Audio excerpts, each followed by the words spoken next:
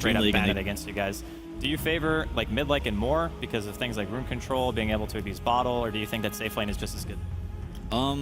They're both really good, and I think Lycan should go back to the bottom. Like, they could probably still even pick it if they really wanted to. It just really depends on like the laning phase. Yeah, I suppose they could. Most times we'll put Lycan safe lane is when like the mid laner is like really tough to deal with. If it's like a Razor or maybe just Razor or Viper maybe.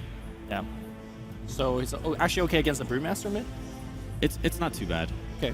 It is a rough lane. Panda beats like everyone. So. Yeah. All right, so Venomancer is going to be Fata's hero this game from Cloud9. Another hero that he's actually been playing quite a bit this tournament. And I think it's a nuisance. Like, I don't know if it's necessarily that good other than the sense that you have one lane that just cannot be pushed. Like, it's just all the time, just Venomancer wards, spam. Yep. I don't like it here that much, but it's a hero they're comfortable with, so I'm sure they'll make it work. I mean, if you have a fight like 9-10 minutes in the game, generally it's going to last at least 15-20 seconds because I don't think anybody has enough damages to run through your whole team. I think in that scenario, your Venom ult could actually just last throughout the fight. And sure, it's not going to kill Lycan outright. Maybe Jakiro's going to get very tanky, but at the end of the fight, if there's some cleanup, maybe avoid jumping in, can actually do quite a ton. But yep. So for last pick, VP is lacking an initiator. Right now they have kind of the tower push, and they have Lycan for the front line and Jakiro with the liquid fire. But if they want to get some pickoffs during the mid game on like Veno or Bad or Venge, they need someone to catch. And I'm not sure exactly what that's going to be. Centaur isn't that great. Clockwork is kind of falling out. Trying to think what else is there, because they kind of need like an offlaner, I think. Yeah. I mean, you could do the Zeus offlane. It's been done. Let's suppose that Jakiro's the offlane. You do Skywrath Zeus support. Okay. Storm initiate? Yeah, Storm. Storm's not bad at all. I mean, they have some stuns, but, you know, that's okay. But I think they would just have G on Zeus because he's so comfortable and good on the hero. Yeah, it is a hero that he's actually played the most, I think. Like Storm, DP, and Zeus are like the ones that I most often see him on. He played Wind Ranger the other day. Didn't really work out too well, but he still did well on his lane. But for Virtus.Pro right now, they need their offlaner. Just find out what it's going to be. I think, honestly, though, with Cloud9's draft is they already have two pretty good ways to deal with Lycan. I mean, the later you go, I actually feel is like Faceless Void and Batrider become more and more of a nuisance for you, because you don't necessarily have to both be there. It just has to be one initiator and then a little bit of support to be able to get the kill. So in terms of split pushing, I don't know what Virtus.Pro is going to be able to do. Like, just a Lycan for split push seems not good enough, if that makes sense, just because they have multiple ways of catching him. Wow, okay. They're going to... Okay, they just pick Enigma. That's another pushing hero. So is it still... Are they going Super Greed? It's likely. It's very possible. With Enigma like denying the first wave for your Jakiro offlane, you can pretty much get away with that. And then farming up in the jungle, get an early mech. It's pretty good. You have now you have a mech pipe hero to deal with Venomancer, which is always good. Lycan safe lane, Zeus mid. It's pretty safe. I'm a fan. The one issue with the Zeus versus Venom matchup mid though is that Zeus is going to be kind of locked down and sitting in the mid lane. He's not going to be able to move around and look for those kills. Yeah, his lane's always going to be pushed in, basically. Exactly. Yeah, so they're going to have to like smoke gank the Venomancer with Enigma and then kind of push the tower from there with Jakiro. Yeah, so when you pick Enigma in this situation, you're just fairly confident that Cloud9's going to go safe with it. They're not going to try to do anything crazy. Yeah, I mean, they still have options, though. Like, if they sense a ton of aggression from Cloud9, Enigma is, you know, he's a versatile hero, so you could just throw Enigma off lane and then tri-lane safe lane with your Lycan, or with like your Lycan, Skywrath, Jakiro. That's obviously not what they're going to do, but, you know, Enigma lets you keep your options open if you are willing to be flexible. So they rounded the draft with Witch Doctor, which is going to give them some decent healing when defending the towers, but... Good with Void as well. That's good. That's true. I suppose that's the primary reason they picked it as well, right? I think it's actually a bit easier, even though they have like Sky Silence, Ice Path, and a couple ways to interrupt. I think he actually would have an easy time staying on the outside of the fight. It just doesn't feel like VP have too much reach to get to him. I'm not sure how effective the cast will be, though. There's so many minions that could be summoned on the side of VP. Well, if it's just an initiation stun, like, and then you have a Batrider or a Void to sphere on top of that, it's like it doesn't need to bounce a lot. It just needs to stun for a second. Do you guys feel like this is a Necro Book game or a Vlad's game? Obviously, I think he'll end up with both. I think you always play like Medallion into Vlad's, right, and then Book.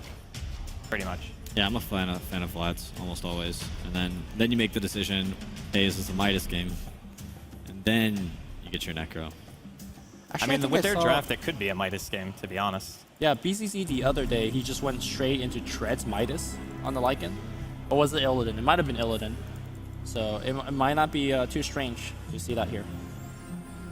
Although, how confident do you think VP is for going late with their lineup? I mean, sure, Black Hole is pretty scary, but I think when you go later, the team with more catch typically has the advantage because it forces the enemy to play in one particular way. It's like, if you group up, you have to try to push or fight for an objective, and if you split up, you're giving Cloud9, like, 2 heroes have solo kill potential on their team. Like, Bat maybe less so, but Void, if you go late, definitely can solo kill anybody on the side of VP. Yeah, I honestly, I like C9's draft a bit more. But pushing towers is going to be really difficult into like Venomancer and Vengeful Spirit, and then you always have to worry about Batrider jump and Void jump. But it's gonna depend on how the laning phase goes and how greedy Enigma is able to get. If they're able to maybe do an early Roshan with Enigma and Lycan, and even like Liquid Fire is amazing on Roshan too, so that could be really good and kind of give them some momentum that they would need to get these tier 1 towers down. Well, we'll see if they're going to go all in like they did last game with their Nature's Prophet, or if they want to maybe drag it out a little bit longer. I think they have to drag it out a little longer. Yeah, I don't think 10-minute Rax is going to see definitely not 2 games in a row here. I mean, it really depends. If VP finds himself, you know, a first blood double kill on some of the heroes, yeah. it could all really change very quickly. Yeah, if they get a kill or 2 on Batrider or Witch Doctor or Avenge or even Venomancer, like a shutdown early Venomancer is just a useless pile of snake. Especially against Lycan, I would say. Maybe one of the worst heroes to have against a Lycan when you're behind. Because you just shapeshift and you just go ham. Yeah, any life steals, all the poison damage. We are waiting on Fata. He's on a bathroom break. I mean, you gotta go. Didn't he have like 15 minutes between games? Yeah, but you know, he didn't need to go then. So Andy, I'm just saying, dude. Calm down. Maybe I'm not nerves. flaming. I'm not flaming. I was just asking. All right, he's back. All right, cool. So whenever you're in a situation where you know that the other team is going to be pressuring you fairly heavily as a support, what is the main goal, do you think, for Cloud9? Is you want to have a stable laning phase. You obviously want to get your Batrider a blink. Is there anything else that you would like highly prioritize to make sure that you yourself can stop? And you're talking about which for Cloud9, like if you were playing, you'd probably be playing Venge, right? Yeah, definitely. Yeah. This hero's job is to die. Literally just swap and die. I sit behind Arteezy, he gets way out of position, I swap, and then he goes and farms the other lane. All right, for both teams, this, by the way, is Game 2 between Cloud9 and Virtus.Pro. Cloud9 playing on the Radiant side, a side that they don't generally play as much. It's going to be a very early ward from VP. They actually TP Jakiro for the bottom ward, and similarly, if you look at top Bone 7, using the Firefly, putting a very deep ward to block the pole camp as well, so pretty equal exchanges, I have to say, other than the fact that Jakiro's down 1 teleport score. Yeah, that's okay. I mean, Aoi has money for Sentry Wards, so they'll be able to pick it up eventually. 30 seconds. And Bull 7's doing this again. He's just completely foregoing the top lane, no regen. This is what he does on Radiant. He's going to kill all these trees so he can stack both camps. Yep. Yeah, that's what he did in last time, but I don't think he even actually went into the lane at all. Oh, okay. So, yeah. I guess it depends on what the safe lane is, right? Like if he thinks he can get anything, then he would obviously go up there. Because before level 2, jungling Batrider is abysmal. Like right, but last game he was 1v1 against a Jakiro. I mean, it's not the best lane. I think he could get at least level 2 off of that lane, but he didn't go for it either. So I'm just very, very shocked. But you think maybe he's so confident in his jungling speed that he actually thinks he can always get a Blink Dagger faster in the woods? I think he looked at the situation and he said, hey, I can get level 2 faster in the jungle than I could in the offlane. And he knows that he's eventually just going to be forced out of the offlane. But in hindsight, he probably made a mistake, and he's definitely going to stay in the lane, at least try and get level 2 or 3. Yep, he's going back to it now, but we'll actually go into a Skywrath Mage with haste. The lane is fairly in a good position for Bone 7. But Good Howl as well. Jadam is getting wrecked. No, he is wrecking. Oh, he is wrecking, sorry. He's the one doing the wrecking. So maybe he should have gone to the jungle right away, because he's not going to be able to get anything up here. Yeah, he's actually going to miss 2 stacks here, so that's unfortunate. In the mid lane matchup here, it's kind of exchange of farms. Zeus is not going to deny a lot. Fata, I don't think he'll get the kill. I imagine he's going to be able to probably level up a lot of plague work, so his killing potential is going to be quite low. I don't know. This lane is like, for now, G will be able to control it, but the more points in the Plague Ward Fata gets, the harder it's going to be for the Zeus to do anything. So for the first few levels, I think it's going to be more or less Fata CSing under his tower, and then when he gets like level 5 or so, it's going to be G. Yeah, that's when the Venom wall starts, at level 5. The level 3 wards, those things are like impossible to kill. So Envy picks up a fairly early Orb of Venom, which I don't think he does that much, unless I'm totally wrong on this one. He generally like saves sort of quick treads, quick bottle. I've seen it a few times. I think it's just, you know, obviously it's just to add that extra kill potential to his lane. Venge isn't the best hero to zone out a Jakiro just because of the short range. Yeah. I think you can't underestimate like Time Walk Slow plus Orb of Venom as well. Look at this. They missed both D wards. That is some game-losing stuff right there. Yeah, no pull. This camp needs 3 sentries, man. What a camp. Maybe. I don't know. I feel like I would have got that ward. Highlight I confirm, not PPD. I don't know. I usually place it on the left, like left and right. But oh, there was one that was placed in the most noob spot, like in the middle of the camp. yeah. So people that place left and right would miss that one. So it's just like a. Yeah, but nobody does that though. I think I saw one here. It's just like next level mind game, I think. But Bone 7 still very slow down in the jungle. Barely working on level 2. Not much camp stacked up. Obviously, his support has stacked one of the big camps in the main jungle for him. But it's not exactly roses and sunshine here. Yeah, it's really unfortunate now. C9 has like almost 4 heroes like in their safe lane / jungle, and you know, VP meanwhile has a free farming Enigma who has no camps blocked, except for like the pull camp up here, but that doesn't mean anything. So, I mean, I expect them to jump off to a really early like gold and experience advantage. And I mean, Jakiro's almost level 4 and he already has boots. Like, all right, so in a situation like this, obviously you would not have missed a D ward, but no, it happens. It does happen. Right. Sometimes, Oh, looks like we're gonna see a gank on the mid lane. Gale's gonna fly out. Magic Missile not available because Pylite is only level 1. Fata in a lot of trouble. Maybe it's gonna be Pi that's dying. Pi's tangling through, gaining some health. He's trying to juke. This is a Pylite feed. Actually, no. Okay, it's gonna be Fata that dies, and I think Pi will die as well. The disaster in the mid lane. Crumbling, dude. This is the second time Pylite's done this. Last game he did it too, and they both died. They need to relax. I don't know. What? It's questionable plays coming out here from Cloud9. Let it burn. So if you're VP and that just happens, you're obviously feeling pretty good about it. Oh yeah, big smiles on their faces for sure. What's your goal? Like, do you want to kill all the tier 1s as fast as humanly possible for Roshan, or do you just say, okay, that's fine, we'll take those kills and just maybe G G's actually here? gonna die here? Yeah, he gets a bolt off actually on a Pylite die, getting him pretty low, but I don't think he has the damage in it. Okay. One more ward. He's gonna get the regen. Give him a 1 tick. The deny's gonna come through. Jot him. What a player. Wow. I mean, G's decision to go up there was a little questionable, but the deny, you know what, worth. Pylite's going back to base. Now he's going to be full HP and a regen. Oh, he doesn't even have a stun either. Actually, I've seen him do this in a lot of games. He likes to get it just for the harass. Yeah, he also stacks camps with it, but it's unfortunate he hasn't been able to pick up level 2 yet. I think the hero kind of depends on the stun, though. He has not that much apart from like, you know, leeching a little bit of experience, trying to zone Sadoy out. The level of Maledict giving him a little bit of beatdown here. Well, I think they need it to get the kill. If they don't have it, like, Voodoo Restoration is still good, but if you want to be able to solo kill that hero with as much farm as he's got, I think you kind of need it. Level 5 Jakiro at 5 minutes in this offlane. Envy is... He's going to need his... yeah, so he's getting a tango from Aoi. He's going to need his bottle pretty soon. There's way too much harass to deal with. They're actually out of regen, and Aoi has no restoration, so... Do you try to force a kill in this scenario, or do you just... I mean, you can try and force a kill, but if you don't get it, your lane is lost. Isn't it kind of already lost? I mean, so to speak, I guess. It's not going well. Not to say the least. All right, so earlier I was going to ask you, and then we saw the double feed by Cloud9 in the mid lane. Since then, the situation has gone even worse. What do you do in this situation if you're Cloud9?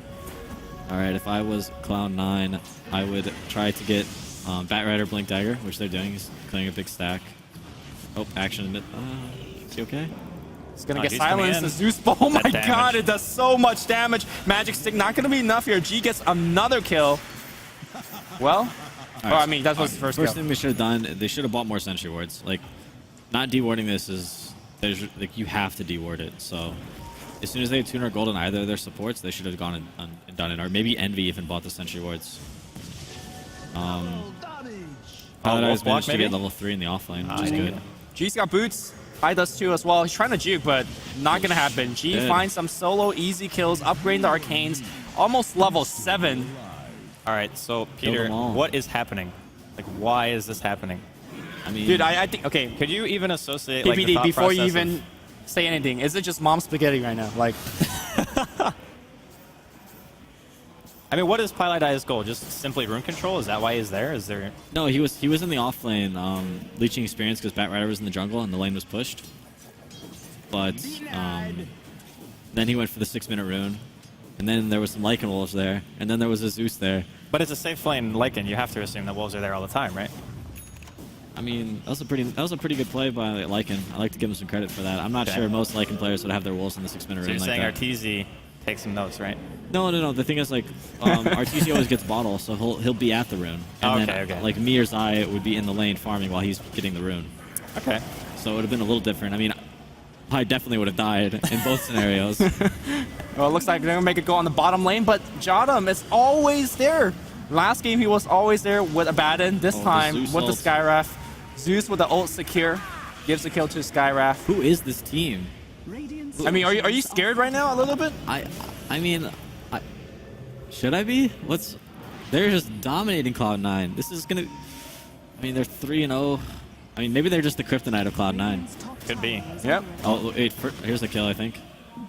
Yeah, he's got the Orb of Venom slow. He's double stacked here with Napalm. Should be quite an easy Please. kill. Oh, Help. Sadoy's gonna give him the ice path. maybe That's not, gonna hit on maybe 2. not.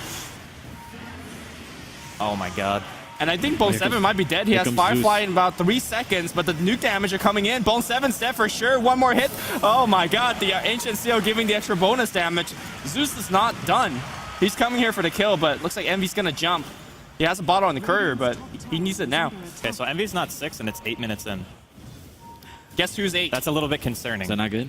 Sadoy's level 8.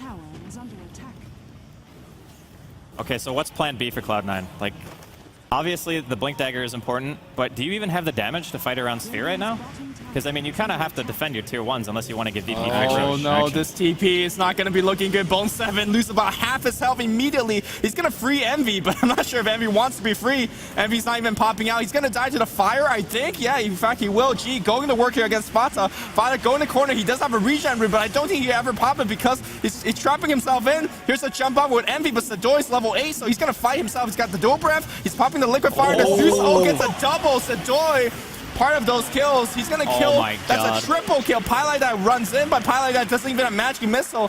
Can Sadoy outplay him? He's actually items? Okay. All right, he gets a kill. Oh, nice. Pilot has level 6 now. He levels like He's 3 rich. levels. Yeah. All right.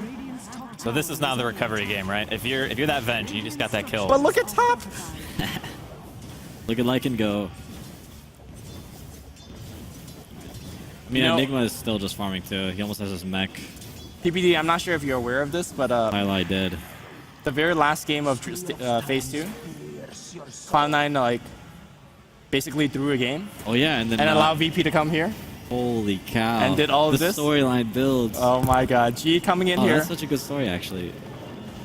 No, G, if he actually dies here, it would be pretty good. Chrono's gonna get used, Yeah, I think he's in trouble. and they land the Gale. It should be very easy. Well, all right, they get the kill. It's been landed. Kill secured. Oh, another kill. So again, C9's back. oh, Fata is gonna get silenced. No Mystic Flare mana for Jadam, and I think he's gonna burn down in the fire They're again. committing way too much here. You mean for Virtus.Pro? Yeah. They're in trouble. MV taking a ton of damage. Well, maybe- Ice Path gonna maybe get Envy's in flipped. trouble. They might get Envy, but I think Jadam's gonna be dead for sure. And Pielidive might get this kill as well. Bone 7 coming in, Yes, trying to it's not secure. good. He will secure. Pielidive gets a double. That's 4 heroes are dead. What's going on? PP. Just 5-man. They can't stop you. You're so strong right now. And with all of this early game advantage, BZZ has gotten himself a Midas, so the Vlads would follow up very, very he has shortly. his Vlads, Yeah, I right? think it's on the courier. Okay. Yeah. That Necro book will be very short after that, if he wants it. Yeah. And I think Sadoyas either has Yules or is very close to it as well. I mean, that was a pretty substantial throw, but I think they're still okay. They have Lycan. How can they lose? I mean, you try to just go for Roshan soon, right? Like Get it's- everything that you yeah, need. yeah, yeah. Well, definitely. They're gonna. I mean, he could probably solo it now. It's. I think it's safe. You just put the Jakiro on Lycan there, you know? Yeah, You yeah. might just That's, smoke oh or yeah, with something. liquid fire, it's so easy. Roshan like doesn't even attack you. Oh, he has the rules. Nice.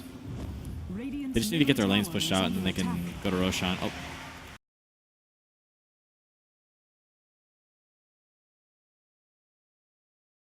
As you know, there they go. So bringing the Enigma is obviously good too. But Yeah, Enigma's also good.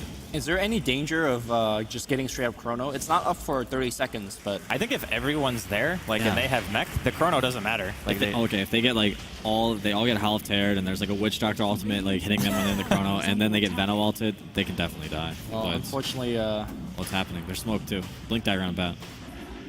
this is where Batrider is actually quite strong. Really nice vision around the pit just to see where everything is. could be the turnaround, but it's Careful. going to be Sadoy that breaks the Careful, smoke. Jodam. Oh no. The ward is available. In fact, they're going to go on All right, it's Sadoy, there. but even if they get the Sadoy kill, they'll be happy with exchange. And Yule's going to bring himself up. We need a big flame break here, and then we will get it. And Sadoy will go down, but Mech. AI 2000, the Oh, mech's the going to mech. come through. Sadoy's going to TP out. The last tick of Maledict, not going to be enough because it's a low level one.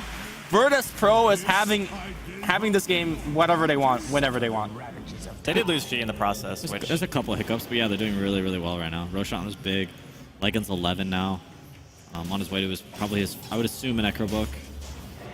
I've been wrong before though. I mean, I think Book is pretty much the go-to in these types of scenarios. Like, when Yep. you want to just continually 5-man and apply pressure, the Book is like on-demand best push potential that you can get. Exactly. You get Necro 3, and then every time Necro book's up, you go, hey, let's go fight.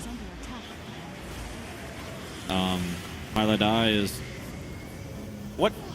you know, he's killing the tier 1 tower mid right now. You didn't see it, but he almost had it. The glyph came out. Okay, so we can say that VP are doing a really good job, but is it really just Cloud9 not playing up to their normal standard? Because I've seen Paladai do that way too many times already. Like, just being in a random spot and dying. Is he trapped? All right, Yule's Oh, here. really good cast. what a wolf. Into the ice path. Think I was a goner. I love that. I love when my Lycans scout with wolves. It's so good. It's like something you don't think of when you're playing like a support like that, and then you just get scouted. Yeah, I think what Cloud9 needs is a good 10-minute break, and then they go in the bathroom. Do you need like a 2-minute CS:GO This is pause or something? DKIG all over again. Right, like you just look yourself in the mirror and ask yourself. Bring the coach in. All right, guys, focus up. What's the saying? Kill him with kindness? Kill them somehow. with kindness. I mean, I'm not sure that applies here. No, I can. Kindness is You about just to gotta go- believe hard enough. Kindness is gonna go out the window after they drop down 2-0 to VP. I mean, MV very confidently tweeted out revenge before this series started. Did he but, really? I mean, there so far has not been any revenge yet. I'm still waiting. This is just mercy. The revenge is coming. I see. Okay, all right. Mercy's here. Fata waltz in. All right, so really good base damage, but now there's like too many Venom wards and C9's already now, so they just back off, get the Necro book going. I think he has the... Yeah, Necro 1 is up. Oh, that's going to be a pick. No more jumping out here. Oh, is he dead? Yep, he is dead. I call Oh. that pretty dead, yeah. I was just about to say that Virtus.Pro's lineup is not really good at getting, like, free kills. Jakiro. Jakiro, what a hero. John was playing fantastic too. He's played really good last game as well. Like, Yeah? he's having a pretty good day. He's rich, man. 2,400 gold. What do you buy when you're this far ahead? You just go with Force or something? Maybe Dagon even? Force is pretty good. No, not Dagon. Dude, Dagon's so legit. No. Hold on. Trying to think. I mean, if he wants to just pop another Necro book for the team. If I was playing support and I had 2,500 gold, which, you know, those games are few and far between. Force staff probably. I think that, or yeah, definitely Force staff. Okay. That helps with his mana pool. It's good. We see some Skies going Yules as well, which I think is okay He against could Void. go like treads and then a staff or whatever just to tank up. That's not bad either. Oh, we'll see what his choice is because he's kind of sitting around wondering. I hope the Enigma goes pipe though. I think if he goes pipe, I think they can break base with the Necro 3 and maybe like the next Roshan. So yeah, he bought the treads. Surprised he's not spending the rest of his gold though. Sadoy very aware of the smoke incoming sway. He's like, yeah, dodges it, go top, or go mid. Also, Pi, because he's gotten those double kills, he's working on a mech. If they finish it, it's a pretty good thing for Cloud9 because they definitely need the health mid lane here. MV gonna get taken up in the air. No. I don't think they can kill him like that with without Skywrath. Yeah, This they is need risky. Skywrath. This is risky. They have nothing to stop the Batrider lasso, so if they get forced into like a really bad fight inside of the base, and then all comes out, they're gonna be in some trouble. Do they have to really commit though? I mean, BZZ has Shapeshift and Aegis, so they can just send in like Wolves conversions, and- book. Yeah.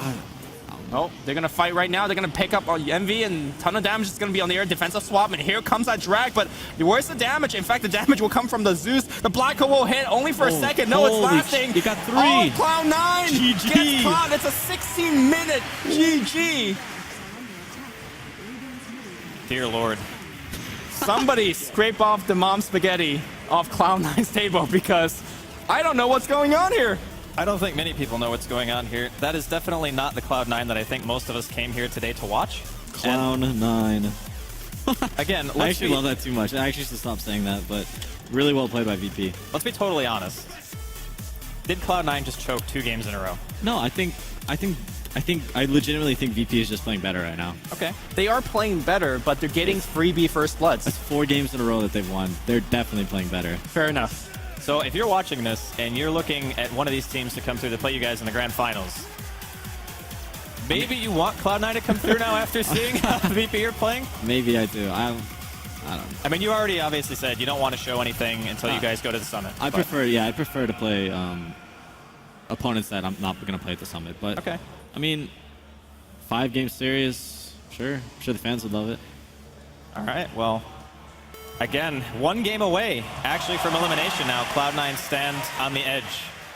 Now, if you're in this position and you're like, okay, we need to run a strategy that we are just like super confident we can win with, and you've already lost with so many, what do you go to? Like what?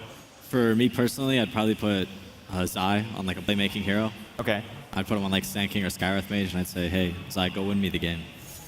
And I would just cross my fingers. So hope who for is the it on best. Cloud9 then? Is that like Fata, the guy who just wins you the game? Because it Yeah. seems like, Well, they keep banning Puck, so... yeah, that's true. Are they banning Panda as well? Yeah, Yeah, I think they did last game. in first man as well. All right, so maybe Fada needs to bust out like his Storm Spirit or something, Okay. and put his He team on had his back. he had a really big Knicks game, so he showcased that he could deal with a lot of different heroes as well. Yeah, somebody's Yeah. got to step up and make some plays, because right now it's just not working.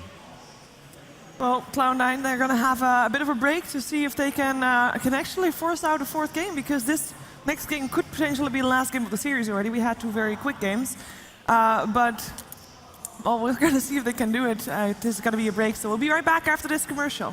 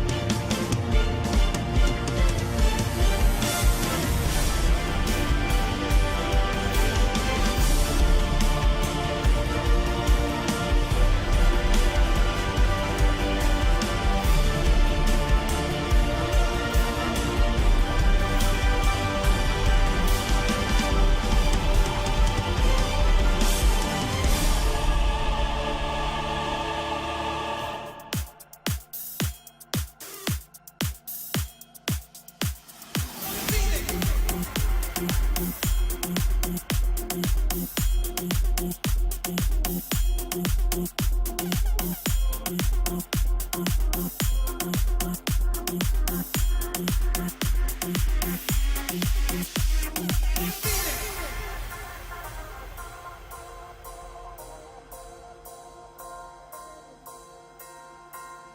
you feel it?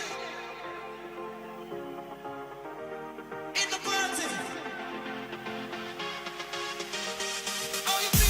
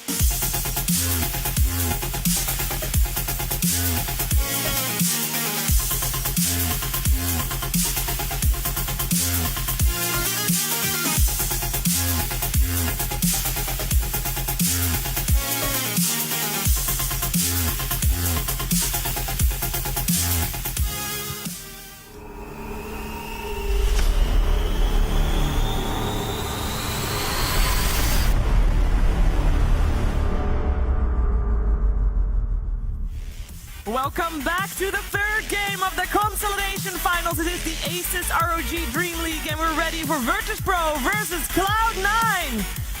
It is going to be a match that might kick Cloud9 out and actually break their second place curse.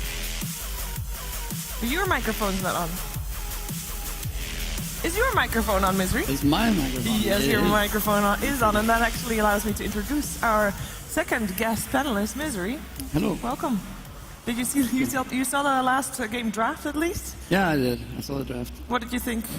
Well, I thought that Cloud9 would have a hard time keeping up, like with the pressure, and that's pretty much what happened, right? Like they just got pushed and destroyed in lanes. 13 minutes, I believe. 13. Yeah, I 13 mean, minutes? they ended up giving away a lot of kills again. Highlight Die. I think that was the second game in a row he actually gave away first blood, and there was 2 kills actually on that dive attempt when they went on G mid. And it's like a story that seems to keep repeating itself. It's like, okay, we go in and we try to go for kills in the early game because this is when we should win, and then they don't, and then VP just crushed them in like 20 minutes. So I don't know. I'm kind of worried for Cloud9 here. Can they get it together for the last game? Yeah, they kind of have to. I mean, everybody was favoring Cloud9 on the panel before the series start. What would you say? Would Cloud9 be your favorite as well? I don't know. Like VP won a lot of games recently. They seem to know what they want to do, and they have their priorities like straight. I think that's really important, that you know what you want to do in drafts. So I don't know. I wouldn't call like VP underdogs. Actually, I think it's pretty 50-50 before the game. Okay. But yeah, VP seems more ready for this. And coming from a 2-game loss, I mean, and to be honest, like a very convincing loss. How big is the chance you think that Cloud9 can actually pull it together and like boom, win 3 games in a row and take it? It's definitely hard, but I think it is possible. All it takes is just one win, and then suddenly you start believing in yourself again, and you start believing in that you can do it. So I think obviously like this game is make a break. But yeah, I think they need to think a bit harder about the draft, and yeah, not just pick heroes. Well, we're going to see if they're going to do just that. I'm going to let you join both Andy and Lumi because we are already into the draft. So let's go into the third game of our Consolidation Finals. It is Cloud9 and Virtus.Pro. All right, so Misery, you said that they have to think about the picks. They can't just randomly slam pick the heroes. But that's exactly what they did. As soon as like the pick went back to Cloud9, immediate Terrorblade pick. Yeah. And second picking it is kind of dangerous because it allows Virtus.Pro to do a lot of things. I mean, you're already facing up against Elder Titans, so your late game armors will be gone. What about the early game aggressive trialing possibility of VP? Are you worried about that if you're picking Terrorblade this early? I don't think they're gonna be worried about offensive trialing with both Elder Titans Skyrat. Like they're not usually seen in offensive trialings. But I mean, I actually talked to God yesterday, and he said that what he was mostly afraid of against Cloud9 was this Terrorblade, and even in first phase as well. But that would probably be their weakness. And I also talked to EE actually, and he said that he was also a bit scared of first picking it. So this is going to be exciting to see how it's going to go down. Okay, so they're going to go for the physical burst damage from PA to actually get those kills. Actually, with Stifling Dagger crits, that's a parry damage crit as well. All of this benefiting from the Elder Titan aura. There's a ton of burst damage, both physically and magically, from VP. So it's looking pretty good so far for them, I think. Yeah, it feels like they once again they get a draft that like the first 3 picks that seems really strong right now, and it seems like they're really comfortable with. I don't know. I think this PA has been like really strong in this tournament overall. These 1,500, 2,000 crits, one hitting a Slark and stuff in the past. I don't know. The hero seems really, really strong right now, and I could see it being really good against Terrorblade as well. Are you a fan of Elder Titan? Because what do you think about the hero overall? I think Elder Titan is one of the strongest supports that there is right now. It offers just so much in all phases of the game, and it's pretty simple hero to play with. Like all his skills are so valuable, and he doesn't need much items. Just needs his Sorin Trankles. Yeah. So yeah, the hero is like, I don't know if I would say broken, but like it's one of the best heroes in the meta game right now. Oh. Omni Knight being picked for Cloud9, and All right. this is the first time I have seen them play the hero, so I don't really know what role. I assume AOE 2000 will be handling it, but AOE generally play these heroes that could Leech experienced in a lane that could flash farm with quite a bit, and I don't think Omni could do either of those well. I think this is abusable, actually, from Virtus.Pro. They're going to go with an immediate Storm pick, and I think the way the EG opted to deal with Omni was very clever. They just went for even more greed than what the opponent had, because Omni doesn't have any way of necessarily forcing fights. I think this is Cloud9 actually kind of draft-wise being on the back foot and saying, we just want to fully protect our Terrorblade because that's our all-in right now. Here's the thing, though. Do you want to get greedy against Terrorblade? Because you're going to get farmed. Well, say He's you also had- going to get farmed. Say you had Enigma, right? And you could offlane Elder Titan or something like that and just play it super greed because you all played it last game, right? So you could just put your PA safe lane with Sky. You know they're not going to contest with Terrorblade Omni. Like, that's a completely terrible lane. They would just lose straight up. And just go for the early game mech again. Sure, you don't have your Jakiro, but you can still get tier 1s quite easily, I think. Yeah, I also feel like Virtus.Pro has got the better end of the draft again this time around. It feels like Cloud9 once again has all the single target, not really much damage and not really good lanes either. I mean, of course they do have the Terrorblade, and I'm not sure what they want to do with Omni because I don't feel like Omni is, that naturally good with Terrorblade specifically, rather than like a Slark or a PA. It could be a pick to like make sure that VP don't get their Omni PA combo, because they did run that in the past. But yeah, like Centaur is a pretty good hero, but if it's just gonna be offlane against Skywrath PA, he won't get anything at all. So yeah, I'm not really sure what they want to do with Omni. I don't know if it could be a mid Omni played by Fata, but I think Fato actually plays the Centaur here. I think they give Bone 7 something else. Maybe he even plays the Omni at this point. He played the Fata in game 1. right. But I think Storm is actually going to wreck him as well, so Centaur is going to have a tough time, Omni's going to have a tough time. VP expects it to be off lane. They take out the mid Terrorblade. That's something that we haven't talked about. You meta in the first lane. You actually do quite well against the Storm, I would imagine. That's probably. I think that might be something that they want to do. Run these kind of semi-dual lanes with Venge just stacking for the Terrorblade like they did that other game yesterday, I think it was. Yeah, this is all-out aggression too from VP. Like every single one of their heroes is amazing at fighting early game. It's a really good choice here. I think VP are like drafting really, really well in this best of 3 so far. The choice of putting Elder Titan offlane here I think is very good, because they don't. The Sand King is not going to get pressured in the jungle, and Elder Titan should be very good against like. He will get a lot on that offlane, just with his boots and high move speed. They won't be able to kill him so easily. So if you're looking at Cloud9 right now, we got one more pick, and we're assuming, I guess, it's Fato's hero, but Puck has been banned like the entire tournament, more or less, whenever playing against Cloud9. So Yeah. I even think something like a Nyx wouldn't be too bad, just to give you something that can actually help you create space. Because right now, like, they don't have any pick at all, but they're gonna go LC. Okay. All right. So mid Centaur or safe lane Centaur? Yeah, it looks this like to be mid. This is I think it's safe lane Centaur, and then this dual lane mid with maybe the Omni Knight is gonna pull and stack, not pull, but like stack the jungle, and then Fata will free farm on the Centaur on the safe lane, and then they'll get this fast blink. And then Legion on bottom is like, obviously he's also gonna have a hard time against Skywrath. Like Skywrath just zones any hero, but maybe Legion is maybe one of those that can do a little bit better, just because he's so strong, has high armor and high HP, and has this, the skill set that he has. I'm feeling this is more and more like a TI4 final repeat, where the games are like 15, 20 minutes, and it's like the same death ball push, and we're in a different patch, but Virtus.Pro, maybe with a little hiccup from Cloud9, are getting the advantage. This particular draft, though, I don't think we're going to see a 20-minute game. I think we're going to see a little bit longer, and as the games drag out, I think that's where Terrorblade wants to be. I think that's where Omni Knight wants to be, so we'll see if Cloud9 could pull it back. And the game will begin. Cloud9 down 2 maps. They need to win 3 in a row, but if that's any team would do it, Cloud9 definitely has a great shot. They are gathered up on the bottom lane and looking to play some very aggressive wards. Yeah, they probably want to block some sinking camps, I could imagine. Maybe they block the pull. If they manage to block the pull and it doesn't get removed, it's really, really good for LC on the offlane. So that's probably what they're thinking. And they don't actually have money for sentries at the moment, so this is pretty important for the early game for C9, I'd say. Yeah, pretty important for Cloud9 to drop those wards without being seen, and likewise for VP, they would like to see those wards are dropped. Pilot Eye shows himself. He's got 2 wards. He's gonna just stand there, and here comes the rest of the team. Maybe zone a little bit of vision. They're still checking on Pilot Die. He's past one. That's so next level. He thinks the wards are placed, but in fact, where is it? It's actually on Aoi. Aoi places one as well. Okay, did they see what they did? He noticed that. A little bit of nice, cute trick, but didn't work out there.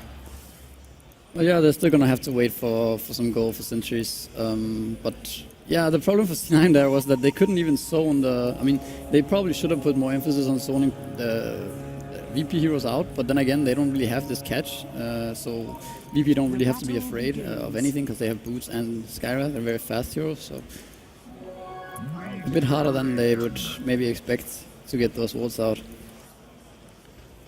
Well, you guys called the dual lane, at least, coming out from Cloud9. This is Okay, it's gonna be the Omni is gonna be at bottom for starters. I guess Centaur will just like maybe Venge will help him a little bit in the beginning, like the first couple levels, and then he will leave to stack for a TB. Maybe he will just stack right away and help mid instead.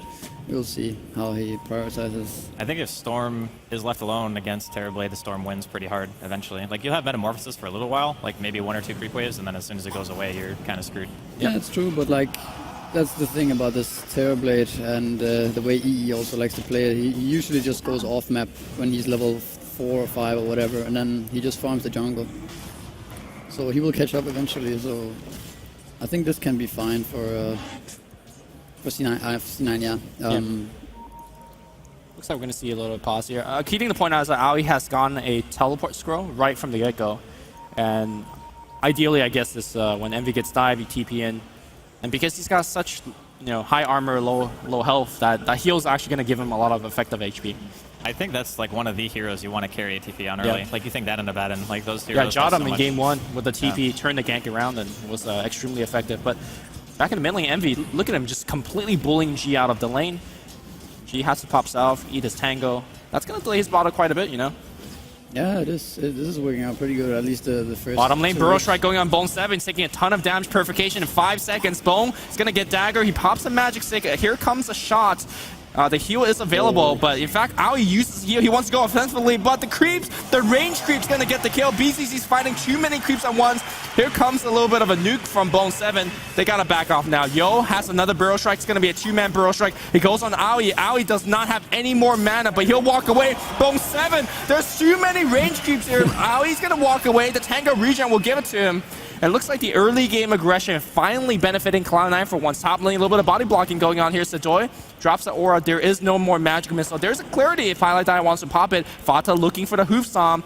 The jukes is coming out, but No boots on the EC. Oh, okay. He's gonna end up getting stunned here. Okay. And double edge. One more hit. They'll get it.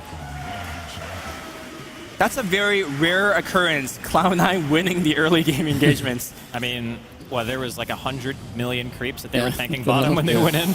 That was like 3 waves in the end. I don't know. This is also something that happened a lot in these tournaments. This fight back and forth, and like BCC? overextending. Okay, miss. Yeah, he's fine. So I think this is pretty much the best possible thing you could ask for if you're Cloud9. I mean, your laning phase is not... The bottom lane should definitely not have gotten kills. Like, there's no way that should have ever happened because you don't have any way to initiate. You're basically just waiting for them to go on you. Yeah, this is a perfect scenario for them. I mean, Omni is already close to level 3. And this LC is gonna... Like, this is overextending right now. Or maybe not even. Well, there is Omni's no here. repel on Aoi. He does have 1 heal, though. He doesn't give a fuck. Okay, they're actually just continually running MVP. They're getting slowed down, and I really like the level 2 in Degen aura. Not something you pick up as a support Omni, but when the lane's going like this, hey, why not? You're chasing people down. Look at the tier 1 taking so much damage off this as well. This Yeah, is, and they're not getting the experience. The creeps are just dying under the T1.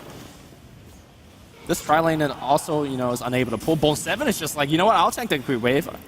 I got my my life steal and moment of courage.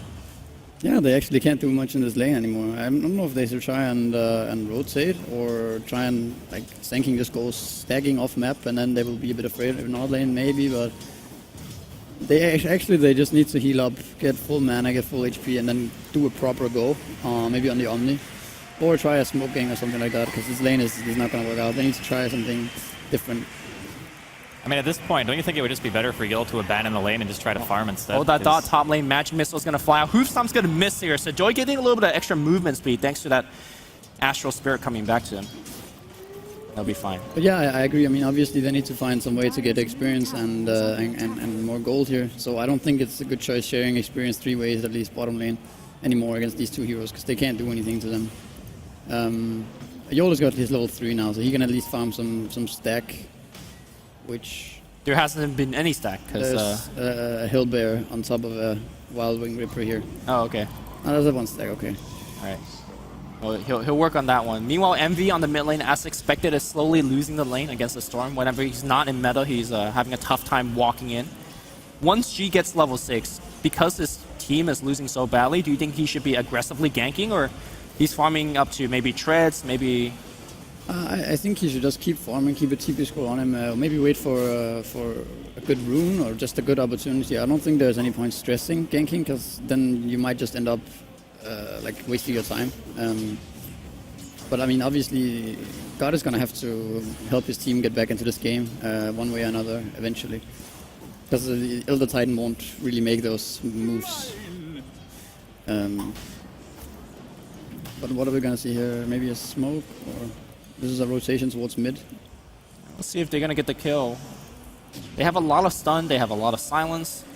And MV's not even level 6 yet, so if the Storm jumps in, they should have a free kill. It's only a level 1 pull, though. They have to be really careful about how they do it. But this is like pretty good timing. At one point, I'll look top lane now. Top magic missile will hit, but walk Satoi's... out. Yeah. Yeah, they wanted to just go mid and gang with a Storm level 6, but I mean, that is also kind of predictable. E is not going to fall for that. Yeah, MVC's with the ward on the high ground, so he'll back off. A very slow mid-game, or slow transition to that fast-paced start, and I think that still favors Cloud9. I'm surprised to see that MV hasn't gone into the jungle yet. I think he might do so now and give Aoi a little bit of catch-up farm in the lane. Yeah, he got there's a huge stack here, just stacking by... That was actually E stacking with Lucians. And, I mean, yeah, I think they're just gonna... Maybe they're just farming the LC and an Omni right now. Okay. They're gonna Or just all 2-man three. farm it, yeah? Maybe all 3, yeah. I mean, the overwhelming odds, the heal bomb is gonna be there. And they're gonna even pop Terrorblade Metamorphosis for this. I really like the way that Cloud9 have actually laned this, because normally Omni is a pretty level-starved hero.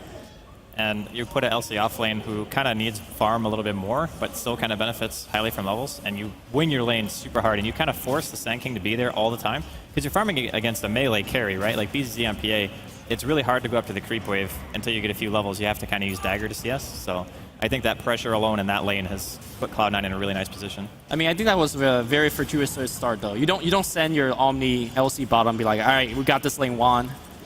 Well, it's more about forcing VP to do things to that lane, That's like keep true. the Sand King around. The Skyraft wasn't stacking, the Sand King wasn't stacking, they weren't ganking mid because of the pressure. It worked out also so well because they did manage to block the pull, and VP never contested to remove that ward. Instead, they just tried to play aggro on lane, maybe 1 level too early or something, and then suddenly they didn't have enough damage. Whereas they could probably have waited, and Sand King could have stacked, like you said, and then get levels on PA and Skywrath, and then go like properly.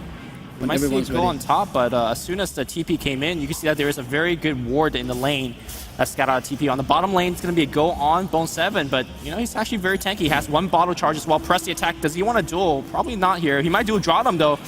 No, drops overwhelming on. The duel's going to come out on BZZ, but in fact he might give away a little bit of damage. Bro Strike will hit. The winner is not Phantom Assassin, but he will get the kill. The heal bomb from AEI 2000 out of nowhere. That was really cool. It was so close that he actually healed the LC and got a double kill that way. That would have been even bigger. Like, yeah. But yeah, that's the Omni Knight level 7 at 8 minutes with 1400 gold and the stick. I mean, this is a fat Omni on support. I think that's actually worst case scenario for VP as well. Like the one hero that they don't want to have like quick arcanes and high level is the Omni, because whenever G goes on somebody, Omni completely thwarts that 100%. And it makes you have to go on the Omni, which is also not something that you want to have to do. I mean, eventually the Venge and Omni just protect each other, right? Fata in a lot of trouble up top here. TP in, and G does not have enough. He has to jump back out, but Magic Missile might hit. G uses another jump. Pi has the Magic Missile. Can he get into range? Overwhelming odds will pressure them away. But yeah, once Venge gets level 6, like you can't go on either of the supports because they'll protect each other and the rest of the team, so... Oh, in fact, Link Initiation from Fata, not going to hit. But here's the free farm Sensor Blink Tranquils at 9 minutes. So this is probably where Sensor is like the scariest in a game, when he gets this super early Blink Dagger. So, looks like we see it go on the bottom lane. The crit dagger is going to start things out. Aoi silenced up. Should die. Stampede's going to be used. He stutter steps and then heals himself. All right. I mean, Stampede is... No RNG crits. I mean, I think until Skywrath hits 6, going on him is very hard. Like, you need a third person, I think. Yeah. I mean, they didn't lose anything from going there, I guess. So. Oh, G, top lane. Just going here on Bone 7, doing quite a bit of damage. Press the attacks there, though. It will be fine. No mana for that clap. Meanwhile, Aoi's going to get picked down here on the bottom. They got him. So, BZZ is a big fan of this Battle Fury build. But when your team doesn't have a very good start, is a Battle Fury the item you want? Because I feel like you need to have a lead to farm with the item. I mean, it's not bad against illusions, right? At the very least, like, the game goes a little bit later. You don't want to really go first item BKB, because it's not really that impactful for you.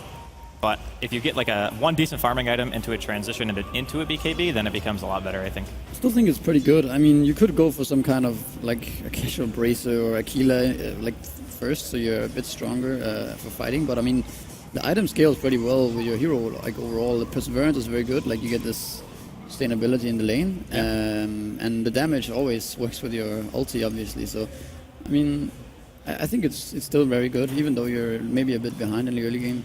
I'm suggesting it because a lot of the other PA players have been going for the Aquila into a Helm build, where you get about like 20 damage from the Aquila, another 20 from the Helm. You have your power treads, so suddenly you're looking at around 50 early game damage, give you a ton of armor to withstand those mid game spells or mid game fights. So it's interesting to see him going for this particular build. We'll see if it pays out. Also, he's having a tough time farming on this bottom lane every time you go next to a creep wave. Ali gives him a heal bomb. I think it's really risky to try to fight against Cloud9. Like, they have so much chain stun. That's true. And they don't have any way Look at top to... now, there's a smoke here. Bone 7 in a Bone ton 7 of trouble going here. gold And are we going to see any TP? 2 TPs immediately. The question is, can they get the quick kill? Press the attack comes in. The 2-man stomp. I think Bone 7 said. The question is, are they going to lose anyone in a result? The Silence still resisting on Fata. Fata's blink, stomp. They're going to get the kill.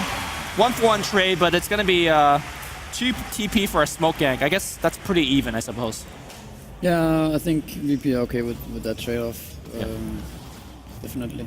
I mean, the Sky still isn't level 6, right? I mean, when he gets his ulti, that's going to be the time where getting those pickoffs is going to be way easier. They probably don't even lose one person there if he had Mystic Flare.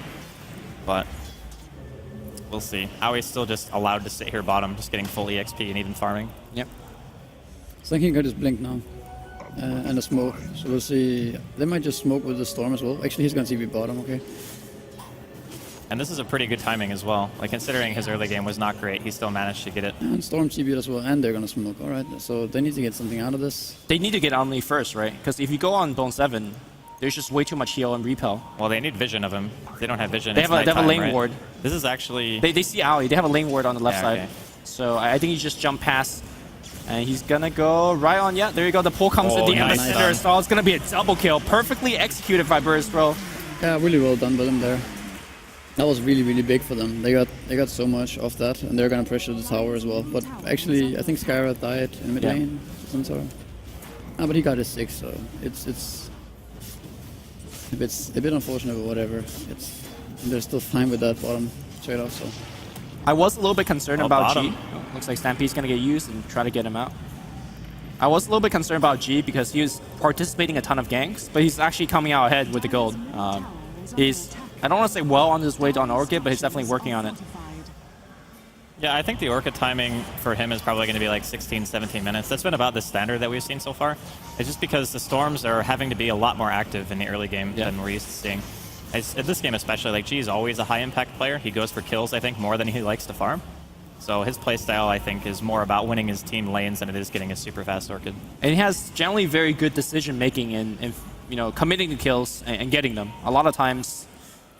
Like, for example, the earlier mistake he did was walking up a hill against a Veno with Zeus and died there. But he rarely makes too many of those mistakes. And I feel like as a Storm player, you can't make too many of those. Bottom lane. Oh, see you later, Bone 7.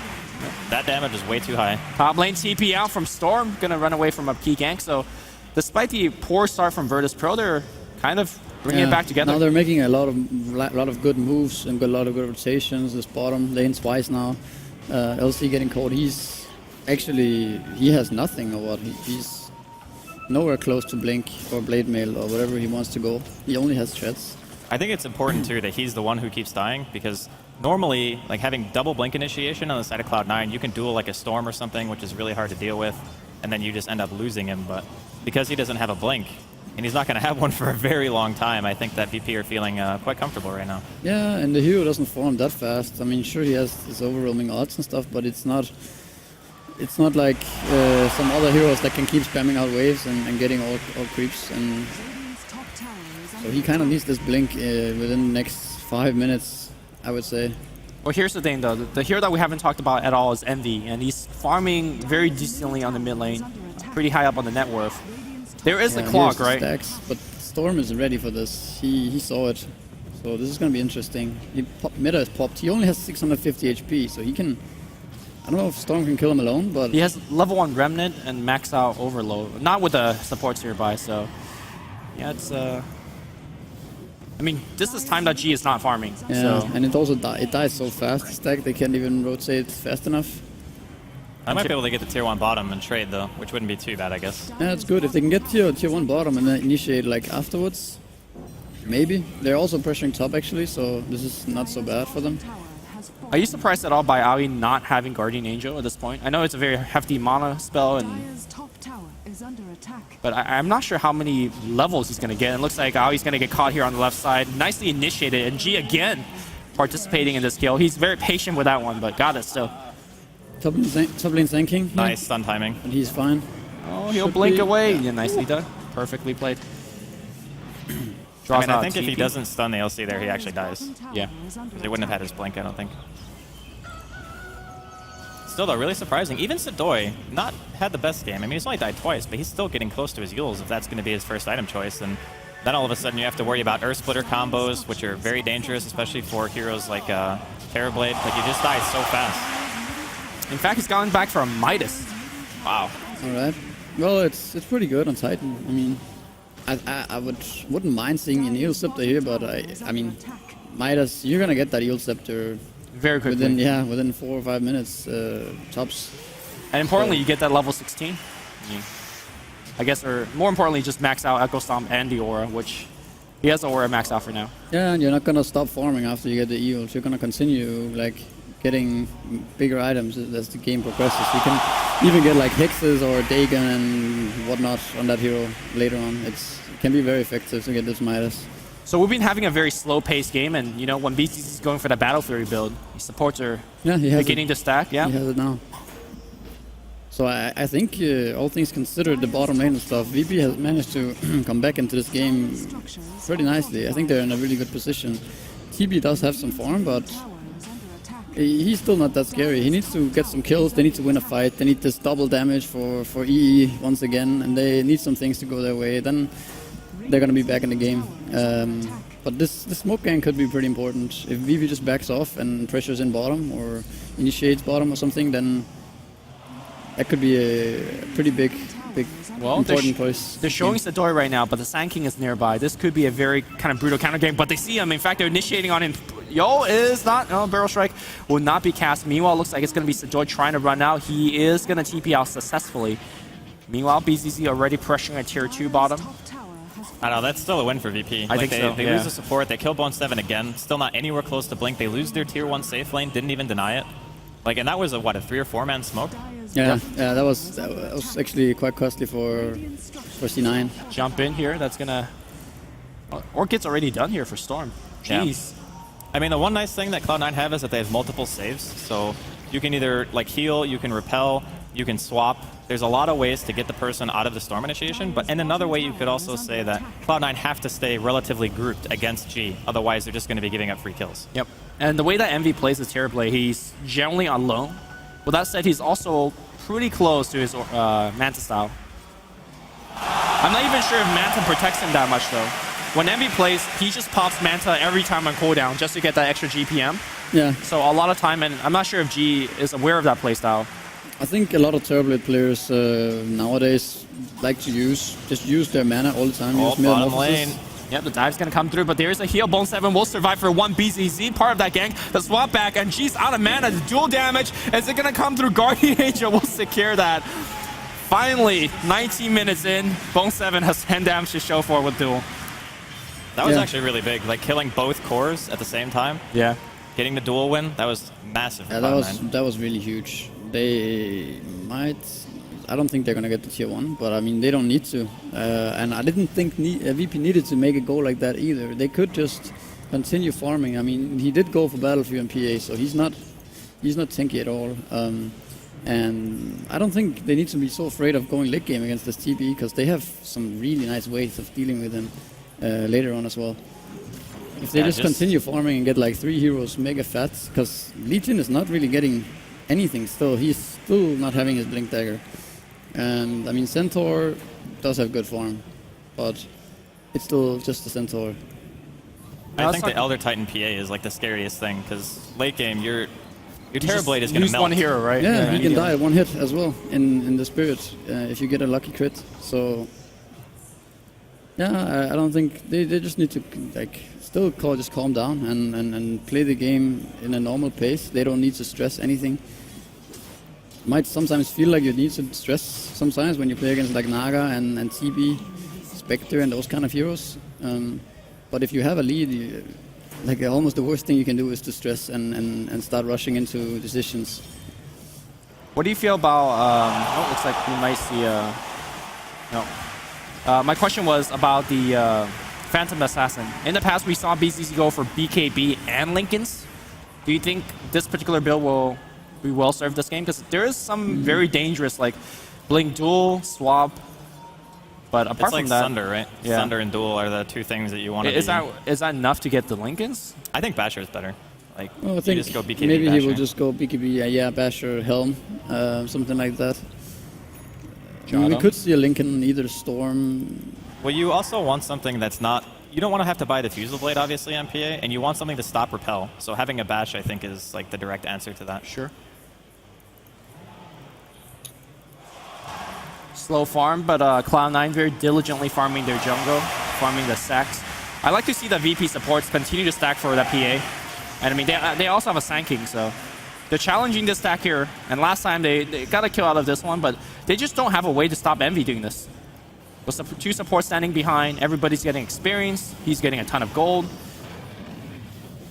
Yeah, I mean, they should probably, when they realize the stack, I don't think they really can contest. It's really hard to run into this 5-man standing uphill like that. So they should just continue farming, farm in the enemy jungle, farm their own jungle, push out lanes, and then from there they can like take a map position where they can maybe get a pick off after that.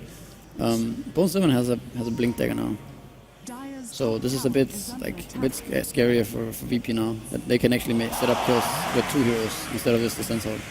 Top lane and TP will be forced, but very dangerous to defend the tower against a missing Storm, against a missing Jotum, but looks like everybody's going to back off. So we have a very slow game. Misery, what is the go time for either team? Are we waiting for a key item? Are we waiting for a team to make a mistake?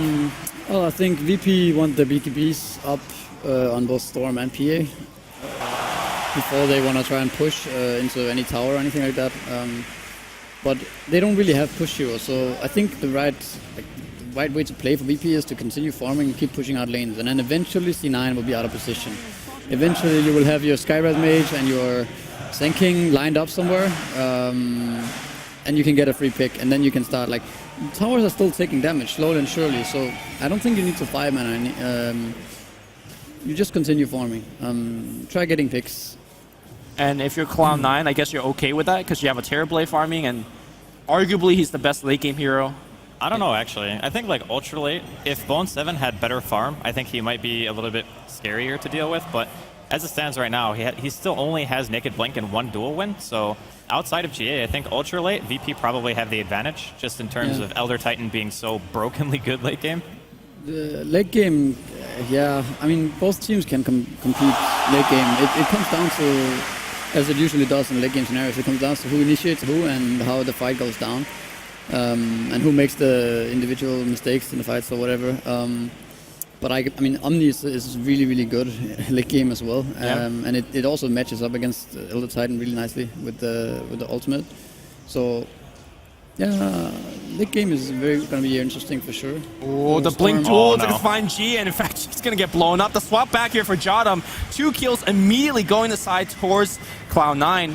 Do you actually just go for the Roshan pit right now? They want a little bit more. They see Sedoy, blink dagger on cooldown 1 second. He'll blink forward. The clap. No, okay. Sedoy nice gets stop. 1 clap. That's a beautiful one that hits everybody. Envy looking to close in. In fact, BCC wants to fight. He's got the BKB activated. He sees he crits. He's here. BKB still going out. Here comes Storm. Storm bought back for this, but Envy's in this fight. He's right-clicking away. Another hero deleted. Here comes the Sandstorm, the Burrow Shot. Can Envy actually get off a Sunder? He can't. Wow, what a turnaround for Virtus.Pro. That mid-Sunder animation, Envy goes down there. I think if he got it off, he probably still would have died, but maybe at the very least, he would have been able to take someone with him. They throw a dagger here onto Bone 7, but They want to keep chasing? I mean, that's pretty manly, right? Like chasing that far, even though they have Yeah, 3 I dead think currently. C9 should have just realized that they needed this 3rd game in the bank and then Just go for gone the for safe Roshan, Rosh. right? Yeah. Because now Storm just buys back for what is it, some 500, 700 gold, 800 gold, and wins them like a counter wipe basically. That's a huge fight as well. I mean, Yeah. if they just ends up on BZZ, they just really don't have an answer. I don't think they kill him twice through BKB. But looks like Cloud9 definitely will try to contest this. They deny the tower. Roche is down to about half HP. Everybody on Virtus.Pro is very low. Gotta keep in mind that Epicenter has been used in the previous fight. The crits are coming out though. We'll see how low Roshan is. Blinking from Bone 7. He's repelled. He's actually just going in. He wants a duel, but you gotta be careful of the crits. Blink hoops on. They want BZZ. They will get him. Stormspirit quite low in mana. He'll zip left. He'll TP out. He's fine. I think the key thing is the fact that Roshan is very easily taken for Cloud9. Yeah. Yeah.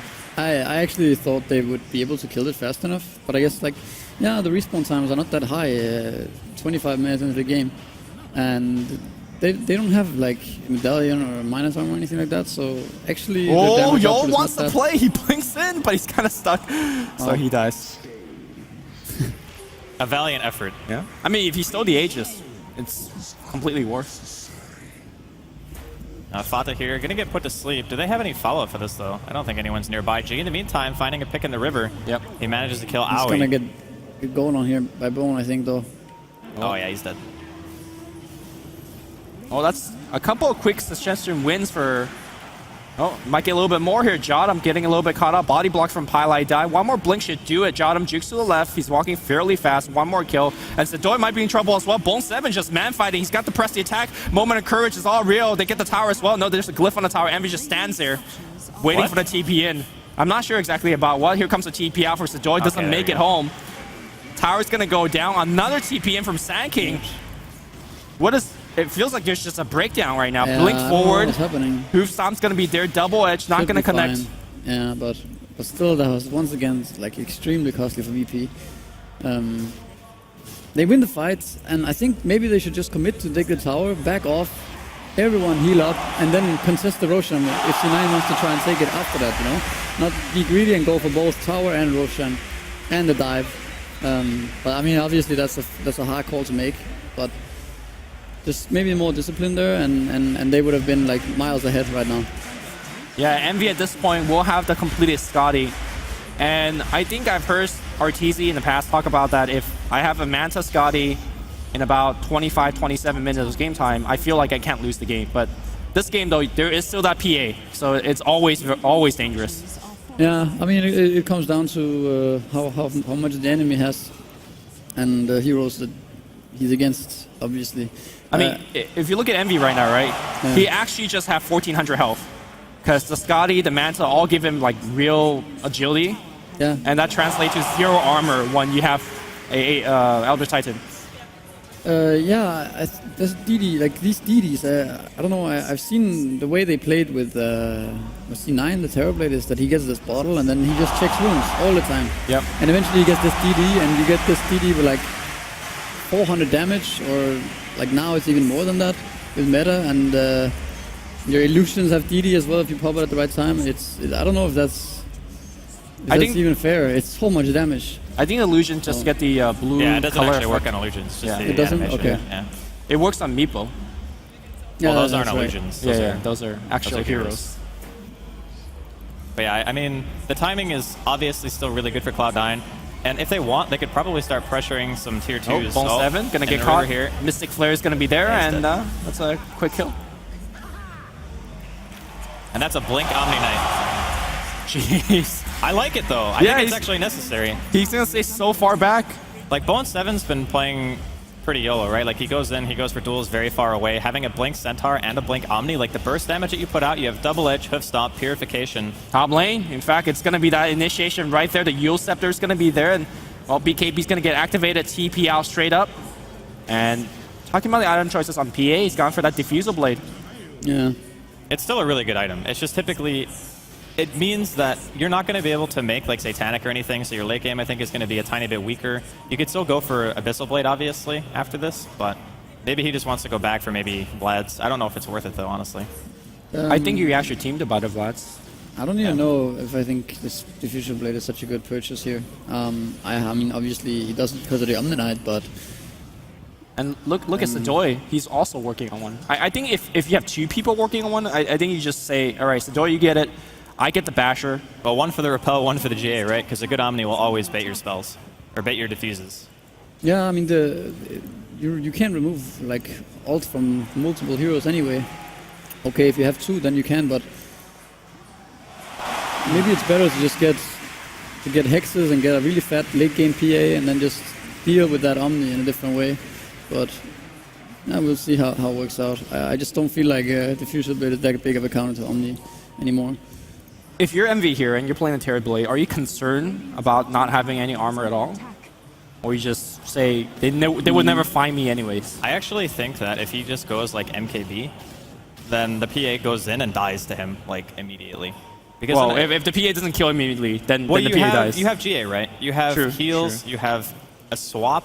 I think he can actually go for the damage choice here and not really be punished too hard, because clearly in most games you want to buy stuff like Butterfly, but the evasion is good, and the PA might eventually get an MKB, but doesn't have one now. Still a good option, but again, no armor with that. I think the best choice is to just be a damage threat to the PA right now, because 50% evasion is insane. Like even against the high physical DPS output of a Terrorblade. What do you think, Misery? What would you get here? I think he either goes for... Maybe you don't like BKB. I guess you don't need BKB when you have Omni to some extent, but I think yeah, the MKB is really good. Either MKB or Butterfly, I'd say. I think you're fine with the armor. LC can get an AC probably, or someone can get a Vlad's later on. It's not like he needs to fight right now anyway. They can just continue farming as well. They won the last fights, so they are still in a really good spot. They just need to try and get some more picks, and then they can basically take the whole base in 1 second because it's TB, but that's later on. Right now, Virtus.Pro is really struggling with map vision. They have one ward that peaks at the river at the bottom, but aside from that, look at the map control and the vision that Cloud9 has. And that really goes a long way when you're playing against the Storm, when you have a LC that's like missing off the map. It's really tough for Virtus.Pro to play this drag-out game. They're steadily getting out-farmed. And we'll just have to wait and see what MV goes for.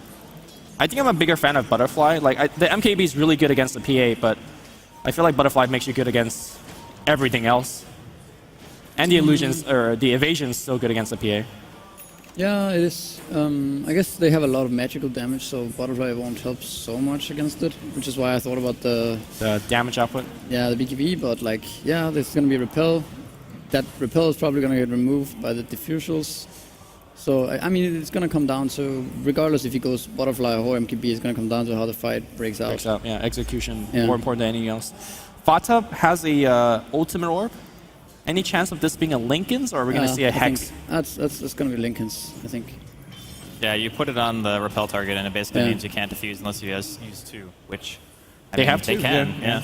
They have two, but you need to use that in a fight. Like, two heroes need to click on that target, and TB will kill you within seconds. That's true. So it's not as easy as it sounds like on paper.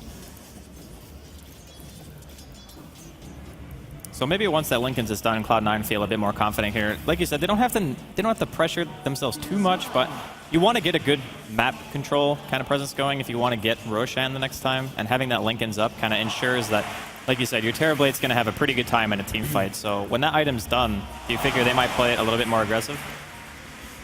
I think they want the butterfly and maybe wait for next Aegis, and then wait for this DD to pop somewhere. Like I've seen them play so many times with the TP, and every time he gets the DD, it feels like he's making a call to go somewhere and kill everyone. So I guess they're just waiting for that, right? yeah, he went for butterfly. So he farms this butterfly, and then when Roshan is up, they will probably try and remove all vision around Roche Pit and then try and take it. Maybe get a pick first, maybe try smoking into the jungle or something like that to get the map positioning and a pick for Roche. My biggest question right now for BP is how much pressure are they actually feeling right now? Because they have 3,100 gold right now on BZZ. He had his Diffusal Blade. Actually, they have 2 Diffusal Blades, and they're going to smoke up now. They don't really want to wait anymore. This timing could be pretty good, because he doesn't actually have his butterfly just yet. If they win the fight now, Roche is going to fall on sleep. And they have the double diffusal and stuff, so this could be a very good timing. Ooh, if they catch Pylai Dido, like this is not the target you want to catch in. They'll initiate on him. They'll get the kill, but is that worth it? Because I don't think you engage into the tower like this. I think you're happy if only a support dies to a 5-man smoke gang. Yeah. I think that's what your mentality is. Yeah, so I'm gonna be fine with that. But they were probably gonna lose this T2 in mid lane, and I mean it will help.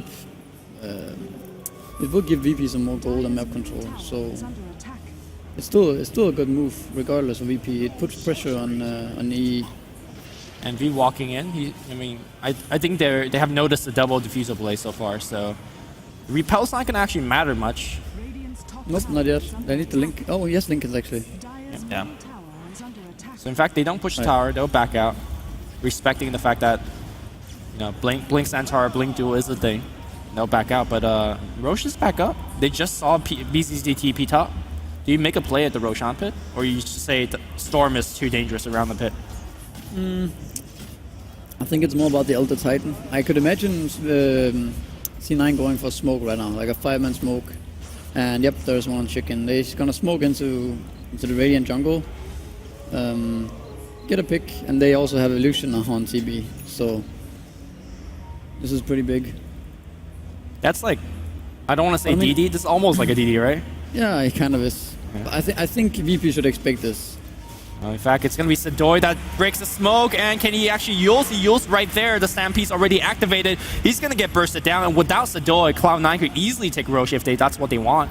Well, he knows they want a Roche, so he just buys back straight away. Yeah. I mean, Cloud9 still can't freely take Roche, but they committed Stampede to that. It's not a huge cooldown, but... And Metamorphosis. That's the bigger one. In fact, that's a 2-man hoof stomp. They see them, and look at the damage output. They just die instantaneously. Sedoy, he bought back for this, but he's slowed down. He's self-using, but I think he's going to be dead as well. Do you go Roche, or do you go for Rax? I think Storm's dead too. Bottom tier 2 and you take Rax as well. Not Rax, Roche. I mean, you can get both. You just send some illusions bottom. BZZ's blinking away. He's buying time here. He's actually clearing the creep, but this is going to be a big kill. Hoofstomp not going to hit BZZ, popping his BKB. So a lot of time bot, but is there Blink Duel? No, there is not. All right, so that was pretty much an utter disaster for VP. Sedoy actually died twice, bought back. G died. They've basically gotten nothing out of this engagement, and Roshan's going to be going the way of Cloud9. So I guess now it's all about trying to just defend. And if you can defend against Envy right now.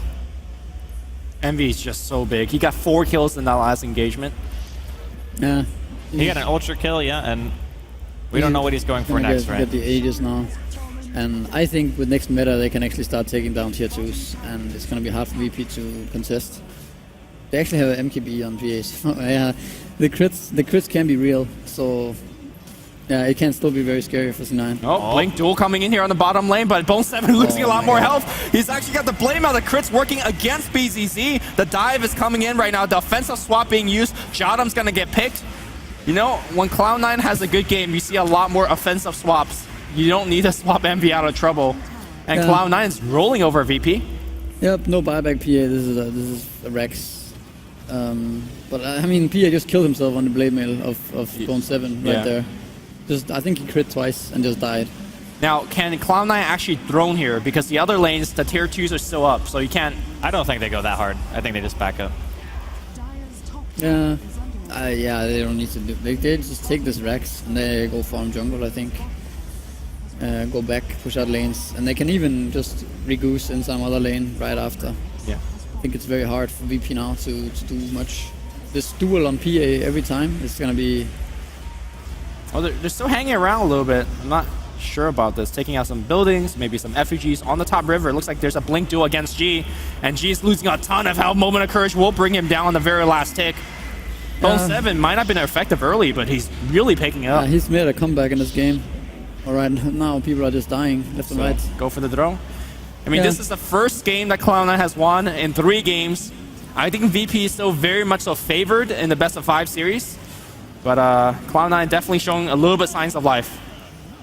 Well, I don't know. Misery was saying it only takes that one game. Oh, right? they're pulling against Envy. Envy, Guardian Angel, not going to be enough. He's still got the Aegis, but no Metamorphosis, though. Keep in mind the buyback has been used for this. Envy comes out, the Blink Hoof Stomp against BZZ, and look at the damage output. My God. Okay, I think that's game. Yeah, this is hard to come back from, for sure. So, if you're Virtus.Pro, do you first ban the Terrorblade? Because Cloud9 is not afraid to first pick it or second pick it. Yeah, that's a good question. I think that's definitely something that they're going to discuss now after this game. But it's also pretty interesting that they go for the TV and they end up winning, because now we maybe get to see a Fata Puck or a Fata Brewmaster. Or another TV game, probably. But yeah, that's going to be fun to see how they choose to react. Well, pretty good Cloud9 victory here, but they got still a lot more work to do. 2 games, they got to win. Virtus.Pro just 1 more. And the funny thing is that before this match, PPD just ran off the stage after casting the games like, I didn't prepare for Virtus.Pro. I didn't think they would actually beat Cloud9. So that's why he's doing a little bit of prep work. So I guess now he might have to look back at his Cloud9 notes again.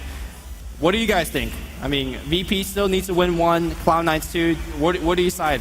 I still think VP is gonna win 1 more game. Just 1 more? Yeah, I think so. But I don't know. Who knows? Like, yeah, they still look fine. I mean, you can see they're not that stressed or annoyed. God maybe looks a bit determined, but I mean, that's how he is. So I think they're gonna be fine. They just need to get their head in the next game and figure out how they want to deal with Puck Brew and TB. Yeah. Shiver, Andy? I think banning TV is probably the answer for me. Like, and let through the Puck? Let through the Brewmaster? They dealt with Void very well. Okay, they beat the Naga as well. The only thing they haven't beaten is Terrorblade. And that's the thing they're afraid of, so. Yeah. I mean, maybe they were feeling really confident. You know, you're 2 games up in a best of 5 series. Okay, we'll let the hero through that we're scared of and see if we can beat it, you know? Because, I mean, it's an elimination game. If they win that game, then it's like really high morale going into the finals. You beat something that you were not really super confident about. But now I think next game, there's no reason not to ban it. Yeah, I also think maybe the more crucial hero in this scenario is Terrorblade rather than a Puck. Yeah. Because, yeah, just because TB is TB and Puck is just a Puck after all. He just kills everything instantly. You lose your whole base in like 4 seconds. What was that? Ultra kill in like 8 seconds or something like that when they initiated in the woods? Yeah. Pretty insane. I mean, I think Fata played really well as well. The 2-man hoof stomp follow-up. Shiva, I keep talking over you. I'm sorry. Because you're making this... She looks so sad now. She's just sitting over here like... Her microphone's not on. Okay, so I deserve to talk over her. Yeah, it's fine. Not even prepared. Shiva, please. So, yeah, I mean, I actually think Fata, if he comes to show up and play, if you get a quick blink on Puck, I think that's even more dangerous than Terrorblade. I'm kind of a fan of fanboy. I don't know. I think there's something to be said for what Terrorblade, like your inevitability factor, what kind of presence he brings to the team. A Puck can get really good initiations and help you gain momentum, but a Terrorblade, if he already has the momentum, he just wins the game. Yeah, sure. Like we talked about how other Titans should, on paper, be really good against what he brings to the table, but you can never really get to him because he does so much damage that you die before you can do a thing. Like you just dead. Well, I think at least, I mean, the crowd is going to be very happy that Cloud9 pushed it to a game 4. Actually, we were full. I mean, they left in the break, but we had a full house and people were standing on the sides as well. So Dota is trying to copy CSGO a bit. We're not there just yet, but maybe we're there for game 4. We're going to take a short break, and when we're back, we're going to see the 4th game of this best of 5 series. So stay tuned. Hey, birds! I'm Edward, and I'm a tufted titmouse. I'm a pretty standard bird. Decent flyer. Okay at nests. But my forte, a little thing called productivity. Look, I get it. We all have to work. Tick things off the list. Emails, notes, presentations, expenses. But come on, man. I mean, you have to make time for the finer things in life. You're all stressing out about what you have to do next because you can't do it now. Progress isn't made by early birds, you know? It's made by modern birds like me. As for the rest of you, you're just making things difficult for yourselves. Always hunting for a recharge. Glued to your tiny screens, giving yourself a migraine while you try to write a novel with your thumbs? You birds are so old school. As for me, I got time on my side. A tablet when I want it, and a laptop when I need it. Now stop your flapping and get it done. Get everything done on the fly. It's a laptop, it's a tablet. The Asus Transformer Book T100 with Intel inside. I've got a laptop. Check out my laptop. It's also a tablet. I love my laptop. The point is, it's both. You see this? Yes, it's both.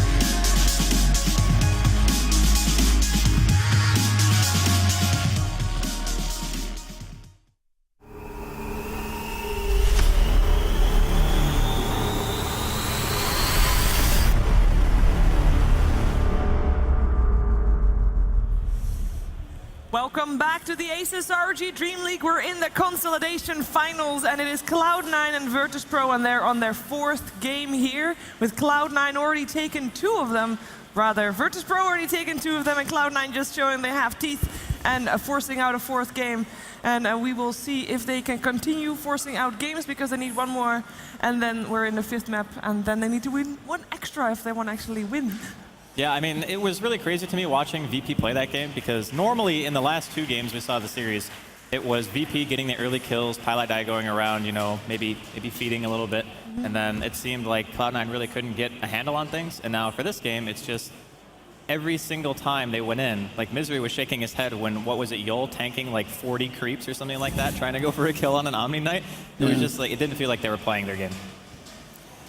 But that was like a very early game. I felt like they came back after that fairly They did. nicely. They played Like, the game came down to just some movement decisions and how to take some fights around this. When they started doing Roshan after Storm buying back around this time, around these decisions around the 5 minutes around this time, that was basically what the game came down to, I think. But yeah, here we go again, and it seems like Puck first pick. Yeah, well, the draft is already on the way, that's enough. and I don't want to spoil it too much more before it goes on the main screen. But Okay. does anybody want to change prediction? Because I was 3-1 Virtus.Pro. okay, so you're Gucci. I'm good. Yeah. Yes. This is Shiver's time. I'm going to still say Cloud9 can bring it back. Me too. I think you have VP winning the 1 more game. Yeah, well, I think it could go to game 5 as well. Okay. I would like to see it go to game 5, though. I mean, just regardless, even though it would ruin my prediction, and I would be very sad. But I mean, it would be very nice to see 5 games. We saw we're all 2-0 yesterday, so it's time for 10 games of Dota. Like 5 series, two 5-game series all going to a 5th game. There is one person that wouldn't be happy with that, or one group of people. That would be production, because we're actually on schedule with Swedish television, and they're like having a strict line, like 7 p.m. or something, they go live with the television show. So we have to speed things up. And because of that, we're going into the draft. So I'm going to leave you all in the capable hands of Lumi, Misery, and Andy. Or, sorry, I should say Draskell, because I said also the nicknames Now for the I'm rest. not on a first name basis anymore. What is Sorry. this? Well, Come let's on. go into the draft. We're in the 4th game. It is a Virtus.Pro and Cloud9.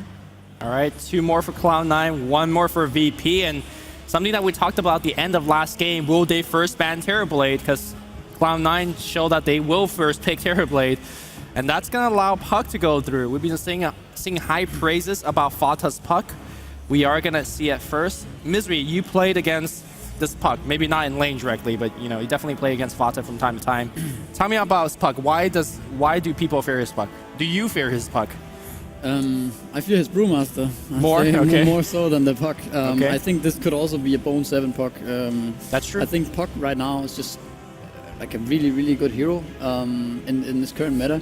And his Puck in particular, obviously, if he gets a good start, he will be on your side of the map like all game, being super annoying and setting up kills everywhere for his team. So I think he just knows his limits with that hero, and he's very good at moving around with that hero most efficiently. Yeah, I think it's good for him and it's good for his team as well.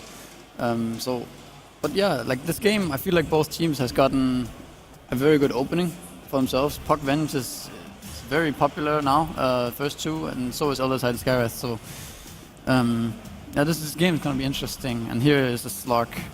Are you surprised at VP. all that VP had the chance to go Venge and Elder Titan, which is like insane minus armor in the late game, and they chose Skywrath instead, giving them some ways to deal with the Puck?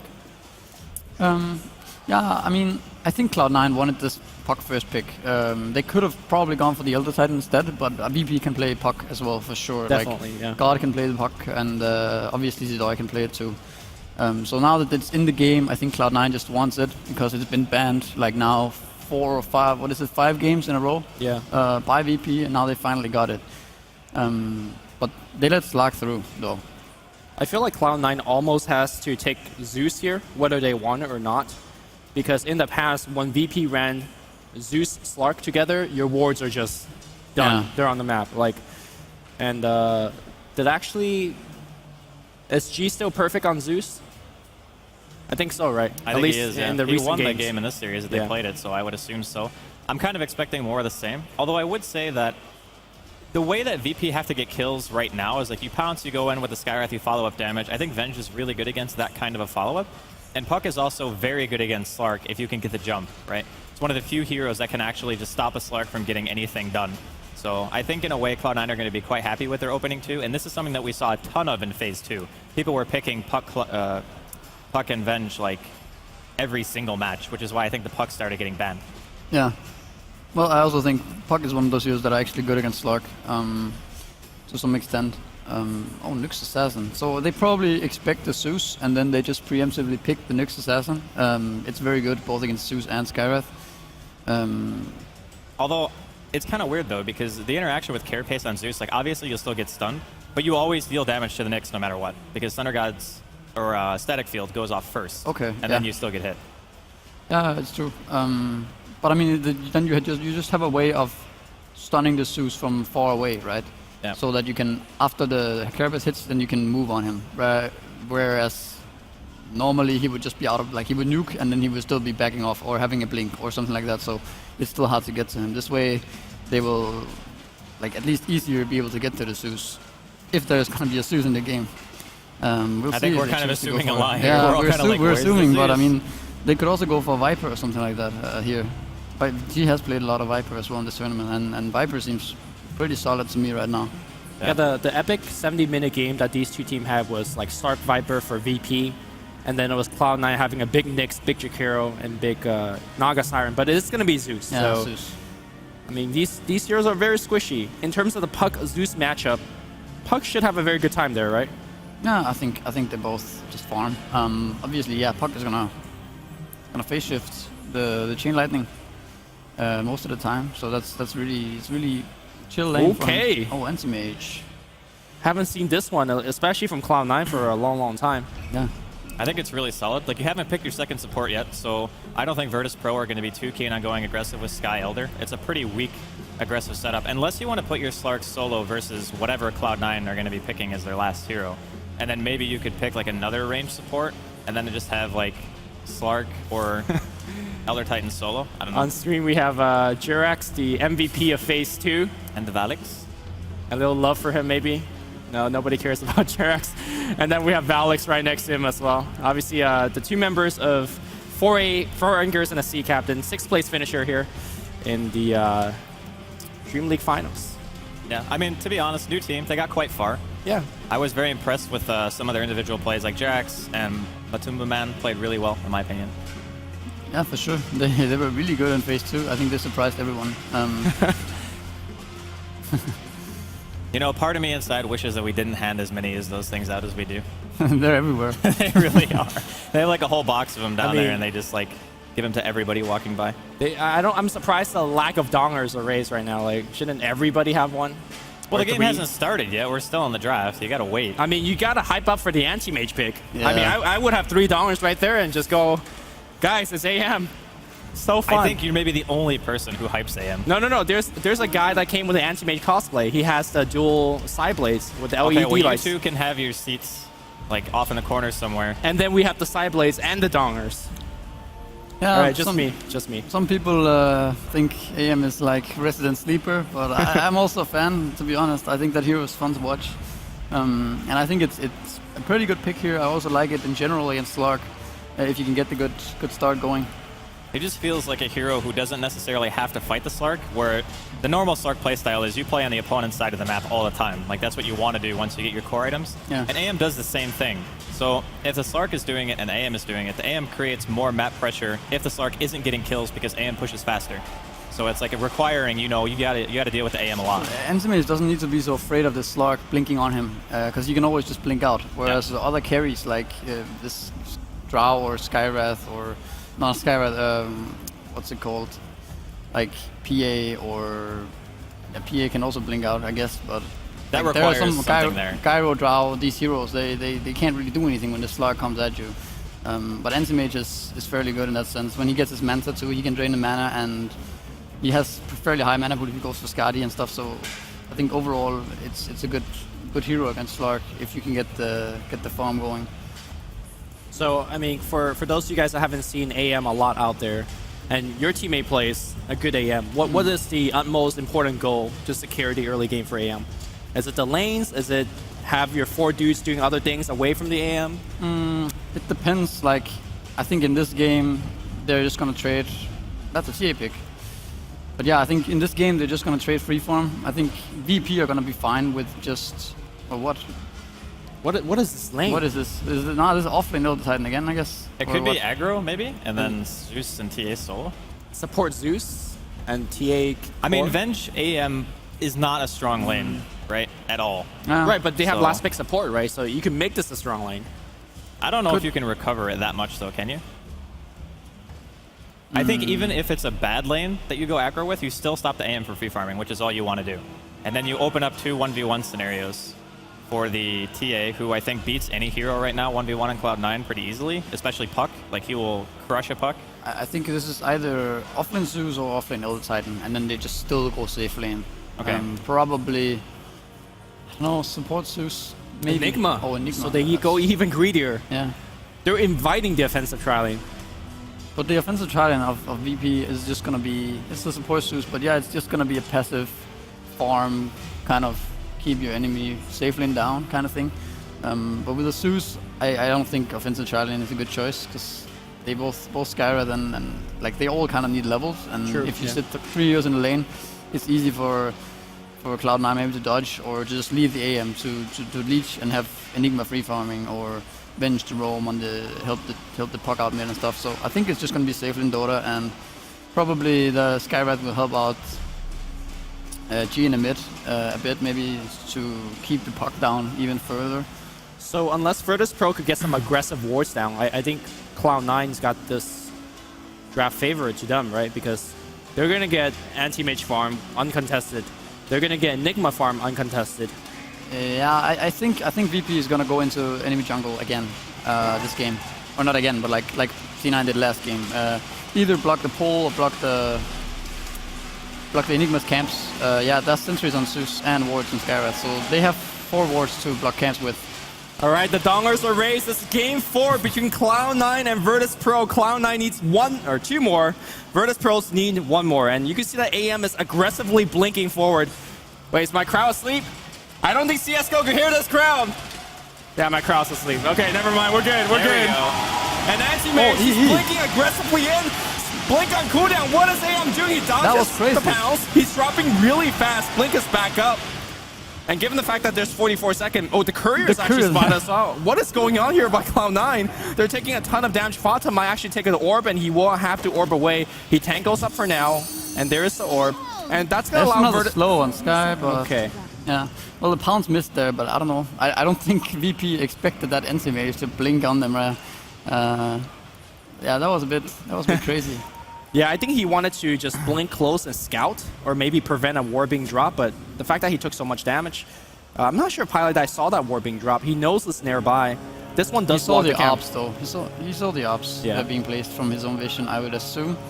The sentries for Enigma probably not gonna get removed. They seem to be pretty like hidden in the tree. It's gonna be hard to, maybe not even worth it to try and remove those with like multiple tangles and stuff. He doesn't really need more than like 2 camps, though, honestly. Yeah, Like, he's if he gets gonna 1 be large fine. camp and 1 medium, he's good. For sure. I mean, the pull is not even blocked. And how are the lanes gonna be? It's gonna be Elder Titan Zeus off lane. Alright, so I think actually that's a good choice. Enough pressure to stop the AM from farming freely Yeah, and still get some EXP. You know you're not gonna die with Zeus or Elder Titan in this lane. They're just gonna sit there and leech experience and get the most out of the lanes in this scenario. Do you think that MV should have bought a teleport scroll? Because he's barely walking back in the lane right now. No, I don't think it's really worth it. Like, you miss maybe 1 or 2 CS. I mean, that's your TP cost, and he's not getting the experience. But you have to assume as well, like, you're going to be taking quite a bit of harass from the lane. You're not sure if you're going to get that CS anyway. Like, Elder Titan actually hits quite hard, especially if you get a couple spirits spammed on you. That's true. Pretty painful. Look at the Pilot Eye just wasted 2, like, not necessarily wasted, but like he put 2 sentries down assuming that they would block the camp, but it was actually an illusion from Zeus. Well, I mean, yeah, it's just... Well, that jungle's dead. So if you're the Enigma, he's already starting top Laning lane. now, yeah. I mean, it's basically the same method that VP are using, except the Enigma is losing out more, I think, for his early game than what VP's supports are going to be losing bottom. Because normally you farm and you have like 7-minute mech soul ring or something like that, and you're level 6 or 7. So Yeah, this is obviously not optimal for Cloud9. I also think they should have just gone and removed the. I assume they saw this ward over at the middle camp at tier 1 mid for Dire. This ward, they should have spotted it. I'm a bit surprised they just used 2 sentries down at the pool. But yeah, this laning phase, I think it favors VP more. I guess it depends on what the AM is able to get in the early game, because you have to assume that G's going to win mid, right? Like, Fata's an amazing puck, but this matchup is so lopsided in favor of the TA.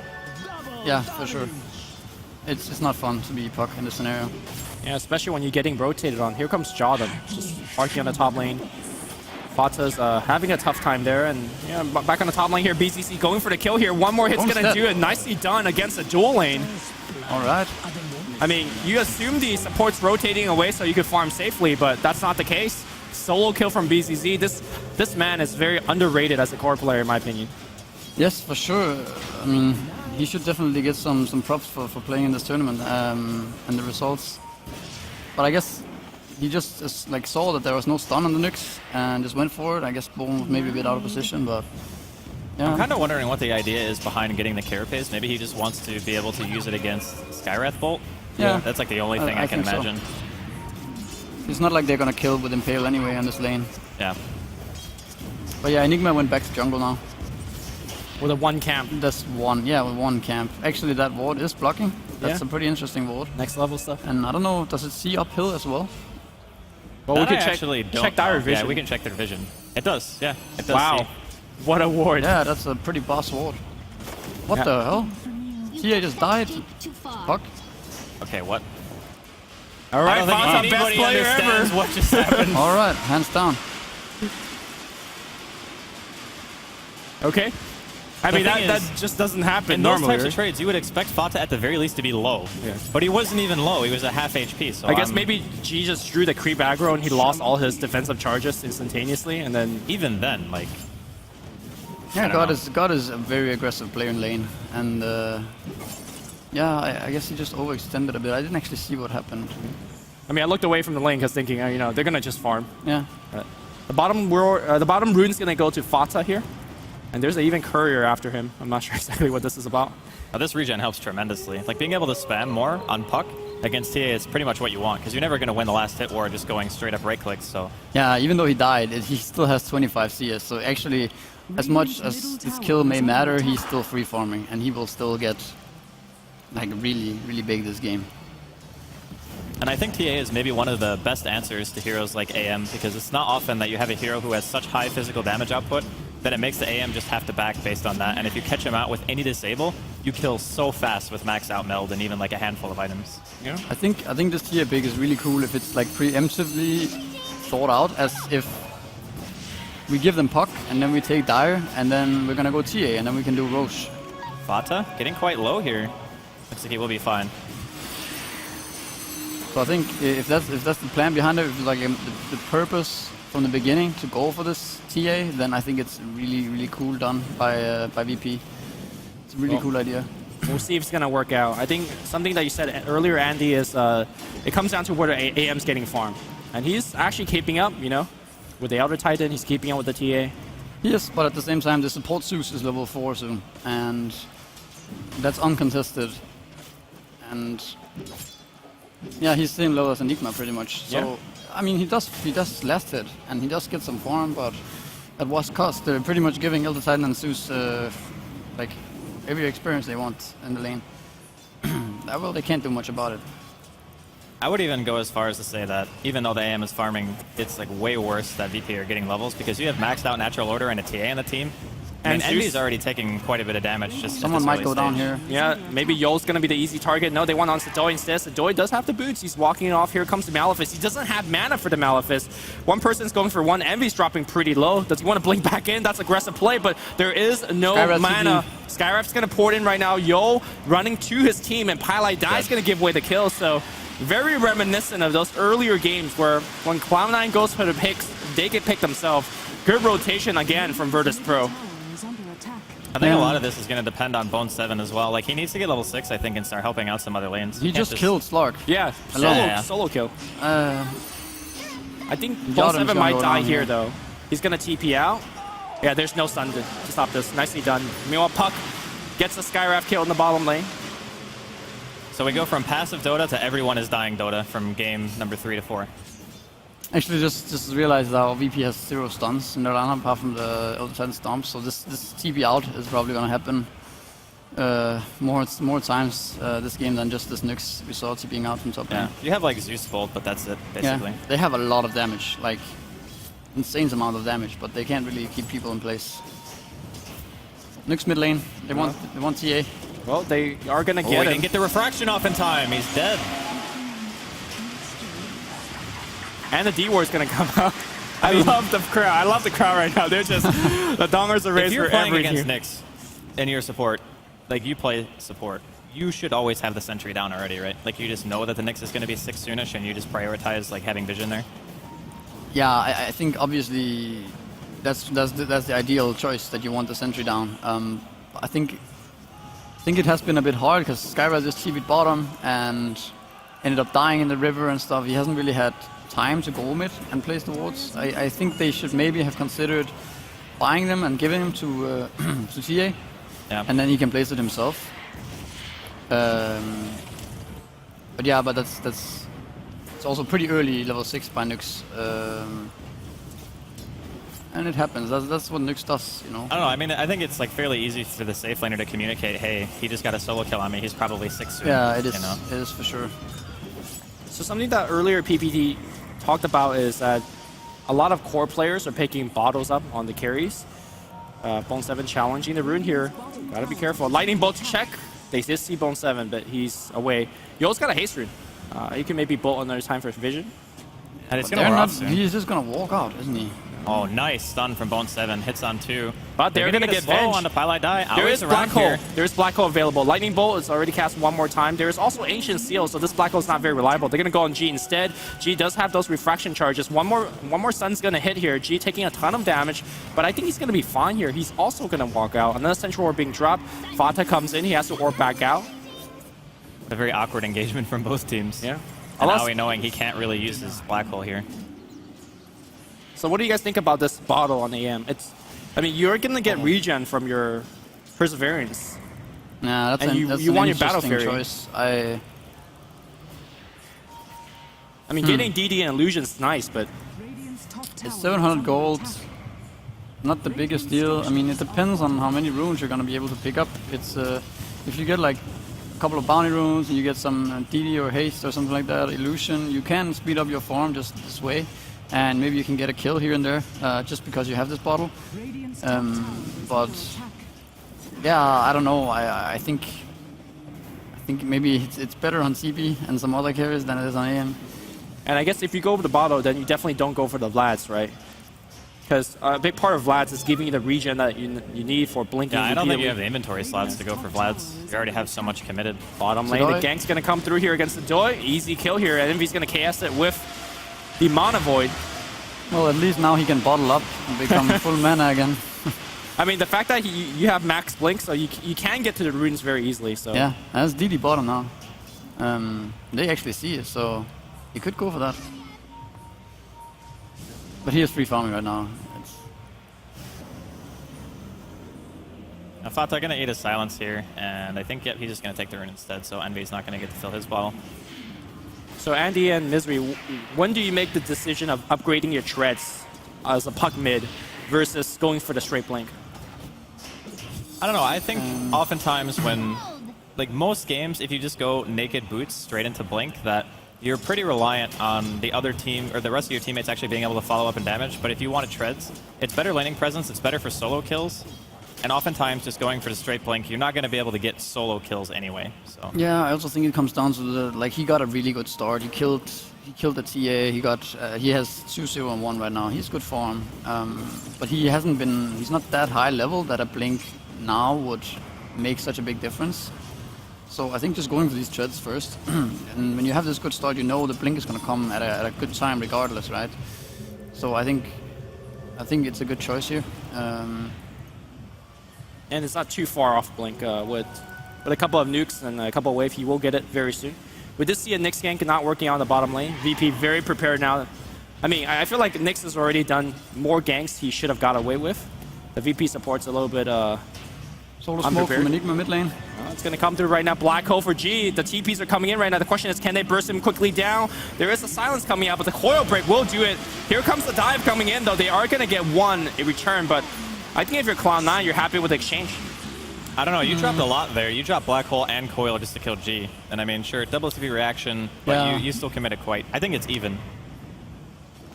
I think it's pretty even as well. I mean, Slark is pretty big now. He's gonna get his level 11 very soon with the Blink Dagger, and I think. Oh. Okay, jumps away. And I think TA, as crucial as it is to kill a TA, I think he will still come back into this game with getting a Roshan within the next like 5 minutes ish. They maybe want to take down just tier 1 bottom first, and keep defending their own mid tower, and then from there they can maybe try and get Rosh. They're constantly sending a ton of people on the bottom lane, and even though Envy has never rotated away from the lane, he's not even close to top CS. He working on the tier 1 tower will get it for free, and that's gonna force Envy to go top. C9 are trading for mid though. If C9 C9 gets this, it's pretty big. Wait, can AM kill Zeusop? He blinks in, pops Illusion Rune, all of the mana immediately gone, thinking about the Mana Void, and Zio's just kind of standing. There's a Mana Void coming in. Just run, mate. And that should be the kill. Yeah. I mean, that's why you get the bottle, right? I guess. Yeah, I think Yol could have just ran out there. Mid lane Pylai die. Looks like he's gonna be dead. Radiant's bottom tower is under attack. And getting the mid deny here as well, BZZ. Yeah, they so. are. That's pretty big. I mean, the gold is still relatively important for an AM who does not yet have Battle Fury. And how close is Fata to his blink? It's relatively close, right? Yeah, he's at 1700 gold. So. Yeah, okay. Meanwhile, I think that's going to be the big point. When you can just actually initiate on BZZ or G, and you can kill them before like either Refraction or Dark Pact or something like that goes off. I think that's really important for Cloud9. Yeah, like you called it earlier, Misery, this Rosh is essentially free. Yep. You have the tank, you have the minus armor, but they'll back off for now. Gonna be a bit annoyed by the fact that they lost his mid tower. Oh, the lightning bolt's gonna come through. Yo taking a ton of damage. He can walk out the coil, but Slark going on Bone 7 here. A couple more. He gets to do a tower working on Bone 7. They're gonna lose 2 immediately. Killing spree, and now they can safely go back for the Roshan. That was really big. Puck actually just randomly jumped to the TA, just right next to him, started TPing out. That was giving 2 levels away basically for the TA right there, and now they're gonna get roached. That was not a good exchange for C9. Yeah, AM was unable to pressure top tower at the meantime as well, so yeah, they didn't really get anything out of this. So if you're in this position right now and you're VP, and this is like pre-AM Battle Fury, pre-blink on the puck, do you just play it with the intention of getting like the last tier 1 towers and then just trying to continually apply pressure and just play it like War of Attrition style, just try to take away as much of the map as you can from Cloud9? Yeah, I think you want to push out top lane, so make sure you don't give AM this free tower here, and then you just go mid and you dive with this haste and you like use what TA is best at this point in the game with haste. I mean Aegis. Oh, here comes that TA. Refraction's available. He pops 1 trap. Pylai die. Looks like he's gonna eat the gank. There is Coil available, but damn, he just died. Coil, excuse me, down for 10 seconds. Meanwhile, AM picks up the rune. He wants to join the fight, but I think the Zeus being so high level matters a ton, especially when it comes to the supports. Like even Puck is not that durable. Yeah. Like having Zeus ulti and a level 3, almost level 4 lightning bolt on him now, like the burst that you take is insane. I'm also not very impressed with this bottle. Like it's giving you the rune on AM, but he's forced to always check for the runes rather than pressuring towers. So I guess the Joey's always up top defending the tower, but yeah, this bottle, I mean, it is still 700 gold. He will get to a lot of slots this game. He will get probably to 6 slots regardless of this bottle or not. The question is if he's gonna get a rune at a time that will change the game completely.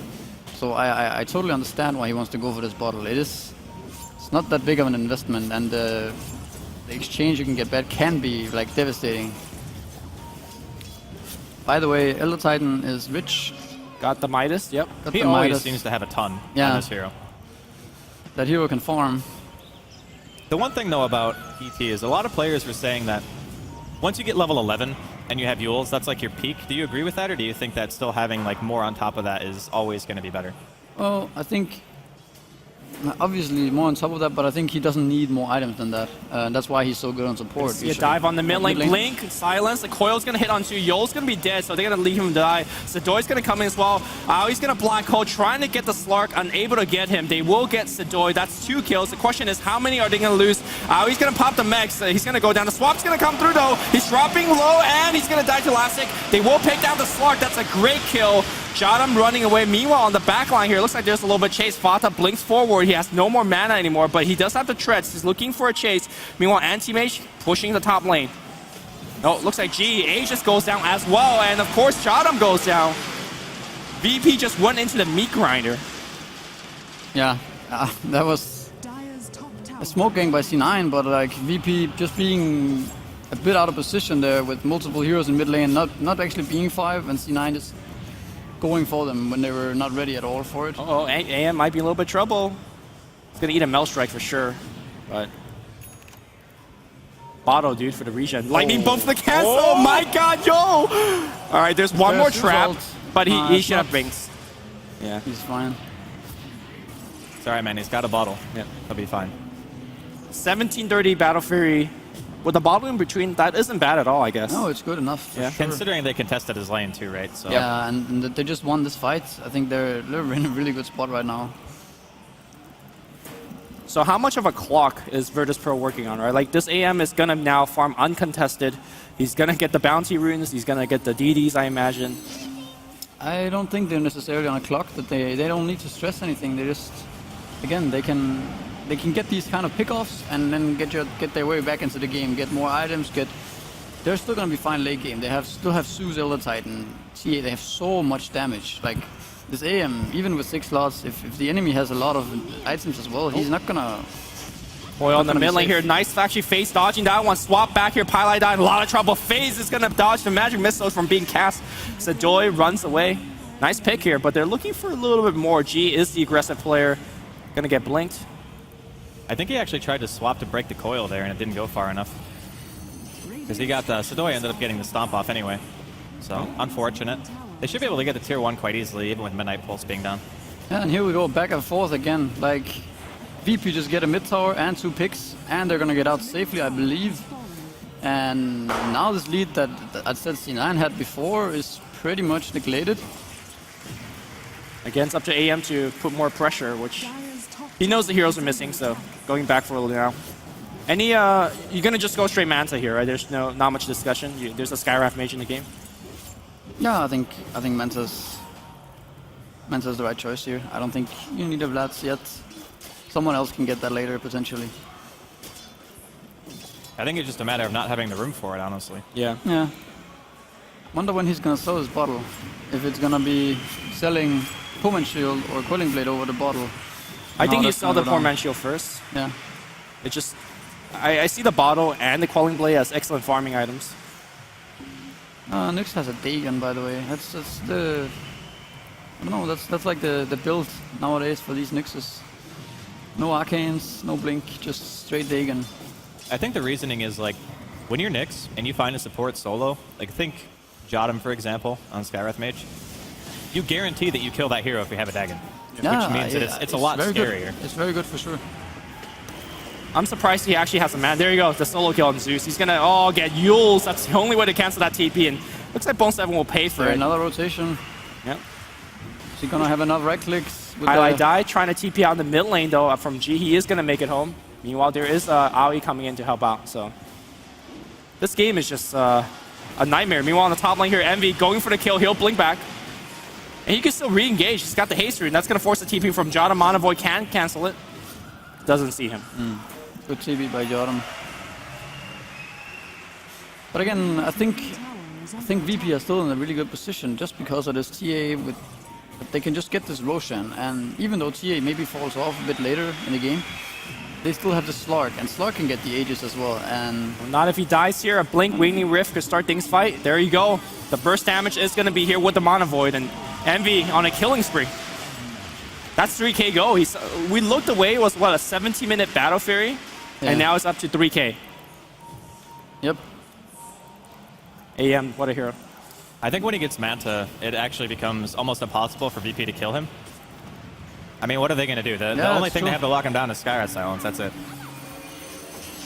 It's true. Fatapok has done a lot of work this game. He's at the point now where he's pretty much unkillable as well. Like, he has a heals, phase shift, blink. He's gonna be in dire jungle for the rest of the game, basically, just roaming around, annoying people. Lane, Sadoy gets picked. Yeah, I mean, I feel like this is where Cloud9 is really, really strong at. When Bone Seven's walking around with like Nyx or Batrider finding ganks, when Fata's playing in the enemy jungle, like look at where he is. Jotum could just die. Yeah, this is where C9 can snowball completely out of control. If they catch a couple of people more off guard now, and Mayhem gets Manta, Enigma gets BKB and stuff, it's looking grim then. EZZ gonna clear up some Eidolons on the bottom lane. I almost think that maybe instead of going for like just a blink right into Scotty, that Midas would have been a little bit better. Like just staying a little bit more relevant on farm. Like he's been moving around quite a bit. He has a couple of deaths. I just think that having like an item progression advantage against what Cloud9 have is extremely good. And getting level 16 is obviously good as well because of the regen that you get, the mobility, and the attack speed obviously helps a ton as well. Yeah, Midas could have been good. Lag. I mean, I guess Elder Titan has already got the Midas, so... I think the item choice is fine. It's more like how they played it. They got the kills, they got the Aegis, and then that's where they could snowball over C9. But C9 made some really good smoke ganks, really good around its mid lane. They got these 2-3 kills. They just put a stop to this potential snowball that could come from VP by acting before VP were ready for it, kind of. But the blink could have definitely worked out better than it has done this game. If VP had been more patient or more like precise with how their movement was. Okay, so what's the goal for VP in the next 5 minutes? Are you trying to sneak a Roche again? I don't think Cloud9 will let you do that this time. I don't know. I think they just need to not die anymore now. They need to just calm down and probably, yeah, just not die. Not die. Keep farming. Get the Slark to his Skadi. Get TA to BKB. Get their core items. Zeus has basically no item progression at all, which is a bit of a problem, I think, for them. And sort of Jotum also has nothing. I don't know. I think their supports are really under. They had a great start, at least level-wise, but they kind of just gave away a bit of kills. Couldn't find farm. Yeah. I honestly think it's very difficult for G in this game because he's been ganked so many times in the early start that even though his farm is still very good, it's just that normally you would have more than this at this point. Like you would be very close, if not already having finished your BKB, and plus you're playing into an Enigma. And I think being forced buying a BKB against an Enigma team is really kind of not a situation you want to be in, especially when you're playing against AM and Enigma, because then the AM stays ahead of your item progression, continually split pushes. You can never solo kill him if you go BKB. You're not going to have enough damage. So yeah. I also think Blink could have been really good on TA this game. Over the move speed build. Just for the sole purpose of catching AM. Yeah, just being able to go in, and the idea behind this is that you're gonna get this Aegis on you. So if you can go in and start the fight with this TA, basically burst one hero, and then the team follows up. You don't have so many stuns, so you just want to start the fight. Whereas this build, TA is gonna run at you, and you're gonna know the fight is coming for a couple of seconds. So you get time to TP in, you get time to make reactions. But in this scenario, if TA blinks on you from fog, your hero's dead. Like, that's meld plus Zeus ult, boom. There's no way you're gonna survive that when you don't know it's coming. I guess Slark is playing that role, the initiator role, but yeah, he hasn't found many opportunities. Usually when TA is played, it's not played that much, but I think people don't really go blink on her anymore. It's actually a long time. It's usually this build, at least the Treads drum Yasha into BKB or some Deso or something like that, depending on the game. I think the only player that actually just goes blink religiously on TA is maybe Dendi. Like, he still loves his blink dagger. Takes us back to TI3 final where he got Roshan bashed like 80 times in the pit. 3 removing fraction, yeah. But I don't know, I feel like if you're Cloud9, you're feeling pretty comfortable. Like, the AM is the de facto carry in this game. Like, even if it goes super late, maybe the Slark could start becoming a bit of an issue. But I would say for probably the foreseeable future, even if Cloud9 make 1 or 2 small mistakes, they'd have to really mess up, I think, to give away their advantage right now. Yeah, I think so too. They're in a really good spot for sure. I think Fata is so confident right now. He has like, this is the game he wants to play, like this type of game where he has the room control, he has all the space in the world. There's no disables. He doesn't need to be afraid of anything. Like the only hero that can do something to him is Skywrath, potentially. But then he has a Zero Scepter, and it's a Skywrath with what, 800 HP. He can even just go and kill the Skywrath first. So, I mean, it's gonna be so hard to deal with this Puck. And even if it goes late game, this Puck is gonna have Aghanims and Hex and shit. You know, it's. We're back in the game, and it looks like Fata steals a Centaur kill. Okay, it's gonna blink away. All right, let me play a little bit devil's advocate, because last time when Cloud9 was very far ahead with the Naga against a Viper Slark from Virtus.Pro, where we said that the game was over. But, you know, ultra late game came, and, you know, anything could happen. Yes, but Naga is Naga. Anti-Mage is a very different hero from Naga, in that sense. I guess, like, Anti-Mage fights much better, right? You could just solo kill just about anything once you get your Abyssal Blade. Anti-Mage will join the fight and kill you, whereas Naga will, like, rat you and split push you. And I mean, she can be strong in fighting, obviously, if she's ahead of the enemy course. But if she is the only one, like, she can't deal with 2-3 fat heroes. Whereas Anti-Mage, with some stuns and backup, he can just go in and kill people instantly. It is basically global, super high damage nuke ultimate, and he kills you a lot faster. He's much more like explosive in that sense. So in this game it's a bit different, I think. But I mean, anything is possible. I think the ultra late game Slark is maybe a tiny bit worrying, because if he gets like Butterfly, MKB, Super Basher, you can definitely get caught out by a Slark, right?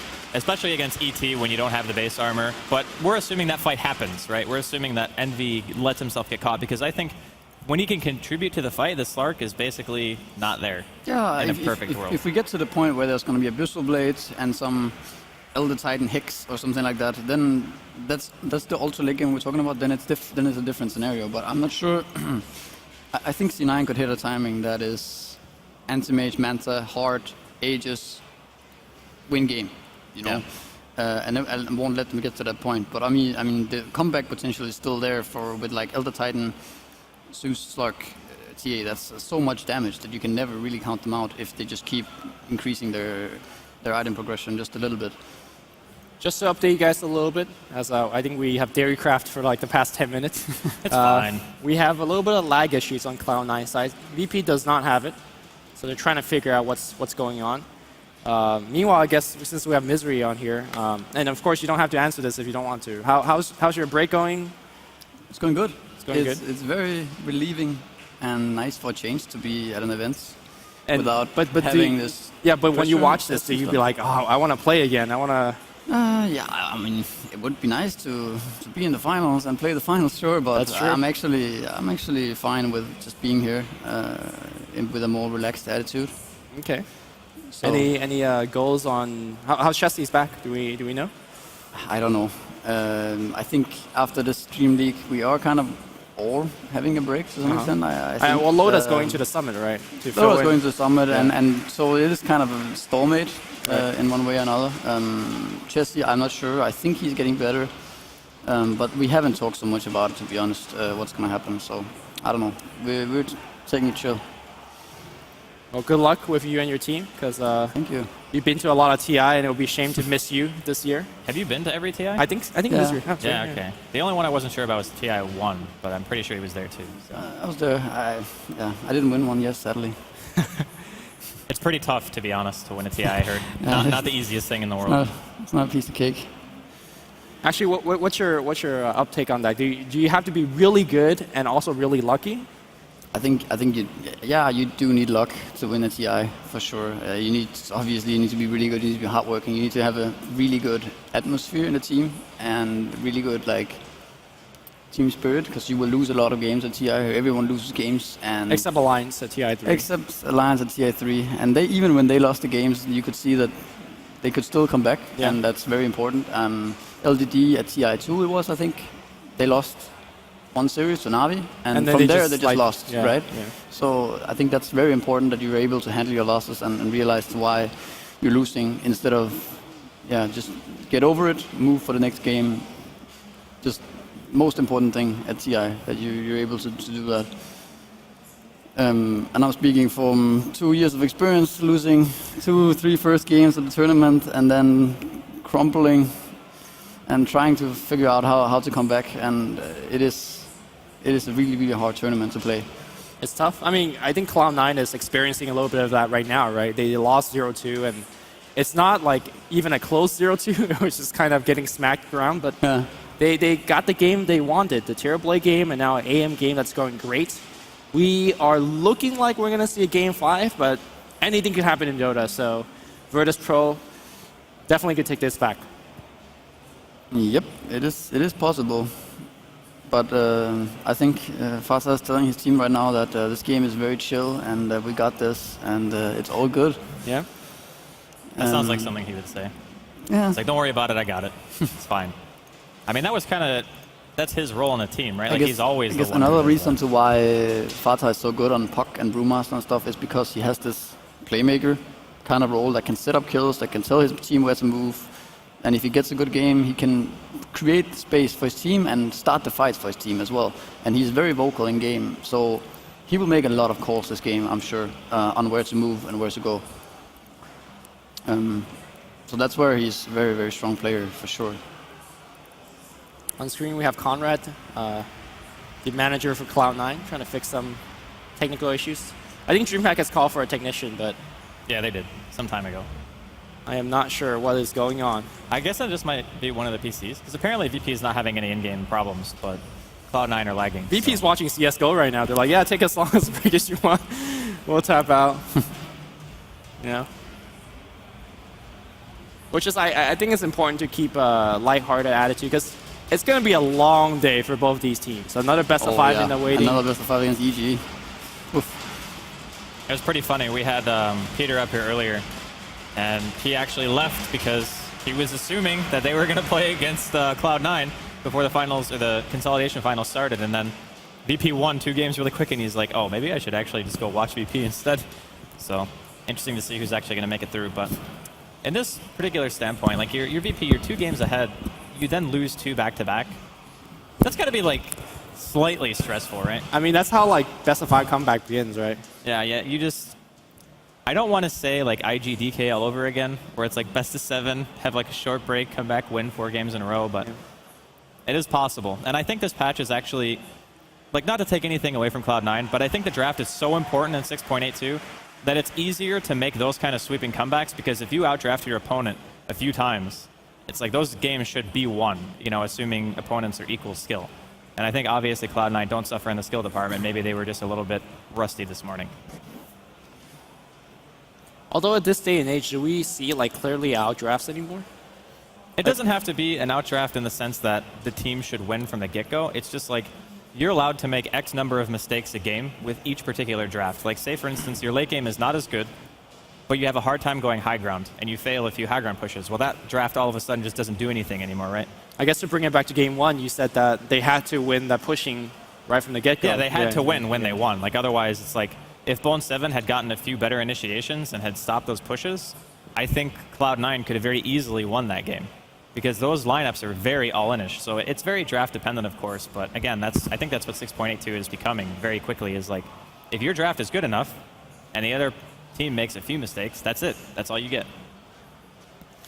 Yeah, I feel like in many cases you can't really talk about outdraft. Of course, some games. I think the second game of this series, to me, before the game looked like an outdraft.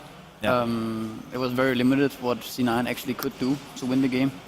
But there are many, many times where it looks like it's an outdraft, but actually it comes down to the first 5 minutes of execution. You get the walls out, you get the momentum going, you get some early kills or some perfect rotations or some mistakes are made or whatever. Or you misput lanes or something like that. Comes down to play a lot of the times as well, for sure. Looks like the CSGO stage is just about as happy as we are that the game is now back underway, so we can hop back inside. Thank you for the cheer. What has? Okay, never mind. Too late. Just kidding. 1 second. We lost. Okay, so apparently they're not saying lag this time. It's just, it's 1 second. Envy says forgot to Envy. turn on his anime music. Okay, we're back. So Fata just used his orb. Yeah. Is he gonna die to this gank? He's got Yules. Immediate Yules gonna come up.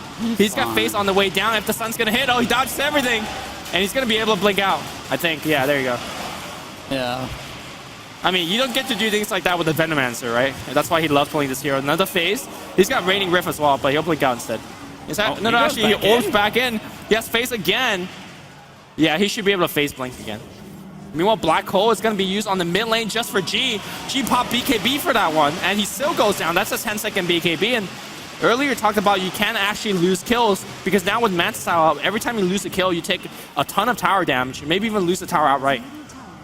I think if you're in Envy's position, like Misery said, you just go heart, and you're just like, all right, well, now suddenly you really can't ever kill me unless your whole team's there. Yeah, you go Butterfly. It's just one big item on top of Manta, and then an Aegis, and then you will kill people.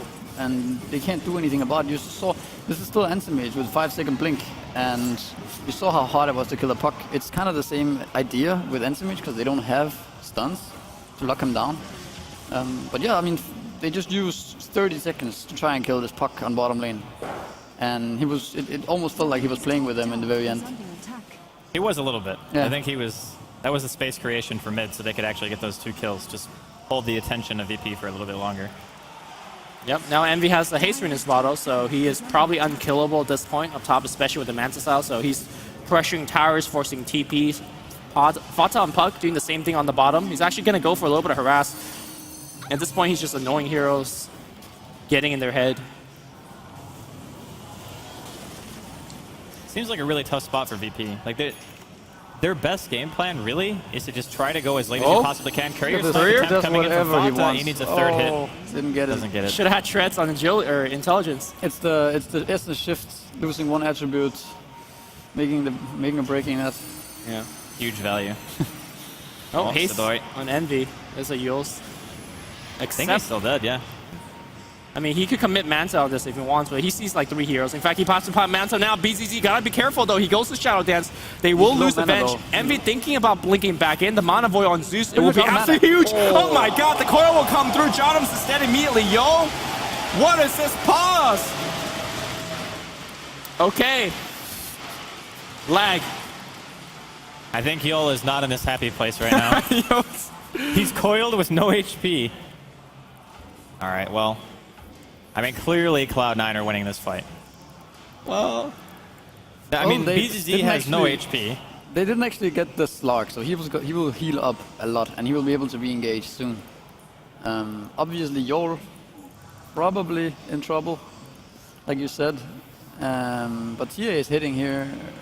Yeah, I don't know. I think Anti-Mage just blink out, and then that's gonna be it. Puck is fine too.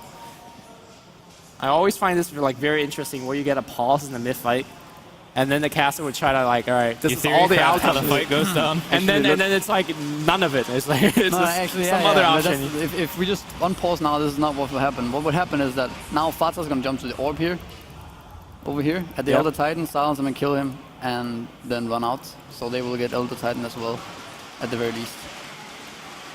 The audience is cheering for the kill that will happen. It's not even happened yet, and they're cheering.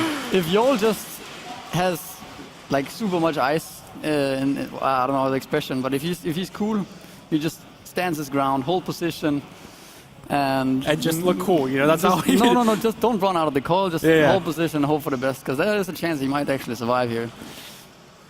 We'll see how heavily they want to commit. Always reconnected to the game. See if they're still having some lag issues. Yeah, we have a Nyx coming in as well in Vendetta, and he went bots by the way. Moving too. Yeah, bots instead of Blink. It's pretty interesting. I mean, I guess right place, right time is all about Nyx, right? That's kind of what you want. Also with Fata and the AM splitting the map open, like I guess you kind of want the mobility to jump in and rescue a fight. I think he did bots bottom to join this fight, so it's already kind of paying off.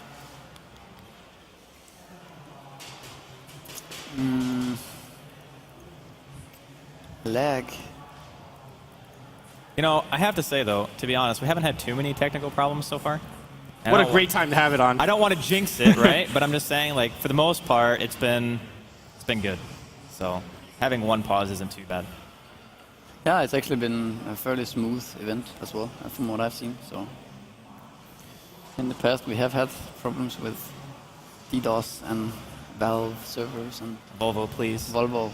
That's actually the biggest problem I think we had in Phase 2 was the server lagging. It's like you get this 70% packet loss or something like that, and you just can't play anymore. It's like, all right, well, we got to wait until the server either recovers or we just rehost. We had the electricity going down one day. Yeah, the power went out in Stockholm. Like 25,000 people or something like that lost power when we were in studio. Dota was not meant to be had that day. But today, hopefully, it is. And we get all these issues resolved and we can go back in game. Yeah. I'm just thinking if there's anything that we haven't talked about. Because I'm pretty sure we've kind of beaten everything to death. Let me see. Like possible outcomes, who's going to have the better late game, who has the advantage now, clearly Cloud9. Andy, Yeah. food recommendation if you're in DreamHack. Which booth? Food recommendation? Yeah. They have we can talk about that. They have like a golden waffle stand that's in the corner of our hall right now. So if you go over there, they have like burgers in one, pizza in the other, and kebab. I usually just go for kebab. Kebab's good. It's a safe choice, right? Is it really though? I mean, safe in the sense no offense that to DreamHack, but I think they should step it up and get some better food. Okay. That's what I feel.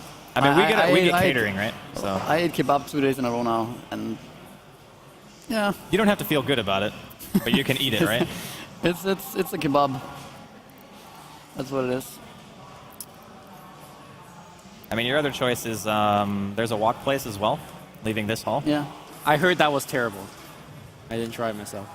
Actually, Conrad and AEI recommends this salad place. But who wants to eat salad, so never mind. I'm sorry I even brought it up. Dude, salad can be legit. Hey, I tried it. It was actually pretty good. There is also another fast food restaurant like across the street if you go outside DreamHack. Sibylla? Yeah, Sibylla. Yeah. At least I think that's at least better than DreamHack. But you would have to leave DreamHack and go outside. It's Who actually wants to go cold. outside? It's really cold. Yeah. There's American Donuts on the outside. Have you tried that yet, Andy? No, have you? No. I was going to ask It you always how... smells amazing. Like I walk by and I'm like, I have to stop myself, you know? Gotta watch my figure. I am still shocked that there's 63K people watching this lag. Maybe the viewership Well, has they're not gone- watching the lag. They're watching the audience, and they're listening to us talk about random food places. Because we've already talked as much Dota as I think is humanly possible in such a short amount of time. So actually, this is a very good time to talk about a random topic. In the house one day, we were talking about how Bruno's going to build a robot for DreamHack. Was it for DreamHack? Well, it's a prototype for the house, but eventually you build one for DreamHack, right? Okay. And then you allow Twitch chat to control it. Oh, I remember this. So you can make That's a horrible idea. Yeah, you can make it walk to like the girls' bathroom or talk to people as a mic. Is it going to be a good idea? That would be the rudest robot ever, and it would actually just live in the girls' Yeah, but the bathroom. people in DreamHack could play with it too. Like they could like put a jacket over the camera. Suddenly it's blinded. Won't it just end up with like?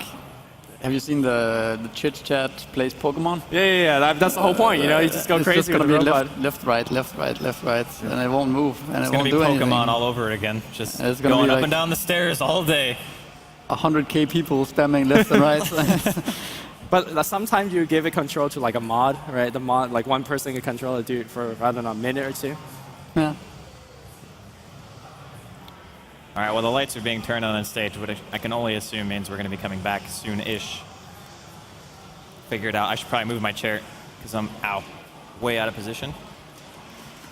Oh, maybe not. False alarm. All right, I'm good. Shiver's laughing at me now. It's fine. Everyone's in the game, so I don't know what's happening. But we haven't received any updates so far, so I guess the other thing that we haven't hit on is who's actually going to play against EG. Like, depending on who wins the series, who do you think would fare better against EG in the grand finals?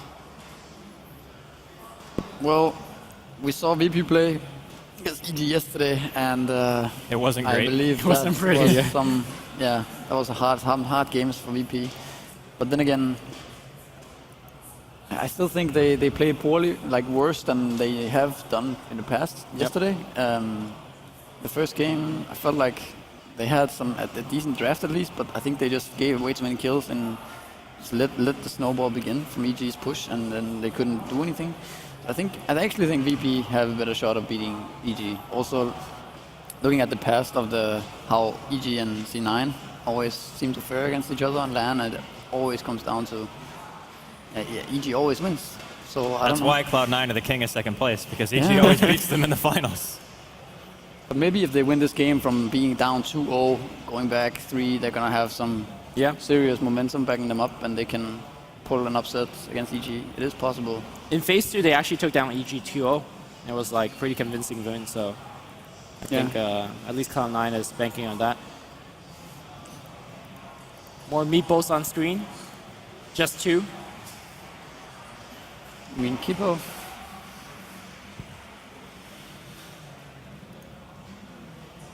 Chat has started to riot. It's unfortunate. We apologize, chat. All of this is far out of our control. We are but lowly casters. And we've had some technicians up there for a while now, and the admin as well, so I'm assuming all our issues will be resolved within a timely fashion. And we'll be able to get the rest of this game out of the way, and if it does go to a 5th game, we'll be bringing you that too. Yeah.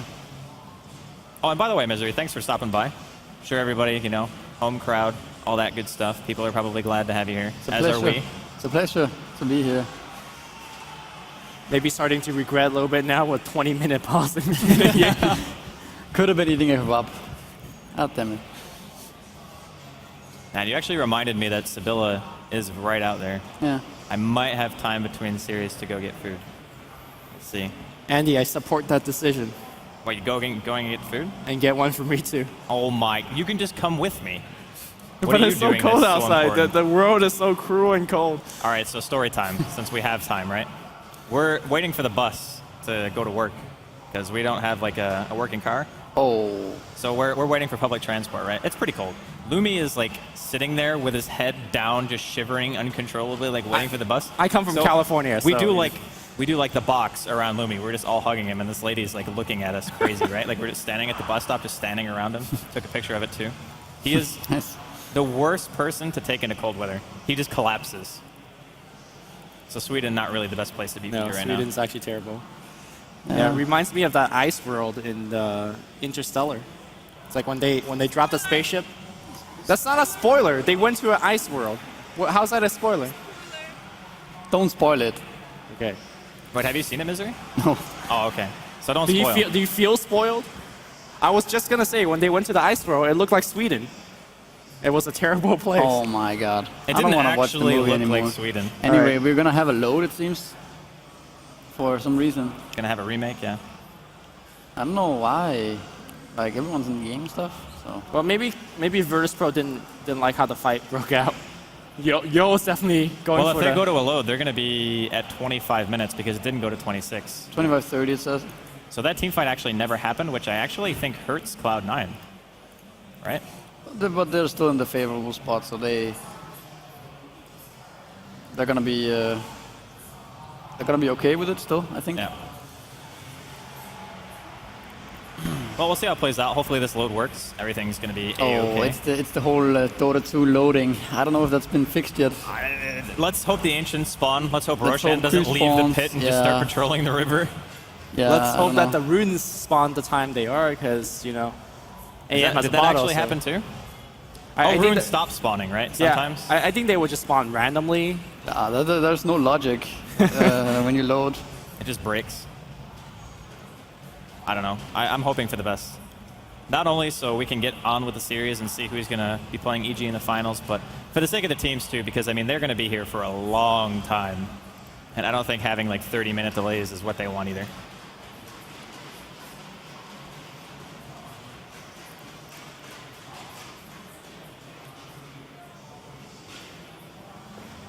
Good to see that chat has still not stopped rioting. Chat, please.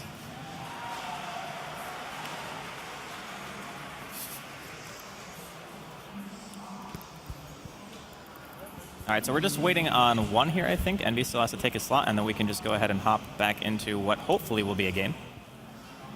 And then we pause for sound settings, hotkey settings. Do the hotkeys actually break? Like, Yeah, I think when you rejoin a game after being disconnected, you have to reset your hotkeys. okay. We will find out soon. I know, because I'm a legacy boy. Are you? Yeah, I'm a legacy. Okay. I feel like that's just making it needlessly hard on yourself. I think so too. But I don't know. It doesn't make sense like QWER, because I feel like Q is your weakest finger, right? Your pinky finger, and you a lot of times you spam spells on it. But you don't use your little finger to press Q. You use the Yeah, I don't think anybody whatever does that. I do. finger. Ring finger. Yeah. Who All uses right. the Finger. pinky? I think when we're talking about pinky fingers and QWER, you know we're out of stuff. So hopefully this game loads properly. Hopefully we could play Dota, watch Dota.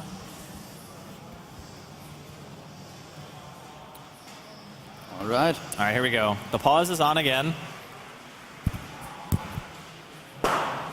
I'm flying. Envy is actually Okay, flying. he is. He's What actually in the the air. There is no logic in Dota. All right, is there any chance we could go in game and look at this? Because that is questionable. All right. Well, it's still in the middle of a fight, so Oh, it it might. is, it's eels. Yeah, but there's no debuff on him. He's just in the air. He just drops this, only blinks and kills everybody. I wonder what happens to the Elder Titan Spirit now as well. It's sitting yeah. over there. God, I Oh, forgot no. about that. Oh. All right, here we go. All Okay, right. everybody Envy has landed. disengage.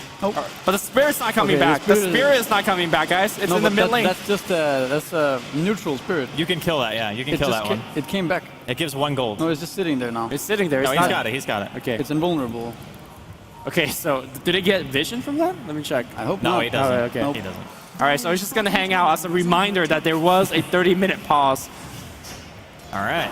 All right, VP came out ahead of that one because they would have lost a couple of heroes. And look at that. Oh my god.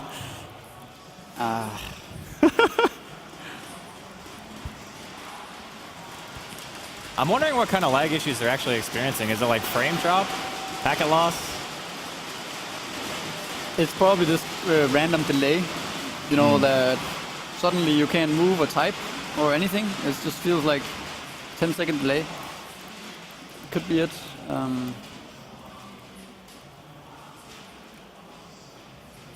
Well,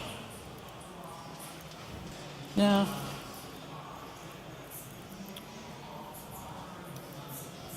so you said you came here as an observer, pretty much, Misery. Like you're just here to watch. But Yeah. when you're playing competitively for a really long time and you watch games like this, obviously you feel like you want to play at the end of the day. But Yeah. I don't know. This time around, I haven't really thought about it so much. Usually, if I were to go out early in the tournament, I would probably You can go. few words about it. Hey. Oh, hey. Hello, Bruno.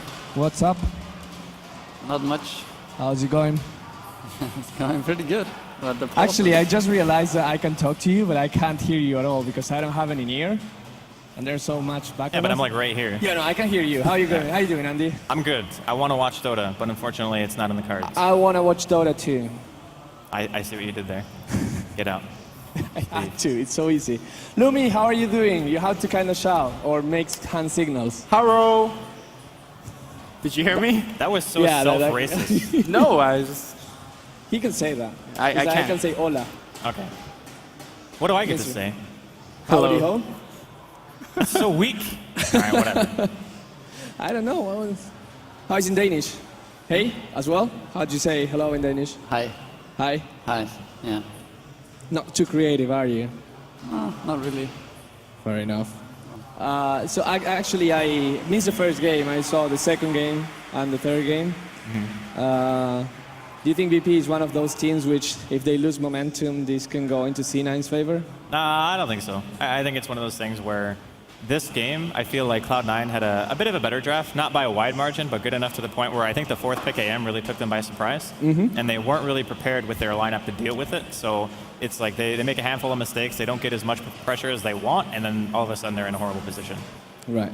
And I've been looking to my left, but I forgot to look to my right. Hello, Shiver. How's it going? Hello, it's going very well. Yeah. I was quietly sitting here taking Taking notes. I'm fiending Twitter a bit, but Fair enough. Can you share your notes with us? Because I have to say, I want to kind of show to the stream. Can you hold this for a second? Like, there, yeah. So here's some notes from Shiver, but this is like all notes, like randomly opening pages, full of notes all the time. She is absolutely... And balloons. Oh, look, there's balloons. That's good.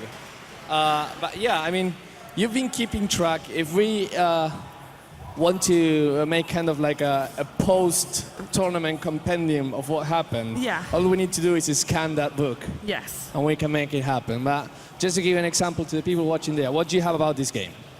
Okay. Well, it's mostly fiending Twitter, but I have the puck killing the TA very early on. Like that had a big impact on G not getting his momentum. So I have that. Good. I basically write down stake words, so I have TA from G. It's one of his signature heroes, right? Right, It used to be anyways. And I have, this is one of the few games that C9 is holding early game and not giving as much away. I know, it's handwriting. I like that. I'm left-handed, so I can't help that. A nice curly thing. Yes. So those are 3 points. Fair enough. The sad thing is, like, I do that for every game, so I have talking points. But like, since we're behind schedule most of the time, I'm just saying, yeah, you know, happy that you all said that, and we're going to a commercial, and then, you know, I don't use We're not that. going to a commercial now. No, don't get scared. Come on, we're calm not. down. But yeah, that's good. That's good to hear. And within your notes, what would you give the advantage so far? For this game? For this game, I think Cloud9 got this. They've been doing really well. Yeah. Which means that it will go to a game 5. Yes, Yeah. and that means that we're going to be even further behind schedule. That is a shame. Yes. I wonder if there's a... Chair? No. No, an in-ear thingy here, because that will make things so much No, easier. because Misery has the one that you would use. Fair enough. We And I can gave do him my PC, the so- high school thing. Oh, nice. I like that. Oh, that's so adorable. That's so much better. Oh. Now I hear myself. Actually, You do high school. yourself. It is. It is. Go Nickelback. Now you're definitely on the list if you weren't. What did you listen to when you were in high school? Or college? I just don't want to, like, you know. The Rasmus? A bit, Okay. I guess. Mm-hmm. But mostly, like, I was the one, like, I'm a family of 4 kids, or at least I have a brother and an older sister and a younger sister. So you are the third? Third, yeah. So my brother was into rap, my sister was into female artists, Right. and my younger sister was into rock. Okay. So I both basically got a bit of everything, because I was, like, basically adjusting to them. No. You didn't go into salsa or anything completely? No, not into that. Anime music?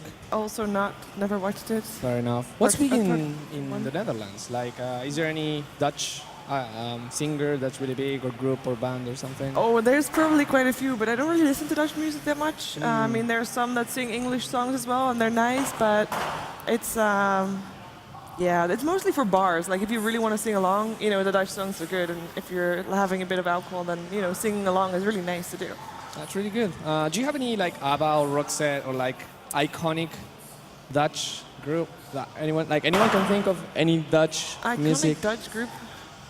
Everybody looks It is hard, right? I can't. No, I mean, there probably is one, but I just... Probably. I think we have one singer that at some point actually had a Dutch song somewhere played in France. Okay. Because I actually In heard that on- France, that's a big stage. It was a skiing thing. Ooh, the tech guy has spoken. I heard. You heard? Oh, you have my ear thing. What the hell? Did you hear? No, it's only they don't Louis that hear, hears. right. I don't hear it either. Oh. Apparently, we'll go. I have to stretch 5 more minutes. So I say we start with legs. Okay. Let's go with quads first. We're stretching. You know, you hold your balance, you pull back, then you go with the other one.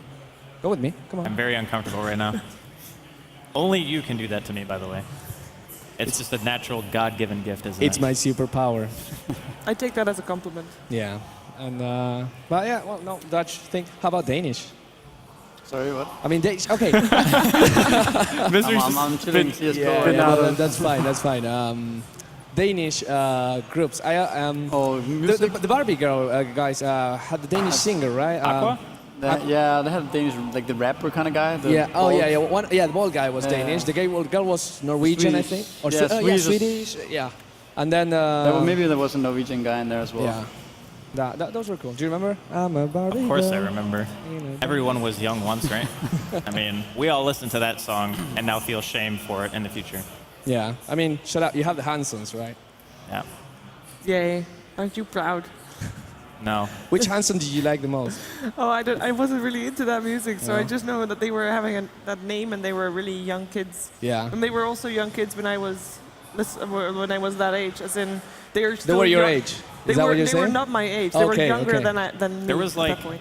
they had Mbop from Hanson, right? Yeah. You had Mambo Number 5 that was played on every single school Yeah. bus, I think. But that was not every- the Hanson. not I No, can't no, it imagine wasn't the Hansons. Hanson. It wasn't Hanson. But I'm A saying like little bit of- those songs were popular around the same time. Right, yeah. So everywhere you went, you heard those songs. Yeah, that is true. And but yeah, all music moments. What are Lumi? your music moments? What are What- your favorites or all-time favorites? Yeah, I'm a rock fan. I get very nostalgic about the 80s. And then I realized, no, there was a lot of garbage music during the 80s. We just like filter out and we remember the Queens and the Michael Jacksons and the good parts of Aerosmith and stuff like that. And then we look at Bon Jovi and like, wow, that hair, man. That will be my next move, I think. Okay. I'll grow up my hair and I'll go like glam. I think you could pull it off. I mean, the suit already is like, it's good enough, right? If your hair was a Right. little bit longer, We can make it work. I Yeah. just have to get the blow dryer and be like, get a little bit of volume there. Could do it. It's a lot of work, though. Not a much when you have these here. I'm getting bold. Like, look, it's like, they'll have much more time. I had to I look had in the to- camera to check that. I have to. Yeah, you can see that because you're taller than me. No, I have to look in the camera. I didn't see it yet. I hadn't noticed. Yeah. No, it's not on this side. It would be on the other side. Maybe. Or maybe I'm lying. But yeah, anyways, I have to do what I can with my hair. you're Yeah. a great time filler. You had long hair once. I did have long hair once. My hair was How my hair long? was down to here, like my shoulders, give or take, right? And I weighed like twice as much as I do right now. Seriously? I was large. What happened? You had Siamese twin. Computers happened. Ah. Believe it or not, if you play computer games, you eat a lot less. It's you lose because a lot it's of not weight. within hand That reach. was before the myth.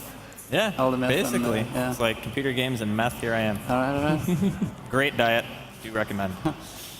But yeah, I would love if you can resurface a mugshot of you with long hair one day at some point. I probably have a picture somewhere. I just Share back it. then I didn't like play on PC as much. I was like I think it was like my sophomore or freshman year I started using computers a lot more. So I don't have like any online pictures. Right. It's all just like photo albums and stuff. So because I'm Like- ancient. black and white. Yeah. Right. But yeah, if that comes out, I would love to see that as a Twitch em up. You know?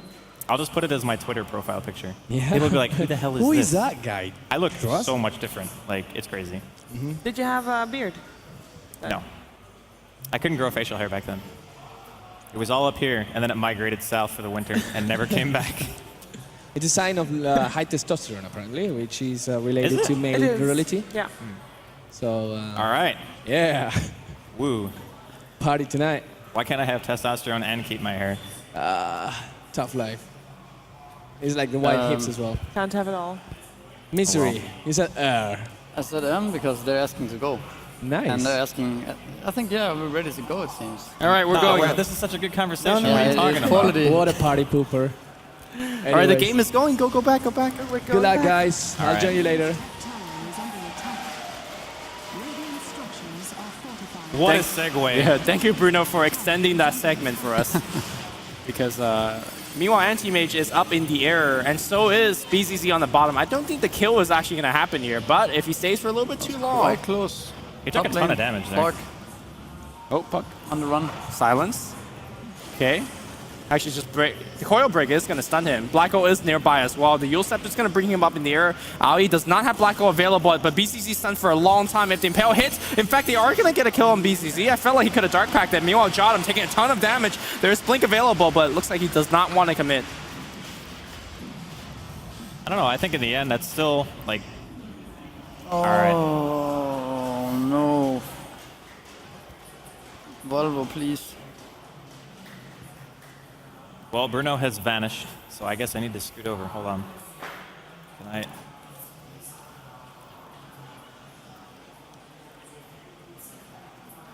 All right. Believe it or not, being up here is actually extremely tricky because there's cables everywhere, and there are like.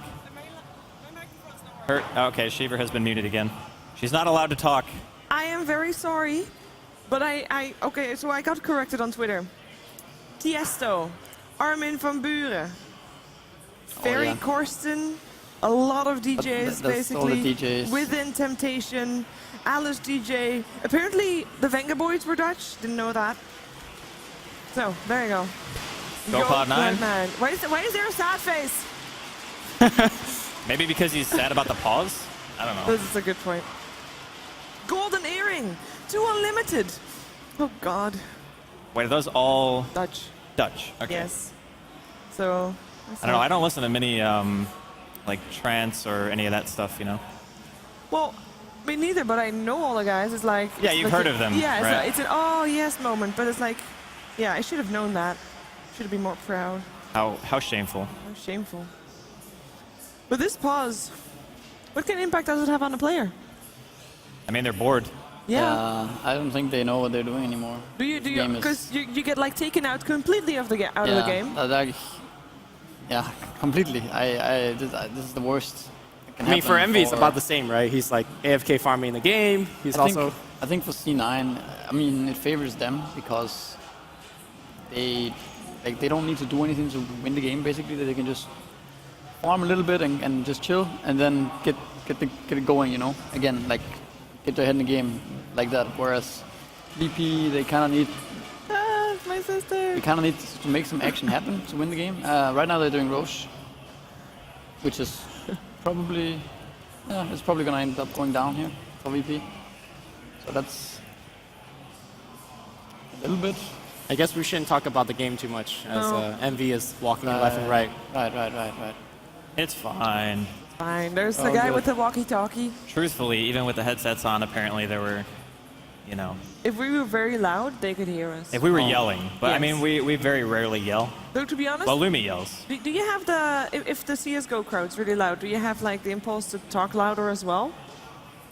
It is a bit harder to talk normally if nothing really exciting is happening, and then you have to raise your voice because the audience over there is going completely Yeah. ham. But I actually have to, like, at TI and then DreamHack, because there's so much, like, background noise, I have to talk louder to hear myself talk. So basically, after one day, like, I just lost my voice. I mean, there was that one game that you kind of just lost your voice mid-team fight, more or less. Was that the VP? I think it Cloud9? was the VP Cloud9 where Cloud9 ended up losing the second game when they were playing Naga. That's fine. And I was like, I was actually laughing because I could tell your voice was going out, but I couldn't make you stop. It was so good. The Lumi hype. Hi, Bruno. Hello, my good friends. Your microphone's not on. off. And now it is. Hello. Hello. I'm just gonna lean this way so we don't get feedback. Yeah, no, that's fine. Ooh, feedback. No. These must be a little bit annoying for the players. And also annoying for production because of course it's being broadcasted on Swedish television, TV6. Oh, yeah, they're seeing what esports all about right now. Yes. The DDoS and the lags. I believe they have like the broadcast itself scheduled at 7, if I'm not mistaken. Yeah. And basically they would start with doing a show like, of course, right behind us where the Swedish broadcasters are, or Swedish commentators. And I guess, I mean, if there's such a long pause, at least they can do a proper show because you can still have a show and talk about the game while there's no game going on. Yeah, I guess. So but at the it's same- not paused to 7. Yeah, I That don't would think they'll be- do that. Let's hope not. Yeah. So I figured out, since we have Misery here, right? And like, we're alone. Like GZ, anyone else here? It's just us Huh? we're alone right now here. It's just us 5. Yeah. No one watching. I figure I get a little bit of 1v1 with you, get to know you. So what's your real name? My name is Rasmus. Rasmus? Rasmus. Oh, I didn't even realize when I said that. The Rasmus? Yeah. Do people call you Rasmus, like your friends? They all call you Misery? No, they call me Rasmus. Rasmus. Is there a short for Rasmus? Like any... I don't know. It's like, Rasmussen, maybe? no, that's like a last name. Yeah. Oh, okay. Sen is like son. Oh, yeah. Rasmus son. Makes sense. Some Nordic stuff. Never minded. I guess when I was younger, called me Ras maybe? Or Rasser? Rasser sounds cool. Yeah. Ras. Rasser. Ras. Yeah. Cool. And that's your only name? Do you have a middle name? Huh? Do you have a middle name? No. Okay. No middle name. Just Rasmus. Just Rasmus. Cool. And Rasmus, tell me, how did your story of love with Dota begin? I started playing Dota with a friend, real life friend. Yeah. Just played one-on-one, and I played Centaur, I think, very much in the The beginning. And then I just played and played and played and loved the game. And then, yeah, No, sorry. I just kind of loved the game from there and just kept on playing. But it was like in elementary school, Right. kind of thing. This was like 6 point something or before that 5 point something? Probably 5. Cool. I remember that at least 5.80 something. Yeah. That was fun. And from there you started playing, and one day you stumbled on to the competitive scene somehow. Yeah, like the competitive. Yeah, you when you play so much, you kind of get to know who also plays a lot and who also are good, and then you start like playing with those people, and then you realize there is building a scene slowly and surely at that time, and then yeah, eventually I got invited to play for a Danish team. Right. Who was in there? Do you remember? That was Mikkel and Angel and Sviske, some old school stuff, and Sinisian, I think. Did you have any rivals, like any guys that you played against a lot and there was a rivalry? Did you get along with Loda, for example, back then? Did you? You had a rivalry. Back then I didn't know anyone, like in real life at all. Right. So Didn't you I have was a rivalry with Kuroki? I remember But that- there's like yeah, that these was, like, really later. old pub games where you guys like flame each other real hard. Yeah, sure. Yeah. I had rivalry with like everyone, I would say, back then. Everyone I did play against. So. From good 1 to times. PPD, how VM were you? Huh? From 1 to PPD, how VM were you when you played pubs? Probably PPD. That's the mark of a good player. Were you VM when you played Dota? Like? Oh yeah, you kidding? I was way worse when I played Han. I was maybe Well, the of course you rudest had person to, ever. right? It's like it's them or us. Yeah, it's like the more you flame, the higher MMR you got Yeah. in that game. So yeah, I was pretty BM. Were you brown or orange sometimes? Yes, I was. They had like these in-house games that they would play, and it always sorts by like MMR top to Yeah, bottom. yeah. And it's like orange and brown were always lowest. The worst. Yeah, and in a lot of games, and at least in those games, I was the bottom. And I still flamed. It's good. How about you, Lumi? I don't see you as a VM person. Like I can't actually- imagine you ever going ham on someone. I mean, you were at the days when I VM back in the Dota commentary I in-house. remember that. Yeah. But since then, I actually calmed down quite a But bit. it was more like Nebula VMing more than you. Well, actually, playing with Nebula helped because he BMs so much. Like when somebody on your team flames real hard, you're like, well, you know, He's doing my job, right? he's doing a job. So like, I just calm down. But over the years, I've been playing with people that says, if you're gonna BM, I don't want to play Dota with you anymore. Ooh. So you know, Those We're kind Care of- Bears, man. We really are. yeah. Looking to the other side. What's the worst thing you called someone in a pub? I don't call people names. I just tell, like, if I'm BM, I'm mostly telling them what they should have done and why they didn't do that, and then I apologize afterwards normally. You apologize for their mistakes. It's like, sorry, like, you know, just, I no, shouldn't I have don't told apologize you for my what to do. mistake. I apologize for the tone I give. Wait, You never cave in. You never say you're sorry. You stand strong, Yeah, shooter. that doesn't work. Like, I think I did that probably a couple of games, but after a few games, it starts to kick in like, okay, I'm in a bad mood and I You shouldn't had take it out. nightmares, like I did not have nightmares. You relive those moments and like how to make right with the world, and you started apologizing. You found that Steam name, added him as a friend. It was like, hey, No, not like that. I was don't with you go 5 through that games much ago. effort. No, I think the most I BM in games is actually when I play, for example, with my sister, because it's easy to BM against her because, you know, she'll forgive me because she's my sister. Right. So that's As opposed to total strangers that will never see you again. yeah, that's It's funny how that works, right? I know, right? It's like I'll BM Bruno till the day's end, but if it's a total stranger, I'll be super nice to them. yeah, I don't know why, and she knows, so I apologize to her fairly often. Yeah, she's probably there watching the games right now. She is. I saw her sitting in the audience just now, That is cool. clapping enthusiastically with the dongers. Fair enough. But going back to Misery, which is still watching. How's LCS going? I think they're on a pause. It's My They're God. having their break right now to talk about what they want to do. yeah. I think it's even. It's LDLC Navi playing right Yeah. now. Yeah, which is pretty cool. There was a lot of drama. I was tweeting yesterday, like I miss the times where the admin drama was all on us. Like, I like to be popular Well, because this kind of drama, I'm glad that we don't have that, to be honest. Imagine you go to TI grand finals, EG versus Team Secret, Right. in the grand finals of the International 5, and then words gets Suddenly out Chinese in a teams all game. suck for some reason. Yes, suddenly it is Team Secret cheated. I think And you- then- Why not EG? Well, EG apparently exploited bugs the game before. Dun dun dun. Well, it has happened before.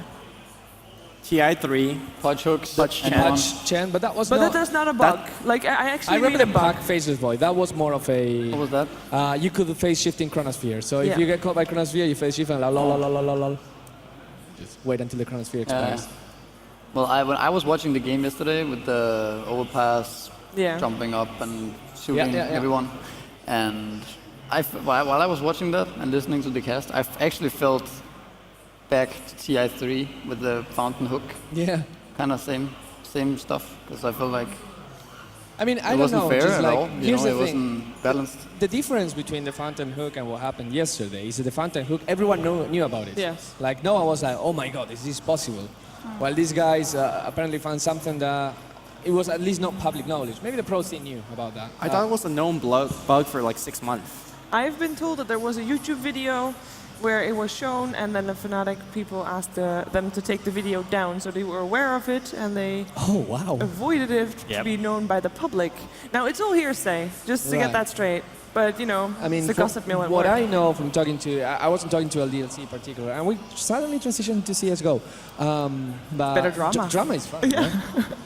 Yeah, what I heard is the LDLC guys, when they started like losing the rounds because of this exploit. And for the people who don't follow CSGO, the short version is a guy was standing in a place where he could see the whole map and shoot everyone, but you couldn't shoot him. Yeah. And the LDLC guys were for 10 rounds being like, what the fuck, where's this coming from? Like, I don't understand where I'm being shot from. So at least they didn't know. Yeah. Which was a little bit unfortunate. But yeah, I mean, the fountain hook thing, people knew about that. I remember sometimes at some point people saying it's like, it was kind of too funny to fix. The fountain hooks? Yeah, the fountain hook. I guess so. It was It was a good pop thing, and I mean, it failed more than it succeeded. Right, yeah. And it paid off for Navi, but if you were Tong Fu that time, man, I think if Tong Fu had won that, they could have won against Orange. And don't know if taking up Alliance, but they could have at least get to the finals. So they got back as newbie though, and they did pretty well at TA4. Yeah, so. I mean, they won the grand finals in like an hour and a half, 2 Yeah. hours, something like that. Yeah. Won the final faster than our pauses. Yeah.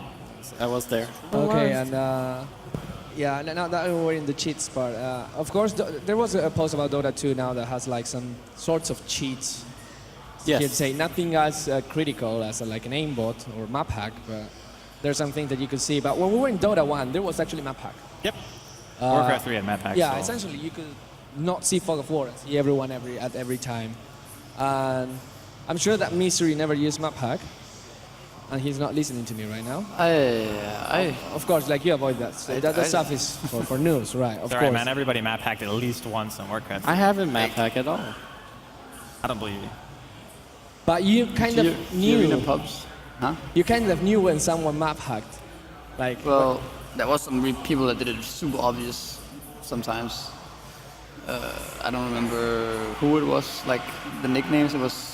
Don't call them out. It's No, like, no, it's been a long I'm not time gonna do ago, that. But right? I just remember I played versus him several times, and Now he was says like, low that, he was or like something like that. stunning with Listrak, like out of nowhere, or was it Lion or something, impaled into fog or something. Yeah. High ground. What is high ground? I can see you anyways. Yeah. But yeah, there was like that. The most common thing was people that just like AFK farmed on an anti-mage or something like that, and you were going to gank them, and as soon as you were going, like they were in another lane. Yeah. They were weezers. You And could they- never catch them. Those players always made it obvious because you would leave Yeah. immediately. Like you would never say, you Yeah, put yeah, yourself clearly in harm's way. Yeah. But maybe, hey, remember there were unlimited observer wars back then, so maybe they bought a shit Oh ton yeah, of that's observer right. wars. Holy crap, I forgot about that. It's Yeah, been a you long have time. like, oh, you're map hacking. No, I have those servers. I'm gonna download the replay and check. And then no one ever downloaded No, the no, replay. no one ever checked Because I mean, even nowadays, when the replay is like right there and you can just click on it and get it in like 2 minutes, no one does it. No. It's actually, I really like downloading replays that just check the person's play, like player's perspective from a professional game, see how they play a hero. I love that. Yeah, I just mean like from a pub game basis. Oh, you know? pub game. No, I'm Yeah, not going like to download if it's a pub game. game and replay. somebody accuses somebody of something, you just, I'll download a replay. It's like, okay, I'm actually going to go play again instead of watching a replay. Yes. Yeah. It's not worth my time. People want the drama. We said that before. Imagine a post, Draskill cheating, top of Reddit. That will happen. There's if you no such cheated. thing I'm as not a bad cheater publicity. now. I know you're not a cheater, but if you were a cheater now, If I was a cheater, yeah, that would be the Dota you gate, might be onto something there. the Draskill gate, the meth gate. I like that, meth gate, pretty cool. Decent. Yeah. Is there no such thing as bad publicity, though? I think there's a limit. There can be bad publicity, but As it's... the admins. Yeah, I mean, what is the Yeah. saying? There is no bad publicity or something like that? Yeah, but I something like actually that. think there's like a fine line. Like maybe 98% of it can be fine, and then there's like the 2% that you never want to cross. I think it's how you deal with the bad publicity. So we still have no updates. Nope. We might go into a break later, not yet.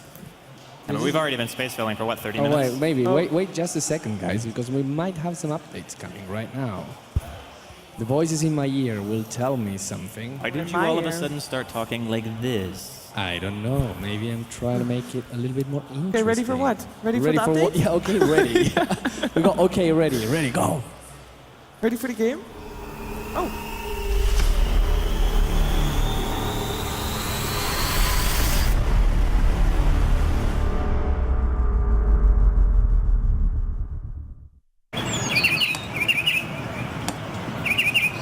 Hey, birds! I'm Edward, and I'm a tufted titmouse. I'm a pretty standard bird. Decent flyer. Okay at nests. But my forte, a little thing called productivity. Look, I get it. We all have to work. Tick things off the list. Emails, notes, presentations, expenses. But come on, man. I mean, you have to make time for the finer things in life. You're all stressing out about what you have to do next because you can't do it now. Progress isn't made by early birds, you know? It's made by modern birds like me. As for the rest of you, you're just making things difficult for yourselves. Always hunting for a recharge. Glued to your tiny screens, giving yourself a migraine while you try to write a novel with your thumbs. You birds are so old school. As for me, I got time on my side. A tablet when I want it, and a laptop when I need it. Now stop your flapping and get it done. Get everything done on the fly.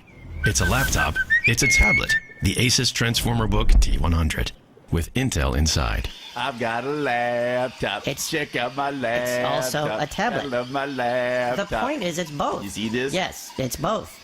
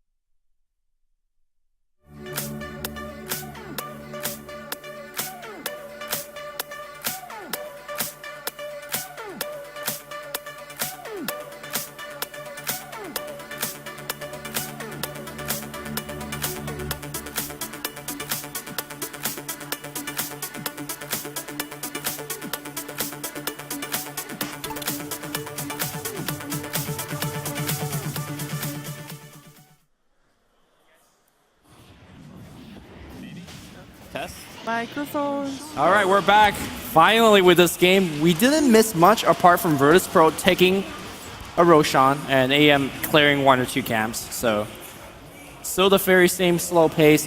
Andy, if you give us a 10-second summary of what happened 30 minutes ago in the game. Okay, so basically, when they paused the first time, no one was really going for Roshan, and then they unpaused, started a team fight, and then they decided to rehost the game to roll back about 1 minute. And then that case, I think that Cloud9 actually got the worst trade. So we're going to see an initiation here by BZZ, but I think Envy is going to be fine. And basically, it ended up in VP getting Roche. So Definitely still beneficial towards VP, but I think we can safely say that Cloud9 are not going to be too upset about it. G very far ahead right now. He's got the Aegis, so he's aggressively playing, and that's something that Misery has talked to. You got to play aggressive here. Yule Scepter's going to pick up the Enigma. They can actually clap him. Enigma stunned up here. Is there enough burst damage? G barred of this. BKB swap back out. He's looking for the black hole, but no mana for it. And right now it's Enigma. Actually, excuse me, it's going to be on the back line. AM gets 1 kill, looking for the second kill. BKB up, looking for Bone 7. Envy kind of tether up here by the Slark. He's chasing for more mana voice. Gonna get the Aegis pop very easily if he wants it. He should blink forward. A little bit of nice body blocking. Doesn't want to use the mana void yet. They will get the kill, and here's the thing, they'll kill him twice. Yeah, losing the Aegis here is not great. You want to get a better trade than this if you're going to be trading an Aegis for it. I mean, I guess better safe than sorry. Yeah, why not? What's your thought about that aggressive play from Virtus.Pro here? I mean, they had the Aegis, so it looked pretty good. Yeah, I think the swap pretty much caught them off guard, because they definitely thought they would have had the Enigma there after he got the stomp off. So I think the idea was all right by VP to actually just go for it. But C9 were actually ready in that scenario with all 5 heroes. Yeah, also I think taking a fight right now where AM is participating, they just don't have a way to deal with them. There's no bashers, there's no hexes. So AM gets to run around in the entire fight, which he did, and then just kill the supports one by one. In fact, he's going in right now against Jottam. There's a Yule Scepter actually to pick him up, but Jottam's going to die to the right click. Sadoy's in a lot of trouble as well, but he'll be okay. Yeah, I mean, that's 6,000 gold right now on Envy, so if he wants to buy a full heart, he can do that. He can go Abyssal, he can go Butterfly. The choice is pretty much his. Another Yule's this time is going to be on the Yule. Stomp, buying him a little bit of space here. The coil's going to be expended here too. Hits on Sadoy. That's 1 more kill going the way of Cloud9. Can they actually get Sadoy off of this as well? Blink away from Envy. They are playing this very passive. I mean, something that was said by Misery a little bit earlier on is that Cloud9 just have to play this passive. They don't need to do anything, and they'll eventually win the game because they have AM. And right now it seems like VP is just taking the aggression up, and I'm not sure if the 30-minute long pause really affected their mentality.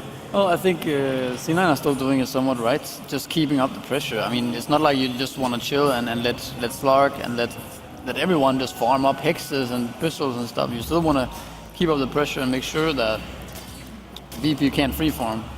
AM gets a DD rune on the bottom, so this could be he just bought a whole Abyssal blade, I think, didn't he? Yeah, he did. Oh.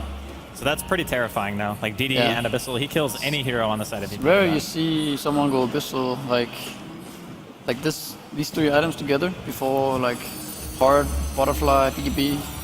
But in this game, it's good. I think it's fine.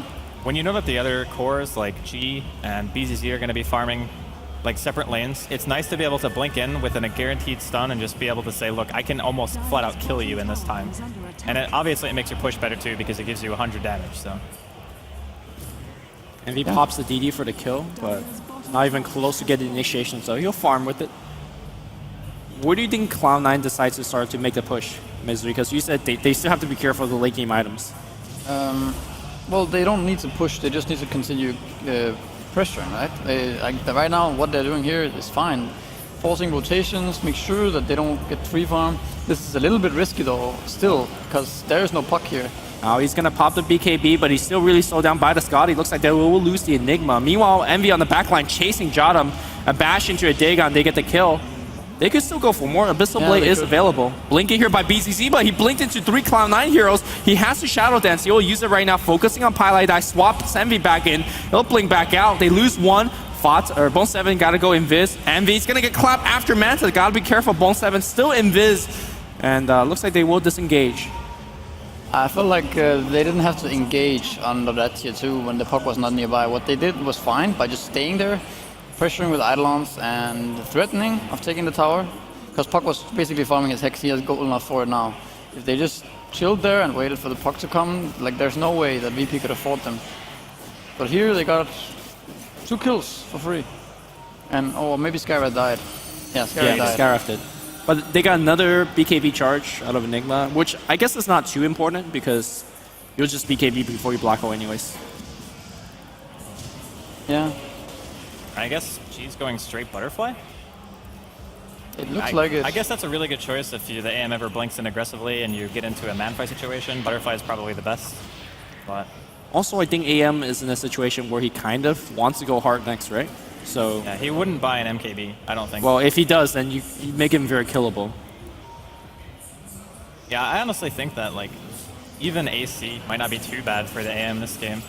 Just because of the fact that the TA can very freely go into MKB item progression, and that makes the Butterfly not really that great, and you still have no armor, right? So, I don't know, we'll see what he goes for. Yeah. I mean, I think Butterfly and then BKB is also very solid. Yeah, well the BKB doesn't do anything against ET Aura. You still get right-clicked really hard. Yeah, I guess so. But you do kill people uncontested, almost like. Hex is available. In fact, they will initiate on G. G pops the BKB immediately. Bone 7. Can he actually make it out alive? He doesn't have Force or Blink. So he eats a stun, and he'll die. Oh, Black Hole actually catching here onto VP. 2 quick kills. Zeus and Elder Titan both drop. Here comes BZZ. Manta coming out from Envy. Shadow Dance forced out here. Blink away from Envy as well. G. He's going to get hexed here. Fought in the meantime. Picks up the kill onto Jotum. Leap away from BZZ. Oh, Envy, he wants to go for this. He throws out a Mana Void. He's got another pounce and a Blink Dagger up in just a couple of seconds. Can Envy get the kill? He actually runs back around. He's going to get the last hit. Envy's godlike. Meanwhile, G is still standing at the spot right next to the tower. There is no detection, but things like Orb as well as Raining Rift could get the kill. Here comes G. Gets a meld. I mean, I think you just ignore this and get the tower. Yeah, just can grab the base. Yeah, I mean, I think Puck is afraid to walk across because he doesn't want to get meld hitted. Are they really going to stay around? It's alright, they bought back with 2 heroes, so it's a good call to go back. Oh no. I share that guy's sentiment, whoever said that. Shout out to that guy, random audience guy. But with the series of fights being exchanged, I think Cloud9 has essentially cemented their victory. If they get out of here like with a Pilot Eye dying or even AOE 2000 dying, they are really fine in this game. I mean, Slug bought back. He has no item progression after this. Titan bought back, that delays his Hex. I would assume it's going to be a Hex. I hope it's not a Lincoln in that case, but it delays it. Yeah, this is a very hard game now. TA died. I think that he doesn't have to buy back at the very least. But I mean, you see how it is every time with Anti-Mage. He just goes in, pops Manta, right-clicks, kills a hero, and then when he starts getting focused, he can just blink out. There's no way to keep it in place. And it's not like they have enough damage either on Slug or TA to take him down within these seconds where he can't blink. So, yeah, I mean, I guess the best way to kill him is hope that he blinks aggressively when the Slark and the TA are actually available to deal damage to him, because if that's not the case, they basically need pounds to hit, and then they need like 3-4 heroes just banging on him immediately for 4 seconds, like without any backup. Then they will kill him. Without Swap, without Black Hole, without Raining Rift. Without even Manta and Blink, you know. It's wishful thinking a bit. My microphone works. A little bit, maybe. Yes, I think so too. So we're back in the studio because, of course, pause gaming, and it's getting late here, actually. Yeah. Starting to get hungry. Yes, actually. Did you enjoy your candy? I did. It was amazing. And you didn't share any of the candy with me? I stole one. I mean, they're listening downstairs. They know that Lumi wants candy now. Yes. Right? Which is the whole reason why they were here to begin with, because TV6 has brought in candy, right? Yes. And they have it like Loads of below us, like down there somewhere. So basically all they have to do is bring it up for Lumi, and they'll be fine. You make me sound like a diva, except you told production, like, I will not work anymore until I get my candy. I didn't say that. I just said you implied it. Yeah, you kind of implied it. It's like, I want candy now. And he got it. I mean, apparently it works. So what do you want next? Worth. I want Lumi to get candy. Oh. Wow. What a... You should have asked for food, like or real I food. refuse to work. Hot dogs. But we can't necessarily eat up here, right, while we're doing a game. I can. Kind of hard. I mean, if it's just little pieces of candy, it's like no big deal. But if it's like an actual meal, then Hot dog? it's kind of difficult. I know that there's hot dogs. I've seen someone walking below with at the Hearthstone stage with actual proper hot dog. Like actual, it looked really good. You're going to make me change my request. a proper hot dog. It was a proper hot dog. I don't know what it tasted like, but you know, it looked good. Might have been cold. I don't know. I'm sure it was fine. Sure, it was fine as well. CSGO seemed to be in a break. What's up? You're watching CSGO? They said they were between maps, right? No, it's going on now. +2. Oh, okay. Just started. I keep forgetting we've actually been paused for ages. We so- have been paused for a very long time. And the last time when we decided, okay, this pause is too long, we're actually going to have a commercial break, and boom, right as the commercial break started, almost game time again. So maybe we should try and curse the system again. Yeah, production says Nope. keep talking. Well, the last time we were planning on keeping talking, and then all of a sudden we hear ready in my in-ear, and it's like, ready for what? And then suddenly And they then were like, you don't suddenly- get to talk anymore. We're just get out. We're going to a All commercial. right, looks like we're gonna get a go again. Oh, it worked. Yeah. It worked. That's we were the red of the almost- commercial. But I actually got a request. Do you really want to go into commercial? Lucky we didn't. No, Here's the game. the fight's breaking out now. Let's actually focus on this pilot. Guy's gonna get swapped. He's gonna be the only one that dies, I believe, because everybody gets out alive. Yeah. And Misery, you were saying if they just lose Avenge and no one else, it's pretty good for. Oh, they actually scout out Fata. Is in the trees on the left side. Also, they're gonna focus on AUI 2000. Who has the mech? Who has the BKB? TP out and yep. I actually liked that he didn't do it right away. Like a little bit more time, Is right? Envy gonna go for this kill? Also, Bone 7's going on for a yo kill. The Monoburn Dagon's gonna get one. All right, Yule's here. This Looks Skyras like he is just wants to try to is very retreat. dead Oh, here. BZZ, he wants to go in. In the meantime, Envy's just killing people in the back. Yadam dies. I think Nyx is fine, yeah. Well, Envy's only up to 6k again, so that's good. Bone 7, a little bit trouble here. Well, Spike, Impale, Nice. and he could blink out, I think. Oh, the Oh, Hex they're is just going to gonna come Hex through. him. They can actually kill him here. Coil's going to be used. The right clicks are coming through, and he's... Okay, got never Shadow mind. He's Dance. fighting. Yeah, he's got Shadow Dance. Okay, he has a lot of He conversion has right no now. more he Shadow doesn't have Dance. mana for ult. Now we got mana burn. Okay, and he's going to try to jump out. That's a free kill. Fata and Bone 7, the one blue punch. Envy's sticking around the mid lane with very low health. Gotta be careful there. And a whole port home.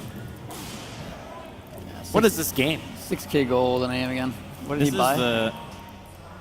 He's gonna go butterfly. Alright. Who Envy? Because why Yeah, not? Envy's going butterfly. Okay. He actually kept his poor man's this whole time. Maybe he just forgot about it. I don't know. It's kind of weird to was- just he have was that sitting item on sitting in the chicken. courier. Yeah. Yeah, he still has his bottle as well. I think the bottle actually becomes better at this stage when you have so much damage Yeah, already. I actually think the bottle did a lot of work for him this game. Yep. Wow, they actually got us candy. Thank you so much. Jottam dies. They know the we were courier fooling dies around. as well but- now. Actually got the BKB item though. here Bone by 7 G. in a lot of trouble. One more hit. Look at the damage output. G's gonna force a phase. Earthspirit is gonna come through, but you can actually swap offensively. Look at AM on the backline. He's actually taking so much damage though. G's gonna get yet another kill. Sadoy taking the damage. Sadoy, oh, the blink mech coming out from AEI. Has a black hole in 4 seconds, but no mana to use it. It feels like AM needs a heart, because this TA hurts way too much right now. Yeah, to some extent, but they did use everything they had in their power and they didn't kill him. And they're still just gonna walk uphill and take a tier 3. But of course, I mean, getting a heart now would pretty much steal the deal. Then there would almost be no way to deal with AM, because he could just go in like he did there, and then just now he would be back on full HP and another 1000 HP on top of that. So yeah, I would imagine he's gonna go hard now. I mean, what does G go for next? Does he just have to go MKB? Because of the... Hex G here. might be dead. That's going to take away the evasion. They Oh, can yeah, Abyssal he's him if... Oh, Black Hole going to get committed as well. G, I think he bought back in the previous fight, right? No, he he didn't. has buyback. He has it. Well, he might need to buy back here. Oh, there's a illusion rune on the bottom. That's huge for AM. I mean, BZZ actually has to go BKB here, which really hurts him. If you look at AM's items like Battle Fury, Abyssal, Butterfly, Manta, all like carry items that are all physical damage based, whereas BZZ, he only has Blink Scotty, and having to make a BKB in this scenario, I think is horrible for him. Yeah. Like, how is he ever going to do enough damage to kill anybody? The only way that he, like, this Slug is gonna do anything in fights is if he gets to hit Enigma like so many times and then goes to Avenge, kills Avenge, and then suddenly has like 30 stacks or something. Then he will start to maybe win, like maybe then they can win the fights. But like, I think what they had to like do or what they needed this game was like Slug to snowball harder, get to Abyssal Blade on top of his BKB or something like that, and they needed ET to farm his Hex, and they needed TA also to be able to get more than this Butterfly, because even with Butterfly she doesn't deal enough damage to really kill anyone. All these slippery heroes, they will just, because of the lag of disable, get out. Oh, MV gonna blink out. I mean, there is just no answer. Yeah. Unless MV uses Manta and then you go on in. But Fata looking to blink it on mid lane here. In fact, the fight's gonna break out right now. There's a blink hex to follow through. Alright, he goes Invis. And Bone 7 might be in a little bit of trouble himself. He's got the Yule Scepter. He'll bring himself up in the air, but it might actually die. Swap's gonna come through. Spike's like gonna be able to actually just blinks back out. Meanwhile, MV's pushing on the top. Really nice swap there by Pi. Also, I'm pretty sure he Dark Pacted unintentionally and broke both the stun and the Hex because he did not see them coming. Yeah. Oh, good break for Virtus.Pro. Because right now, if TA or Slark dies, the game is over. Yeah, pretty much. And there's Aegis and Entomage. Puck has 5k gold as well. That's like, I don't know what he's gonna buy. 4 stuff. Yeah, Okay. good choice. What do you feel about Refresher? Alright. Yeah, of course. Like, Refresher is really good. Aghanims, I don't know, I guess there's no BKBs. Okay. Goes Dagon. Dagon's also good. Yeah, it's all luxury at this point. All right, NB. You've had your poor man shield for the last, like, 40 minutes. Please sell it.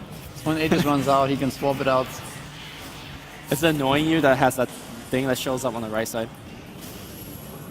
G's gonna get caught. G's dead. Oh, okay, or not. The swap back. No, but he's dead. Yeah. So still has buyback, but yeah, those deaths hurt him so much though. Like without MKB and without a Hex on the side of VP, they absolutely cannot kill Envy right now. yeah, and that's gonna force out the buyback. Envy's gonna just take down the tier 3, get silenced. In fact, they could actually maybe go back in if they want to do so. Yeah, I think now. Entomage could just blink in to 5 and fight. The black hole, my god, you guys gonna hit this one for a little bit longer. The Earth Splitter will cancel this, but that's enough time for AM to actually start fighting. BZZ gets 1 kill. G is very low. Blink forward into a Mel. Sadoy dies. On the back line here, it's gonna be Zeus 1 hit. Look at how much damage AM is actually doing. And he's like, you know what? G, you can stay in Vis if you want. I'm gonna start hitting your racks. And at this point, I think VP are a little bit too far behind to really do anything about this. I mean, yeah. Envy's got 7,200 gold right now. And he's going for that melee racks, which he should be able to finish off in just 1 or 2 more hits. Still got the Aegis too, so he's like, you know what? I'm just gonna blink around, take down the melee racks, force you here to rotate, allow my team to actually bring down the range racks. Speaking of the team, looks like Fata's just playing around with the rest of the team. Gotta be careful though. No face, no Yules for a little bit. Waning Rift, he should be fine. He could Yules now. Ooh. Oh, they got him. The spirits. But that's like what? All the tier 3s down, the range racks being sieged. You've already lost 2 melee racks as well, which is actually obviously better to get if you're Cloud9. Yeah. So I guess the only thing that Virtus.Pro play to is maybe AM dying once, buyback, and then you kill him again, but looks like he sold his boots, He's I gonna believe. buy EOTs, I guess. Yeah. That damage. Maybe he's gonna go no boots, Yeah, and just no go boots. the hard right now, and then I have mean, the Aegis. Why I need don't know boots what when you to- could flutter? Butterfly. It also has to do with the fact that if he just goes and kills the racks now, it doesn't matter, and you don't need boots to You chase. don't even need to have evasion at this point because you're not gonna die twice. So yeah, you can't just use flutter instead of boots. Yeah. It's true. Flutter boys. All right, well, they're going to find 1 catch here. It's going to be the Venge. How much more can they actually get off this? Because I don't think it's going to be much. I mean, at this stage, all your lanes are consistently pushed in. It becomes increasingly difficult to make anything happen here. They see AM rotating in for this, and I'm not sure whether they can punish this. 2 hits, Glyph is going to get forced out. All I right, don't think might he be able to dies get the here. Stomp. Yeah, he's going to Manta and just blink away, I think. Well, might not even have to Manta. He's going to just blink. He is going to get pounced, though. He's losing about half his health. Manta He fluttered. fight. He lost all of his evasion. Where's the Manta? He's not using it right now. He'll still blink out. Still not enough. He just tanked like 4 or 5 heroes. I mean, the Mystic Flare wasn't there, so... All right, initiation here. Yule's going to be popped as well. They get 1 kill. And BZC's Going to be Bone 7. really low. And they still on the AM. AM's going to get click clapped. Earth Splitter's going to come through. Meanwhile, Puck on the backline kills Yo. Mantis going to come out. Envy drops very low. Ooh, that one's not going to hit. The coil's going to break on everybody. Puck running some distraction here. AM should not go back in for that one. Well, he still has an Aegis. He can go back in. He doesn't have Aegis anymore. No, he He lost ran it. out. He lost it. Okay. But top racks is done, mid racks is done, bottom racks is being sieged in. So all they really need to do is distract, cancel some TPs, and yeah, Cloud9's got this game in the bag. In the bag. Yeah, if they had held the Raxes up and gotten a couple of kills and gotten a Hex on ET earlier, maybe. Because you saw actually AM could die in that last engagement. Did take a lot of damage. One kill, Raxes are down, yeah. Now it's too late. The one-man black hole. They'll get BZZ as well, and so will G. Feels like Virtus.Pro just lost a lot of their composures after these 30-minute long pauses. Because I felt like Cloud9 just got kills after kills after kills. I really feel as though it's Cloud9's game to lose, though. I mean, that's true. You could say all you want that they got picked a few times, but they have 2 blink initiators. Actually 3. GG. And they call it GG. So we will be going to a game 5. Cloud9 tie up the series 2-2. I don't know. I really feel as though that was more of the Cloud9 that we expected, you know? And then, like, picking the AM was a really good call. I really think that was the thing that kind of put maybe Virtus.Pro out of their comfort zone. Definitely. I feel like maybe going for the Zeus once again is a bit predictable. Yeah. I'm pretty sure the AM pick, like the Zeus pick was anticipated when they went for nukes first and then went for AM. It's like, yeah, just take your Zeus. We know what we're going to do against it. So I think BP maybe being a bit overconfident with that Zeus. Slark, Skyrise, basically the same strategy. They ran so many times. And just overall, I felt like Cloud9's heroes in this game were just so good against VP's heroes. Overall, like Nyx Assassin, Puck, AM, you don't catch these heroes, you can't kill them without stunning them.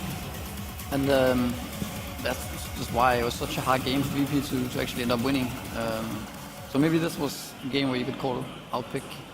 Yeah. Potentially. In terms of the mentality, I'm really worried for Virtus.Pro. They stay up till 7 a.m. talking strats. I mean, now it's been a long day.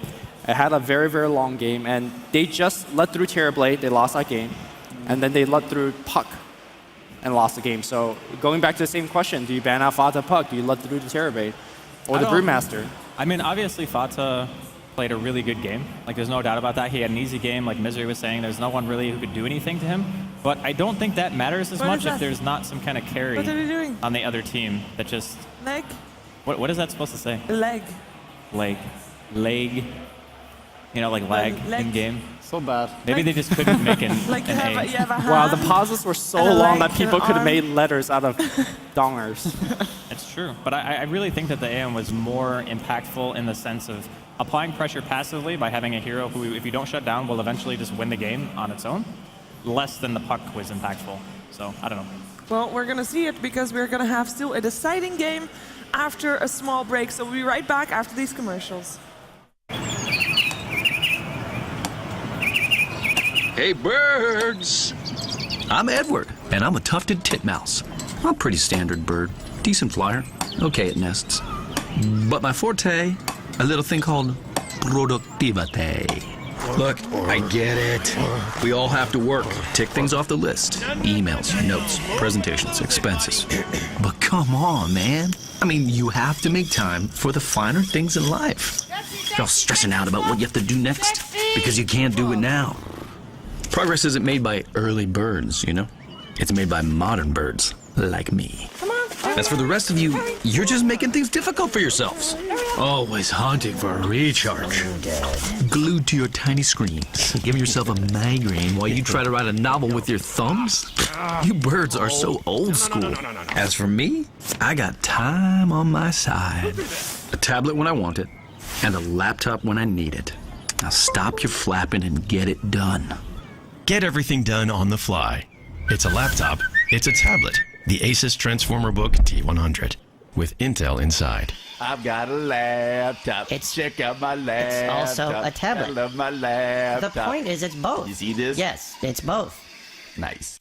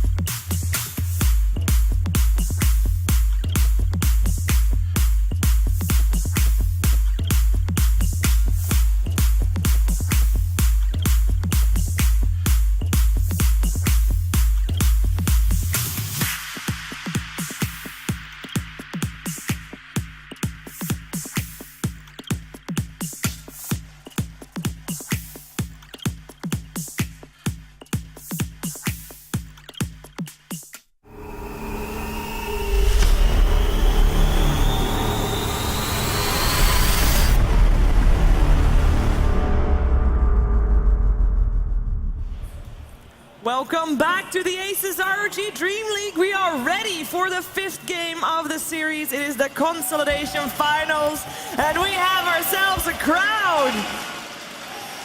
One team will be 3rd place after this game, and one team can join EG in the Grand Finals that will happen afterwards. And this has been an incredibly long series.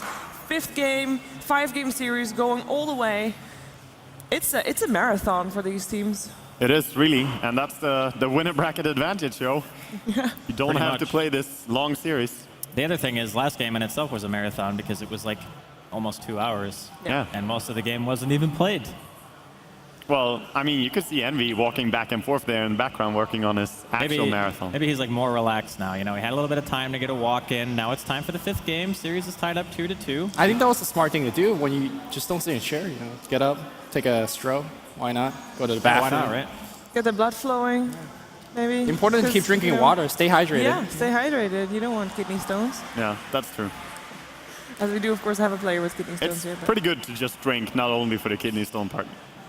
Yeah, especially if you want to actually perform. I mean, your brain needs to keep working. It's quite important. But of course, I mean, 5th match, we've got ourselves 2-2, as Andy said. And first 2 games, very convincing for Virtus.Pro. Very short games. Other 2 games, fairly long games. Not very successful for Virtus.Pro. As Virtus.Pro, because, I mean, they did really well to start. They lost 2 games in a row. How do you deal with that? I mean, I think really the last game for me, the whole story was when they picked the AM, there was very little on the side of VP to deal with it. I mean, they, like Misery said, they were not afraid of the Zeus anymore because they realized they could do something against it. So it's like, okay, we'll leave it in the pool. As previously, G himself said that he felt like the Elder Titan, the Skywrath, and the Zeus combo was considered like OP by them. They think it's like really good. You can usually win, get a lot of pressure going, but because of the fact that AM just got so much, that hero becomes unkillable with the kind of composition that they had put together, even with the TA, which I still feel was a really solid choice. There's just not enough catch to punish the AM in that game. I don't think it's necessarily not enough catch and so on. They just didn't get a good game going at all. Like, he died 3 times, killed nothing in the first 12 minutes, so G had a very, very bad start. And while you can recover on heroes like Storm or Zeus if you have a bad start, TA relies on the first 15 minutes being great. She did farm really well, but dying a lot does set you back a whole lot. Also, I think that build, in this specific game, you probably wanted to do something like what Ferrari does a lot when he plays on Dire side as TA. Just go treads into drums into Desolator, and then a blink. It's a really, really strong build for Dire side TA. Yeah, it gets you easy Roshan. Like, you can do it by yourself pretty much if you want to just buy a smoke and do that. Your burst damage and your capability of killing a hero before they can react is very high. Whereas the standard build nowadays is like either treads or phase, drums Yasha, which is more farming oriented, and it gives you a lot of pressure, but the burst damage is not really there. Yeah. I mean, he's just not a threat, and he was controlled so much by the disables. Sure, he got his BKB off later on, and as always, G landing some really amazing clutch BKBs as well, which helped him against the Nyx there, but it simply wasn't enough because the early game, his rotations didn't work out that well, and C9 seemed to be on top of things. Credit to Bone7 for his rotations as well in that game. Yeah, for me, it's the confidence level of the 2 teams. Because even with the 2 games that Cloud9 have lost us, they have not deviated with the draft. They're like, you know what? We know what we're good at. We're going to stick to our guns. And I think the first and second game, despite their losses, they picked exactly the same hero, or very close to it. Whereas here, we see that Virtus.Pro are reacting. They're saying, all right, we ban out Terrorblade. We let through the puck, and then we ban the puck, and we let through Terrorblade. I feel like Virtus.Pro perhaps is slipping a little bit. And in a very long best-of-5 series, you can't be the team that slips. You have to just, fight with your chest bared out. I still like the way they drafted, though, because they fourth picked Asus, and then that forced out, of course, a ban towards something else. They expected it was G Zeus on mid lane, right? And then they drafted a TA and played Zeus on a support role, which, to be honest, worked out pretty well. It was just that the lane, like the ganks early on, did not work that well, and TA could not stand on mid lane at all because Fada was playing really well on his puck, and anyone coming in and helping him gank was a kill on TA. Yeah. Also, maybe a little bit of misplay for once from G, where you shouldn't really die to a solo kill from puck. But yeah, we didn't even see how that happened actually, because no one was expecting it, right? Yeah, he had no refraction at that point though. Yeah, it was not available. Well, it shouldn't happen on paper. Basically, is why you miss kills like that. Well, I mean, the one scenario where you can get solo kill in mid lane is if you're battling it out, like you're juking the enemy and you think that you have him and then you don't. Yeah. I mean, but that's understandable. But he was actually just trying to farm a little bit too aggressively, I think. Yeah, I think so too. One of the things, of course, Virtus.Pro, the first 2 games that they had, played very aggressively, went into a heavy push lineup as well. Do you think that's something that they have to come back to in this game? Because obviously, just not ban out the Terrorblade, and if there is a Terrorblade picked in the first 2 picks, just pick even more aggressive heroes and punish perhaps the greed. And I say that I do realize that Envy with his Terrorblade is actually not that passive. Well, this was once again, though, a game where I don't feel the draft was necessarily what they fell on in the end, because I think that Virtus.Pro had a fine draft for that game. Even late game, if you have a good early game, good mid game, Mystery called it as well when you guys were casting, they just need to get some pickoffs. They can easily head into the late game and mid game because they have so much damage. One Elder Titan Spirit on the AM and TA can wreck him. And Slark is also a really strong co-carry. So, I don't know, I think execution was what punished them there, and they need to get the rotations down correctly.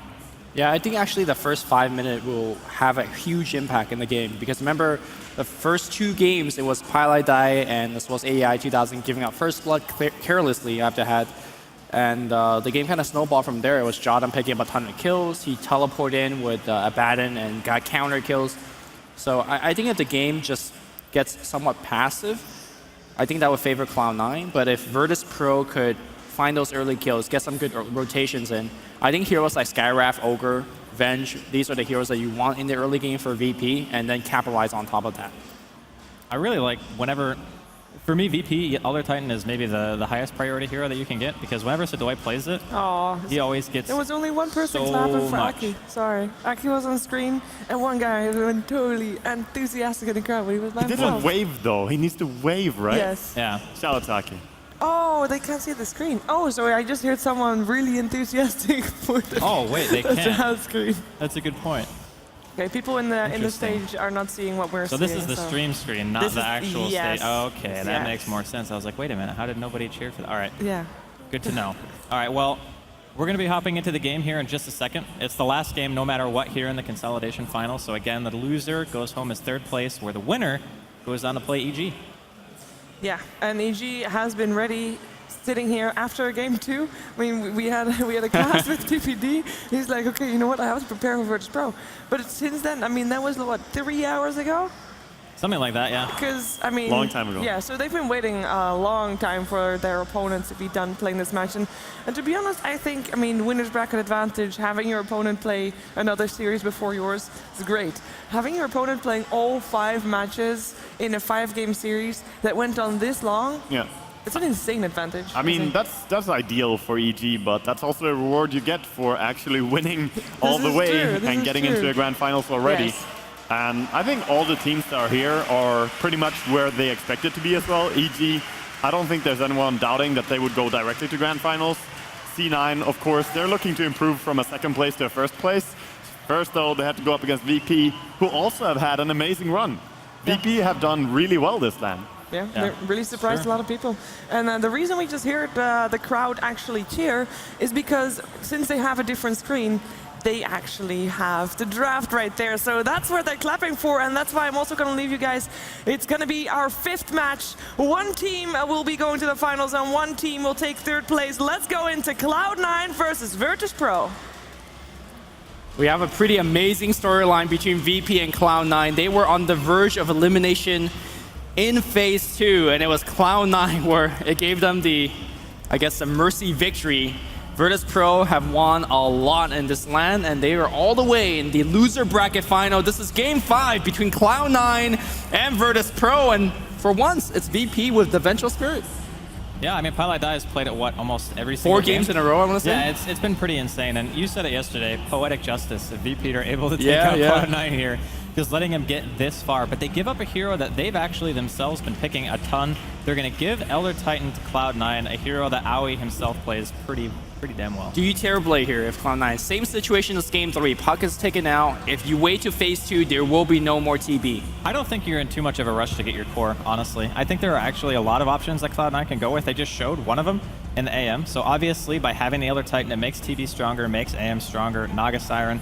Any core that you want to pick is going to be well served with an Elder Titan. So I think more than prioritizing getting that right now and giving away what your lanes are going to be, maybe a little bit, you can just go back to, okay, we can pick a support or an offlaner or something like that, maybe even a mid. I don't know if picking the core right now is the right call. Oh, MV's definitely mulling over that decision. He used all of his kind of pick time. He's deeping into the bonus time.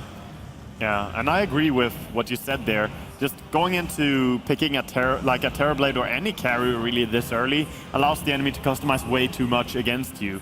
Like, they can secure that late game is going to be fine, so they're going to go for ET Skywrath combos. I think VP have run plenty of times themselves. They're probably going to ban out this Zeus out of just respect for that combination in the second phase. Although Cloud9 definitely does not play mid Zeus though. They play way too many Zeus on support. Yeah, but they do have a really good setup for doing it if they want to. And they could even run they could even run a core Elder Titan and do the Zeus Skywrath. So the combination is available to them. I think one of the ban that Cloud9 has to look towards to, besides the standard BZZ Slark, the PA, maybe the Omni Knight, is suddenly the Void, because I feel like when you give away both Void and the Vengeful Spirit, it's really hard to play around the great AoE initiation and the single target initiation. And of course makes catching Void much more difficult. Yeah, that's really true. So what do you expect that VP want to take here? Against ET Skywrath, you already have the Vengeful. What do you think, Draskell? I don't know. I typically like having supports that can just straight up fight into it. I mean, we're assuming that Cloud9, they're going to be going for probably support Elder Titan. I don't know if Bone 7 really plays that much ET. So in that sense, I like lineups that just fight against ET, because if it goes too late, I think he actually becomes a better late game hero than early game. So I actually prioritize like pushing into it. And it looks like that's what VP are going to do. They're just going to take the Death Prophet here pretty early. Jakiro has been banned by Cloud9 in both the games that they've won against Virtus.Pro, and in the games that they've lost, Virtus.Pro have had it. So they realize like how highly prioritized that hero is and how good he is for pushing. Something that PPD said is that a big part of VP's victory is Death Prophet. Every time they pick the hero, they do extremely well. Yeah. So we'll see if it's going to have a similar effect in this particular game. Standard bans are coming out here. Cloud9 takes out the Omni Knight. Slark or PA would not surprise me after. It's going to be a Naga ban. So Terrorblade or Drow, MV, you could have it all. Because they're going to probably I like push these into bans, you. though. It's really important to note that he banned Void and Naga and not Terrorblade, because if you look at those two heroes, Song stops a push, Sphere can potentially stop a push straight up, and that's what I think Virtus.Pro are trying to avoid. They don't care about the Terrorblade because they're going to try to end the game before he becomes relevant.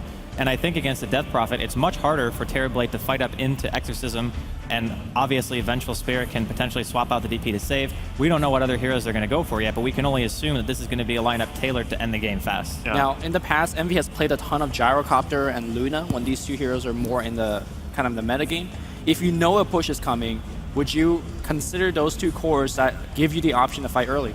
At least Gyrocopter. Not really big fan of Luna if you want to go for that one. Okay. But Gyrocopter is always available, and he's very good with Elder Titan as well. You can set up with a nice stomp and follow up, of course, with the Ancestral Spirit on top of the enemy. And it's also tons of damage. If you ever get close and Skywrath is there for silence, your Rocket Barrage just deals so much. Yeah. To touch back quickly, I think it's really funny on what PPD said about DP being key to VP's success, because Death Prophet is what they ran against VP as well. Artizio was playing it against G on his Windrunner on mid lane, and it was very key to EG success against them. So it is going to be a Terrorblade picked up now by Cloud9. I don't think that there's any surprise in that. I love this combo. Like, the Tree Venge, we assume, again, Skywrath, Elder Titan support. if VP want to go aggressive, or at least have a really strong dual roam, Venge tree is insanely hard to deal with. You have a huge, hard-hitting tree hitting you in the face. You have Leech Seed on top of that. You have a very good single target stun, or just flat out minus armor if you want to go that route too. I actually think that this support combo is insanely tough to deal with what Cloud9 has. It is very strong in the early game, but that's the part of the game that VP has to play around, right? I think you can't underestimate overgrowth as well. That's true, but I feel like a big part of the hero, Living Armor, is going to be somewhat a moot point when Terrorblade is beating down your tower. And overgrowth is nice, but Terrorblade eventually is going to have a Manta style, so I think it's like you said, they are playing for the early game. They're playing for the laning stage. I agree. The tree end does fall off. Even though overgrowth is an amazing skill, it falls off really quickly. And you need to run it together with something like DP to make it work. But DP tree end is a strong and potent combo. You can secure a pretty good laning stage for DP, and then your push is very, very potent as well. So Batrider going to be Bone 7's hero here for Cloud9, and he has displayed that he can get sub 7 30-minute blink daggers consistently, no matter what lane he's going up against. He can just head into jungle, stack multiple camps at once, and he never really fails on this hero. I wouldn't hate to see like a Centaur or a Nyx here from Virtus.Pro. I think both actually fit their lineup quite well. Nyx would be really good against the Batrider, the Flames, but they're going to go Luna. So this is definitely an all-out push strat, and Cloud9 has one more pick to kind of redify the situation. This makes me worried though, because remember we saw Tinker run the Luna push strat and how it just stopped in its track all of a sudden. If you ever stop against a TB and you stop the momentum, I think Cloud9 gets the game here. But they do have the heroes to keep going. I mean, that's what they're playing for. They're playing for a 15-minute game, essentially. The game might not technically end in 15 minutes, but we have a good kind of outlook of how the game will go. Oh yeah, they want to take all the towers very quickly, like even aiming to take all the tier 2s before 20 minutes in, and high grounding before Terrorblade becomes relevant. Yep. And Skywrath is not the best D pusher. ET and Batrider are very good though, kind of making up for that. ET kind of needs levels first, though. I mean, Batrider, sure, Bone 7's going to get his levels. He's going to get his blink, but depending on who's playing the ET, like if it's Aoi, is he really going to be farmed fast enough to be able to D-push? I'm not sure if the blink's going to come out quickly enough. You talked about the 7:30, 8-minute blink, but last time in game 1, 8 minutes in, Virtus.Pro, so you had your Raxus. So is that... Yeah, but they had Jakira that game. They did. That's definitely true. But, I mean, Venge picking up Aura, Luna with Aura, that's pretty scary as well. I think the Jakiro is the only way that works, because normally, even if you have high damage, the tower kills the creeps too fast to actually push up into the 10-minute racks. So I think without Jakiro, they're still going to apply a lot of pressure, no doubt about that. Like, is this a Broodmother game? I mean, it's a hero that we kind of forgotten, but if you're 4-man pushing and you have a Broodmother in different lane, that's kind of scary. Look at the support. Is ET Skywrath going to do anything against the Brood? I mean, is Terrorblade going to do anything against the Brood? Yeah, it's definitely a game where you could go for Broodmother. It's, you know, doable, it's available, no more bans for C9 as well. But in such a high-pressure situation where you have to win, Broodmother is easy execution. I don't know if you're going to pick a hero that you've never played in a competitive game. Look, man, I'm sure Sadoy was like spamming Brood games last night. It's like, I got this. I think they still go with something like Centaur. Yeah, something like that. I reckon Sadoy won't be playing it, but I would be extremely happy to see it. One can dream, you know? One can dream. Yeah. And for C9, they're just taking their time now as well, thinking over the options. They know the pressure's going to come early. They need something that's strong enough to hold on to the early game here. They've been mostly going back to the Centaur for that. I'm not sure if Centaur. Fata doesn't have his hero yet. Yeah. Yeah, Fata has played Centaur really well earlier as well.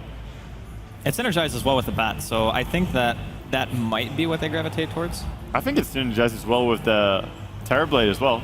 Just manage to always bail him out, because he's such an important hero to protect. Yep, there it is. And they are going to go for it. All right, so VP, what is your answer to this? Mother comes. Mother comes. Nah, not against Centaur, Bat, and ET. Like, 3 of those heroes have enough deep push, I think, to where Brood wouldn't really accomplish a whole lot. Dude, it's all about that laning stage. Get control, get Necrobook, push towers. No, by Dagon. Oh, yeah. Professional Dagon is not bad. by Dagons, yeah. I know a guy who played like over 700 games with Broodmother. He loves Dagon. Holy amazing. Moly. What kind of scumbag plays Brood 700 games? Well, the worst type of person, Draskell. Jeez, I thought I was a terrible person for picking like Invoker like 10 games. Yeah. It's good to know that there are people out there who are scummier than I am. I mean, there's even a guy who picked like over 1,000 games of Treant. I guess that guy likes to sleep while he plays. That's a little different. All right, so Dory's going to pick up LC for himself. I like it against the bat. It's good to stop the chain of initiation. Good against the Terrorblade Yeah, as well. illusions, bye-bye. Yeah, deals tons of damage as well with a nuke, which is a very good way to deal with Terrorblade. And that is going to be the 2 drafts here. Alright, Seedoy so on the Legion Commander. Are they going to put Fata top again and then just end up doing Terrorblade mid like they have been doing? And then have Bone 7 sit in the woods and then I think so. Pi and Aoi kind of just do whatever? I think against a Death Prophet, that could nuke your health. No, you're fine. I think Storm harass much more physically, right? Whereas DP just going to...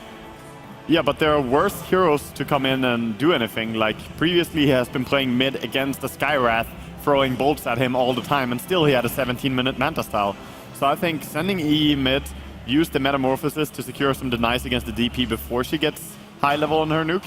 Very nice little meeples. And of course, for those who are wondering, we are actually on TV6 right now, which means that we have to take a 30-second intermission for their sake. Well, not you and I. No, but I'm saying, like, we're not hopping into the game immediately, right? Yeah. So if people were wondering. Esports. Esports. Welcome to esports on TV. On TV. Not us. Not Them. us, but them. Yes. The Swedish guys. The Swedish. You're Swedish. I'm not Swedish enough. Not enough. I didn't pass the test. You're from Skåne, right? What is the test? It's like I never ate surströmming, so they don't like me. Yeah. Isn't that the fermented fish? Yeah. It's pretty bad. I've never actually even had the opportunity to smell it, and I think I'm thankful for that. I'm pretty sure you don't like fish in general. That's true. Well, you don't like fish either, do you? No, but I did have this salmon at the Okay. Twitch party. Yeah, okay. I remember now. It was like a pre-party. It was the smallest salmon ever. I had to order an extra steak just to make up for it. Yeah, we see the players sitting here, G, thinking things over. Dreamleague, casually writing zeros. So, in terms of these drafts, you have Terrorblade, Centaur, Skywrath, Eternal Titan, Elder Titan, Batrider, against Treant, Luna, DP, Legion, Venge. Which lineup do you really favor? Like, which would you want to play in? I actually like VP's lineup a lot. Yeah? I think that their early to mid-game pressure is insanely tough to deal with. Oh, here we go. Virtus.Pro smoked up here, and this is Game 5 between VP and Cloud9. Loser goes home as 3rd place, and winner moves on to face Evo Geniuses. I can't believe it went all the way to best of 5 after 2-0. Yeah. I believed it the whole time. Never doubted. That's a classic C9 fanboy lie right there. All right, the smoke's going to go high ground. Envy, is he watching? He is. He's going to walk away 315 base movement speed. Envy's so smart. And they're looking like to drop the same aggressive ward that was placed in Game 1, or at least that was a good baiting read by C9. I mean, he knew that there's a high probability they will walk up this ramp and stood in a good position to reveal smoke and run away. There's not the most impressive catching heroes on VP, at least not level 1, so. Well, Sentry is already coming out, and Pilot I should have a very good read where that ward is. Yeah. This is just VP trying to stop the Batrider, because he always relies on getting that farm in jungle, but it's not going to do much, I think, since C9 immediately knew about this. Well, the other thing is, too, is if you happen to find like a first blood or something like that, it really helps your momentum. Like, you use a smoke, you go 5-man, you get a kill on anyone, it really does help. Oh, it's the aggro try Luna, though. This will do Huh. nicely. Well, in terms of a 1v1, Batrider is going to have a Grano time against LC. Yes, you can use press the attack to debuff the stacks, but just being a ranged hero to harass, that's good enough. The question is, can Cloud9 withstand this kind of aggressive play on top? But, you know, it's Falta there, so I mean, C9 could win mid really hard and make up for whatever is happening on top lane. And I think that's their goal. Look at this. This is going to be a pretty easy time for Eternal Envy just farming up, I believe. Yeah. Although Tower Shot going on Pilot die, he's actually taking a ton of damage. Oh, he's used to that. Taking tower shots. Just walking into towers for free. I mean, he's all right. Gotta be careful. The rotation is going to come in from Yo to give a little bit of support on the mid lane, but it's actually good for Envy because he's able to CS right now without using Metamorphosis, which is kind of how you CS in the early game. So getting some freebie last hits here for him. Yeah, but also DP at least. Top lane here, looks like BCC gets stunned up. The Leech Seed is trying to heal him up, but he's taking a ton of damage. You do not want to give up first blood on an offensive tri lane. What a nice start there for C9. Centaur with first blood is such a big momentum. A lot of important gold for him there. How did they even get close? Well, I mean, if you ever do get close, Luna is so squishy. She's really easy to kill, especially as a Centaur. You have tons of nuke damage. And Yol? He's over here getting stapled right now. Fata's coming in. He does not have enough mana for a stomp right now. Throws a stun onto Fata anyway. He might be actually in trouble. I think that's here. enough. I think that's enough. The bolt coming through. Yep. 2 kill going to Cloud9. That was some sick execution there. Really nice play by C9. Now in the draft, something we said is that VP has this lineup that has to win in 15 minutes. Giving away 2 kills in the beginning is not how you win in 15 minutes, so... Yeah, your aggro try really suffers by these kills because you give away so much experience to C9 that they could potentially shut you down on that lane. And how do you scale into mid-game? How do you pressure down towers if you don't get the momentum? Yeah, it's definitely not the best scenario at all, and we're going to have a pause here. Oh, no, it's not the same problem that they were having, right? Well, I think Virtus.Pro didn't have the problem previously. I'm pretty sure they had lag, sound issues, and now FPS issues. So soon we have had it all. That's true, which means that when we get into the grand finals, there's not going to be any problems left because we've fixed them all. We've had all the issues. All right. So the way the lanes are going right now, I mean, Sedoya's been doing pretty much dead even with Bone 7. They actually have identical CS up until this point. It's going to be down to who has, I think, the higher impact in these 1v1 matchups. Like, what can Sedoy do and what can Bone 7 do? Because he always seems to be able to find his picks. He gets early Blink Daggers. And being able to pick off heroes like Death Prophet, for example, I think actually cripple VP's lineup so much more than if VP are able to get like a pick off on even a core, just because of what their lineup is meant to do and how long they actually have to accomplish it. I can agree in general that if you pick off the DP, that will stunt VP completely. But in general, getting a pick off when you have DP on your team, you can easily turn that into something more though. So I still think both the heroes are really, really core here. The Batrider and the Legion, what kind of impact they can play. That's definitely true. In terms of the heroes around the Roshan fight, in terms of like sieging or defending, I think Batrider is where I'm more comfortable with. Giving the high ground or flying vision is exactly where you want to be. So even though they're farming well, I think I would want the Batrider if I'm Cloud9. Yeah, I mean, for C9, it's a great hero to have, especially when you have a player so solid as Bone 7 on it. Yep. I'm actually completely surprised that Cloud9 has not had to use Metamorphosis just yet. Like, Envy's just farming. I think it's weird that he didn't, though, because 12 CS on the DP, I thought they could shut him down even more, but, you know. Because if you have the Metamorphosis early on, level 1 Crypt Swarm is not guaranteeing you any CS. Even level 2 is going to be pretty hard to time completely against that last hit of Terrorblade. That's true. And I think denying the DP early on here is really important because from level 5 and onwards, she's going to deal tons of damage to TB. That's where she starts taking over the lane. Yeah, and even though there's been some kills going the way of Cloud9, this top lane from VP isn't really going that bad. Like, it's 12-2 for BZZ. Fata has 3 creep kills. So even with those pickoffs, sure, it matters a lot, but at the end of the day, the farm's still going the way of VP. Yeah, very heavily as well. So nice, calm and collected play by VP to even after dying twice up there, still holding on to that lane very nicely. I think it's at some point, like, if G just continues this, spams, he has pretty easy time controlling the runes because he knows that he has 2 supports sitting in top lane. And honestly, if the Batrider ever goes to a rune, it's pretty obvious. And I think Bone 7's actually doing that now. He's just pushing out bottom with his Fireflies. So yeah, Envy is stacking jungle with an illusion meanwhile here while he lanes mid. So gonna get a nice big stack here without wasting any time from anyone. Yeah, and Pi is also stacking the Ancients, so we're gonna have a field party if they actually get farmed. But top lane again, Cloud9, they get yet another kill. Yeah, getting too close. They could maybe even run down here on the Vengeful. She does not have any boots. Well, look at the right clicks here. The movement speed is pretty fast. One more double edge, but looks like they see the TP. Calm and collected, maybe it's Cloud9. They're not getting a lot of CS, but Centaur doesn't need it if you're gonna kill people left and right. Yeah, and a lot of it goes to Aoi. He's playing a really core part on that top lane. Normally we talk about how ET is a very weak laning support. This game... Oh, definitely not in this game, yeah. Aoi's making us eat that statement. I think a lot of it's due to Yol's positioning. Like, both times BZZ has died, Yol has not been there, and that time he didn't even use his stun. So I think it's more just the lane of it, like itself, is way out of position most of the time, and the supports are not where they need to be. Highlight die gets found, but he misses the Crypt Swarm. One more kill will do it. One more hit. All right, There you go. Base movement speed. Witchcraft. Yeah, Witchcraft is really, really good, and he has his boots coming out as well. Gonna be just fine. But this top lane, gotta go again here on Jottam. Yeah, Stomp's going to be there. Double Edge to follow it up. The tree armor comes out, and he will be fine for the time being. Something we said in the past about Elder Titan when he was playing as an off-lane core is that he's good against tri-lane because his spirits get a lot of target to hit on, and then he gets the damage and movement speed. Well, not exactly a core here, but doing a lot as well. Back in the mid lane, Sunder to initiate against G. Very nice. G sent us out, but the bow is going to bring him down. One more right click. He's tracing into the trees. He's so fast, The though. bow should do it, and the living armor. He's done. He's surviving. Living armor.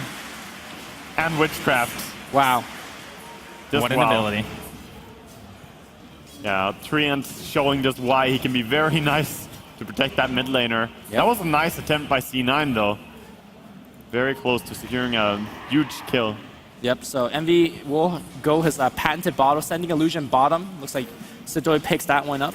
I think it's fine when you're playing a mid TB, and even as Mystery said, bottle on TB makes a lot more sense than bottle on AM for me. He still makes it work on AM though, but it's not necessarily amazing, but on TB I definitely think it's a great item. My question is, these early game deaths, like, it's giving Cloud9, I think, a lot, but have they actually gotten enough kills? Because I still look at Fata, and he has 10 CS. Like, sure, 2 kills is good.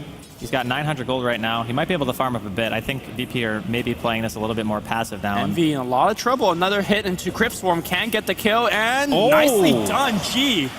I mean, he recognized that his Crypt Swarm does so much damage. They're not even done here. G with a high movement speed can't get another Crypt Swarm. A couple more right click here. Yeah, Skywrath is a very fast hero though. This is optimistic, as at least this hit does have Here boots. comes Bone 7. He's got Lasso. Can he drag him on high ground? He could. They're fighting about it, but another Crypt Swarm can't get the kill. He Cool doesn't down have in 1 Firefly. second. He needs to Firefly away. One more Crypt Swarm. Ooh. 42 health. All right, so how is G able to make so much happen on the hero with no disables and just walks around spamming Crypt Swarm? I think that's more so Envy playing too aggressively or too cocky. Yeah. I mean, he is surprising though. G can make things happen. He does the same on a Viper. I mean, all you have is right click pretty much. Still manages to find people going out of position. So he does extremely well know when he can pressure his advantage. But this top lane, as you mentioned, Centaur only on 16 CS. The bigger part is he's level 6 now. Yeah. And that is massive for C9. So next time Batrider wants to gank someone, it could be really dangerous. yeah, those Crypt Swarm chase kills would not happen anymore. Easy disengage with Stampede. The game is slowing down right now, but the key thing to point out in the mid lane is that Envy is no longer farming. He's trying to stack the jungle, but eventually he has to go back for those stacks. In fact, Fata looks like the rune. Nice deny, but Stampede's gonna get used here. They want G. Do they have reflection? Looks like they don't. He is so dead.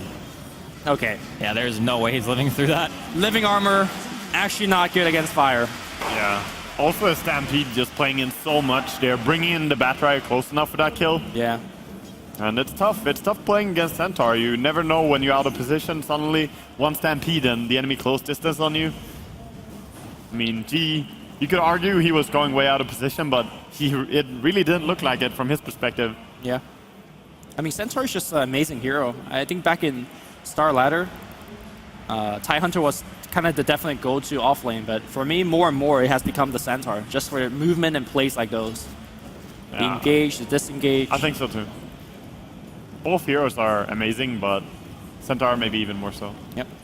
And now with Bone 7 kind of jungling a little bit, gives the lane... He's got his blink money right now. Yeah. 9-minute blink. So if you're Virtus.Pro, your game plan is to take multiple towers. I'm thinking you're off the game plan now, right? Like, it's just not working. You're already on the back foot, I think. Yol's going to run into Aoi here inside of the woods, and he's going to make his way towards the lane. They might be able to get a kill here. They know there's no Stampede for at least a little while longer. Yol with the stun. Yeah, that's looks like VP is going to be able to get this one. Who's going to get the last hit? Goes in for a stomp. Okay. Oh, wow. Give it Doing to a the lot bench. of damage to BZZ. Yeah, plenty of damage over on Luna, but still, she's going to regenerate just fine here. Nice kill to get, but as you said, we're almost 10 minutes in. No tower has been pressured at all from VP so far. They don't even have Exorcism up yet on the level 8 DP, but once they have, I think they need to start going and training down towers, because Batrider, he will punish you if you wait too long. Same with Terrorblade. I think just having the blink is already being in a position where you are punished, because if you try to go in, think of how hard it is to break stuff like high ground. Sadoy trying to run, but he's going to get dragged up on the high ground. I think it's not going to last long enough, but he's still taking a ton of damage. Here comes that Stampede for the secondary slow. Flame Break available. Sadoy taking so much damage. He's popping all his regen, but Bone 7 will find himself another kill. Well, the first one, but, you know. Yeah. And he has smoke available for the next one, too. I think it's actually just way too dangerous to go for runes now if you're VP. Like, Batrider is so good at going for runes. Skywrath is great in small engagements. You have Stampede also to worry about. I don't think, unless you're bringing another hero with you, that going to a rune is even worth it. The one scenario where I feel that they're stronger right now is that they can just go as 5 and start training. Because sure, you have Batrider to grab one guy, and Elder Titan is pretty good, but so far, the fighting potential from C9 in a full team fight is not amazing. Whereas VP have a lot of tools to work with. I think they need to start doing that. I think, though, if you 5-man up, you're giving up any resemblance of a mid-game you have. Because if you look at Sadoy, he's not close to his blink. And unless he gets like 2-3 kills on the 5-man, he's actually not going to get any farm. Oh, Overgrowth here on the Bone 7 is you're going to be able to get in range in time. The Firefly is still on. Oh, Bone he wants to 7's gonna swap him, away. but he can't reach. Nice He's only level 4, man. Swap is a dream right now. Poor Venge. Yeah, I'm very worried about Sadoy, because if he doesn't get a blink and make himself useful in the next 2-3 minutes, I think VP is in really a lot of trouble. Because if you look at the mid game, Trine as a support is just not that effective. Yeah, they're gonna bring down the mid tower now. Most likely C9 not gonna fight against it. But already we're heading into mid game and C9 are starting to run away with it. Look at Terrorblade and what he's managed to achieve, even though he hasn't been that relevant yet. He's getting stronger.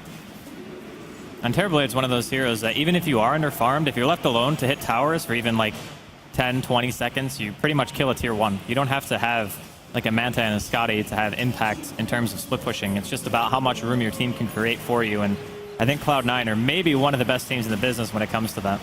Yeah, even though the goal graph doesn't really show it, I feel like Cloud9 has taken a countless amount of ancient stacks, jungle camps with Batrider. They're pinging the Tranquil Boots. They're like, can we... If they could gank him and take his Tranquil... Okay, never mind. The hype. The fake hype. They're like, we'll settle for Fata instead. Swap him? The swap's going to be there? No. He could actually Stampede to run a little bit further away, but it looks like he didn't need to. Imagine what a level 6 Vengeful could do for you. Yeah.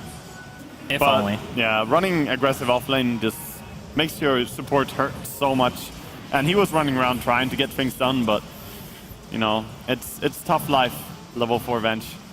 I think maybe he was a little bit overly concerned with stopping like the dewarding in the jungle to make sure Bone 7 didn't have anything to kill and Envy didn't have any stacks to go farm, but if you just sit top, you prevent the Centaur from doing anything, and BCZ completely free farms. You think similar to the way, we hear a grab here on bottom lane, trying onto the tree, and probably gonna bring him down pretty easily here as Skywrath is gonna throw his ulti. Do you think that's the same way that C9 when they ran aggressive tri lane and let off the pressure on the tri lane? You give too much back away to the enemy? I just think if you're gonna have a Venge roam, like you can't roam on mid. The only reason you go there in the first place is to help G, but G was actually fine. Like even though Pilot spent some, he spent some time there like harassing a bit. It's like he was still farming well. He even got a solo kill. Like why do you need to prioritize G? I just think that if you leave that lane and your carry dies twice because of it, then it's definitely not worth. Yeah, true.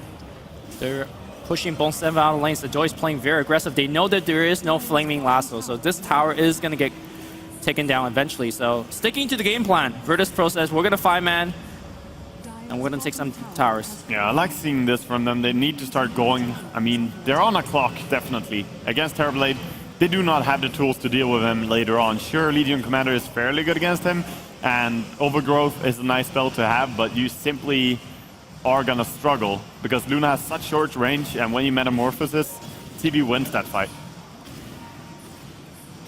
Well, I guess it also comes down if there's a blade mail or not, if there's illusions or not. But yeah. Yeah, obviously execution can change things. He's gonna get caught here. Concussive Shot giving the slow. The masks are coming out and Stampede again, allowing these kills to happen. Centaur not even joining these fights. What a hero. Yeah. I mean, Centaur has had a massive impact in this game.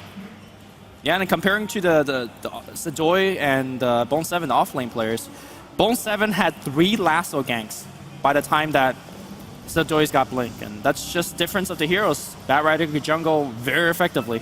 Yeah, it's very true. Like, even though the lane was going incredibly even, it's very hard for Sedoy to go to the jungle and kill like 3 stacks simultaneously, whereas Bone 7 can do it and make like 1,000 gold in less than a minute. So Yeah, it's also, as you say, Lumi, the threat that a Batrider puts on the enemy, whereas Legion Commander doesn't seem that dangerous, and I'm not sure it fits the key timing that you're trying to work on as VP in this game, because they drafted a Legion Commander fairly late. She was the last pick. Yeah, she was the last pick. So would you think that something else would be better? Well, I mean, obviously it's decent against Terrorblade, but to the overall style that they're trying to run, it just doesn't really kick in yet. We'll see. I think if they could just like trade for a pick, I know the heroes banned out. They would just want Jakiro, right? Yeah. 100%. Well, I think the main reason they picked Legion, to be honest, is not even TB. I think it's just a Batrider to disengage the lasso on whoever gets grabbed. So if Luna gets pulled away, if DP gets pulled away, you can protect him with your Legion Commander. I think that's the primary focus of the hero. But you need to go as 5 for that to even be relevant. So far, the game has been very, very split up. Excellent observer ward from Virtus.Pro. It's getting it.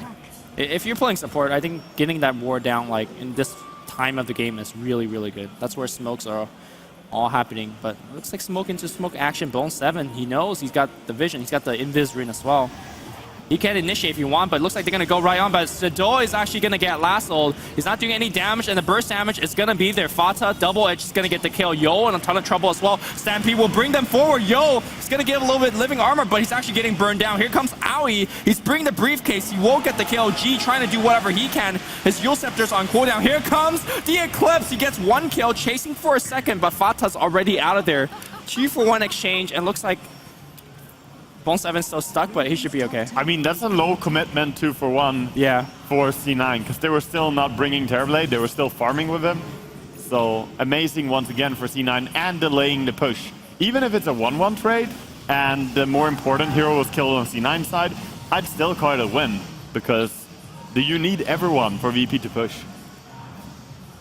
Is Bone 7 thinking about initiating here? Or he wants to farm the camp, maybe?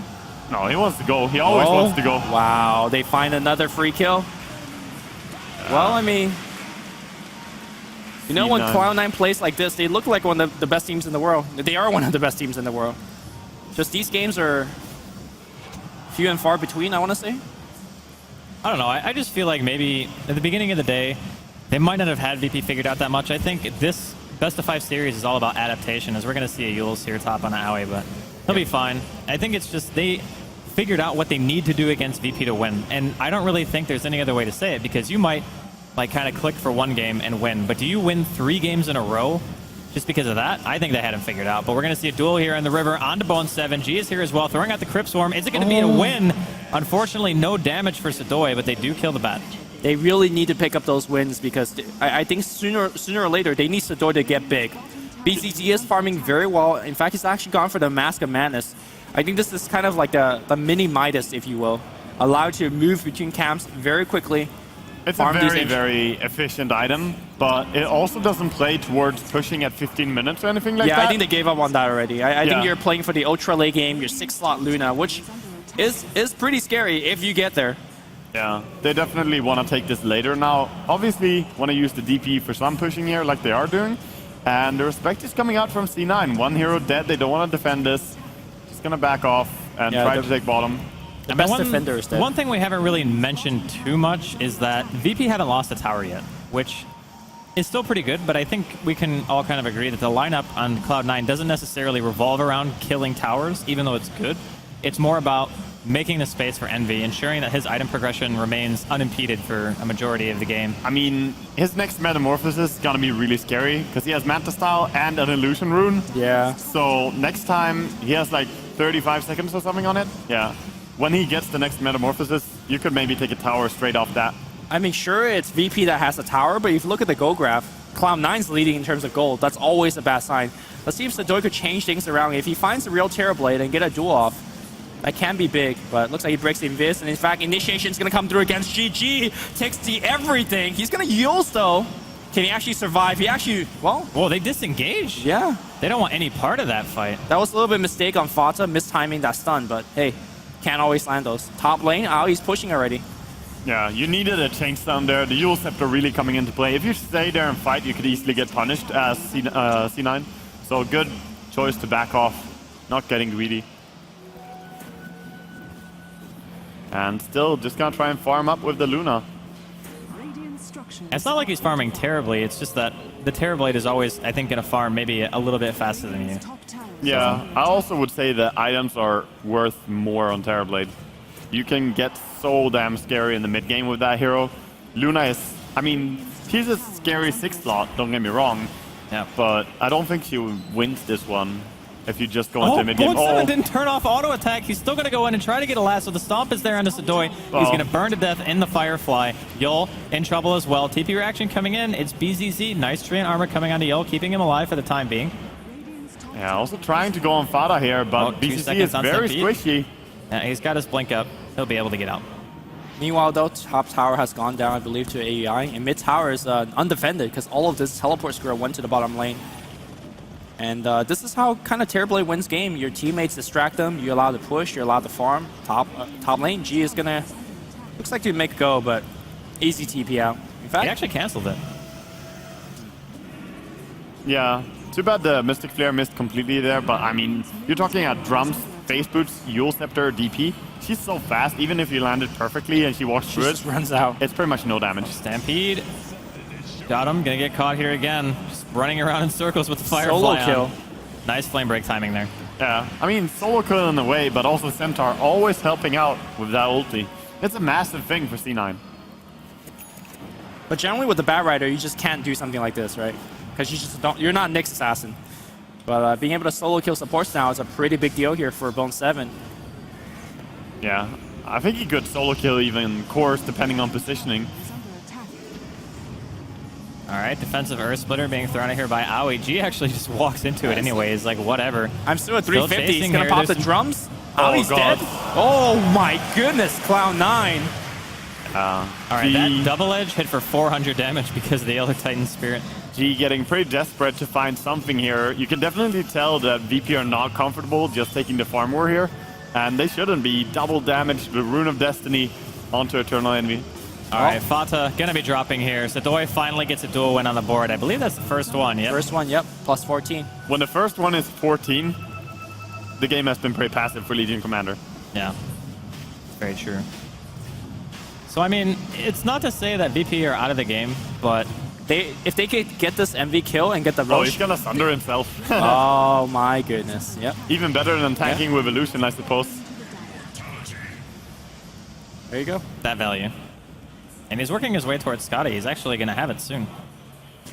And this is the time we were talking about, like 25 minutes, Matt to Scotty. That's about where you feel comfortable in being able to just take the game, right? How's Luna doing? He's got the Yasha for the farm speed. He's got the BKB. I imagine that's coming next. Yeah. I mean, this is very good farm, but it's just not good enough. It's not Terrorblade farm. Yeah. Yeah, I mean, 130 CS, 23 minutes in on a Luna is not something you brag about as well. It's decent farm, but she isn't controlling the map because of the Batrider, because of the Centaur. So VP definitely not where they want to be. They gotta go for a smoke here, try and get some pick off. I think C9 are just playing really well here, pressuring all the lanes, even with Elder Titan. Yeah. I mean, given the fact that he started as an offensive tri-lane, the Luna, and got killed twice, I think it's not bad. But looks like they're going to pick Aoi here once, which gives them a little bit more dual damage. All right. 14 to 28 in less than, what, 2 minutes? Yeah. Not bad. Yeah. I mean, if you get Lysian to be fat enough, and she gets a Blade Mail, BKB, etc., later on, yes, she could potentially kill the Terrorblade. You need to find the real one, though. Yeah. Still not an easy task for VP. Bone7. Looking for a pick here. In fact, he's going to grab it on G. Is Stampede going to get used? They're dragging really far back, but who's actually doing the damage? It's going to be Centaur. Perfect position here. G just gets blown up. Yeah. Wow. I mean, just look at how far he pulled him there. Yeah. Can you even say that G was out of position? You can't really. It's more the fact that they need to be 5. Their draft is really good against Batrider. They have swap, they have press the attack, but if they're not going together, they cannot save him. Yeah, I guess you could argue that Sedoy and the swap was not there, but Sedoy's looking for a pick, but need a little bit more here. Could probably get the damage, but can they win a fight as well? Oh, they're gonna go on Pylai die the duel. Yep, his team is not with him, so another plus 14. Oh, in the river here, y'all gonna get caught as well. Oh my god, yep. And that's another tower, right? No, actually the creep wave is fairly pushed. Yeah, they want to get mid actually, because mid tier 1 is still standing for VP somehow. The And Trian. Envy wants to change that. Yeah. Trian is definitely prolonging these towers. Like the Mask of Madness gets popped here. Scotty slow, not on the actual hero, but he'll just backdoor the tower. Goodbye, tower. Yeah, it was nice knowing you. The deny? Nope. Too much damage. Not happening against Even TB. with the vengeful damage, he still hits for almost 200. Yeah. I mean, the hero is scary, man. Well, he's level 16. He's got Manta Scotty. I guess he just goes Butterfly next. Or, I mean, he could go BKB too. It's not terrible here. You could even go, you know, whatever he wants. He can go Lincolns. It's not bad this game either. I don't think I've seen him ever go anything that's not a Butterfly. No, he went BKB 1 game. Or Okay. maybe it was 2 games. I don't know. I've definitely seen him do it before. Because the way that he sees Butterfly is like, it's a great fighting item when the fights need to be had. And it's a great farming item because he'll flutter every time it comes off cooldown. It's like having a semi-haste screen of sorts. Yeah. I mean, it's the bonus face boots, right? Yeah. It's like basically Mask of Madness for Luna right now, like a farming tool. Yeah. It's a very, very good item, and it works so well for your illusions as well. So would not be surprised to see him go for that. Also protects you fairly well against the Legion Commander. Yep. Full BKB on Centaur. I guess he will not be caring so much about the magical output anymore. I'm not really sure what VP is supposed to do at this point. Like, G just has a bunch of random items in his inventory. It's like, okay, oh, okay, this is dead actually. Stampede gonna be Swap's popped gonna here. be there, Swap, but- no, it doesn't matter. He's Wow, still dead. They're just chasing him down. Stampede used offensively so much. Looks like Luna ult is actually doing a lot of damage, but I think, well, Jottam, great ultimate here. Envy taking a ton of damage himself. The Sunder goes off. He's got just a 2-man hoof stomp. Fata, this game has been absolutely amazing. BZZ trying to run himself out there, but the briefcase, man, Miguel Sador pops a BKB. He will get the Envy kill, but Envy's got the Aegis. So Sedoy runs away. That's an ultra kill on the Batrider. Yeah, and that was a dieback, I believe, from G, wasn't it? I think he bought back and died again. And here's the thing, Meta's up, Manta's up. Do you just lose at least a tier 3 here? Yeah, he did buy back and die again. Wow, yeah, okay. he got sundered immediately when he came back, and then just chased That's down how away. Envy got full HP, yeah. Yeah, so this was a massive win for C9, and this is not a push that's This gonna is snap. Rax. Yeah. Well, maybe not Rax. Definitely They tier have 3. growth, but I still think they can Rax. Like, Envy does so much damage right now, and his Metamorphosis is still on. Yeah, and you have 20 seconds before anyone relevant comes alive again. Wow, Cloud9 being down 0-2 to start this best of 5. It's on the verge of making it to the winner bracket. Well, no, actually, the grand finals. Vance shows up for a bit, but I don't know if you want to show up. The swap back in. Yo, Jottam says, what are you doing? Just Jottam kill, and Yo's still going to die, I think. Yeah. Oh, no, actually, the melee form. The Lucian gets the kill, and it looks like they'll Stampede to retreat. They had enough. They got what they wanted. Yeah, Envy pretty happy with that push. Actually, 5,000 gold. Envy might die here. Yeah, he does Manta. Manta gets immediately silenced. BZZ has another Luke to stun though. He wants to fight this. Jesus, going into this? Yeah, he actually has Sunder. If he wants to cast it right there, he's losing a ton of health. Can he get off the Sunder? Actually hasn't He been used used. it already, He's already, yeah. and he's fairly low, but he'll survive. Envy. Okay. Actually immortal. GG. And Cloud9 will move to the grand final, facing against Evil Geniuses. What a comeback.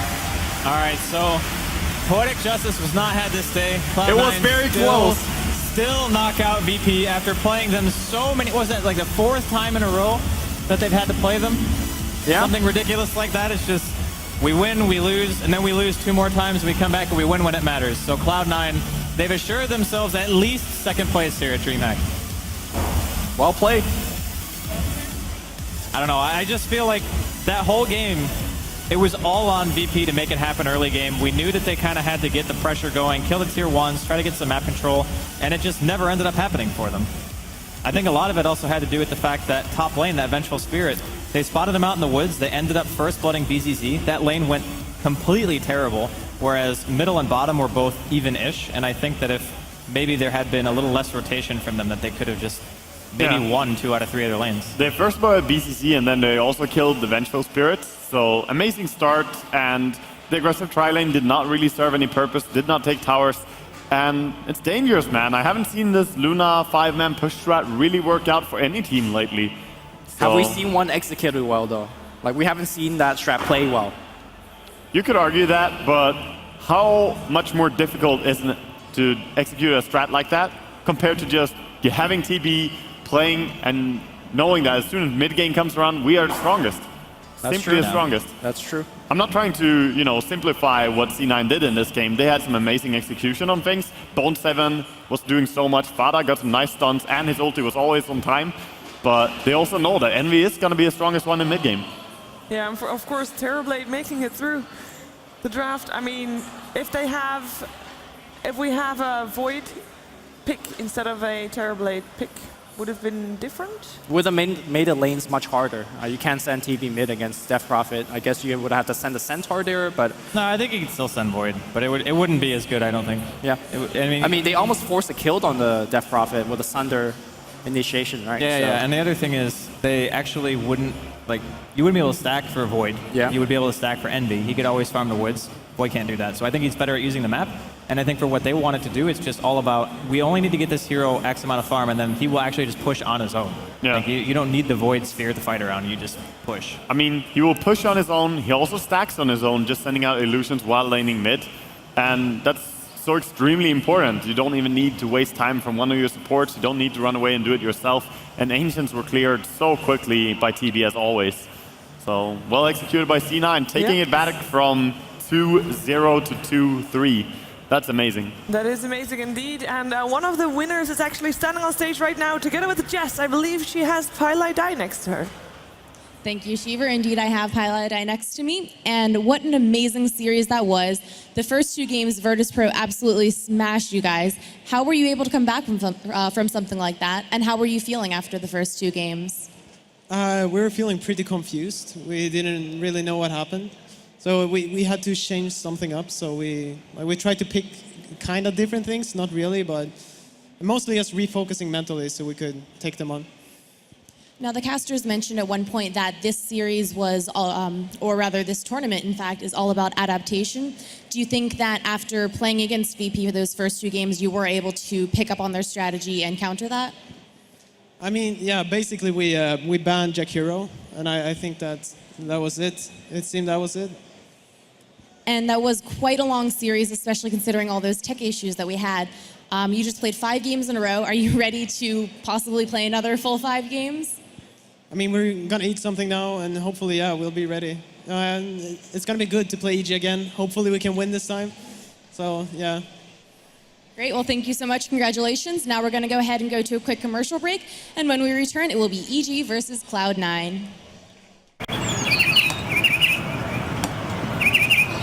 Hey, birds! I'm Edward, and I'm a tufted titmouse. I'm a pretty standard bird. Decent flyer. Okay at nests. But my forte, a little thing called productivity. Look, I get it. We all have to work. Tick things off the list. Emails, notes, presentations, expenses. But come on, man. I mean, you have to make time for the finer things in life. You're all stressing out about what you have to do next because you can't do it now. Progress isn't made by early birds, you know? It's made by modern birds like me. As for the rest of you, you're just making things difficult for yourselves. Always hunting for a recharge. Glued to your tiny screens, giving yourself a migraine while you try to write a novel with your thumbs? You birds are so old school. As for me, I got time on my side. A tablet when I want it, and a laptop when I need it. Now stop your flapping and get it done. Get everything done on the fly. It's a laptop, it's a tablet. The Asus Transformer Book T100 with Intel inside. I've got a laptop. Check out my laptop. It's also a tablet. I love my laptop. The point is, it's both. You see this? Yes, it's both. Nice.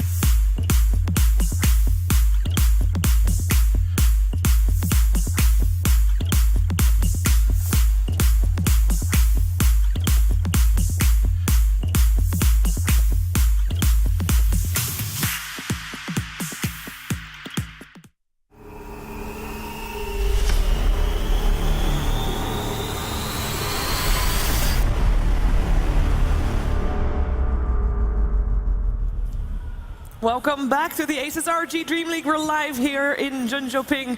It is the last day of DreamHack Winter 2014.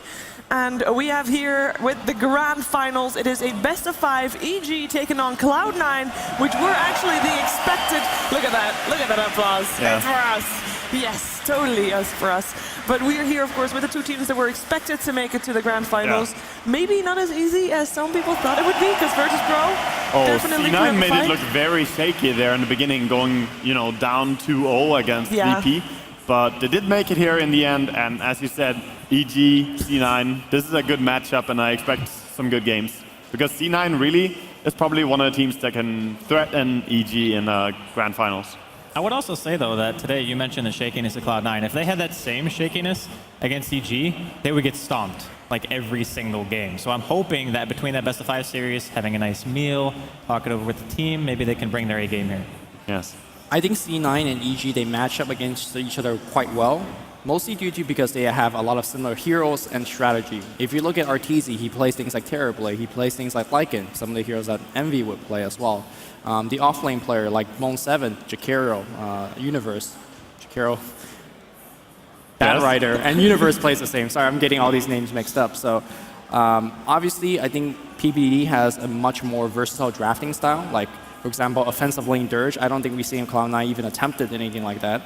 At the same time, we do see different heroes like Bone7 with the Nyx Assassin that we don't see from EG. So these two teams are very similar. At the same time, they're very different. So I'm looking forward to this best of 5. I wonder if we're going to see any, like, is Terrorblade going to get banned? Is Terrorblade going to get first pick? Is it going to let through? I don't know.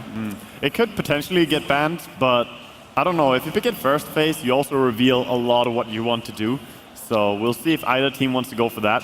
One of the main differences to me between EG and C9 is that EG are so consistent in always winning laning. Just come out ahead, like 15 minutes in, be around 7.5 to up to 12,000 gold advantage, and that's common. So C9 need to find a way to take the laning stage against EG, which is a tough order.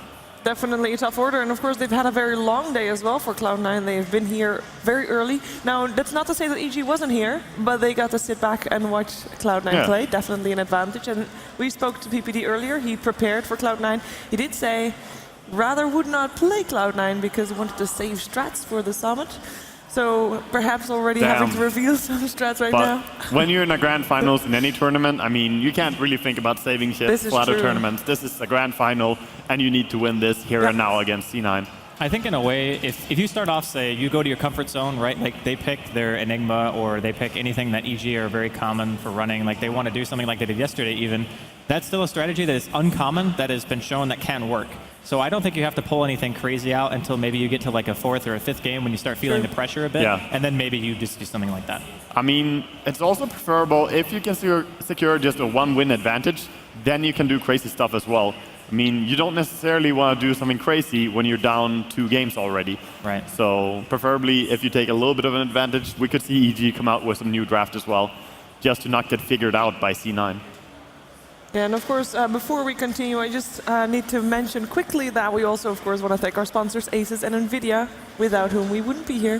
Yeah. So, and of course, thank you for everybody who supported by buying the tickets. I mean, that's amazing for you too. I mean, it might be too late to buy it now because, there's only 1 match left, but if you still want to, you can. But for those who did buy the ticket, that is very much appreciated, as the teams probably will appreciate it even more than me. Thank you, players, for playing Dota as well. Yeah. Yes. Big props to players. Yeah, players, by the way, who are right now not at their PC, but soon they will be. And also, heads up, we are queued up with Swedish television, so we're following their production cues. So if something happens, I'm going to cut you all off, and we're just going to follow the Swedish production. Swedish guys, TV6 boys, turn it on. I mean, if you want to watch this stream, have that on, but if your TV is in the house somewhere available, I don't care if someone else is watching something, turn on TV6, support esports. And actually, I saw Aki standing there right now, so he's actually on the panel right now, so that's always nice to listen to. Or look at. Or look at. And his girlfriend's there too, it's also nice to look at, so it's like... And then you have Papa Dreamleague. I mean, what more can you say about him, right? A beard. The beard is majestic, actually. it's like so good. Are you jealous? And he always has a smile on his face. He does. Which is good. Yes. Are you jealous at the beard? A little bit. I mean, I can't really grow it that full yet. Maybe with more practice, I could get some pointers from him. Maybe. You need to try hard. Dude, I try my best. It's like this side just does not come in that well. That's why I keep it short. I see.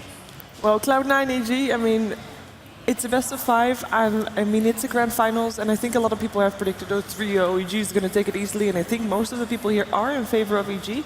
But if they do win, or if you don't believe them to win, like, what's your predictions? I think that C9 could probably take 1 game. I find it difficult to believe that they're going to take it 2 games and even win. I would be surprised if C9 take EG in the grand finals here, but I think 3-1 is probably the most likely outcome to EG. Yeah, I'm kind of inclined to agree with that sentiment. Like a 3-1 or a 3-0, I think, are maybe the most common. But 3-0 is so hard to do in a best-of-5 series because even in 1 game, all you have to do is just get a good draft or have like a couple of good fights, and you just win the game. So I don't know. So 3-1. 3-1, yeah. I'm kind of feeling the same. Are you going to join the bandwagon, Louis? Believe. I stand here as a representative of the C9 fan club. This is true. Not because I believe in them, but they need to have a fan.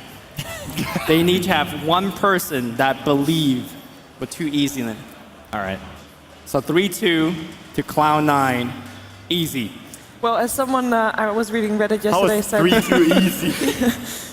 You, for Cloud9, you support them with your heart, not with your rares. So who knows? That's the best thing I've ever heard. Yeah. I also like after today's first 2 games, really fast games. Sorry, I fiend Reddit a bit. So someone on Reddit said, I think I bought too many snacks. I could relate to that so much, and I'm very happy that the person that bought so many snacks to watch the grand finals, or in the last day basically, got to sit there and eat all his snacks, and probably it doesn't even have any left because if I knew that the finals were going to be over soon, I would eat all my snacks right now. What was that? Some 5.5 hour best of 5 or even more? 6. Something like that, 6 hours. So yeah, you could probably munch on some snacks.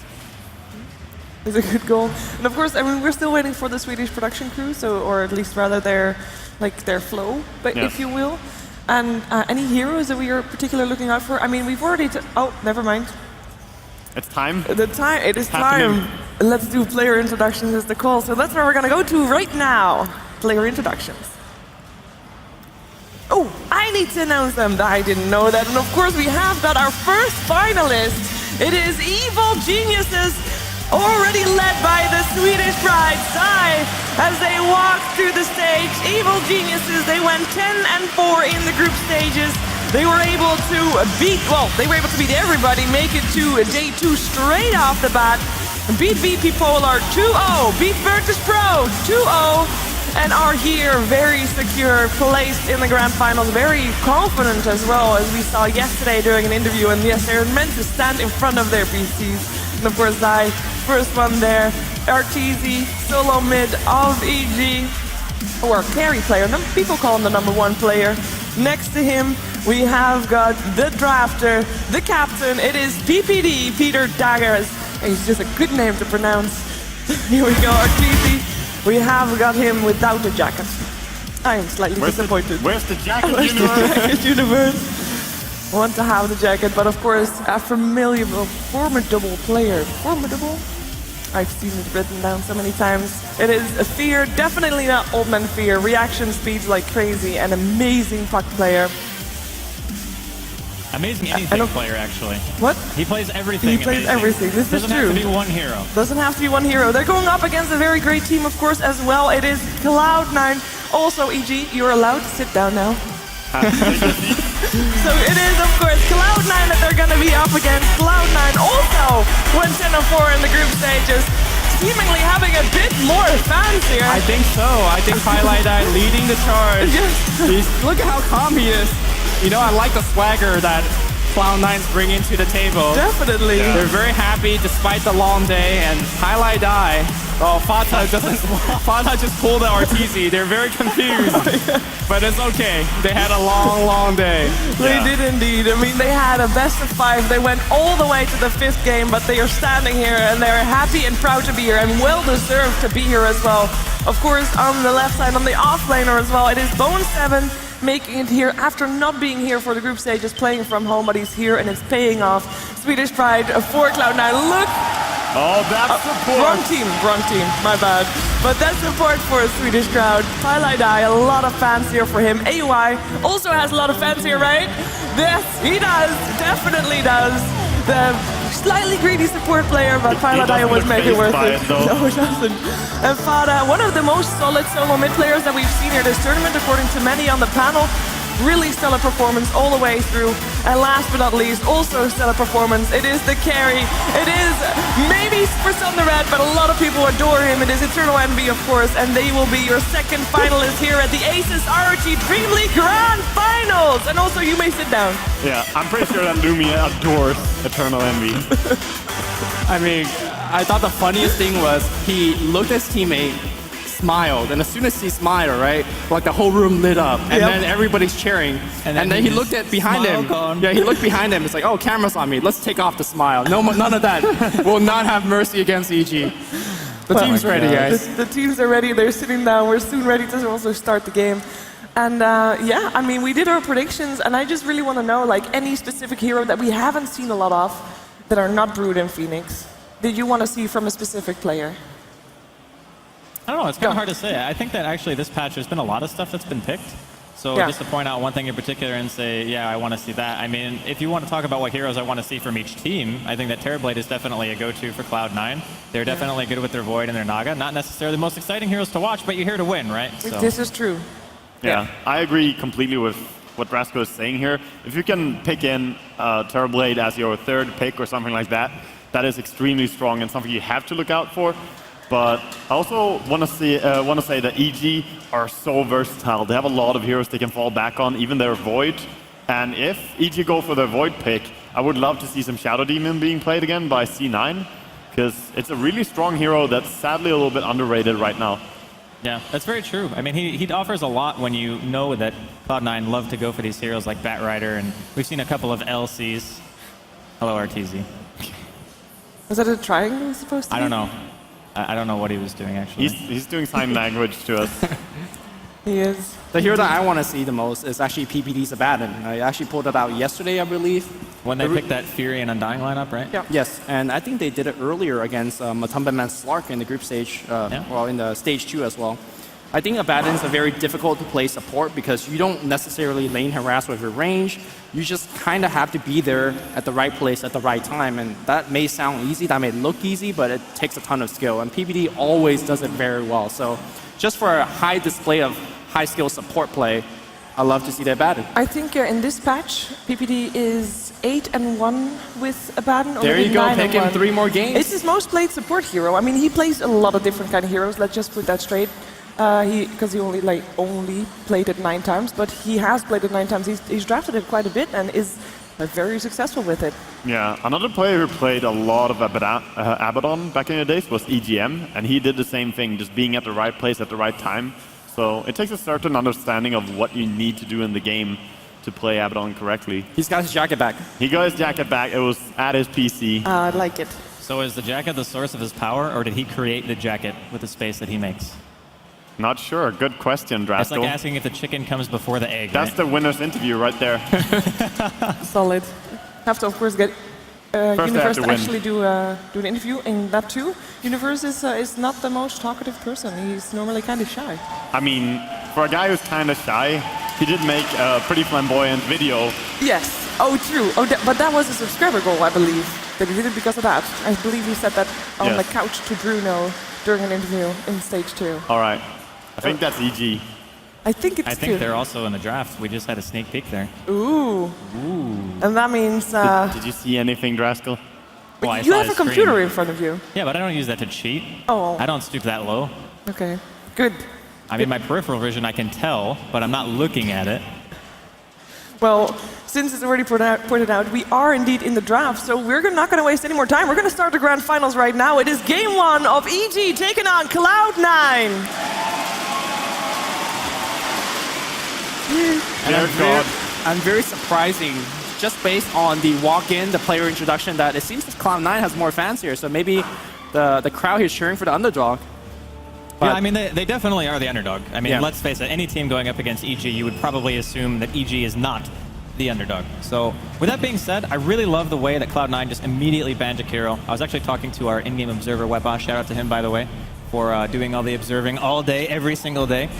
And I was like, yep, they're just going to ban Jakiro, because that's the hero that I think kind of let VP run 2 games over on them. Definitely, and PPD is like, hey guys, look at this is my strat, it's working pretty well. Maybe they'll run it back, but again, Jakiro's a big core part of that, so none of that early game tower pressure. Cloud9 likes to drag the game out a little bit longer, and EG very good at applying pressure early on. Yeah, it's a very core ban because they did run Jakiro with Enigma before and did so much with it. I mean, when you can both slow down the tower attack and have some summon push along with it, it's just tremendous damage that you deal in the early phase. So C9, I talked about it earlier on our little predictions as well. They need to find a way to break EG's strong laning phase. You can't really just rely on doing the same thing as you did against VP there, because they will punish you. It's really interesting to me that this draft goes by, like the first 2 bans come out, Batrider, Vengeful Spirit from Evil Geniuses, 2 heroes that Cloud9 have been using to great success today. I mean, I think those are in large why they were able to take those games off of VP as well in the later stages. It's a small adaptation to what EG have been banning most of the tournament, which has been Vengeful ET every single game. Yeah. But this is just saying, hey, Bone7, you have a pretty good bat. We'll ban it. Definitely respect-worthy, in my opinion. And now Evil Geniuses, they have a chance to get a Lycan, something that we don't often get a chance to see, as Cloud9 actually took out Jakiro and Brewmaster instead. So did they want to go for it that early? Did they want to give themselves the opportunity to have that kind of push potential, the Roche potential? They are dire side, by the way. Yeah, and they have run it plenty of times already in this bracket. 3 times, I believe, in the bracket that I've seen at least. Have they lost with it? No. They haven't lost a single game. They haven't lost with it. So they are going to get their hands on a Lycan once again. Dear God. But it's you can't really blame C9. Talked to a lot of people about this before, and I don't think that you can win EG by out-drafting them. There's always going to be some strong combinations coming out from EG. Their drafts have always looked solid on the laning stage, on the mid-game, late game, and they have signature players on many heroes. What you need to do is come up with something yourself that works well and play really good. That's how you beat EG, but that's a tough order. Well, see if Cloud9 are able to get something else. I mean, they do get Puck, right? That's one of the heroes that we said that we'd like to see Fata have more often. Yeah. And he's got maybe one of the strongest heroes that he possibly plays in his arsenal now for this first game of the Grand Final Series. And Ogre Magi coming out from Evil Geniuses as well. Yeah, but Puck, despite being one of his best hero, you could definitely exploit it on the mid lane. Templar Assassin is a very, very hard counter. We've seen RTZ play it in the mid lane. Obviously, though, that's going to be his Lycan. I'm pretty sure that RTZ is playing the Lycan, but I mean, fair. Who says he can't play a good TA? He plays a good anything, in fact. I think EG might just be comfortable putting the Lycan against the Puck. I don't really think it's that bad of a matchup for him, especially since they often say, we always go bottle on our Lycan regardless, and I think if you can just wolf spam, it's very annoying for Puck, especially once you start getting to like 3 and 5. Those wolves actually do a ton of harassment. Wow. Just like guns a-blazing, people are picking just their own signature hero. They're not afraid of being countered. I like it. It's like you play your best strat, we play our best strat, and we are going to just outplay each other. Yeah, this is really a nice mentality to have for C9. Normally, I would say picking Terrorblade early shows what you're going to do, but there's no doubt that EG would ban it out in the second phase, and this is what C9 have been playing the most impressively. Their Terrorblade has just had so much success with the DD runes, Illusion runes, etc. being bottled. Envy just plays this really well. I love the Enigma ban as well from Cloud9. Just giving another ode there to Zai. He played a phenomenal Enigma the other day. A hero that Evil Geniuses probably play more, I would say, than any other team right now, at least in the Western scene. They're very good at playing greedy with it, and some teams have actually tried to adapt a bit in that style. I think VP actually picked it today in one of their matches, and I just think that hero is going to see a heck of a lot more play soon. Yeah, definitely soon. And Zai even had fun buying the Aghanims on his Enigma. The game was pretty much over at that stage though, but if you ever get to that luxury, he hurts so much. Doesn't even need someone to help him. I think actually the most important hero drafted here so far is not the Lycan, not the Terrorblade, nor the Puck. It's actually Ogre Magi. Because Lycan, Terrorblade, a ton of these teams, and these 2 teams in particular, focus on getting the bottle, right? We need a ton of rune control early on. And having supports that allow you to check and, in fact, bully away any other core that comes for the rune is Ogre Magi. So I feel like, for example, AEI, he plays a ton of Zeus. Zeus is not a hero that you want to send to the rune and secure the rune, because he can't. Ogre Magi can. So I think a lot of these 5 games, if it does go to 5, has fought a lot at the Rin spot. Yes, I agree completely. Both EG and C9 know exactly how important it can be to just get one of those Rune of Destinies. And of course, we will see both teams checking out a lot. What do you expect that EG want to pair up with their Lycan in this game? Obviously, such a versatile team that I don't judge you for being wrong, but what do you think that they want to go for? I don't know. I think when you're playing against TB, you still have some sense of urgency because TB late game versus Lycan, you're still going to get shredded as a Lycan, and it's not many heroes that you can say that. They do go with the Zeus, so this could be support. It could be core, yeah. It could be a core as well. It could be Fear playing on the Zeus, so we'll have to see. Since Jakiro's banned out, Panda's banned out, I'm kind of leaning towards it being a core, especially since against Terrorblade, having an over-leveled Zeus against Terrorblade is so nice. Like, you burst down incredibly hard. I kind of want to see EG go for another Titan, but I also feel like that would make their lanes a little bit weird. At the same time, who said this isn't a mid ogre? We saw Fair bring it out. You get quick level 6. You give 2 multicast to Terrorblade, he's dead. So it's really hard for Cloud9 to predict. And it's Cloud9 are going to take the ET. Okay. That's a very late Elder Titan pickup as well. Yeah. I mean, he has been rated top pick, pretty much first pick most of the games in Dream League overall. So getting all the way to 3rd pick here as Puck and Terrorblade are rated really high by C9. And of course, EG happily taking up that Lycan.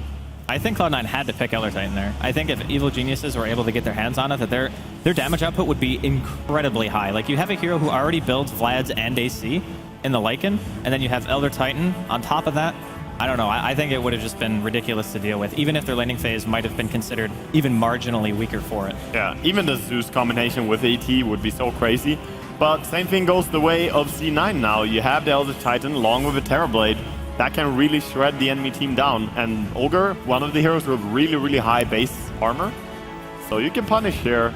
I would actually say, now, I'm curious as to what you think about this, but against heroes like Lycan in particular, I actually feel like Elder Titan is weaker because Lycan builds into Vlad's, he builds into AC, 2 really high armor items that just buff your team pretty significantly. And in the later game, like, sure, if it was like a PA or maybe an AM or something like that, you would say the Elder Titan was going to crush, but I really don't feel like Natural Order is as good against what Evil Geniuses has as it is normally. Oh yeah, I mean, Lycan is just like a Brewmaster, just a hero that can buff up your team. Yeah. But it's also assuming he gets to that point fairly quickly. And Terrorblade, we saw in the last game how quickly he can peak. So there might not be an Assault Cuirass by the time the Elder Titan TB combo is relevant. But Lycan is a nice hero against it at any rate. And also good against Terrorblade because of their reflection, not bothering him at all. Yeah. I also think that Elder Titan, despite the Natural Order not being too useful in this matchup like you talked about, Andy, he's also very important for checking Roche. I mean, love to sneak Roche if you're EG. And at Cloud9 the same here, and we're going to see a Dazzle pickup. A hero that we haven't seen for a while. And, you know, the minus armor, Grant's Vision, it's really good against Terrorblade. I think it's actually more for the additive armor to their team. Sure. I mean, either way, right? The Grave is amazing, too. It's so good against Elder Titan. We've seen a few Dazzle picks in this tournament. Every single time I get so happy to see it. We saw it played by Aoi earlier on. I can't really remember how all the Dazzle games have been going, but it is a hero that I feel should fit this meta really well. And happy to see EG running here in game 1 already. It feels like there's going to be a Universe Prophet coming up because it allows you to instant gank of TP, make trees, a ton of damage with Dazzle. The Dazzle heal works well with the Lycan summons as well. And it gives them the early game push, the late game power. The lanes are already very well developed. You have Zeus mid, Lycan, safe lane, Prophet off lane, but we'll wait for what EG picks up last because they are very versatile. And you know, if they want to do some wonky offensive tri-lane, maybe it's doable. Maybe not with these heroes though. A little bit gimmicky, maybe too gimmicky to go offensive. I mean, PBD has sometimes, you know, Dirge YOLO strats, right? He talked about it this morning. Fair was not too impressed with that strat, but hey, they won. I'm more interested in seeing like dual lanes in general because EG is one of the teams that know the power of just putting like Universe and Zai on the offlane, securing a pretty good time down there, and then kind of secure more than one lane. That mentality seems to work really well in this current patch. All right, well, EG, they take out the Bane. That's going to be their ban here. Of course, Cloud9 are looking for a secondary support. We're assuming it's going to be Aoi on the Elder Titan again for the 2nd game in a row. And same for Envy with his Terrorblade, and I believe Fata for his Centaur, so... I mean, Bane would be amazing against Lycan. Yeah. It's so strong. You can just enfeeble him, and of course, even when he gets BKB, you could grip him. So it would be a very, very strong pickup, and PPD plays it himself. So this is partly him saying, I know how good this hero is, you're not getting him. You can make the argument that once Lycan gets Necrobook and the Wolf out, yeah, you could grip him, but the Wolf are probably going to kill you quick, but more so I think in the laning stage. He does high burst damage, you get level 6, that's almost instantaneously free kills.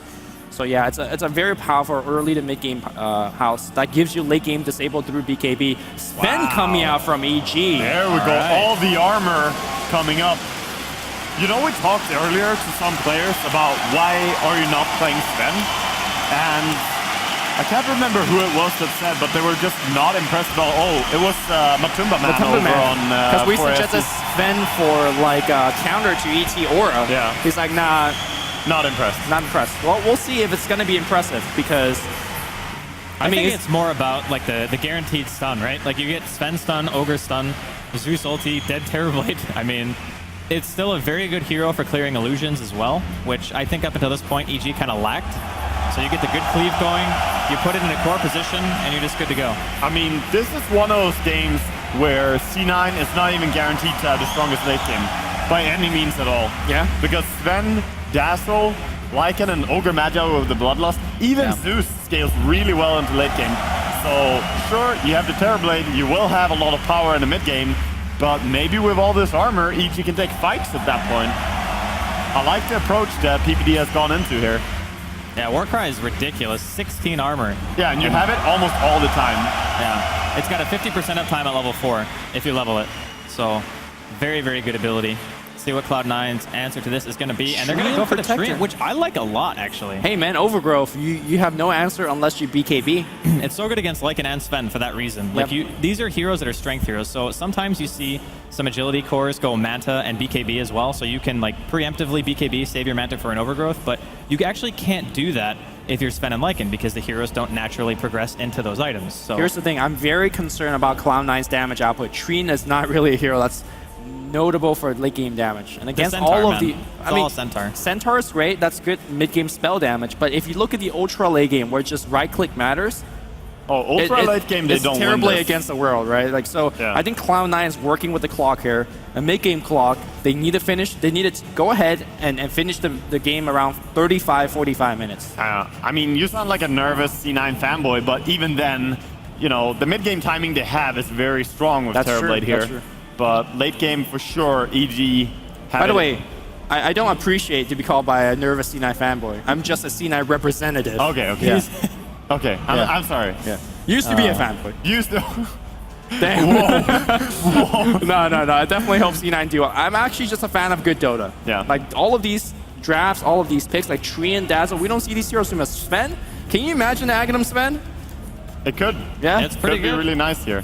I mean, Aghanim on Sven is amazing. At first it is time, base damage, right? First time I heard it, I thought that it just gives 80% aura to your teammates. Actually gives it to yourself as well.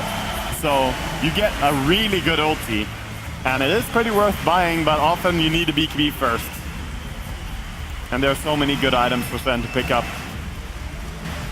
All right, well, we're just waiting on PyLiDai's PC here because apparently it has decided to randomly shut itself off, which is not great. But we'll be back into the game here in just a minute. And now, we're looking right now. We see Universe playing Sven. So are we possibly going to see those dual lanes that you were talking about, Wega? Yeah, I definitely think there's an option for them to run dual lanes by Ogre, Sven. Pretty interesting lane. They could go aggressive as well, bring down PPD on his Dazzle. But it completely comes down to how they want to play it. Either way, it is going to be Fear over on Zeus. And that was probably one of the bigger questions, like, is it a core Zeus, is it not? It is going to be a core Zeus, and it's so strong, getting early levels against the Terrorblade. Well, I'm just terrified for TB in particular, because you get, like, double stun Zeus. That is a nightmare for a hero who has one of the worst... Actually, I think he does have the worst strength gain in the game. It's like 1.4 or something like that. It's completely abysmal, so... Until he starts getting some HP up, he's definitely going to have to stick to his signature off-map farming and not really show himself too often. Is anybody else sad that the fact that Fear is not playing the Sven? Because, you know, he's got the free-to-play I mean, that Sven is his set, actually, I think the Universe is wearing, right? So, you know, it's his hero. Yeah, it is. But free to Fear. Looks like we're back in amazing. game 1 of Cloud9 versus Evo Geniuses for DreamHack Winter 2014 Grand Finals. This should be a very exciting best of 5. On the Radiant side is Cloud9. Going on to the bottom lane, we have AI 2000 playing the Elder Titan, Bone 7 on the Centaur. In the mid lane, looks like it's going to be Envy playing the, well, actually, he's going up top now, Terrorblade. Highlight Die, scouting with a tree, and last but not least, it's going to be Fata Puck. Yeah, maybe they want to dodge here because, of course, going up against Zeus as Terrorblade is very scary. So laning stage, very important. C9 trying to get the good matchups here. Yeah, we'll go over EG really quick before the creeps clash. We got Zai playing on the Ogre Magi. Sven actually going to be handled this game by Universe. It's a bit interesting. Of course, middle lane, we got that Fear Zeus we've already talked so much about. Dazzle going to be played by PPD. And of course, that leaves Arteezy on his Lycan. It seems that it's just going to be the Puck against Zeus on mid lane. Still a pretty good matchup for Zeus, though, as it's very difficult to dodge any of the damage output that he deals. And PPD not really going to be down on bottom, going to roam a little bit here. And we do see the dual off-lane start, at least from EG. Pretty much expected. So, if you're Cloud9 right now, obviously your highest priority is hitting that peak timing that you were talking about during the mid-game, where you have like 25, 30 minutes in, maybe you have your Manta Scotty, like that's your ideal progression, I guess, in most games. You kind of want to end it there, right? Like that's your goal. I think so, yeah. And I'm worried for C9 here, just by the fact that they have a peak where they need to be strong. And EG, with all the armor, maybe it could be really difficult for a Terrorblade to do as much as he normally does. Is he going to be sneaky here? They're trying to do some stuff here. I don't think they get the kill. I don't think so, unless Fear goes out of position. Yeah, Fear knows. I mean, he's going to stay back in Arc. Oh, he might, but... yeah, they're not going to get this. I mean, it's painfully obvious at this point now that Envy's not in lane farming. He can, in theory, be jungling. There's always that option, but... now it's even more obvious as it just fades out. Yeah. So, in fact, he is actually just jungling. So it's Highlight Die off-lane tree. I think he wanted to go top, and he's like, you know what, I just gotta go to jungle now. This is the downside to drafting TB so early. You don't really get an easy time laning it because EG have adapted their draft against this hero. So drafting your carry early on does have some weaknesses, but they did get Terrorblade, who they are very comfortable playing. And we've seen Envy struggle before in laning stage and then come back. Definitely. Looks like Bone 7's gonna make the rotation top as Envy goes to the bottom. Normally you don't see Sven off lane just work, but first of all, you got the Howl bonus damage. Second of all, plus armor and runaway speed, Warcry is not too bad. And lastly, you're up against Elder Titan as a support. I'm gonna say that offlane Sven is the way to run it. I played a lot of Sven a while ago, and I realized that mid, not too impressive. Carry, not the best. Offlane, really amazing. So hard to kill. 5 armor already without using his Warcry. And of course, you provide so much for your team just by having level 6 or 7. And Universe is going to try to secure the bottom rune here, whereas top, it's going to be a 2-on-2. Look at these fight over the rune spot. That's what I'm saying. It's going to be a big cluster at the rune, and it looks like Bone 7 will take this. He has to kind of take it. No, yeah, I don't think the mid bottom. Okay, Universe has a haste. He's going to try to go for a stomp. He dodges it. He's going to walk forward. Universe gets the first blood. The RNG for EG. Yeah. That was really, really important as well. Getting first blood as your offlaner without anyone ganking for you, just securing that solo kill. I'm telling you, man, it's the jacket. It's the jacket. It's just the shoes. He just created the rune out of, Universe things. I mean, really, when you get a start like that, you can't really be in a better position, I think, because this is a lane where you should basically never have that opportunity. Yeah, that's the dream right there. And the other lanes, of course, doing really well as well for EG. 16 last hits on their Lycan, 16 last hits on the Zeus. And Fata, even on one of his best heroes, it's very difficult to get to phase shift consistently when you're against the Zeus if you want to block like Mass Arc Lightnings. And if you waste your phase shift, you run the risk of getting bolted as well, which does even more damage. So the more levels he gets, the harder it's going to be. Fear has been trying to actually just arc onto the Puck. Oh, actually, maybe we might have a dive. No, Puck's going to... Yeah, he has been doing that a lot, just targeting the Puck immediately. And that's when, as we talked about some other day, if you had the autocast from back in Dota 1 Puck, then you could have dodged it, but now there's really no way. So we do see a ton of lane rotation from Cloud9. Now it's Aoi up top here farming in the off lane, but you know, all of these rotations is going to just benefit EG because EG's getting the stable lanes. They have the better lanes. They're getting more farm and experience. It would not surprise me when they go in and experience graph will reflect that in just a bit. I think Cloud9, they're having a little bit of struggles right now, but like Waga mentioned, Envy's recovery on Terrorblade is always on point. Like, so even if he doesn't have an amazing laning phase, his item timing is seemingly perfect every single game. By 25, 27 minutes, he always has the 2 core items that he needs. And then they just start trying to take engagements based off that. I think actually the biggest thing to worry about is to make sure that Fata is the one who has an okay start, because I think they rely on him very heavily to make that space. And speaking of bottom lane, double stun coming out from Universe. They're going on Pylai Die. He still has armor and Leaksy, but it's not going to be enough, and Universe gets himself a second kill. That clubbing just going ham with the right clicks. Chain stun is very, very dangerous, even for a tanky support. Yeah, another beauty of running that Sven as an off lane, you could make ganks very successfully just with one support. In fact, they're going to rotate around again. Stun's going to come out against Envy. He got the tango up, but look at the clubbing. The damage is going to come out here. That living armor immediately dispelled. He's trying to run into the trees. He will make it there, but good harass coming out here from EG, and TP got cancelled. Yeah, poor mass shields and all the armor you have on Terrorblade, very difficult to bring down, but as you said, just right-clicking him that much can be enough to mess up his farm a little bit, and power treads 4 minutes and 50 seconds in for an off-lane Sven. Bone7 wasting a ton of time on that mid lane right now. He's standing there without noticing that there is a ward. Sure, he's zoning out Fear, but I mean, that's it. Yeah, Fear's not really impressed by it. I'm actually kind of surprised to see Universe go for the treads. Like, sure, there are 2, possibly 3 arcane boot carriers on the side of EG, but I think having early arcanes, like having Zai down there more often, you can just spam stuns on Envy. Like, what is he going to do against that? He has to ferry like mass amounts of regen just to be able to stay in lane. I think he might eventually go for a bottle, so he can, in theory, still do that. That's true. Yeah. Here comes E rotating around here, but the Illusion actually will take one of the stuns, but here, Universe actually doesn't have any mana. He does have 2 charges on the Mastic, and in theory could tread swap, but in fact, he turns around and be like, yo, you have no mana. Yeah, he's perfectly fine.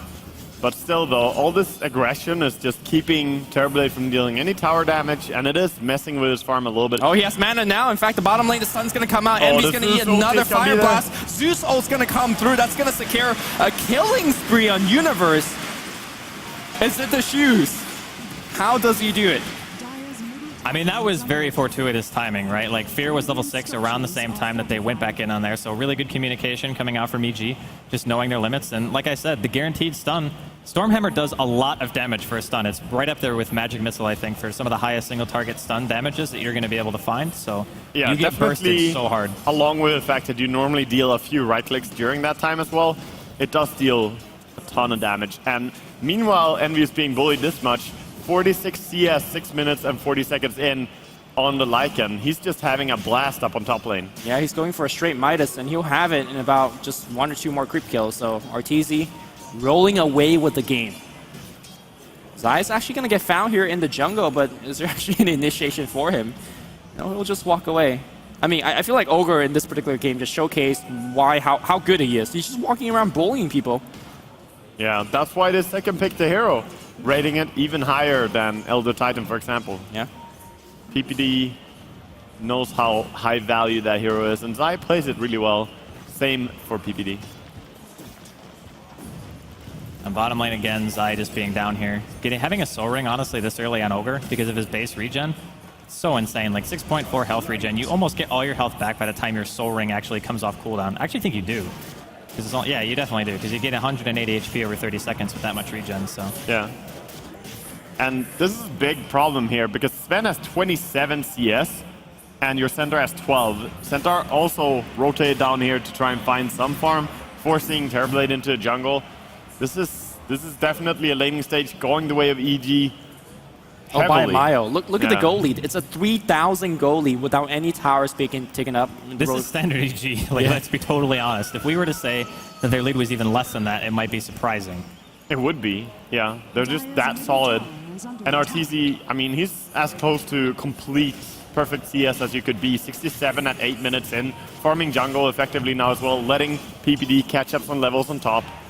This is terrifying for C9, even if you have a timing.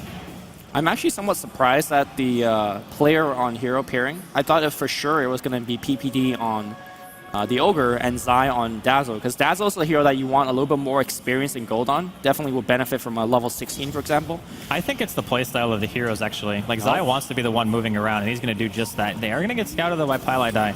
Ignite thrown out. Zai is also very comfortable playing along with Universe. They always tag team really well in the offlane, get so much done, whether it's Zai on an Elder Titan or in this game an Ogre. He always does so well. Yeah, the bottom lane, in fact, is Universe. That's just completely bullying the lane. He's got 1,300 go. I wonder what item he's going to go for. He might just go Blink, I think Blink's perfect. I mean, you play him like a sort of a pseudo Centaur as an initiator. The other option is you go Mask of Madness and you play him just like a normal core, because he's already had such a good start that, I mean, getting a Mask of Madness, your damage output is going to be completely insane. Oh, I think that Blink is by far and away the best choice for Sven here, because he has so much follow-up. If you just get that stun in, Ogre could probably follow you up, and Zeus always going to be there with nukes as well. Yeah, they just want a hero to force fights, and you know, Sven Blink is just probably the best one to do it. Yeah, because in terms of damage output, you still already have the Howl from Lycan, and Lycan himself with his right-clicking. Ogre just being ballsy here, walking in and stealing CS. I mean, the difference is the fact that like Ogre's level 5. I mean, in theory, Tree could walk in and bully him back, because the right-click is fairly fearsome, but Fire Blast Ignite, man. What a combination of spells. Oh, RTZ going to be shape shifting here. Fox is going to be the one phase shifting. He's going to walk up the high ground, maybe forcing him to use a coil here. Oh no? No, Okay. he's okay. Okay, maybe not. All right. The wolves are Stomp comes coming out. in. Wow. In the meantime, inside the woods, Bone 7 caught out here by Zai. Does he have time for another stomp? Zai has 5 seconds left on his stun. Envy comes in, pops him Metamorphosis. I think he's okay, maybe. Leech C coming in here. It's going to get it off here. wow. Envy could chase, but he turned back. He did not believe in Pylai Die. 2 more right clicks should do it. Magic Stick's going to come out. The two sweets running at each other. But meanwhile, here comes Fairies invis up. Oh, that's a dead tree. Yeah, that's a dead tree. And now Envy's actually surrounded from all sides. Looks like they're not going to go for him. But EG extremely effective. And if you look at Zeus, I think Zeus could also go for a Blink Dagger. Yeah, good respect there to Terrorblade and his high damage. When you have cooldown, you don't want to go into him. Blink Dagger on Zeus, very good. I mean, Blink, Yules, these are the 2 items you want to complete. Blink Dagger first is a little bit more common, so probably going to go for it. And Sven does have enough gold now to buy up his Blink, so dangerous time. My god, Arteezy's farm. 102 CS at 11 minutes in. Yeah. Midas Vlad's and 600 gold to his name. Actually farming more than an entire creep wave, just farming jungle and the lane. I don't know, man. Like, how do you stop this, really, if you're Cloud9? Like, you're supposed to hit that, like, 25, 30-minute timing, and you are not even close to on par with where you should be. Well, they tried to put some pressure on the offlane, but it did not work at all. I mean, there was this free farm going on for Lycan. The heal from Dazzle was too good with the Lycan Wolves. So, Arteezy is ending up with complete free farm, and at this stage... I think Aoi's dead top.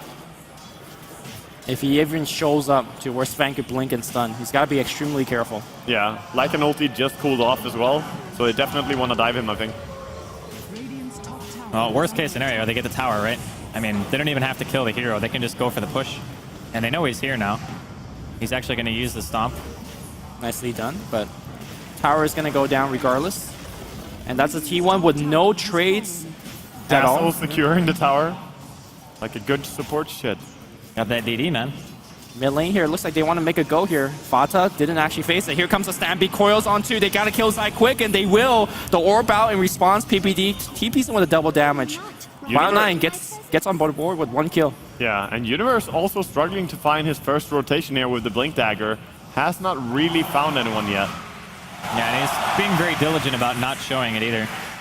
He's just kind of sitting in fog, waiting around, and it can be a little bit costly to do this. I think it's obvious at this point, though. He's going to try mid. Nice reaction time. Fata gonna get away with this one. Very quick. Fast. Yeah. Bottom lane, a little bit nice body block from the Wolf here. Pylai goes in this Sentry's gonna get dropped, the Fire Blast, and just one more chomp. You know, a mark of a really good team is that they win the game really hard, and they make it look easy. It's like, yeah, why don't more teams do this? Yeah, get a kill, go rotate into Roshan Pit. I mean, honestly, I love the Sven pick here. Sure, it looks good after you see Universe getting like 3 kills in a row, and the haste rune certainly had a lot to do with that. I would even go as far as to say Universe would have lost that lane really hard if he didn't get a haste rune. But you know what? Going to the rune in the first place and trying to control it is why stuff like that happens. And EG able to get a totally uncontested Roshan here. Aegis up on the Lycan, and things looking really good for them right now. What does Cloud9 need to, I don't want to say even stage a comeback, like just have a chance? Ooh, They nice, need a blink on Bone 7 for sure. Nice silence coming out on Fata, but he's out of, the sun's going to come through. There's I mean, a coil available. they need to get to the Blink Dagger on Puck and then try to make things happen with Centaur, Puck, and ET. And just try to keep Terrorblade away from this. Give him some time to farm up, because right now, he's almost half the net worth of Lycan. He is falling extremely far behind. I don't know if you can actually keep up with Arteezy's farm rate at this point. I mean, we talked about the gold and experience advantage they had even prior to killing any tier 1s. Well, I'm pretty sure the tier 1s of Cloud9 are going to be dying really soon. And then you have a tree who's not even level 6, and your usefulness kind of starts to wane at that point. And Fata. Well, he used a lot of his defensive capability. If that ooh, nice phase. He's going to try to walk out, but the Fire Blast will follow. Fata didn't want to use his Blink like that, Stampede, and Coil to be used. He is going to lift to the right side, but Thunder God's Wrath is not available. And he'll survive, but at what cost? Yeah, he threw it out. That tower's dead. Yeah. Well, he did force out a few reactions there, even the Zeus ulti, but tower is, as you said, probably going to go down here. They scout him out with a Dazzle ulti, or actually they missed him. So maybe they didn't see him there. But meanwhile, some farm is being had at least by Terrorblade. And Puck starting to make things happen with his Blink Dagger, but he needs to fight alongside the Centaur and ET to find any pickoff. How is Cloud9's ability to hold the high ground? Because I feel like this game is going to be decided up to that point. It's pretty good. I think like Fata and Bone 7 are both going to have blinks by the time they even start like pushing into tier 2s, which is a really big thing. And also, you're going to have Elder Titan on top of that, which is hard to push into. You have Orb to clear the wave a bit, and now Paladai is finally 6. I mean, you have to think that at the point where EG start to go high ground, they're probably going to look at Aegis and Necrobook. So they already have the Necro 1. And if Lycan carries maybe an Aegis from next to Roshan and pushes high ground, you can't really stop it by Blink Dagger commitments. You need to clear the wave somehow, kill the Necrobooks, and keep them away. It's definitely true. It looks like they'll find Fairy. Initiation's going to come through. Nice silence coming out from Fata. It looks like they don't have Coil for the secondary kill, but Zai being chased down. The Coil is used. Grave is available on PPD. He will use it, but the Overgrowth will cancel the TP. It looks like it's a 1-by-1, but Universe comes in. Oh my god, it's a train by Envy, though. He's coming and doing massive damage. Universe runs away thanks to the plus 16 armor. Meanwhile, on the backline, Arteezy right-clicking away. He does have the Aegis Immortal, so he's not too afraid. At the end, it's going to be a 2-for-1 trade. It's not done yet. PPD runs through. My god, the lawnmower of Envy just chopped him down. Yeah, that's a really nice timing for C9 starting to fight with that Metamorphosis. We see the crowd, of course, cheering. This is definitely a game. They are behind, but they're also struggling to get some towers here against EG. C9 themselves also have the Treant, so if they just don't lose the tower immediately, they could heal them up. Oh, Arteezy perhaps going to get solo kill. Nicely done by Cloud9. A kill that you don't expect to have, and this T1 tower might actually get killed. Arteezy barely runs away from the stomp. Showing some sign of life is Cloud9. A really nice couple of picks there, coming into a tier 1 middle lane. Probably one of the most important towers to take if you're in Cloud9's position right now. And I mean, a lot of it has to do with the fact that, again, there's a lot more blinks coming out on the side of Cloud9. This is one of, I would say, many peaks that they're going to have this game, is when you have all your initiators with their items. I mean, how impressed has Fata played? Like, he's been gone on so many times. He hasn't died yet. Yeah, Fata has played so solid the entire LAN, so I'm not surprised at all that he has been hard to kill in this game. But Sven also, you could see already how much that armor did against Terrorblade, because Terrorblade was clicking him. Almost every time that we see that, TB dies, or TB kills someone immediately. Yeah. Sven just walked away, did not care. Ooh, looks like we're going to see the initiation. The Wolves, low block, a little bit of scouting. That's something that PPT talked about. He loves it when his Lycan player actively scouts, and that free information is really uncounterable. Yeah, and you can even go as far as like put it on heroes, just put a move command, and you just follow him up. And speaking of, they're going to go on Arteezy here. They've caught him out. He does not, or he does have shapeshift, but he's going to be caught inside of a coil. Can anyone on the team help him here? He is going to drop. They're going to trade 1 for 1. They end up losing Centaur in the process. That's a massive pick, though, killing off the Lycan. Slows down the timing of EG. Really good gank. Even though they committed 3 heroes to going out there, still worth. Yeah, meanwhile, Envy's farming at the Ancients, so Cloud9 is not exactly having the best start, but one of the more disciplined recovery I've seen in a while. Yeah, I think this is... When he gets up to his Manta, I think things start to turn around a little bit because you can disjoint some of the stuns. They're pretty easy, actually. And then you can just start working your way towards that Scotty. And when that happens, you have Elder Titan on your team, your damage output starts to skyrocket. Even against the Sven, like, yeah, you got the plus armor from the Warcry and such, but still a long way from being over for Cloud9. Yeah, some massive items coming out here from the side of EG, though. Force Staff is going to be available very soon. That's going to allow you to push away your teammates who gets initiated on. And I feel like Cloud9, the way that they're getting these picks, they're essentially throwing everything on a single hero and then moving on to the next. And things like Force Staff, the Grave is going to be very good against what Cloud9 has in the mid game. Yeah, and it's very hard to Grave too early on into a game because you need high level on the Grave, yeah, giving that cast range. That's why I thought it was surprising that Zai is not playing this hero, because Zai generally has very high level input. Dazzle players take note, he has ulti. Yep. He has a skill ulti. I also think that, like, PPD he's level 10. Yeah. So it's not like he's under-leveled by any stretch. I mean, having level 2 weave at around the 20-plus minute mark is still very good. Actually, Zai is playing the PPD role this game. He's only level 8. Well, I mean, he still is getting a little bit of farm, right? Like, he's got a point booster, 1,000 gold, boots. Well, PPD is still playing the PPD role as well, because he has even less gold, so... That's true. I guess the level distribution is a little different from what I'm used to seeing. Yeah, and Elder Titan is farming much more than the supports of EG. Yeah. So C9 have a little bit stronger core of 4 heroes, but then you could argue Lycan is just a beast right now. So much gold. Elder Titan feels like a keeper of the light in terms of his farm in this particular game, because he just has to throw his spirit out and stomp to defend towers, right? And you are going to just pick up creep kills. Yeah, more or less. I mean, he is a very spam-centric hero. Astral Spirit is only 16 seconds, and then Stomp is 15. So they synergize very well. You can basically use them together every single time. They want to go and gank here with the rune on Eternal Envy, as always on his Terrorblade. I believe he had an illusion rune in this gank. Trying to find someone, Zai.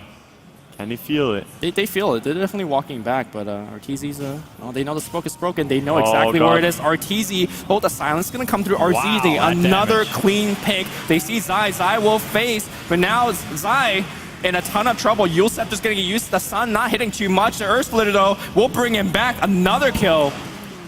Cloud9 effectively making a comeback here. Score 7-7. The goal graph really arching back up. Yeah, and gold on TB is worth more than gold on Lycan for sure. Like, if you get to the same point of net worth, TB is gonna out-carry for sure. All right, nice, aggressive play here. The rotations from C9 working out well. Another tower going the way of Cloud9, and that will actually be able to finish up the Manta for Envy if he decides to buy it. Yeah, and he has some gold to go as well. So closing up on that Scotty, working on it slowly. It's not gonna be as fast as it has been previously, because he had like a very delayed Manta style. Yeah, but it's still fine. Normally his Manta timing is like 15-16 minutes, so 7 minutes behind is pretty significant, but I think continually getting those kills, starting to get some tier 1s, maybe open up the opportunity for Roshan, as it's going to be scouted out here by Cloud9. Yeah, I mean, last game against VP at this point with Courier might be a little bit trouble. We were talking about him finishing Scotty, right? Like, it's just a big difference of how far behind he has been this game. But EG, what's their next move? It seems like they're perhaps getting somewhat outplayed for the past couple of minutes. The games are just not connecting. Yeah, they have been, because they haven't gone for like a group up with the Necrobook or anything. And C9's rotations, their ganks have been really well executed. And Puck is showing how important he has been for them. They are farming up a big stack here now, though. Arteezy getting even fatter. I love the synergy, actually, because the Shadow Wave actually hits Ancients, so... It does. You can use the Wolves to deal a little bit more damage, kill the stack faster. It's kind of like Venge-esque, right? Yeah, sort of. Dire's top tower is under attack. And on top of that, you have Universe, who still has yet to die. He has 5 of the 7 of EG's kills right now, and he's working his way towards the BKB. Surprisingly low kill score in this game. Both teams respecting each other quite a lot and trying not to give away too much. I think the universe score looks really impressive, but we got to keep in mind, oh, here comes the initiation. Bone 7 want to jump in here, but Sven gets one quick pick on Pilot Die. PPD's going to be fine. Fata needs to get the hell out of there. Bone 7 goes down as well. Grave is going to secure PPD's life, and that's going to give the Roshan to Evil Geniuses. Oh, EG winning this fight quite handedly. That was a great counter initiate. Oh, Fata wants to make a play, man. He drops his teleport scroll. He thinks about Ore Spin. Oh, a little bit short on that blink. And he'll get himself out. Gotta phase. Okay, nice heals. Yeah, I mean, that was so hard to kill. That was a very key Zeus ultimate.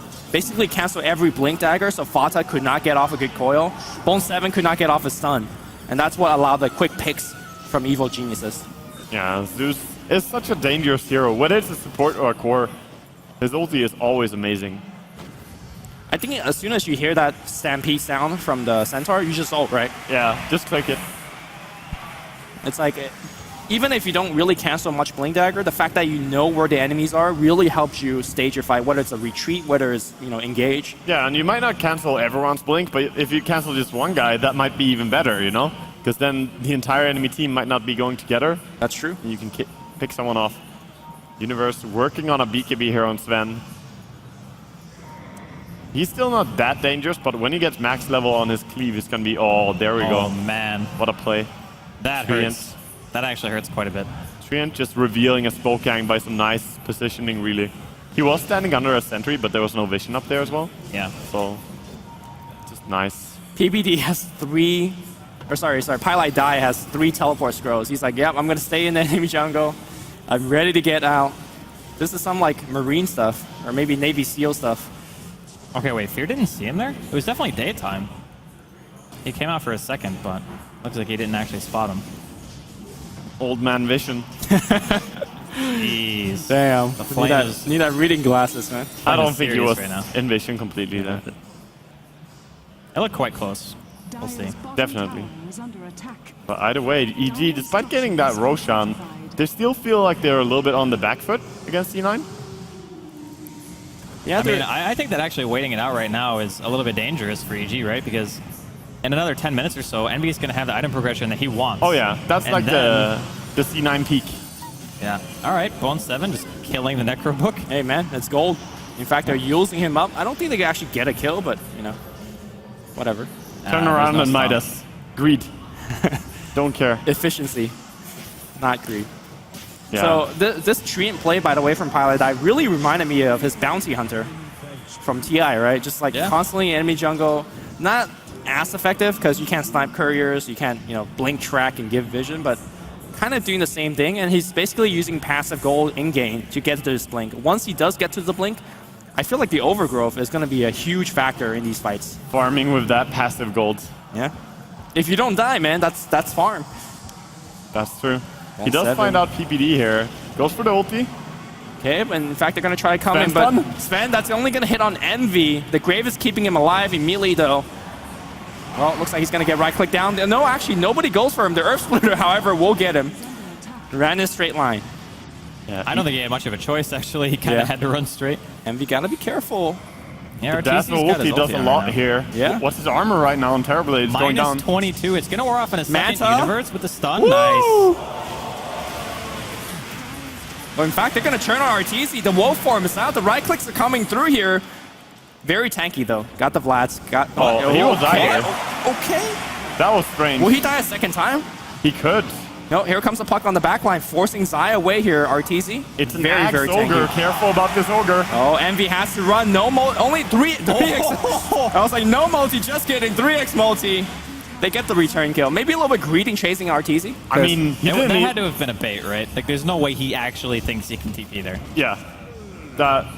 I guess that was a bait. That's a pretty next level bait. Just TPs and I mean, he knew Zai was coming in with the multis, man. Gotta have faith. That's true. He didn't even need to use his Aghanim stun there as well.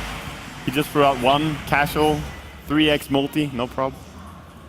Nice and de-warding here with the Necrobooks. And this is something he always does when he plays Lycan. Just use ulti-form on Lycan to make your Necrobooks faster, to de-ward it more effectively. I mean, when you're level 16, your Shapeshift has almost, what? Well, like 30% uptime. Yeah. Very little downtime. So I think it actually used to be more uptime, but they nerfed it a bit, so. Yeah, they nerfed the cooldown, actually. So. True. We are getting very close for a Hex on Puck, which it feels like Cloud9 doesn't really lack Disable. It feels like they just lack damage, right? I mean, Hex is always good. I'm not arguing against that, but just in general.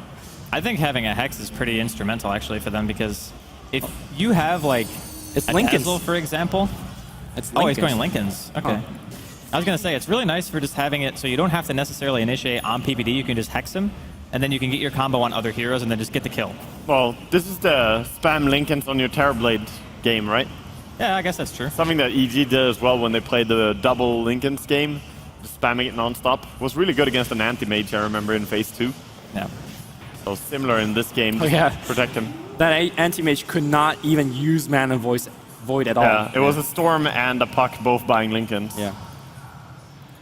Entire game, no Mana Void.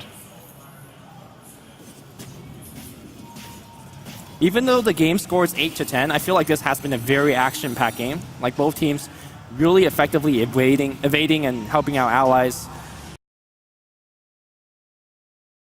They're just not losing that many per engagement, Yeah. but there have been quite a few skirmishes, yes.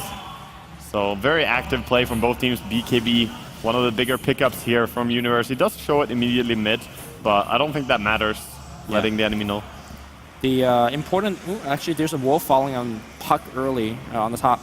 Gotta be careful, because sometimes the wolf will attack you, and then your dagger gets cancelled, and the initiation can come. Oh, they're trying to get him.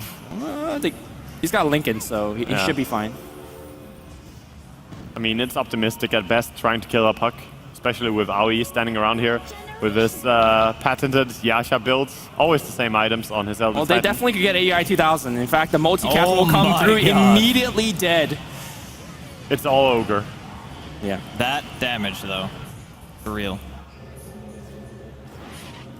I mean, honestly, they had a couple of nice picks coming out from Cloud9. They were starting to get some really good farm on Envy. And then they just give away a few kills. And Fata now going to find Zion side of the woods. There is a weave, though, so I don't know if he's going to be able to get this kill. And he does still have his Lincolns up. He's going to eat one of these stuns. Here comes the Stampede. The second stun goes on a Bone 7, and he's dropping so fast. 4 staff away. Will end up dying. Not even able to get one stun off PPD. He does not have Grave. He will end up dropping to Envy, who is currently hasted right now. He's running towards Arteezy, who is trying to kill Fata. Still a weave on him. He's going to try to go for the TP out. Gets Yules. Fear is here as well. Actually wastes the bolt. Doesn't arc first. Doesn't get the damage off. Yeah. Oh, multicast. It's going to come through. That's 2x. That's 2 more. Zai rolling the dice, man. Yeah, Zai is doing so much work here. Yeah. He really has a massive impact from his Ogre. And you can always see this. When you finish Aghanims, you become twice the hero. You just do so much more. Solo killing Elder Titan. Yeah. I feel like this game is going to turn into, like, you have these melee cores that are just trying to chase down hero on the side of EG. And you can't kill them because they have Puck. You know, they have Tree. These are kind of hard to kill hero. And then on the side of Cloud9, you know, you have, normally Terrorblade just kills everything, but you have all this armor, you have all the Grave.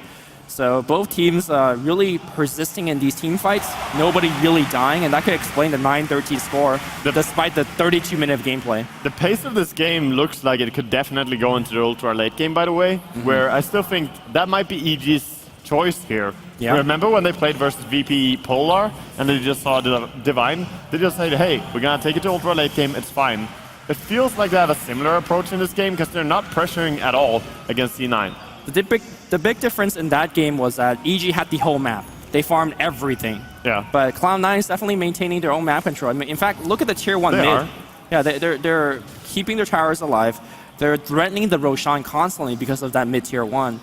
So I feel like if it's a farming game, I think the Cloud9 support heroes in particular could get a little bit more gold and could definitely make a game out of this. Yeah, also, nice deny on the double damage rune there. Envy wanted it, but the Wolf said no.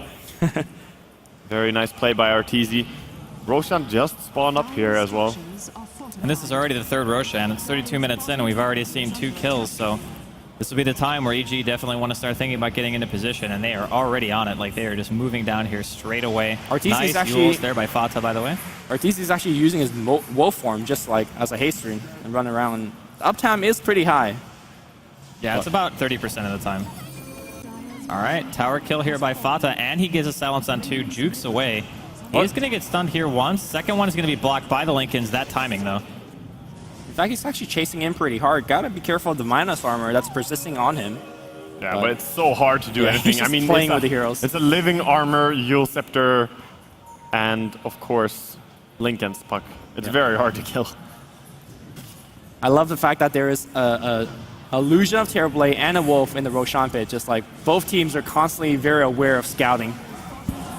I mean, the next fight can be extremely important. It could be. Both know what's up. It's a cheese as well. And top lane's being pressured by C9 here. Maybe EG was just want to try and sneak a Roche during that timing. Lycan is going in. I mean, I think Cloud9 is very aware of this. It just depends on whether they want to actually challenge or go for the top racks. And it looks like their heroes are just very spread. Too spread for this. Yeah, and it dies so fast. Even the Dazzle heal does a lot of damage because you have 5 units in the front line there with the Wolves and Necrobook. You know, Dazzle getting cheese is pretty key because I imagine Cloud9 want to remove him almost instantly. And normally you say, all right, Terrorblade just kills him in 1 second. But again, the armor will keep them alive for a very long time. Yeah, that's true. I mean, Lycan only loses 9 armor to natural order, right? And then if you have Warcry with the items that Lycan has right now, he actually has 36 armor. Yeah. So that's a ton against Terrorblade, who is nothing but physical damage. Terrorblade is impressive right now when he's just farming and getting a lot of value. He is catching up slowly to Lycan here, but as you said, how much damage will he deal in the first big 5-on-5 fight? Because I feel Dazzle and Sven could nullify a lot of it. I think Cloud9 might need a little bit of luck here. If they get a Rune of Destiny, that can change everything. On the mid lane, they're going to make it go on Arteezy. Bringing away the Aegis can be good, but look at how tanky. In fact, he's just fighting under the coil. Come at me, bro. The Zeus ult's going to come out, and the disengage is going to happen here. Earth Splitter is going to bring Arteezy low, but that's AC Vlad's. Okay. Does not care at all, in fact. Just keeps going. It always impresses me how these players are playing the game. They get initiated on, well, actually, here comes round 2, but Grave is right there. I mean, he has his team behind him. Fata! It's going to get multied, and he's also dead. Very deep dive there by Fata. Nice bait by Arteezy, I suppose, but they should know that everyone is right behind him there. Jontanin is pretty optimistic. Yeah. He hasn't got punished so far, but the punish is pretty painful. Yeah, and you die once on Puck here. This is going to open up at least 2 towers. And EG. damage on the 3rd. Like, they push so fast. Oh, yeah. They could. Dear God, Look at that tower. damage. That armor, though, on Lycan, like, it's just completely ridiculous when they use the Warcry. I mean, that was without Weave. So now he's going to get Weave. He's going to have another Warcry going up high ground. He has 50 armor right now. Oh, got a glyph, and here we go. They're actually nice initiation and Bone 7. Illusion's doing nothing. Yeah, force out buyback on Puck. The Overgrowth hits nothing because somebody got Yules instead. A little bit of miscommunication here. There is a Black King bar on Envy. He needs the magical immunity and quick retreat coming out from Evil Geniuses. I mean, they want to Warcry. chase. Oh. I'm not sure about this. Trying to find anything. They have the Puck ulti, but that's an Aegis still. Are you going to go on Arteezy here? They feel like they need to get a lot out of this because Puck bought back. They are going to get the Aegis, but look at the initiation from Universe. He is taking a ton of damage. He needs the Warcry. He will get it off. Envy, though, can he actually sunder? He gets it off. He gets it off against Arteezy. Arteezy will run away, but they do lose Universe. On the right side, Pylai die. No multi just yet. Fata takes 1 here. He does have phase, but the Abyssal Blade comes out from Arteezy. I think he just bought it on the side shop. Meanwhile, Envy still chasing on Hero. Fear is running away. Keep in mind the big bad wolf is still nearby. Everybody's so low. I think it's time for disengage for Cloud9. Yeah, there's an Ogre Magi coming and he's angry. The multicast 4x. Maybe another 4x. Envy's being massively pinged by Cloud9. The blink in, the multi. My goodness, the burst damage is just so unparalleled from Evil Geniuses. Zai is actually the carry here of EG. Zai is doing all the damage with his Ogre Magi. I think he solo killed 2 heroes while Arteezy was running away, and then he manages to help kill Envy as well with Fear. So, yeah, I don't know. What do you do? Like, Zai has a massive impact on and every single hero that he plays. And he has travels now as well. That's just going to be even worse to go up against. Dear God. He's going top. Dude, he's angry. Oh my God, he's actually diving under this. No multicast on the first one. Might actually have paid for it. The Overgrowth's going to come through here. Look at the multi, though.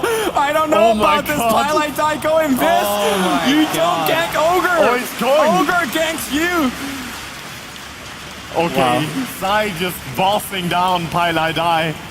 Saying, hey man, I'm Ogre. Never back down. Cloud9 gotta be extremely poised in the next couple of minutes. You lose one fight, you don't have Glyph, you just lose like 1 or 2 lanes of racks. Yeah, and luckily Pilot Eye respawns really fast. I guess that's one of the upsides here for C9 as they need to defend. I don't know, I think this is maybe where EG want to try to go for a Rax. There is no Glyph on the side of Cloud9. It is still kind of dangerous, though. I still think EG are going to play it even more passive because they are aiming for the ultra late game. You can tell by the way they're playing this game, they are not in any rush to take racks of C9. Yeah, I think they wanted to make a poke because the Metamorphosis was down for at least like 10, 20 more seconds.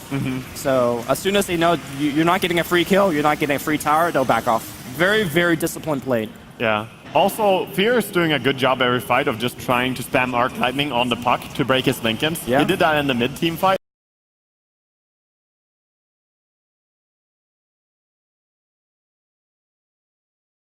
And then the Sven came in, puck got brought down solo immediately by that, so Fear doing a lot of work from his Zeus. We talked about how Fear and Zai is doing so much work. I think it's because you need to focus on Arteezy and Universe. These are kind of high priority, high damage targets. That is allowing PPD, that's allowing Zai to really stay back and keep chucking out their spells. Yeah. Even though EG just took the bottom tower, wouldn't be surprised to see him just kick back completely here and say, hey, you can come out on the map again. We have an Ogre. No. Oh, does he find the courier? Oh, he needs the overgrowth. Okay, he paid for it though. He just got obliterated. Yeah, Zai just killed the courier as well. It had nothing important on it, but still, sending a message, man. Even your chicken. MV doing a little bit of split push up top. Actually, if you're EG, do you just like push hard and force him back? Manta is down. In fact, he has to TP. Never a big fan of trading against Terrorblade, but you do have Lycan, so I guess you can. Oh, here comes the initiation. Bone 7 will force staff back. The blink ignition, though. Fata will have coil available. Universe gonna get taken up in there. That's re-engaged. The Universe pops a BKB. The coil's not doing much. Meanwhile, on the right side here, Envy, he wants to fight. He pops a BKB. He's focusing on Arteezy. They will get Arteezy. The thing is, they got the rack, so I think Cloud9 needs to get way more. Force that forward from Bone 7. He has blink in a couple seconds, but he's got to be careful. If you blink into an Ogre, you can't just die. The poor man Centaur ulti, the war cry, running away. Yeah, I think Fear even popped his ulti to make sure that Bone 7 couldn't blink there, so he couldn't go for Universe. I think Cloud9 needs to push across the other side and at least force out a buyback from Arteezy. Yeah, I believe so, but Zai is also on top of things. Can they, though? Can they actually force his buyout? Because I don't think they push fast enough. No. No, it looks like they're not even trying. I mean, you don't buy out for a tier 2 defense unless you know you can win a fight and get some kills, and obviously that's not going to be the case. And we're coming to that point where Sven as well turns into a beast. He almost has the Daedalus, and of course there is the Ogre Magi buffing up with Bloodlust. So this is very, very scary late game coming from EG. I like their approach to playing against TB and the way they drafted. I'm often a big fan of EG's drafts, but this one in particular is really nice. Yeah, I love the Sven idea. Like, the offlane Sven for me is what made this draft so at least interesting to watch, because normally you put Universe on heroes like Jakiro, sometimes Void. Not necessarily super active early game heroes, but this time he's been very, very active. I mean, he's still got 6-1-1, but during the early game, he was all the kills. Yeah. A And lot then of Zai took over. A lot of those came from the lanes, though. And yeah, that's very true. He did have a period where he was rotating and wasn't able to actually find too much. And I think that's where EG had a little bit of trouble. Yeah. But they did recover very well. Puck, of course, bought the Dagon in this game, which can seem strange, but I think it's a fine item. I think it's a great item. They need damage. Because there's so much armor, you can't really right-click through it. You need some magical extra damage. And it's also great against Grave from PPD. If you get a high-level Dagon, you can maybe surprise and kill people before they get the Grave off. Yeah. At least that's going to force out the Grave to come out much earlier. Exactly, or at least force out the early casts. Cloud9, sensing the fact that they are very behind right now. They need a good fight. They need to find a couple of pickoff. Well, this is a very important fight about to break loose here. They don't have division, though. That's kind of the key. They will see, I think, EG heroes moving. No, they don't. They don't see anything. Good disengage here coming out from Evil Geniuses. Yeah, they feel it. They can feel the smoke is coming, but... Yeah, they're just backing all to the towers. I mean, when you're not yourself smoked, you just think, okay, well, The other team could be, because we see how heavily pushed in bottom lane is. Oh, they want to engage. Man. This is really a big dive. I'm not sure about this, but Zai, look at himself. The Grave will come out right now, but here comes the cleave. It's doing so much damage. Envy losing a ton of health, but he's still right-clicking away. Envy, he gets Abyssal, but he is going to get off a... No, he does not! Very on the last tick. And look at Sven, he's cleaving for like 1,400. Oh my god. That was so close. Universe actually just killed every single one of Envy's illusions in like one swing. Yeah. And then the rest of the team fight was kind of over from there, because one Terrorblade attacking you is one thing, but usually it's the army that you have to worry about. And Universe also one-shot Aoi, like just punched him. Until you have evasion, you need that butterfly on Terrorblade, else Sven is gonna wreck you. Same with Lycan's right clicks. Of course, not as fearsome for the illusions, but Sven definitely a strong hero against TB. How did the Centaur die so fast? He has a Shiva Scar in the middle of everything. He just kind of disappeared. Sven and Lycan, when you have God Strength on, and AC on your team, Vlad's for bonus damage, Weave on top of that, like... Look at these Raxus! The physical damage from EG is insane. These buildings look like they're made out of paper. I mean, it is 45 minutes in, right? So we kind of expect teams to push a little bit fast at this point. Cloud9's last stand. They have to get a lot of work done. Yeah, but they don't even have puck available. Here we doesn't go. have buyback. That's the Sun. Universe taking a ton of damage. He will pop the BKB, but he will die. Overgrowth will keep RTZ locked down. He abyssals, but he's going to die here pretty much. Well, Fair on the backline doing so much damage, though. In fact, Zai's going to come in with the multicast. Can he get off the Sunder? He can't. He's stress swapping. Can he? Sunder? All right, he got off a Sunder. And meanwhile, it's a chase going the other way. Here comes Puck. He sees Zai. Zai's going to give him a couple multi before he dies. On the back line here, they will get Fair as well. It is close to a 4-man wipe. I say that, though. Fair is going to go up. Force out high ground. Should be able to get him here. Yep. Chasing him down. So a lot of kills going the way of C9, but their base is so damn destroyed after this. They do have top, but no tower as well. Losing two sides. For the remainder of the game, Cloud9 has to win. 14,000 experience? Oh, God. Okay. Decent team fight. Yeah. But here's the thing, though. For the entire remainder of the game, Cloud9 has to win every single fight. You lose one more fight, you're done. Yes. Double this could buyback. be a good timing, though. Like, if they could manage to make something happen here after seeing so many buybacks, here we go. BKB Papa Universe. He wants to go on Envy right away. The Abyssal Blade comes out. He gets force staffed away. He's going to be able to sunder RTZ. He's forced back. Universe in this fight. Universe is dead, and the chase goes the other way. Bone 7's going to land a stun on Fair. Fair gets force staffed away. On the back line, though, the creeps are entering the base of Cloud9. BKB activated, but BKB is down. Fair is down. C9 not doing it? Well, they're not doing anything. They're going to go back and defend. This is just the beginning of many, many team fights that Cloud9 has to win heavily. Yeah, but they gotta get Roshan from this unless something happens here. EG not really in a position to stop it. They used multiple buybacks for this too. That's kind of the key thing. Yeah, there's no buyback available now for Sven or Zeus. I don't think Zeus bought back. There was oh, here comes the carry Zai. Multi. Okay. I mean, Fake hype. He does have a hood as well, so you need to get the highest multis possible, pretty much.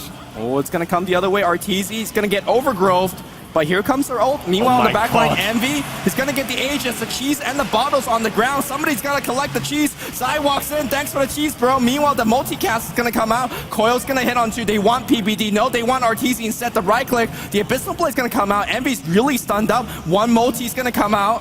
You got to kill Zai. He's just doing so much work. Force step on the high ground. Oh my god. Wow. I mean, Zai has to be one of the best players in the world. There's no doubt about it. He's just so impressive. At the point where you have this many farmed heroes and you're still impressed by how much the Ogre is carrying the team fights, it's just amazing what he can do. But Cloud9 has a rare window of opportunity where they actually have a creep wave streaming down the mid. And they could actually take maybe breach high ground. Keep in mind the buybacks are already down for EG. So if you get a very good team fight, there is a universe where Cloud9 could actually get some buildings. Yeah, and they have been taking good fights. Now with the Butterfly as well on TB, you're even stronger. Dagon getting upgraded for Fada. I think C9 are in a better spot than they have been in the entire game. Yeah, the initiation is going to come through. Bone 7 will whiff this one. Bone 7, he's been initiating very well this game. He got the stun on him, but Zai just forced before. I mean, that top push, when EG eventually get the racks, they get double stun. All right, stun on the Bone 7. Blinking from Fata. Gets a silence on Universe, and Zai just decides to back it up. I mean, keep in mind, they don't have Aoi here, so... Aoi does have with, Breach of Travel, though. Yeah, with Aegis still, it's maybe possible for them to go, but it looks like they're just going to decide to back up. A good attempt from Cloud9, but again, they need to keep winning fights. That's the only way. This is a very, very impressive first game in the best of 5 grand finals. C9 and EG really showing that this is finals material. Yeah.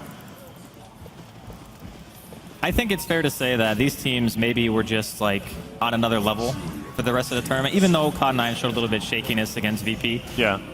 I think when you're playing against really good opponents that you respect, you have a tendency to actually play better than normal. The shakiness is gone. They're playing much better now than they played against VP. C9 are in great shape. And also, they just came from, in a way, a 3-game winning streak against VP. Sure. Yeah. So, you know, momentum.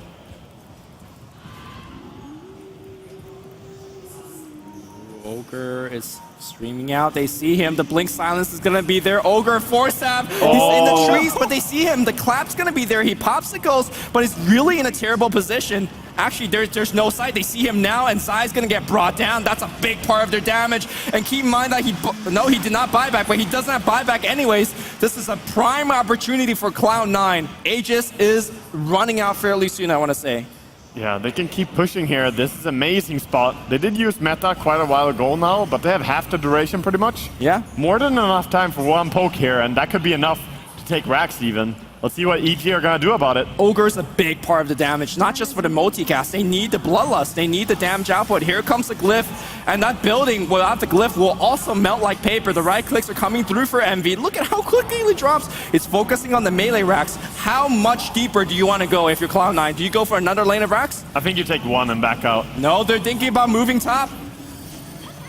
That weave is working its magic, though. Look at the minus armor. Yeah. They're going to back off in the end. I mean, you want to take 2 racks immediately there, just even out the game, but at the same time, you just got racks, you won a lot of good team fights, back up, get some items, you know, spend your money and be happy. EG trying to go for something here. I think they just smoked under a ward, though. They had a ward in the base, so... Well, here's the thing. If you just smoke into the enemy in front of the tier forwards and start fighting Cloud9 there... I mean, it's very obvious. This is something that C9 have to know about. I mean, they're running into them. I'm not sure if this is obvious to Cloud9. Envy, he's by himself. He might get abyssal. Oh, he needs the BKB. In fact, he does. Can they turn with this? Metamorphosis is down for 39 seconds. With that said, though, he does have BKB, Aegis and Morimoto. He does have Aegis, though. He's going to waste a lot of stuff on him. He is going to come back alive. The Earth Splitter is going to come out here. Envy, there's nothing to protect him. He's going to get brought down. Manta's going to get used. The crits are real. Envy, he's losing too much health. And the blink stun, he dies. He has buyback, and he has to use it right now. No, he doesn't have it for 10 seconds. The Glyph is going to have to be used. Bone 7, he gets multi, he gets stunned. Bone 7 is barely hanging on. He's dead. I mean, that's 3 heroes dead with no buyback. Of course, they buyback now on TB, but that's not going to do anything. He's going to get multied. Sunder? No, he can't even Sunder. That's GG. It might have been a very obvious smoke, but EG just streamed down mid, and that's all they needed to do. Great pickoff. What a game 1. Maybe a bit more hairy than EG would have liked it. I think at some point in the game it was looking pretty grim for Cloud9. They had a really nice comeback during the mid to late game where they went up mid, they got Roshan, they managed to take a very impressive counter Rax, but in the end that smoke at the end was just the nail on the coffin, more or less. Yeah, I think when Cloud9's winning these fights, they're always initiating. And when you have Centaur Puck, you gotta be the aggressor. Yeah, but one thing that we didn't mention even in EG's draft that was so strong in the late game, the amount of disables. Like, you could not do anything. Look at how many stuns they threw out every single team fight. Yeah. It was just a crazy amount of disables, so tough time to get any Sunder off, and EG just playing so solid. Welcome back, Shiver. Thank you. And this game, for me, you see EG with a lineup that they clearly are comfortable with. You see Cloud9 with a lineup that they are clearly comfortable with as well. And this was just, for me, it was an outplay. Am I saying that wrong? Do you agree, disagree? I think this is a very even game, so saying it's an outplay is like, I think C9 did a great game there. Yes. Anyone could have won, and I don't think you can ask for any more. This is an amazing game.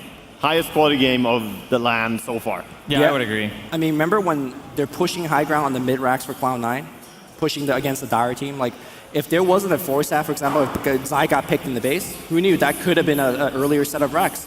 If there was a double damage that could have spawned for Envy, that could be another set of Rex. Like, I think this is one of the closest game. Even though EG got 2 early Rexes, Cloud9 didn't give up, and they fought really well. DD Runes did spawn earlier on, though, and Arteezy was on top of it, denying them with his Small wolves as things. well. Small So all things. these things that some other teams would not pay attention to, EG are on top of it as well, and it's just great and amazing level of Dota. Yeah, and for Cloud9, of course, one of the things that maybe didn't go so well for them, apart from not winning the game, of course, is the laning stage wasn't really all that solid. EG was ahead on almost all fronts. Is there anything they could have done different, or was it just strong play by EG? I think the haste rune bottom lane for Universe was pretty fortuitous. Like, they were fighting over the rune between the two of them, and unfortunately for Aoi, he didn't get it. And then he tried to go for a stomp to deny to Roshan, and obviously with a haste, it's very easy to dodge, right? So Universe gets 1 kill. Zai rotates bottom. They end up getting, I think, 2 more kills after he decides to make that rotation. And for me, Zai was the player who kind of made it all happen in the early game, right? And then he gets this Aghanims, and all of a sudden he's solo killing heroes all over the place. I mean, core support doesn't care who it is he's killing. He's just throwing out the stunts. Really amazing performance. And yeah, as you said, fortuitous or not, he did check the rune better there. If you get there first, you can put yourself right on top of the rune, making it almost impossible for the enemy to take it from you. Yeah. So he was first, and that is important. Nothing more to say, really. No, he's just a very fat ogre, even fatter than he looks. But of course, we have got a break. We are going to go to a second game very soon. But before that, you're going to get some commercials to see, so perhaps some birds. Let's take a look what we got. Hey, birds! I'm Edward, and I'm a tufted titmouse. I'm a pretty standard bird. Decent flyer. Okay at nests. But my forte, a little thing called productivity. Look, I get it. We all have to work. Tick things off the list. Emails, notes, presentations, expenses. But come on, man. I mean, you have to make time for the finer things in life. You're all stressing out about what you have to do next because you can't do it now. Progress isn't made by early birds, you know? It's made by modern birds like me. As for the rest of you, you're just making things difficult for yourselves. Always hunting for a recharge. Glued to your tiny screens, giving yourself a migraine while you try to write a novel with your thumbs. You birds are so old school. As for me, I got time on my side. A tablet when I want it, and a laptop when I need it. Now stop your flapping and get it done. Get everything done on the fly.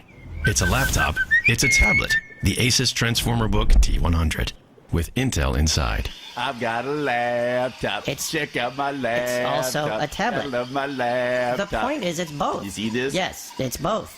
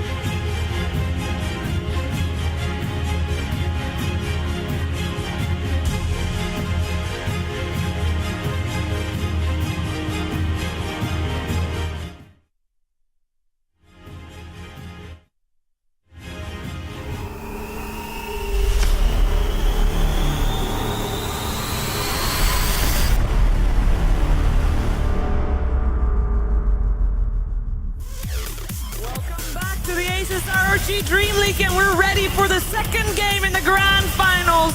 It is EG taking on Cloud9. EG just won game one. Cloud9 looking for payback, looking to take out EG and force out more and more Dota games. As the first one was pretty exciting to watch, I'm sure that the second one will deliver as well. And we are also back at the panel. And I want to know, is Cloud9 going to take the next game? No, I think EG is going to take the next win and then lose one after that. Okay. You just have nothing to add. That's just, it's like, yep, they're going to win one more game, then they're going to lose, then they're going to win again. Yep. Okay. That's it. What's you the know theory? What? I'm sold. That's it. That's all I needed. What's the That is arguments? with me. Huh? Arguments. Arguments? Yeah, motivations, yes. I don't need to motivate. What?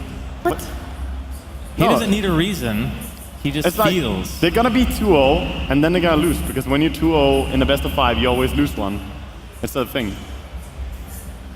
Apparently it is the thing. It is kind of a thing. It was Happened a to thing. BP, Yeah, And then it they was. actually lost 2 more after that, which hopefully for EG's case is not a thing. Well, yeah. We'll see. What do you think? What do you think, Louis? EG is going to lose this one and the next one, and then they're going to win one more. And then it's going to be like the most exciting Game 5 ever. And then C9 wins easy. No, C9 chokes, because it's Game 5, you know? I mean, second game curse. Second place curse, rather. Perhaps. I Yeah. mean, we just saw a very convincing game. What can Cloud9 do better? I mean, honestly, I think it was just about what Universe was able to do in bottom lane. Like, even little stuff like that. Being able to get a handful of kills. You get a Blink Dagger and Treads at, what, like 14, 15 minutes as an off-lane solo Sven? Like, that can't happen, in my opinion. So maybe try to give away less solo kills, especially to Ogre Magi. That was actually also one of their problems in the VP games earlier, like the first 2 games, where they just gave away a bit too much in the early game. If they tighten it up, are they going to win? Well, not according to you. Well, I still think it's going to be tough, but I think C9 played amazing in that game, and it comes down to small differences, as Rascal said. I don't necessarily want to say that they need to change this or that, they need to think about this, because this is on such a small level, the execution is really what won the game. We had several team fights that could go either way, and did go either way, and if they just won one more team fight, they could have won the game. So I don't think there's necessarily anything big they need to change. I think one thing I have to say about the draft is that when you have support Tree and support Elder Titan, sure, these heroes could walk in and hit people, but they just don't have the presence that, for example, Zai teleporting to the bottom and securing kill with Fire Blast. You can't just do the same. So I feel like the draft, with the early Terrorblade pick, made EG's supports a little bit more awkward. How many times does this switch lane? Like 3-4 times? A few. Yeah, but I think it's like when you pick Terrorblade and you have ET, it's more about the 5-man. Yeah. Less than it is like, okay, our roaming potential is going to be really good. So it's just a different style of play. But as like I said, I think it was still really close. And if anything had gone maybe even slightly more in favor of Cloud9, it could have just been their win. I have heard the best argument to go into the game tonight. Okay. We need to go into the game because the cameras are shaking too much. So let's go into game 2 of Cloud9 taking on EG. I think when your camera's shaking too much, there's maybe a little bit too much wub-wub. I think the camera operators had some energy drinks because there was a lot of quick camera movement as we started the introduction here. But we're going into the second game between C9 and EG. And EG going to be getting their very, well, it could still be Arteezy Naga, but we probably assume it's going to be Zai playing on that and then PPD on the other Titan. Well, Zai really likes to play the ET too, so I'm actually leaning towards the Arteezy Naga. Okay. And I think it's a really nice choice, especially when you've already banned out things like Lycan, who just push you down way too fast for a Naga Siren to deal with. Sure, there is the control of the Brewmaster, but if you song during a Brewmaster split and the rest of the team is not able to follow up, depending on what kind of team composition you have, you can kind of just deal with a split. It's not really, I think, too big of a concern, so we'll see how they decide to handle that. And of course, you have the minus armor combo of Natural Order and Riptide to boot, which is very, very strong. Yeah, there's plenty of minus armor, but you also have Brewmaster against you. There's a Vladimir's, there's a chance for an AC later on. So all the minus armor you have might not do that much in the end. But I like the pickup to get the Zeus in this game. I think he's a high priority hero. And of course, our lovely crowd. Beautiful. They are beautiful. This is actually going to be the first time in a long time that we see Fata playing the Brewmaster. And obviously, when you let the Brewmaster through, you might as well let the puck through, because There is only one Fata.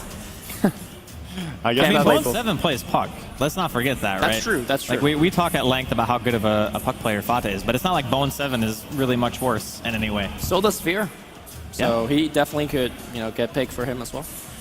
Yeah, we'll see. They ban out the Enigma, Cloud9, so definite respect over to Zai. And also banning out the Ogre in the previous phase. The Kiro being removed now by Cloud9, I think is a very good choice. I am actually surprised that Jakiro was not heavily prioritized, seeing as though Ogre and Lycan were banned by Cloud9. I think Jakiro gives you an insane amount of flexibility no matter what lineup you have, because it's one hero that makes any composition a pushing lineup. So the fact that they have kind of overlooked that, I think, is a little bit surprising, at least from EG's standpoint. I think with Brewmaster in the pool, like, you're more okay giving up the Jakiro because you could come in and liquid fire, but suddenly that means your entire team is getting initiated on. So yeah. But Puck is going to get selected here by EG. A little bit surprised that Naga Siren was ranked higher than Jakiro by EG, but, Arteezy does play a really, really strong Naga Siren, and Elder Titan is going to be annoying no matter what, so he doesn't really need to be combination with something else. And we'll see, against this Puck, what do C9 really want to do here? I wouldn't mind seeing a TA again, even though G didn't have the best time with it. I don't know. I like Evil Genius's team solely because their capability of initiating and disengaging is already very strong. Like Cloud9, sure, you got the Blink Brewmaster split, you have nice follow-up with that with a Zeus damage, but we're assuming it's going to be a support Zeus, so Aoi, depending on how good of a game he has, he might be more or less relevant, whereas EG just can take fights whenever they want. They can delay the game for a very long time with the heroes that they have. They have good spam, and the capability of taking fights in 6.82, I think, is of the utmost importance. Yeah, definitely. But I also think that the Zeus does so much from the support role, even if you put him there. Aoi has shown many times how much he can deward the enemy, and then just having that ulti might be enough, for a Brewmaster to secure a quick kill on something like Elder Titan. It could definitely happen, so it's different paths that you want to go down. Legion Commander, I like it together with Zeus. I can say that much. I also like it against Naga, because right now, if you have Elder Titan and Puck, neither of those heroes really do anything to duel unless you get a stomp off. So I actually like the way that it works, so you can just get a guaranteed disable on the Naga Siren for X amount of time that says if we have decent damage follow-up, we get the kill. And also, again, illusion clearing, very good at that. Also does very well with farm. I feel like on paper it's really good, but you gotta imagine that EG is gonna have at least 2 Eul Scepters in the mid game. One on Puck, one on Elder Titan.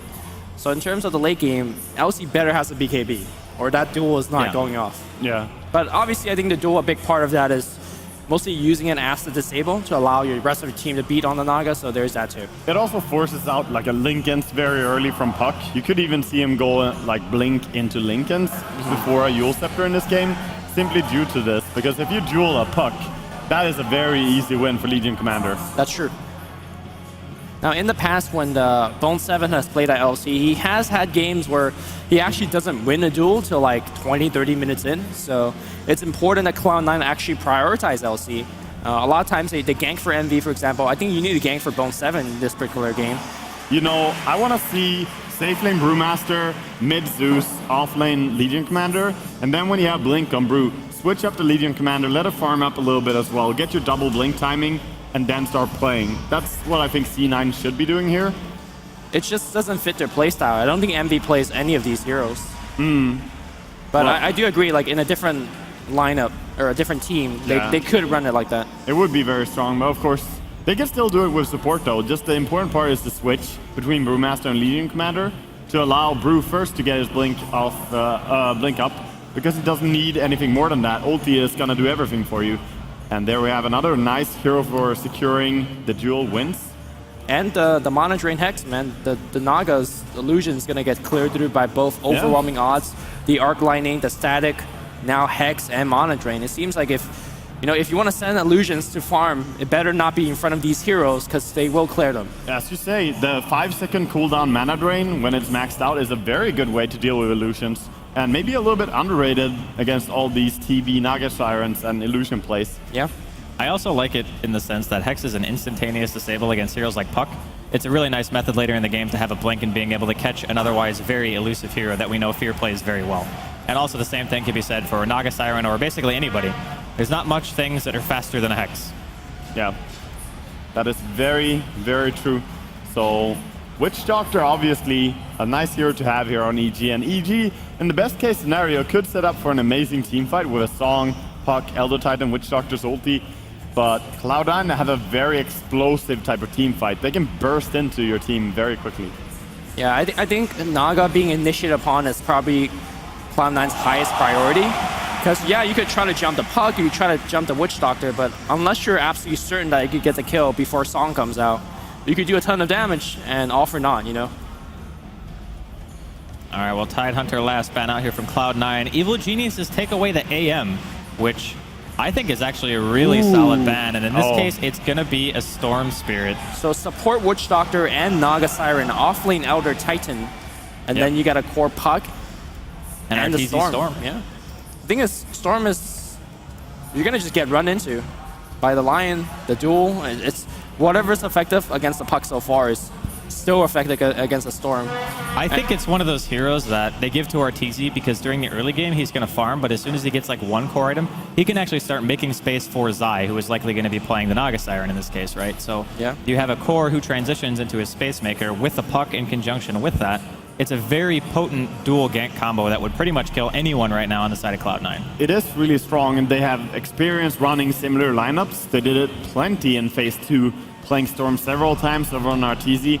Always going for that Orchid into Bloodstone build.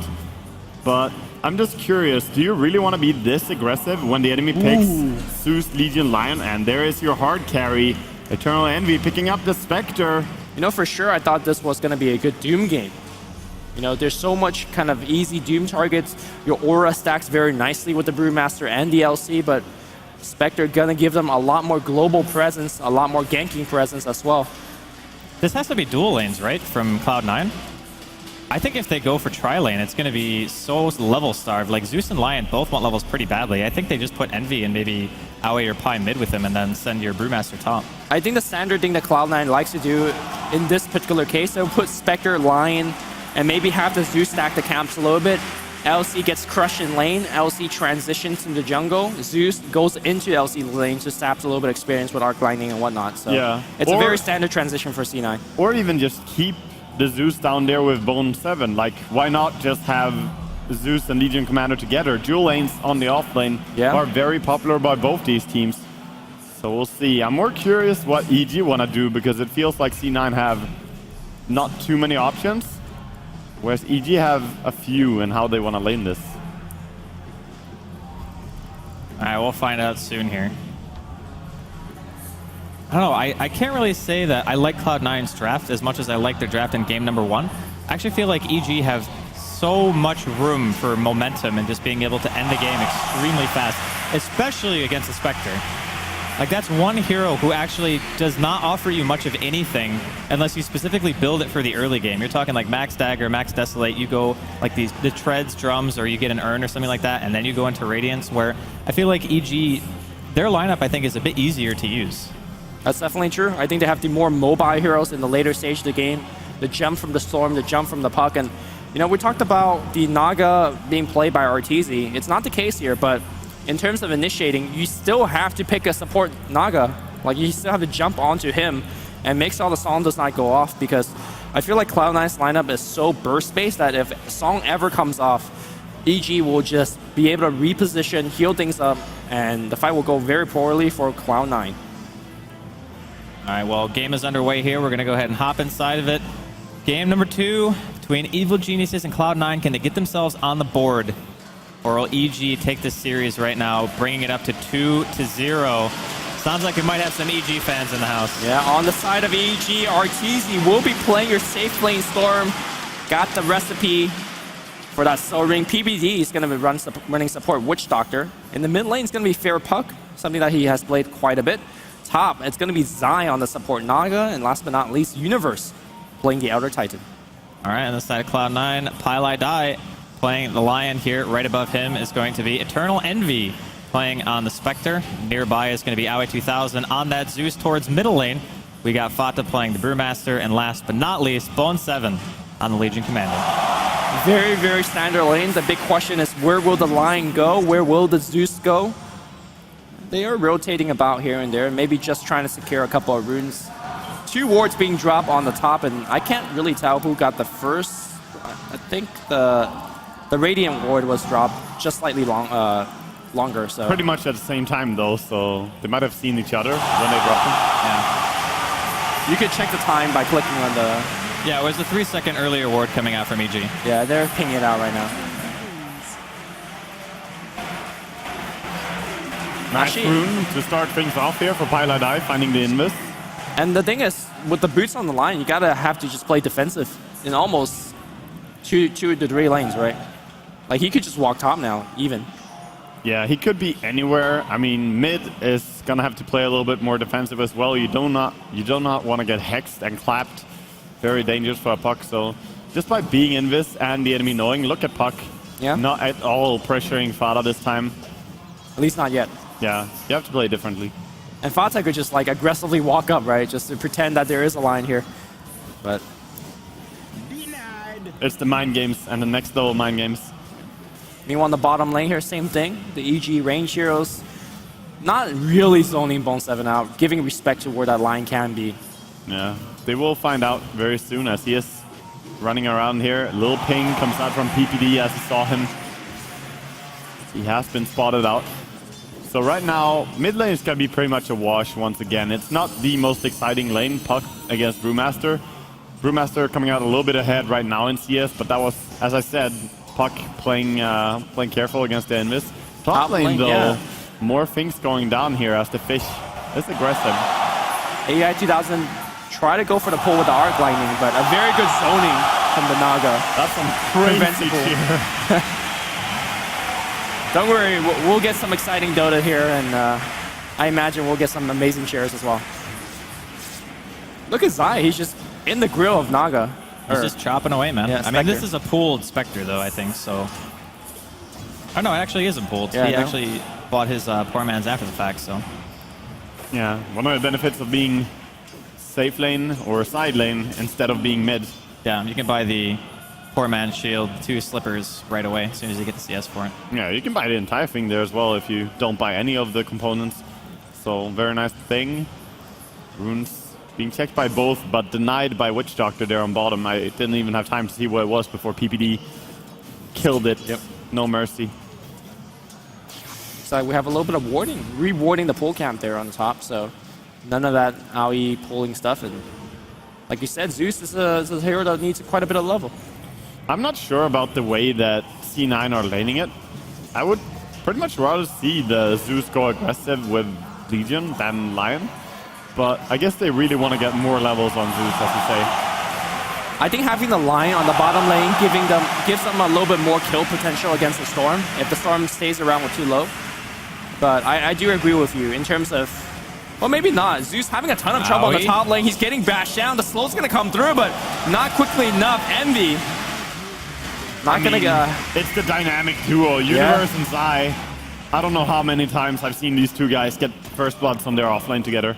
I mean, this just shows the weakness of a Zeus support, right? You don't have any escape. You don't have any control. Middle lane, though, they might be able to find Fear. Oh, he has no mana following yet. up that Hex. He does have a phase shift, though. Ooh, and bottling through the phase. Nicely done. Yep. But, I mean, Zeus as a support is pretty much all damage. You want to use him as a hero to zone out by just spamming Arc Lightning and things like that. If you ever get into an engagement, you're probably not going to do that well, as just shown by EG. Yeah, I mean, the Naga just doesn't care if you arc her. She's going to just walk at you. And she's walking at a lot of people with the boots now. Yeah, Sai having a fun time playing the support Naga. It's a very fun thing to play because you're so tanky, you're so fast, you have a disable, you have some minus armor, you can just click people. I'm surprised it actually faded out of fashion, the support Naga. Maybe he'll go back into fashion. Zai is playing it rather well here. Yeah, well, she did receive some nerfs to her AoE and other things on in general, so yeah. I think it was absolutely important to block that pull count because Cloud9 could just play it passively, abuse, get some experience. But now they're kind of forced to go in the lane against the Outer Titan that's really fast, hitting really hard, and the minus armor just synergized so well with the top lane physical damage output. It really does, yeah. And bottom lane is going pretty well for EG as well. I mean, you do have high farm on Bone 7 though. He's 22 CS. He's actually leading CS. 4 minutes and 30 seconds into the game. I feel like this is going to be yet another game where Cloud9 loses the early game. Their lanes are just not designed for that.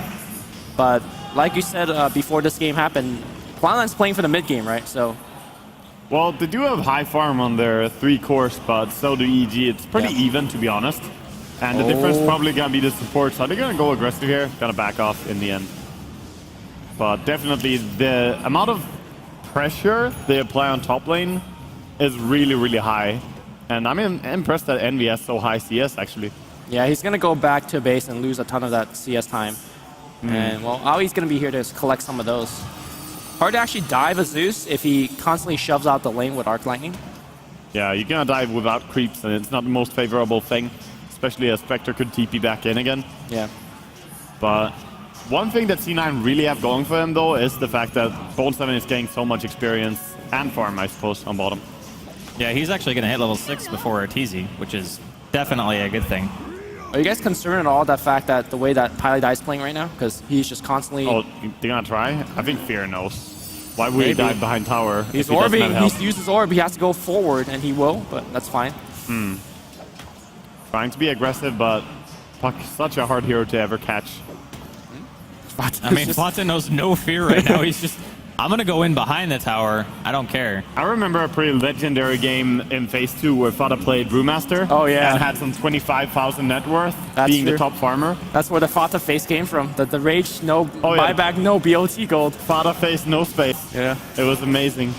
All right, Bone 7 caught out here. Coil used. They should be able to get this kill quite easily. 4 members of EG all coming down bottom to make sure they get that kill, and Arteezy is the one who scares it. Not only that, they baited out 2 TP from Cloud9, so, or at least 1 from Fata. I'm not sure if the Lion was just already there, but yeah. Either way, rotations being forced here gives some more time for Spectre to farm on top lane, but that's a very, very dangerous ET. He is bullying her quite a bit. I wonder if once Envy has his Han up, that's when Cloud9 starts to look for a couple of picks. Do you think that he skilled his ulti just because they have Naga Siren in his team? Because that's a very early ulti skill on ET. Most players will just skip that. Yeah, having level 2 ensnare as well. Like, it lines it up perfectly, because 3 seconds on the net. So I think it is definitely because of the Naga. Oh, here comes the ensnare on the top lane. There's a clap. The ult's going to go through. Actually, the Riptide and the Aura. Jeez. Look at the damage. Don't even need the ult. Wow, making it look easy, bringing down the enemy hard carry here is EG. I mean, we kind of expected the Spectre to get bullied, though, right? I mean, this is a hero who is not necessarily known for her early game lane presence by any stretch. Yeah, but this is going to be a very, very fast dual scepter over on the Elder Titan. I mean, like, Cloud9's just playing it very greedy, right? They're having supports that don't necessarily give them the lane dominance. They have supports that give you the strong mid-game, the Zeus, the Lion, so it is expected that Cloud9 will have this trouble. The question is, can they recover and will they recover? I think there's a way that they can come back into the game, and I think it's kind of going to be on the back of Bone 7, really, and Fata. As usually, that's how it comes down to when you're playing on Cloud9. It's Yeah. like, Fata and Bone 7, please, bail us out. And they seem to perform pretty frequently, so Zai walking up into 2 here. He's only level 4. There's also going to be a teleport coming in. That's going to be Bone 7. They should be able to get at least 1 kill. Universe maybe looking for a stomp here, but decides to just hoof it. All right, they're not going to kill him. Nice dodge. The there. The clap is going to be there. Oh, no way. What a player. Jesus. He does get out. Nice bailout by Universe as well. They're bringing up the puck as well. Can they find something here? Maybe just try and Pilydai, but Spectre's around. Man, can't believe you got away with that. The magic stick. I was like, there's no way he's getting out, and then suddenly, Universe. Do you think Envy should just have continued there? Because he gave up early, probably thinking he was dead. If he chased after, do you think he could actually have killed him? It would have been close. And I don't know if EG would have like TP'd or anything like that, so... I guess if they committed too hard, they might have forced like Arteezy or somebody else to be up there, and I guess Fear would have been in the area as well, so they would have ended up trading. Yeah. Either way, very nice play by Zai. So this game, Storm is heading into jungle, freeing up the lane for Witch Doctor. This is a pretty... I keep mentioning this, how he free up lanes, but this is a trend that started not too long ago, freeing up lanes for your supports this much. Yeah. Because it's really standard now. You always have someone farming safe lane and switching.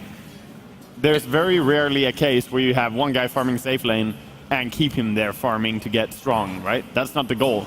Well, it's all about the map efficiency, right? Yeah, it's more like, efficient. If you have somebody who can farm the jungle and somebody else who can't, then the person who can't should go to the lane. Like, that's kind of how it works, so. At least nowadays. Also feeds up your supports a little bit. All right, here comes the Earth Splitter. The Ensnare's there as well. Envy going to get pulled back into Riptide and the Stomp to follow it up. He's quite low. Even without killing, that's fine. Like, that's so He can't much farm damage. anymore. Yeah, Yeah. he has to back. So the damage is pretty much dealt. Obviously, a kill would have been better, but they can just casually throw this out. That was so low commitment. It was perfectly fine for EG. Rune of Destiny here, bottom lane. Yeah, nice protect on that rune. I think he was smoked there. The Legion was trying to run there. Top lane, they're making yet another go on Aoi. The TPs are coming in right now. And they'll back off Pylite, though. Can he actually get off a Hex? He's so slow, but he does have the Tranquil Boots. And I mean, Impale, that's not no a kill. mana He for doesn't have Impale. any mana. Yeah, here comes Fata. If he, Fear is here as well. He sees Aoi, and Aoi is probably dead. The Oh, TP out geez. not quick enough. I mean, that was a double damage puck. Yeah. And the thing is, they knew that he had a double damage, and they still committed pretty heavily to chasing that, which I think is a little bit reckless if you're Cloud9. Yeah, still though, 4-0 here. C9 still not even on the board, and EG, as always, showing their amazing laning stage.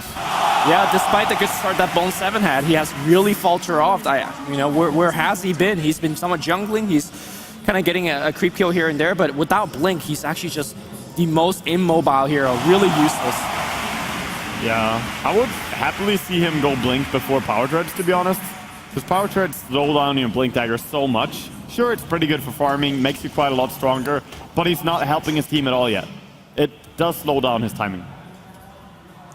I mean, I guess it's like same thing as saying Centaur maybe could skip the Tranquil. Well, top lane, Oh, Envy. he's so dead. Jeez, the support rotations.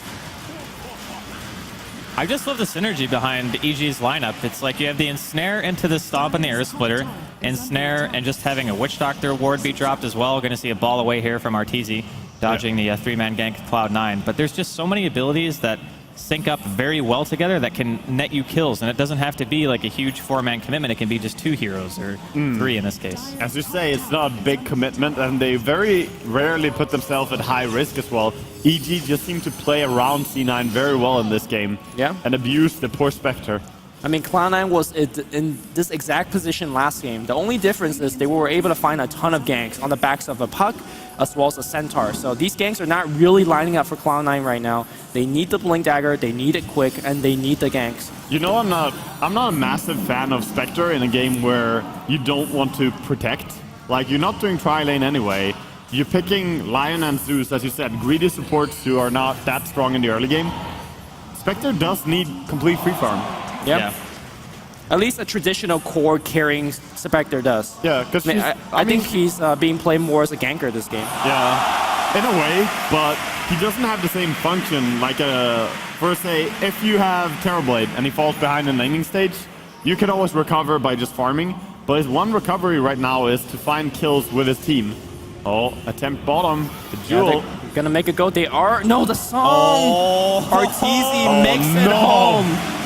The saves, and I think they're gonna make a go right now. The Raining Rift not coming out. Fair. He's gonna go down here. No orb out. The Panda Brewmaster is splitting. The castle is bouncing left and right, and it's really doing a good job zoning them out. Who do they want? They're stunning about everybody. Arteezy will jump away. Still very high mana. I'm not even sure how does he have a regen rune or something? I think he might have. I believe he did have one. They're gonna try and kill Bone 7 here. A lot of damage. Look at the damage output here from the claps, though. The cast is bouncing so much. Oh no, the briefcase. Okay. Universe, can you get the Ultra? All right, Zai takes it. It's still fine, though. Trading 2 for 4. Yeah. EG. Massive commitment, and that's even with Fear messing up in that fight. Fear accidentally clicked his phase shift, and then it was like, oh god, the song is ending, why am I still here? I don't know. I think the biggest problem that Cloud9 are running into right now is the lack of damage that they actually have on their team. Like, the only person who does damage outside of Fata and his ulti is the Zeus. Like, Bone 7, he has a naked blink with no dual wins. So they're relying on maybe the spam nuke to be able to burst one hero very quickly, but they just shown, like, they can't even kill Arteezy fast enough. Yeah, Coil's going to come down on the top lane here. Envy just constantly being picked upon here. He is going to go down because here comes Evil Geniuses. Okay, another kill on the poor Spectre here. But as you said, the damage lacking on C9, a lot of it comes down to the greedy draft though. Yeah. Because both Zeus and Lion need level 6 before they really do that much. And they're just capitalizing on this. Owie. I mean, I think he's dead. I more than think he's dead. He is dead. That's a pretty big overwhelming odds, but there's no tower for anybody to TP into, and that's it. Yeah, 11 for 2 right now. EG just pulling ahead by miles and miles right now. I think the comeback mechanic that C9 has is just ganks, right? Like, you just keep getting picks here and there, but what if EG just groups up and start taking towers at 4 or 5? What does the C9 lineup actually do? I don't think they can do that much, and that's exactly what EG have been doing as well. They know the weakness of C9 right now is they cannot fight. Are they going to go top as well? They're looking for the picks are everywhere. Bone 7 is dead. Death Force committed. The cast being thrown out. Yeah, you just move as 4 or 5 and you're completely safe. Also, EG are playing on the enemy side of the map right now because they know the enemy recently played in their jungle and probably have some vision down there. So going in to C9's jungle, taking the aggression there, there's pretty high chances there's no vision. Yeah. I'm actually thinking that this could be Cloud9 strat, right? They did it against VP, go down 2 games, then just win 3 in a row. That's the strat? That's the strat. Okay. It worked for him once. Yeah. Because right now, I'll be honest, the Spectre has 39 CS at 16 minutes. And he's died 4 times. Yep, Spirit's going to be coming out. He's dead. Oh, maybe not. Here's Zai. The split's going to come out. Close. The burst damage. Highlight die. 20 HP. Surprise, he's actually survived, and they're going to keep on chasing. You talked about getting on Fada's shoulders. He's coming in and just saving his team right now. Yeah. That's a kill on a mega kill streak ending for Universe. Double kill for Fada. The burst damage is from the Zeus and the Panda, and they're both ganking aggressively with each other, and that's exactly what they need to do. Yeah. Even more so, you know, Aoi has a lot of work to do than maybe Bone 7 in this game. Are they going to try top? Playing here, Blink Duel is the thing, and it's going to come in against RTC. They got the finger. The burst is there. Cloud9 gets 3 kills in quick succession. Yeah, that gives them so much as well, because when you're behind, you get even more. Mid tower also being taken here. Sure, bottom is being pressured, but C9 in no worry. They could maybe even defend that. Nice execution all over the place here by C9. Yeah, Cloud9 will thrive on chaos right now. They need to just make sure every time their spells are on cooldown, smokes are there, just go for ganks. Yeah, but that was EG not going at 5. Fata doesn't have to split, and he's going to break the coil. The Death Ward's going to get the kill. He runs into the Death Ward. Never mind, get out. The Sov is too hot, but there's a little bit of fears behind towers. Yeah, getting 1 kill on Brewmaster there. EG, they want to take this bottom tower, starting to move more heroes down there, but they still look at RTC, wants to get ganks going as well. He has perfect vision. Like, he knows what he's jumping into. Oh, yeah. You can't say the same here for Cloud9. Yeah, he knows that there is, of course, the Bone 7 behind. He saw him already. So I think you just jump on Bone 7. He can go on Envy, it's fine, I think. He has Puck with him. Well, the burst damage is enough. No, he's actually going to jump on Bone. Bone shows himself. The Zeus ult's going to scout a little bit more. Bone going to give the noble sacrifice. Yeah, Legion does go down. At least Spectre is up to 1700 gold, but it's so far away from being relevant. 14 yeah, he's to got to 5. farm, what, like 4,000 gold almost? Yeah. Just to be able to get 1 item. And then that's saying that you're still going to have around the same amount of survivability with just a Naked Radiance. And sure, that does kind of stop Blink Daggers. It can be very annoying in a team fight, but you're still a very easy target as well. Will it surprise you if Zai finishes his Radiance before the Spectre? If he's going for Radiance, that is. I don't even think he will, like, go for it. Yeah, he's he actually does got later. drums. He gets, like, drums first, and then he goes for the Radiance. But Yeah. I don't think he'll finish it before the Spectre, no way. Yeah, he will go for drums. But look over to Elder Titan and how strong he is in this game. He actually will have Force Staff now, as well as Yule Scepter. And we're only 19 minutes in. This comes from the Naga Siren Elder Titan offlane, working out so well for EG. Oh, he canceled Pike mana drain. dropped it a little bit too early. You do have to maintain that mana burn for a little bit longer. Yeah.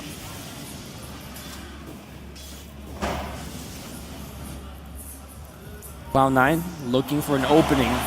I don't think they have any smokes available. There is one left on Pylai Die.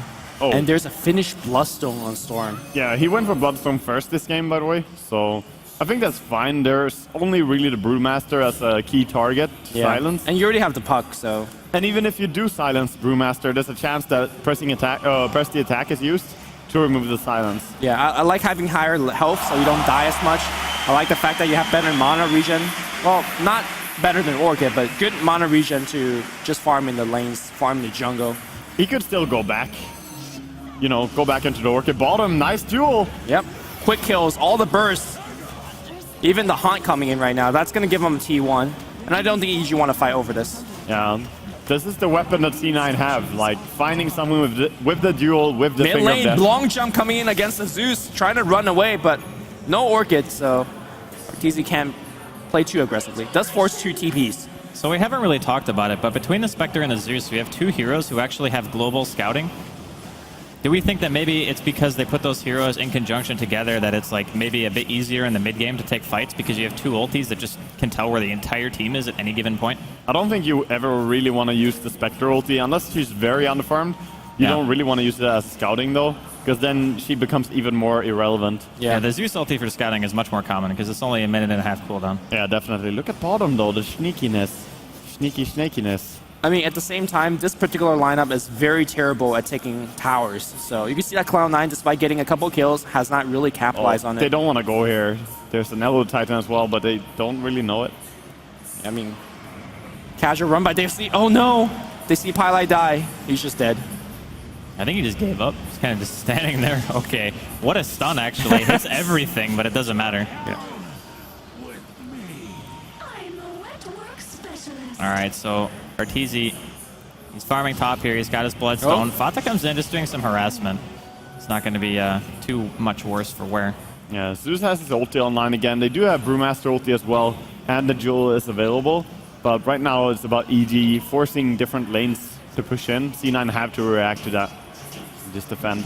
I think they're actually waiting for the Finger of Death to cool down every time they make these ganks. Yeah. Because that bottom where, remember, it was Storm that lived through it. I don't think they have Finger there. They really need as much burst damage as they possibly can to initiate these fights. Yeah, they do have the Blade Mail though, that adds quite a bit. But as you said, you don't want to risk it.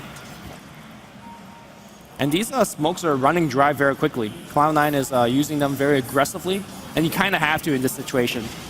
And they are connecting with them, but you are limited on them. Spectre has caught up a lot in gold actually. She's being allowed to take some lanes here, always with the bottle as well. Eternal Envy with his builds.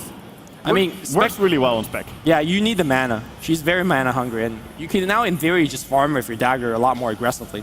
Yeah, I mean, Aquila is also fine, but bottle is cheaper, and I think it's a good item. And there you go, that little bit of scouting. They see everybody running back from EG, so maybe EG was grouping up to smoke gank. Maybe they were expecting a smoke gank, but... Yeah, it's sometimes you just don't know what's going on. Where's the Storm? We haven't seen him in forever. It's just ulti, you know? Yeah. Get that intel. So that's 3,800 on Envy, but he's not sending the courier to the secret shop. Oh, there we go. I don't know. I still think that Cloud9, if they manage to get their hands on a Radiance on the Spectre, the game changes for a little while, but do we actually think the ultra late game of Spectre is going to be able to carry this? I mean, I guess you do have Bone 7 as well in the LC and Fata's Brew, but we were kind of assuming that Brew is going to fall off pretty significantly. I think they could, because of execution. They have so much burst damage they can throw out, so they could kill one hero really quickly and just take the fight from there. But that's assuming that they take some nice fight with Radiance when they have it as well. And I'm not sure if Brew is going to fall off here. He's going to go for the Aura build, so Vlad's AC, definitely a big contribution of damage. And we remember that game where Fata transitioned into a one-row carry. He got the Abyssal Blade. He was just going in, slapping people around. I don't think we can count Fata out just yet. Yeah. I mean, we did mention it before. Fata is really, really dangerous on his Brewmaster. I And I guess he'll probably be going for the standard double aura. Just go for the AC, go for the Vlads. Yep. Just buff up your team a bit, especially when you're playing against Elder Titan. I think Waga talked about that earlier. It's just having the mass armor aura strat is really good when you're playing up against I don't ET. see why he wouldn't. It's really good in this game. And all the time, Envy is farming in very safe spots right now. It's hard to punish because he's so close to his towers. So C9 are probably pretty happy, to be honest, even though EG have more control over the map. Both teams are kind of drawing even in the trades for the moment. It's more about what can you do when you complete your key items. Yeah, that's exactly it. Because if you just look at the farm comparison, it's still EG that's leading because they have a bigger portion of the map farmed. Yeah. And they have a more aggressive team that, if not punished, they farm in more areas of the map. And I think it's up to Cloud9 to, for example, get another smoke gank, get another punish. Yeah, definitely. So, looking at what they are trying to do here, of course, it is going to be an Orchid build on the Storm as well. Going for all that mana region also gives you a very nice int. So your right clicks become pretty impressive with the Oblivion Staff's contribution in attack speed as well. Something very basic about Storm, and I guess I'll mention it for those of you guys that don't know. It's Orchid gives you a ton of mana regen, but does not give you, by comparison, that much intelligence. And his mana, the way that Ball Lightning works is that it drains a percentage of his mana. So you actually want a lower mana pool, but really, really high regen. Actually, it's still a flat amount plus a percentage. Well, so the flat is very low, right? The 106. Yeah, but it actually does make a huge difference, like having a bigger mana pool. You go way farther with the ball. That's true. And that's why you also pick up things like Hexes afterwards, the Lincolns. You just want as much in as possible at the lake. Yeah. But Orchid, very, very effective as an early game mana regen item. Yeah, I mean, just a combination of the two, Bloodstone and Orchid together, work really well. Then you can go for anything from there. We see C9 take a little bit more of a passive approach as EG go closer to force them around. They have some vision, scouted out the Elder Titan as he ran across the top room. But at the same time, they're also finding farm in the enemy jungle. Brewmaster always staying on top of things. Yeah, and now they have to hunt with Radiance, so they just need to find a good opportunity. But EG has been extremely disciplined. You know, EG is, it's not like C9 is not looking for these ganks. I think they're feeling the smoke gang. Like, they're very scared of a duel right now. Look at how EG are moving. It seems that they are ready for this, and it is indeed the entire C9 grouping up. They see them with their ward on bottom as well. Also, Envy has stood at the top T3 tower for like the past 30 seconds. He's like, yep, I'm just gonna farm near my tower and nowhere else. Yeah. Look at the entire EG. They saw the movement there from C9 from the ward. He's taking it easy. I mean, to be honest, the slower the game goes, for now at least, I think the Cloud9 are going to reap some benefit of that because they really want Envy to at least get one more item, like maybe Manta, maybe Heart. I think Heart is probably the best choice in this case if you want to just solely be able to absorb damage and let your Dispersion deal some damage and a Radiance burn as well. Plus, it makes your illusions during the haunt a little bit stronger. Yeah, assuming you ever want to go into a team fight, you probably need a Heart at least to survive. Yeah. So it's going to be tough for sure. Zai's almost a relic gold. Yeah, Zai getting very close. He's sitting there and looking at, you know, he's trying to haggle right now. He's like, come on, man. Just 5 gold off. No, you could just wait 3-4 more seconds. All The right. shopkeeper is way too stern. Oh, he is. If I could have haggled, there would have been many games of Dota I think I could have won if I had bought an item a little bit sooner, you know? That 650 bottle, yo. Yeah, no kidding. What happened to the price, man? It used to be 600. All right, so when Zai actually gets his Radiance, I think this game is going to get a little bit weird because both teams are going to have a Radiance carrier. And obviously, I think that Zai is going to be a bit better at pushing out the lanes because of the fact that he can abuse things like Mirror Image all the time. Yeah, but Whereas, Spectre is more dangerous in the team fights with her Deathlet and just ulting, allowing all the heroes to get targeted by the haunts. I mean, let's just say there's not many games of Dota, at least at this level, where you see a Radiance on 2 different teams. No. It's very rare, to be honest. But as you said, with Naga farming a little bit faster, there's a lot of pressure on C9 that they need to get a lot out of more heroes than just the Spectre. Yeah. They need Bone 7 ideally to get some carry potential, and Fada, of course, to be relevant throughout the rest of the game as well.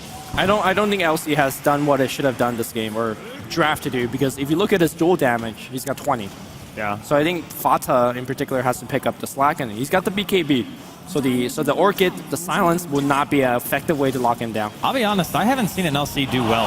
Like, every single game that I've seen in LC, I don't know if it's just the way that teams are picking around him or how they're playing it, but very rarely do we see an LC actually have a really big impact. The last one that we saw, I think, was Sadoi on VP when they were playing that matchup against VP Polar, and they still didn't win that game. I think Koikwa has had some games where he played well on LC, but other than that, I haven't seen it be that impressive. I think when Koikwa play well on LC, he doesn't go for this Blink Playmail build. He goes for the very farming intensive build. Sure, he'll get the Blink for the pickoff, but it's an immediate Maelstrom, it's a Mjolnir, it's an AC to follow up. Yeah. So he transitioned more of a late game core. Instead of finding these fights, he'll knock on your towers, he'll knock on your front racks, and then you have to take the fight there. To be fair though, I want to point out that LC has had an impact as well in just how EG are playing. Yeah. They are respecting the Jewel, they are respecting the Finger of Death, and they're not pressuring as hard as they could have been. You know, they're not split pushing that much. EG, while they have control over the entire map, they're not using it completely as they would. The thing is, do they have to pressure though? Zai eventually is going to get very scary. In fact, the Radiance recipe is flying out right now. And sure, you could make the argument that, yeah, Naga will take his teammates' farm, but Zai has been farming in the enemy jungle for the past, I want to say 10, 15 minutes. It's very slow farm, but he's not taking his allies' farm. Yeah. And as a result, Fair has a ton of items, Storm has a ton of items, and these items will persist into the late game. I think we might see Zai transitioning into the 1 row now. Yeah, well, definitely. That's the goal when he builds into this, so we'll see.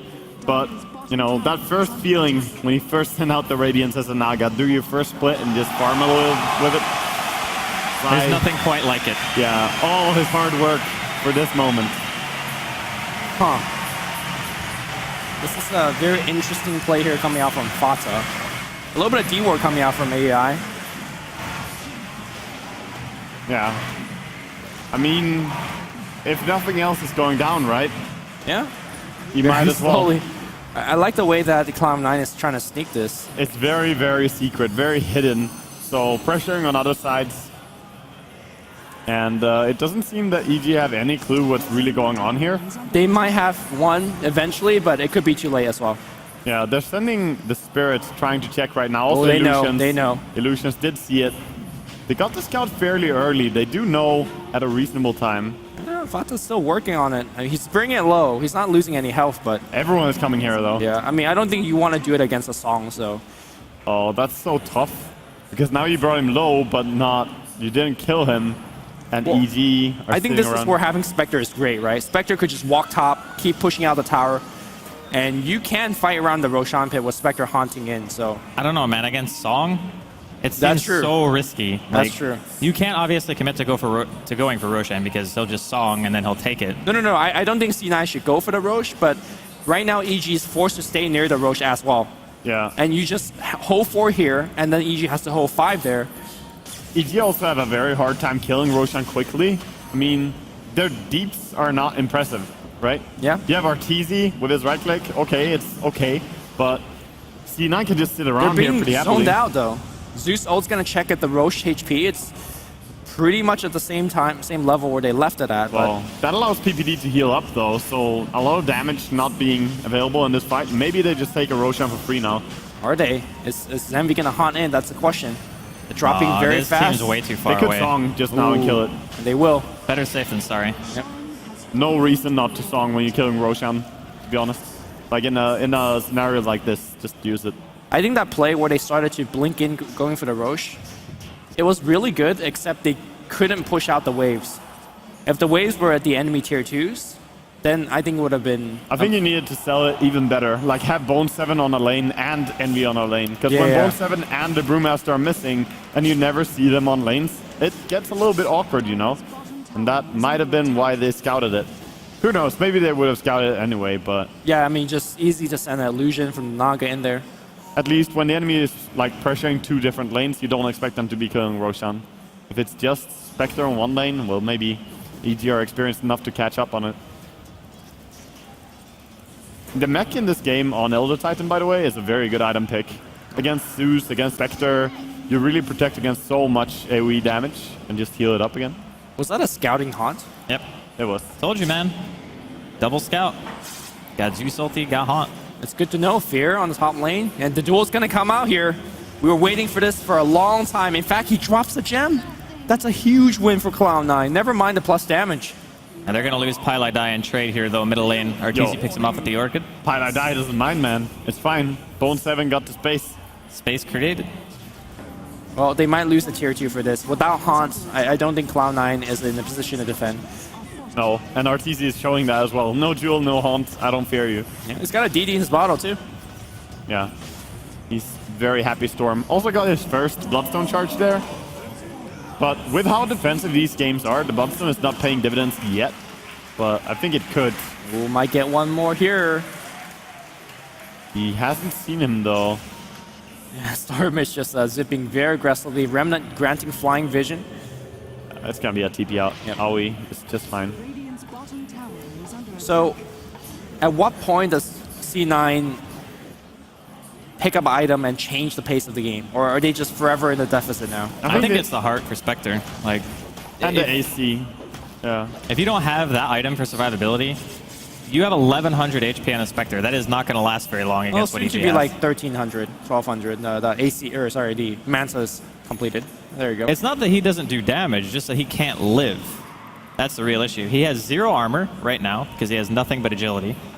So if he walks into Elder Titan, he's going to get smashed by Riptide punches with a staple gun, and not to mention you have Death Ward as well, which is going to be Ag soon, by the way, because PPD is only about 1 creep away from that. I would say that he's actually not doing enough damage, because I think the traditional Spectre does very well against low-level supports and low-health supports. Do we have any of those in EG? They're like, what, 1700 health, I think he still pretty health. much decimates PPD or Universe if he's like able to stick on them. If he gets every hit as Desolates and the Manta styles on them, definitely. But Yeah, but it doesn't have that impact. They click his ulti and he almost kills someone. Right. Oh, top. Aggressive dive here. That's going to force out BKB at the very least. Never mind, he just kills him with a double damage. Massive pickup there. Really big kill. Yes, buyback.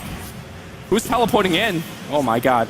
All right, it's Envy. He decided to cancel. All right. He has Haunt to get back, but what about the rest of the team? The tier 3 is being sieged. Why is Fata not buying back? There is... He has to use it. What's going on here? Gotta He's buy out still right not now. buying back. Oh god, they're giving away the racks? For free. That is very cheap. EG getting so much. I guess they feared that they could not take a fight at all. Maybe they thought that if Fata bought back there and they lose the fight, that's it. Yeah, but that's still so much damage. And I mean, 30 seconds on his death still. They're going for some damage on the mid lane.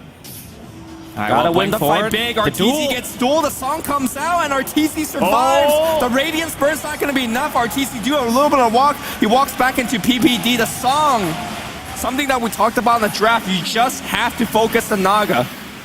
All right, well, they even popped a smoke for this to try to keep him alive through the illusions. Envy has actually gone in here. He has Manta in 1 second, but RTZ does not want to give up his Aegis right now. Dear God, that was sad to watch.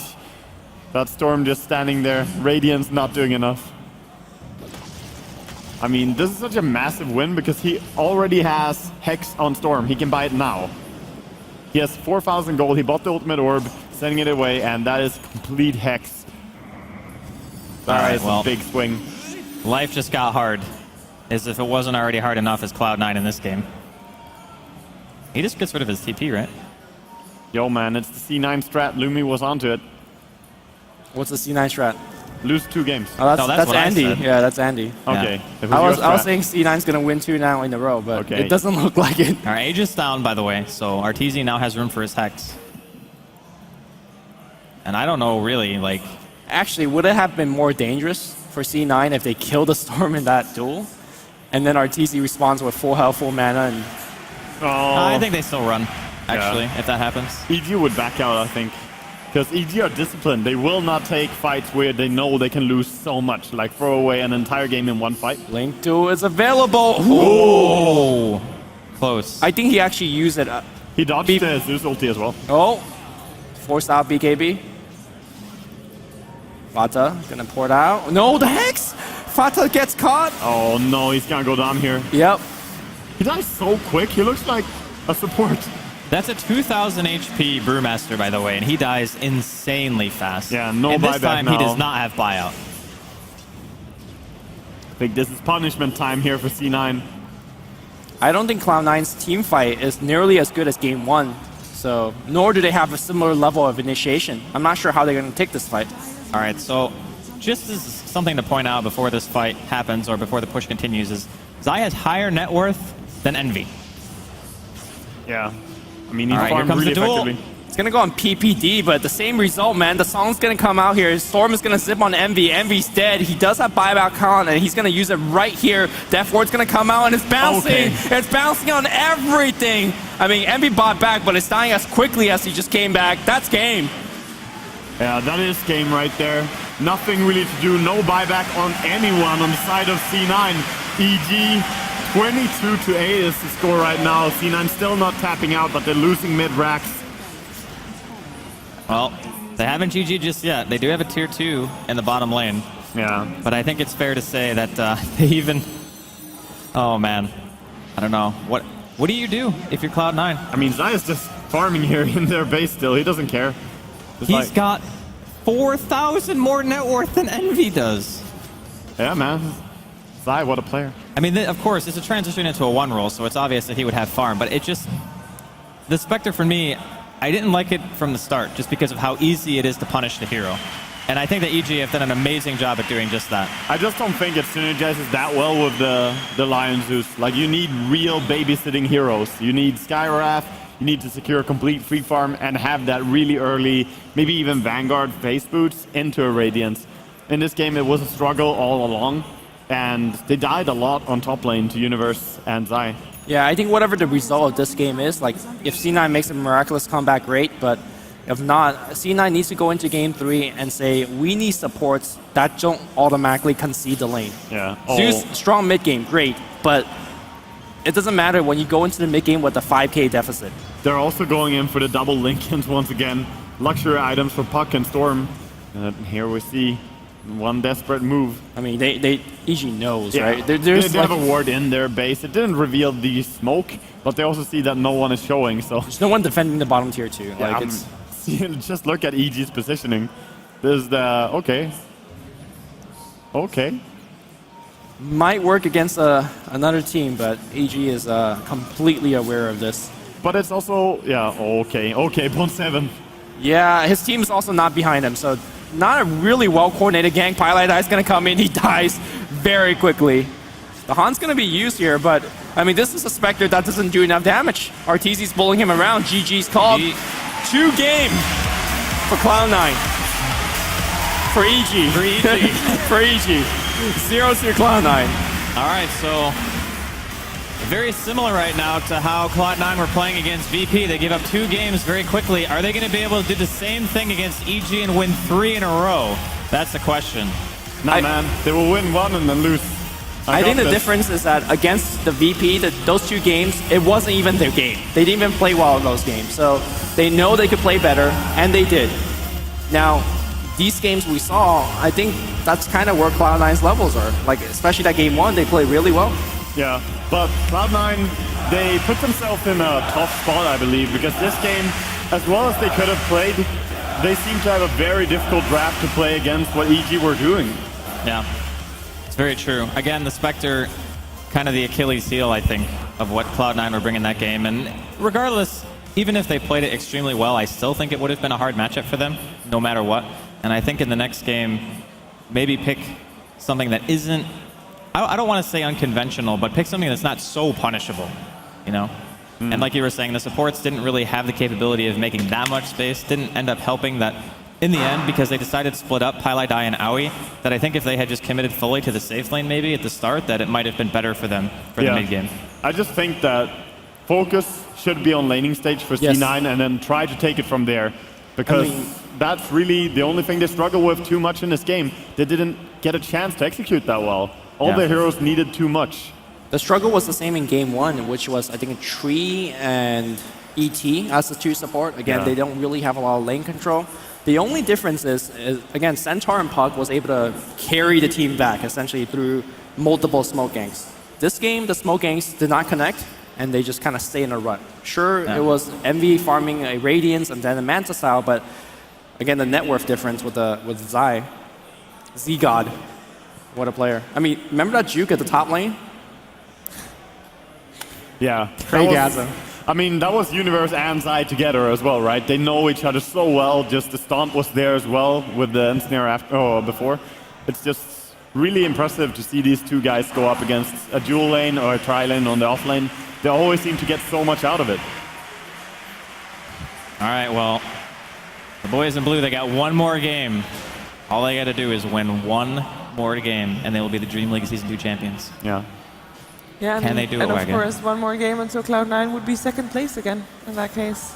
Please. Break the curse. Break the curse. I think what Lumi said earlier, I mean, we have seen Cloud9, they're very strong in late game, like that's kind of their forte. And then you've got on the other side AG, which normally is very strong early game and then normally never let go and just, end the game. Yeah. And Cloud9 is seeming to have issues balancing it out because they make it to late game, which is great. I mean, later game than against Virtus.Pro, right? But then they are already too far behind to really start defending their base. Yeah. So I'm wondering if they don't pick, like Lumi also said, like supports, pick support that can not straight up win the lane, but at least not lose the game. Would that be the cure? I think maybe that will help them a little bit, but you also got to remember, more than just a strong early game, EG seem pretty complete. Their late game execution is better than any of the other Western teams as well.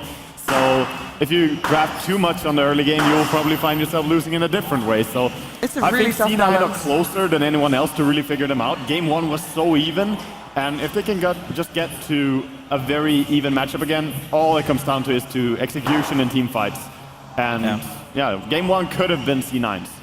Yeah, I agree. I think that the hard thing is, are they going to get their hands on that kind of draft again? Are they going to get Terrorblade? Are they going to get ET or anything like that? So I think the ET is maybe less scary, but if you get a carry that's within Envy's comfort zone, I think that's actually where they shine, when they can play around him in particular, and then Bone7 and Fatsa are the space makers of the team. Hey man, he plays a pretty impressive Void as well. You have a lot of heroes that he plays really well, so try and draft something that works, come together and just don't rely so much on both supports getting high levels because it's too greedy against a team like EG. Yeah. Well, we are going to see, of course, the third game regardless, and let's see if Cloud9 can actually force out that fourth game. But before that's going to happen, we're first going to go to a commercial break, so we'll be right back with the fourth game of this grand final series. Hey, birds! I'm Edward, and I'm a tufted titmouse. I'm a pretty standard bird. Decent flyer, okay at nests. But my forte, a little thing called productivity. Look, I get it. We all have to work, tick things off the list. Emails, notes, presentations, expenses. But come on, man. I mean, you have to make time for the finer things in life. You're all stressing out about what you have to do next because you can't do it now. Progress isn't made by early birds, It's made by modern birds like me. As for the rest of you, you're just making things difficult for yourselves. Always hunting for a recharge. Glued to your tiny screens, giving yourself a migraine while you try to write a novel with your thumbs? You birds are so old school. As for me, I got time on my side. A tablet when I want it, and a laptop when I need it. Now stop your flapping and get it done. Get everything done on the fly. It's a laptop, it's a tablet. The Asus Transformer Book T100 with Intel inside. I've got a laptop. Check out my laptop. It's also a tablet. I love my laptop. The point is, it's both. You see this? Yes, it's both. Nice.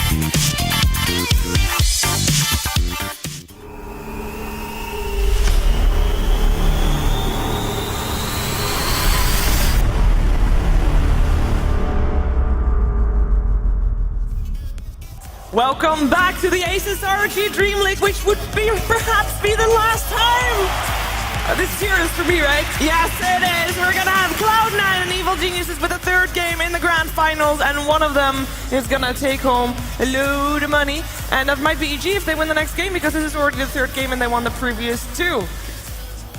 You could even say loads of money. Loads of money. It's true. It's true. Loads of money. And Cloud9, I mean, in the first game they looked pretty good. It was a very even game. Wag even said there's like points where one or two different choices could have maybe won them the game. Game 2, not the case. It was pretty lopsided in my opinion. It just seemed like the draft was favoring EG, the playstyle was favoring EG. Cloud9 were kind of pressured, I would say, most of the game to make things happen and just couldn't do it. So for Game 3, hopefully they can get a better draft and make it closer like Game 1. I think so too. And I think we already mentioned previously also emphasis more maybe on the supports, seeing if they can hold their lanes together a bit longer against EG's Onslaught, which, you know, they have got some quite heavy rotating supports, and they seem to have rune control in almost all of their games that we've seen, I believe. Well, both teams are really favoring rune control a lot, and they know the importance of it. But I think the problem with the draft was not so much just, you know, the support's not working out. It's they had an idea, right? They had the duel with the Asus ulti, Spectre could haul in, they also have the Finger of Death securing the ganks really easily, but the overall idea didn't mesh well with whatever EG are going to do on laning phase, which is pretty much obvious. EG almost always put two heroes on the offlane, Zai and Universe.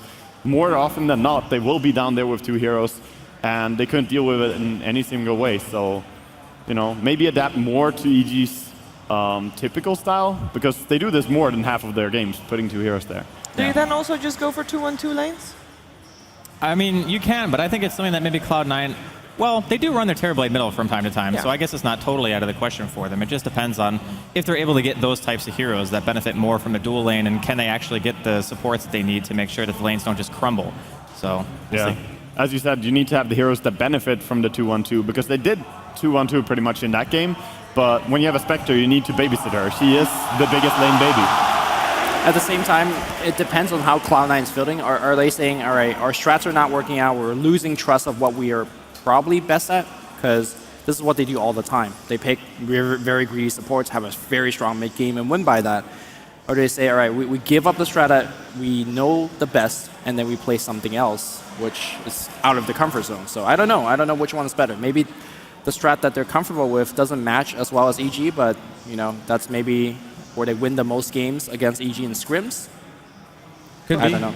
Well, we're going to find out because I believe we are already in the draft. So it is the third game. It could potentially be the last game. Evil Geniuses and Cloud9 Grand Finals of Asus RG Dream League.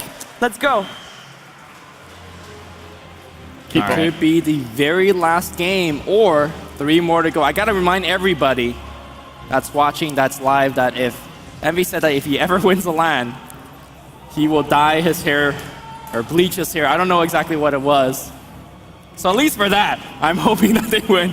But we'll see. They have to win this game or EG is going home as the champion. And if EG win this game, one thing to cheer for is that they will be undefeated in the entire LAN. Correct me if I'm wrong on that one. I think they have not lost a series. Absolutely. Well, no. A game, I mean. No, you mean on this LAN? On this LAN, have they lost any games? No, they haven't lost a game. Yeah. That is pretty impressive. I mean, this is like Alliance TI3 era quality, right? exactly. Even more, to be honest, since Alliance TI3, sure, the group stage, they lost nothing, and then they lost a few games in series, but never an entire series. Still, though, incredibly impressive from EG. C9, are they going to find a way to beat them here? It seems like they're thinking quite a lot about these bans here. They seem composed, which is good. I mean, sure, you just came off of a rough best of 5. You had to take it to 5 games against VP. Now they're playing another, well, not 5 games, but 3 games into this series. And even thinking about the prospect of having to go 5 games has got to be a little bit exhausting. Yeah, right? I mean, this is their 8th game, which is really a lot of games already. So let's see if they have the endurance to do this. They have Brewmaster once again. They did get the Jakiro as well, the hero that Aoi really loves to play. Yep. So that's a nice start for him at least. And I love the combination of Jakiro and Brewmaster. You have strong team fight and you have strong push. It can allow you to maybe take towers. Over on EG, no changes really. Elder Titan and Naga Siren now gonna head into a Slark though. And I really like this. It gives you a lot more flexibility. It's another hero that has a lot of map pressure. Like just being able to be on your own, make space for the Naga Siren later on. We saw Zai's transition into carry in game number 2. It worked out very well for EG. This hero functions in a very similar fashion, and I believe it's actually Fear who plays it most of the time. I don't think I've seen Arteezy play Slark too much. He's more of the farm-oriented player, I think. I would agree. I think I can recall seeing Fear played a few times at least, the Slark. So assume it's going to be him on that hero. And now it's C9's turn. AM and Enigma were banned out by EG. So respect given back over to C9 as well, as they know they can run a fearsome Enigma. Ooh, I think AM has been like a great answer to Slark in pretty much every single game that I've seen it in. Because normally Slark's able to get these solo pickoffs on some core heroes, like Misery was saying earlier. Sometimes you pick like a Drow if you're Cloud9, and sometimes you pick these other heroes that are very vulnerable to just getting jumped on, whereas AM is so good at just eluding that and making sure that you're pushing lanes constantly. But the Wisp is a little bit, I don't want to say out of character for Cloud9, but it's definitely not something they run so often. At least not recently. In the past, Pylight that has ran it a lot as a Bat Rider counter, because you can just kind of point blank relocate essentially. But in this game, it seems like they're thinking about it, using it offensively, maybe to chase once the Naga Song's down. I'm not too sure. I mean, another way to really combat and fight much stronger in the mid game. Bristleback. It's not the They're Cloud9 gonna go thing, MVP. though. It's not the C9 thing. Have they practiced it? I don't know. I just feel like it's one of those things where maybe you're just on the edge and you want to try something a little bit different, because otherwise the stuff that you've been doing has just not been working out. It does work really well against the Stark, but it's going to be another one, the IO Necro combination. Secret did that, right? Team Secret running it a little while ago. Alliance did it. Yeah, Alliance did it as well. I mean, Necro is just one of the best hero in the safe lane against offensive dueling, right? Especially when you have the unlimited healing, quote unquote, with the Wisp. Yeah. In fact, the fact that you can rank up your aura, you don't need to put points in status because you have Wisp healing you essentially. You just passively beat ET and the Naga if that's the lane that they're expecting. Yeah, I think it's pretty strong. If they go up against ET, Naga, Wisp, and Necro will do fairly well against it.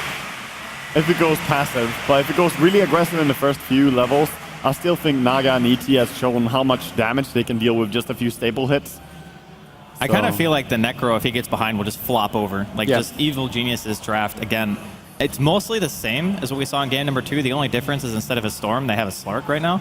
Yeah, they're changing 2 of the cores, but the rest are identical. So, very similar draft from EG. I mean, Naga could easily be a core, so we can't really say for sure.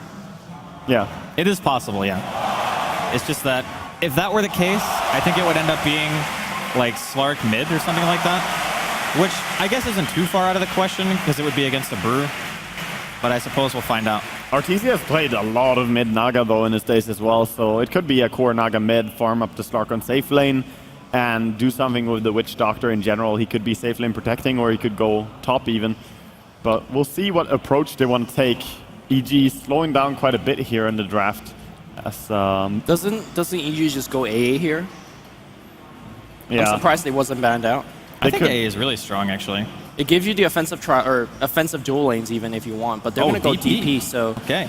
That's RTZ's hero for sure. The silence is also really amazing here. I mean, this is not just DP for the push. This is DP for the control in a team fight. If you silence Necro, he's not going to go BKB early anyway. Jakiro, same thing with him. He has the Yules maybe, but still, it's a good value silence. Brewmaster, obviously a good target.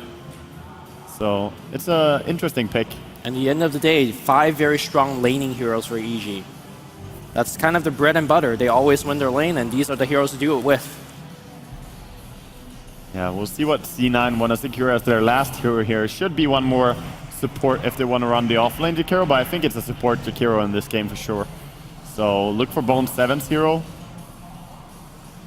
I mean, they still have things like Bat available, which I feel is still really strong against this, because they don't really have a hero who abuses the jungle that much. I guess Necro, maybe? Is it effective against the Song, though? You blinking, Song comes out. I mean, I think you need another way to force fights. Like, right now, I think if Cloud9 let the game go on for a while, Evil Genius's draft scales so much better with gold than what theirs does. Yeah, it really does. But C9 looking for a peak. They have good team fight, they have good push with Jakiro as well, and all the heals. So they could go LC again. They could. And they could go Centaur as well. I think Centaur would be a very good hero here. Just buddy up with Brewmaster, try and get the double blink going, and then take the fights against DP. If you have Centaur, Brewmaster, and a Necrophos in the same team, you could potentially burst down anyone if you get the jump. Yeah. But we'll see. As you say, Song is a very, very good spell for disjointing any initiation. Okay, it's going to be Timber. Okay. It's very strong against Lark at least. Yeah, the heavy burst damage in the early game is very difficult for a lot of heroes to deal with, so...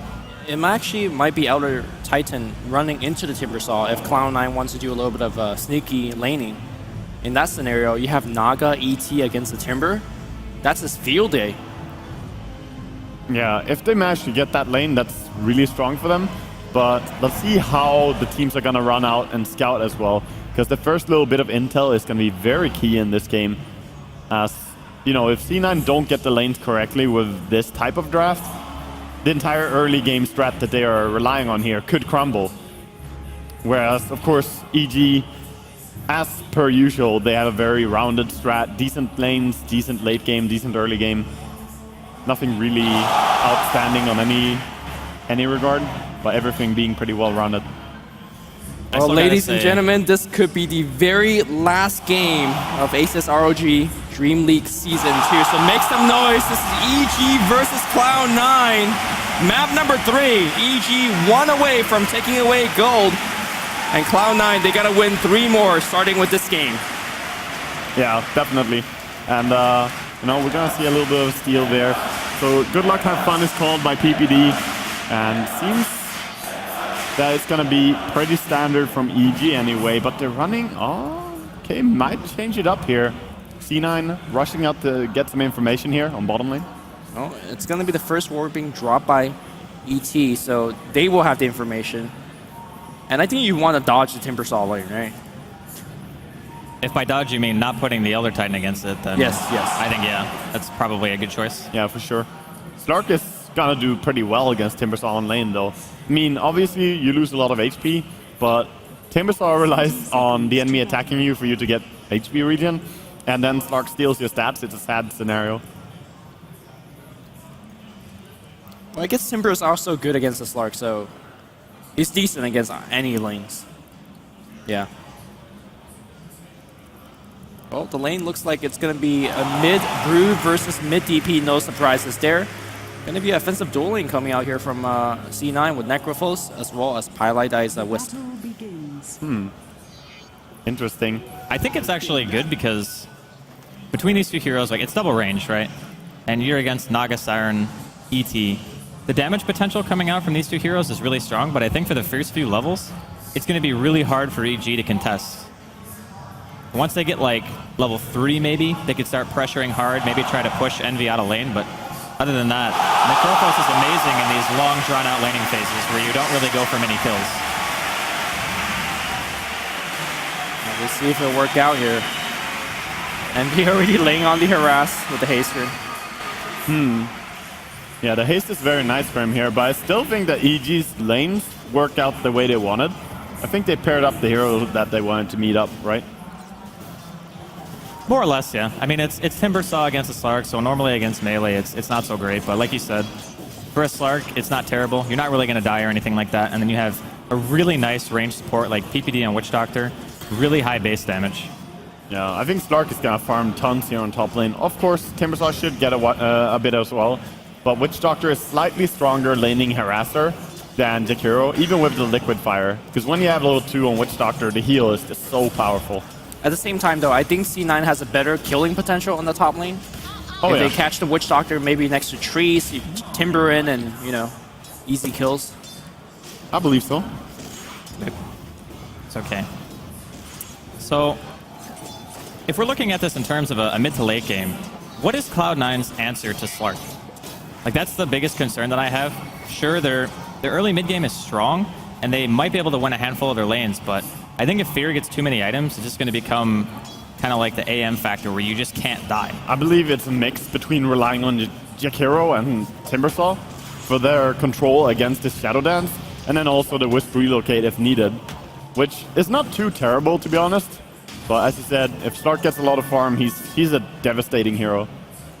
Yeah, I don't think they have a direct answer per se, other than the fact that, you know, we're going to just try to outlast you, outburst you in that sense.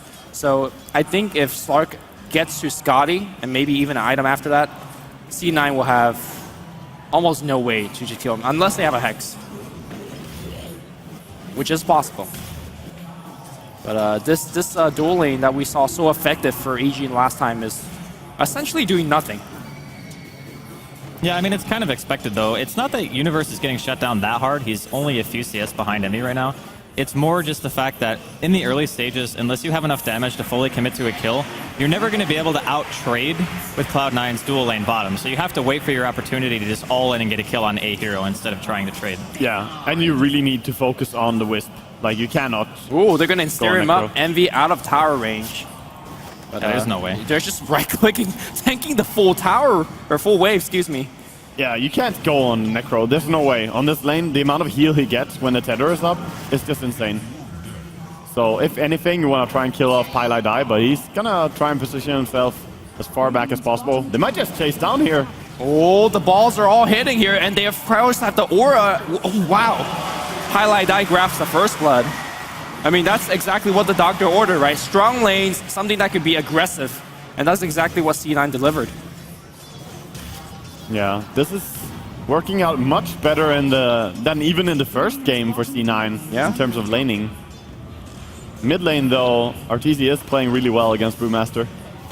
Yeah, he's ahead for the time being. And the nice thing about this matchup for him is that the only threat, basically, is the person that he's laning against. Like, there's not going to be any ganks, I think, coming from either lane, at least coming from the side of Cloud9. And if they do happen to occur, it's not really that hard to dodge him. I mean, it is a Brewmaster, after all, and you're ganking for a Death Prophet.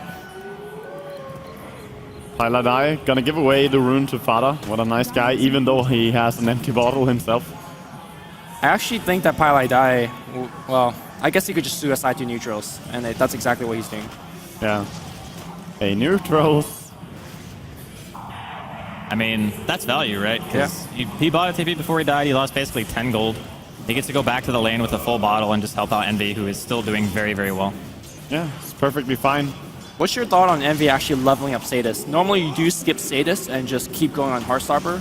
I think they're winning their lane so hard that the next point into it isn't really necessary. Fata, though, getting initiated on here in middle lane. Tether from Paladai. They're going to turn it around on PPD. The crits! Paladai doing work as well, just coming in and helping. I believe this is the first time in 3 games that Cloud9 has actually led in gold. Yeah. That's actually insane. Like, they've been playing from behind the whole time. Not in this game, though. Getting a good start. And Timbersaw is doing a good job farming as well on top lane, getting plenty of gold as the Witch Doctor has been roaming around a little bit now. This is definitely a much different complexion than we've seen in the last 2 games. Universe has almost no farm here. They're going to go on Zai here, bottom lane. Universe looking to maybe set up a stomp here. Zai still getting auto attack down quite heavily. Envy does not want to stop. There are no boots on this Naga Siren. He's going to go down. Their movement speed is just absolutely insane with the tether. That's ground boots, but they're moving at like, what, 380, 360-ish? 400. Look at... Yeah. Yeah, the chase down, and that's a Naga without boots as well, so very easy to pick her off. Just chasing down. And top lane, we see Bone 7 being very aggressive now. Not really going to get punished, and Snare is going to be available, but there is Ice Path. He's going to go to the left side. Ice Path not coming out just yet. The cast not really getting the lucky bounces, and C9 goes unpunished. Yeah, they get out. They're going to be happy. They also force TP rotations to top, so that's very good. Getting everything right here in the beginning. EG going to be the ones to struggle to recover from the early laning phase. Well, we've seen how strong EG can be when they're ahead. Let's see how good they recover. Yeah, because they're behind not only in like kills right now, but also CS is being hurt. Slark is not farming that much. This is a very nice advantage to have 6 minutes into the game. Yeah, and being behind against the Necrolite is just the worst thing. If you get slammed by the Reaper Scythe, you get even much, much further behind.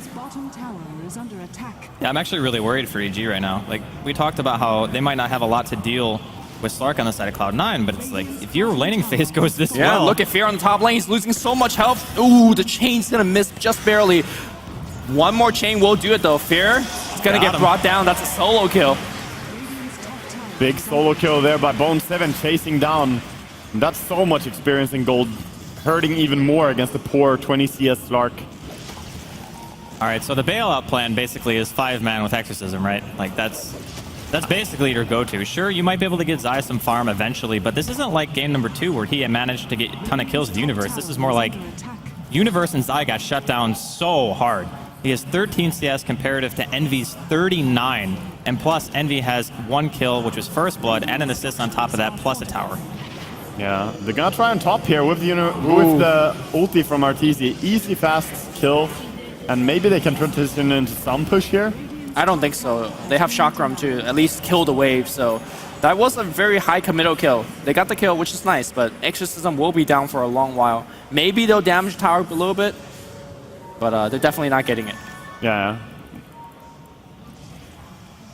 Well, this is definitely scary. I mean, EG can probably delay the game a decent amount with some spam from Elder Titan and Crypt Swarm from Arteezy, but right now, Cloud9, for the first time in this entire best of 5, in full control of the game. Yeah, and they're looking at farming all the waves, all the jungle camps. He's even giving it to Wisp. Does he have some key item? No, he kind of just spent all his money, so I don't know. He doesn't really have anything big. He just bottle and tranquils. Okay, just giving away. EE is generous. EE has mercy. Gotta be careful there. Paladai is actually out of mana, but it was a trap. Is it gonna be the slam? Reaper side will come through. Not gonna get the Reaper side kill, but still very, very good. Paladai giving him the balls. PPD's on the run. He does not have cask, but looks like he'll make it out.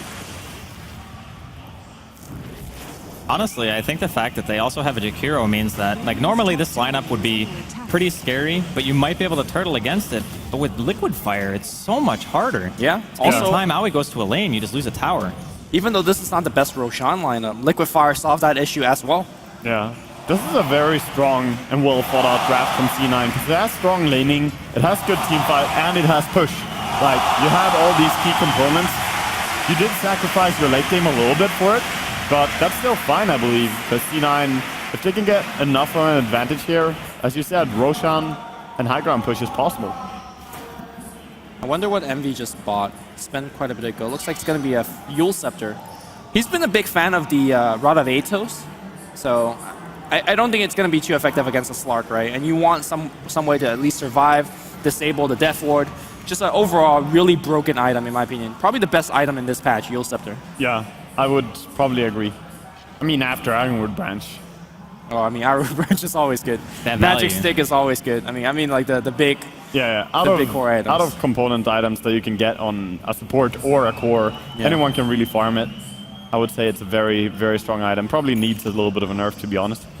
Either way, I wouldn't be against him going for a Rod of Atos either, to be honest. Yeah, I mean, the extra health is definitely very welcome. Yeah, and it's so much int. It's 25 int, 350 HP. It's very effective.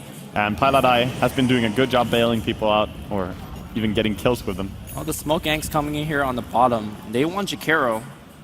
He's pretty fast, though. I think he'll be dead. He's baiting them, I think. Yeah, his team's coming in, but he might die before his team's able to do much. I don't think you want to for fight him. into the Ghost. The Ghost is pretty scary. In Oh, fact, they they're were around fighting in. The here. Clap's He's going to dead. be there. Reaper Scythe gets a quick kill. The question is, how many more are they going to get? Fair is in a lot of trouble, but I think you want to switch aggro to PPD. In fact, Piladai jumps in. He wants to chase for a little bit more. PPD being somewhat ignored. They want higher priority target, but I think they'll eventually end up getting the Witch Doctor. Yeah, they're trying to go back and settle for it. They do have the Clap, I believe, ready now if they want to jump in afterwards. Yeah, they will come to jump. Oh, Bone 7 coming in from behind. They will get PPD still on the back end of the fight. That's a big win. And, oh, Necro. Okay.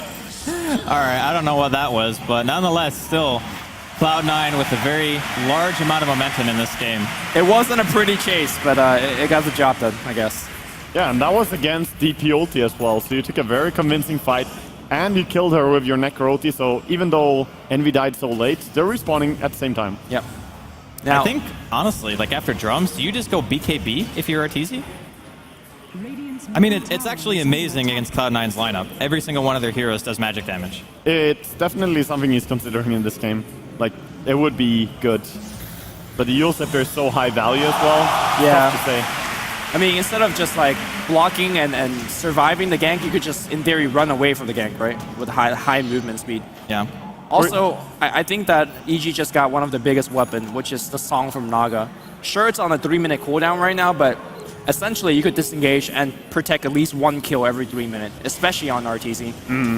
Song is much more impressive when you're ahead, though. I mean, when you're behind, maybe you can protect someone every now and then, but you're not going to be able to set up too easy kills with it. That's true. I mean, but if they span a split, for example, or if they relocate on top of you. Oh, yeah. Oh, yeah. You just run away. PPD in some trouble here. Clap coming out. Universe going to get the stomp. Relocate.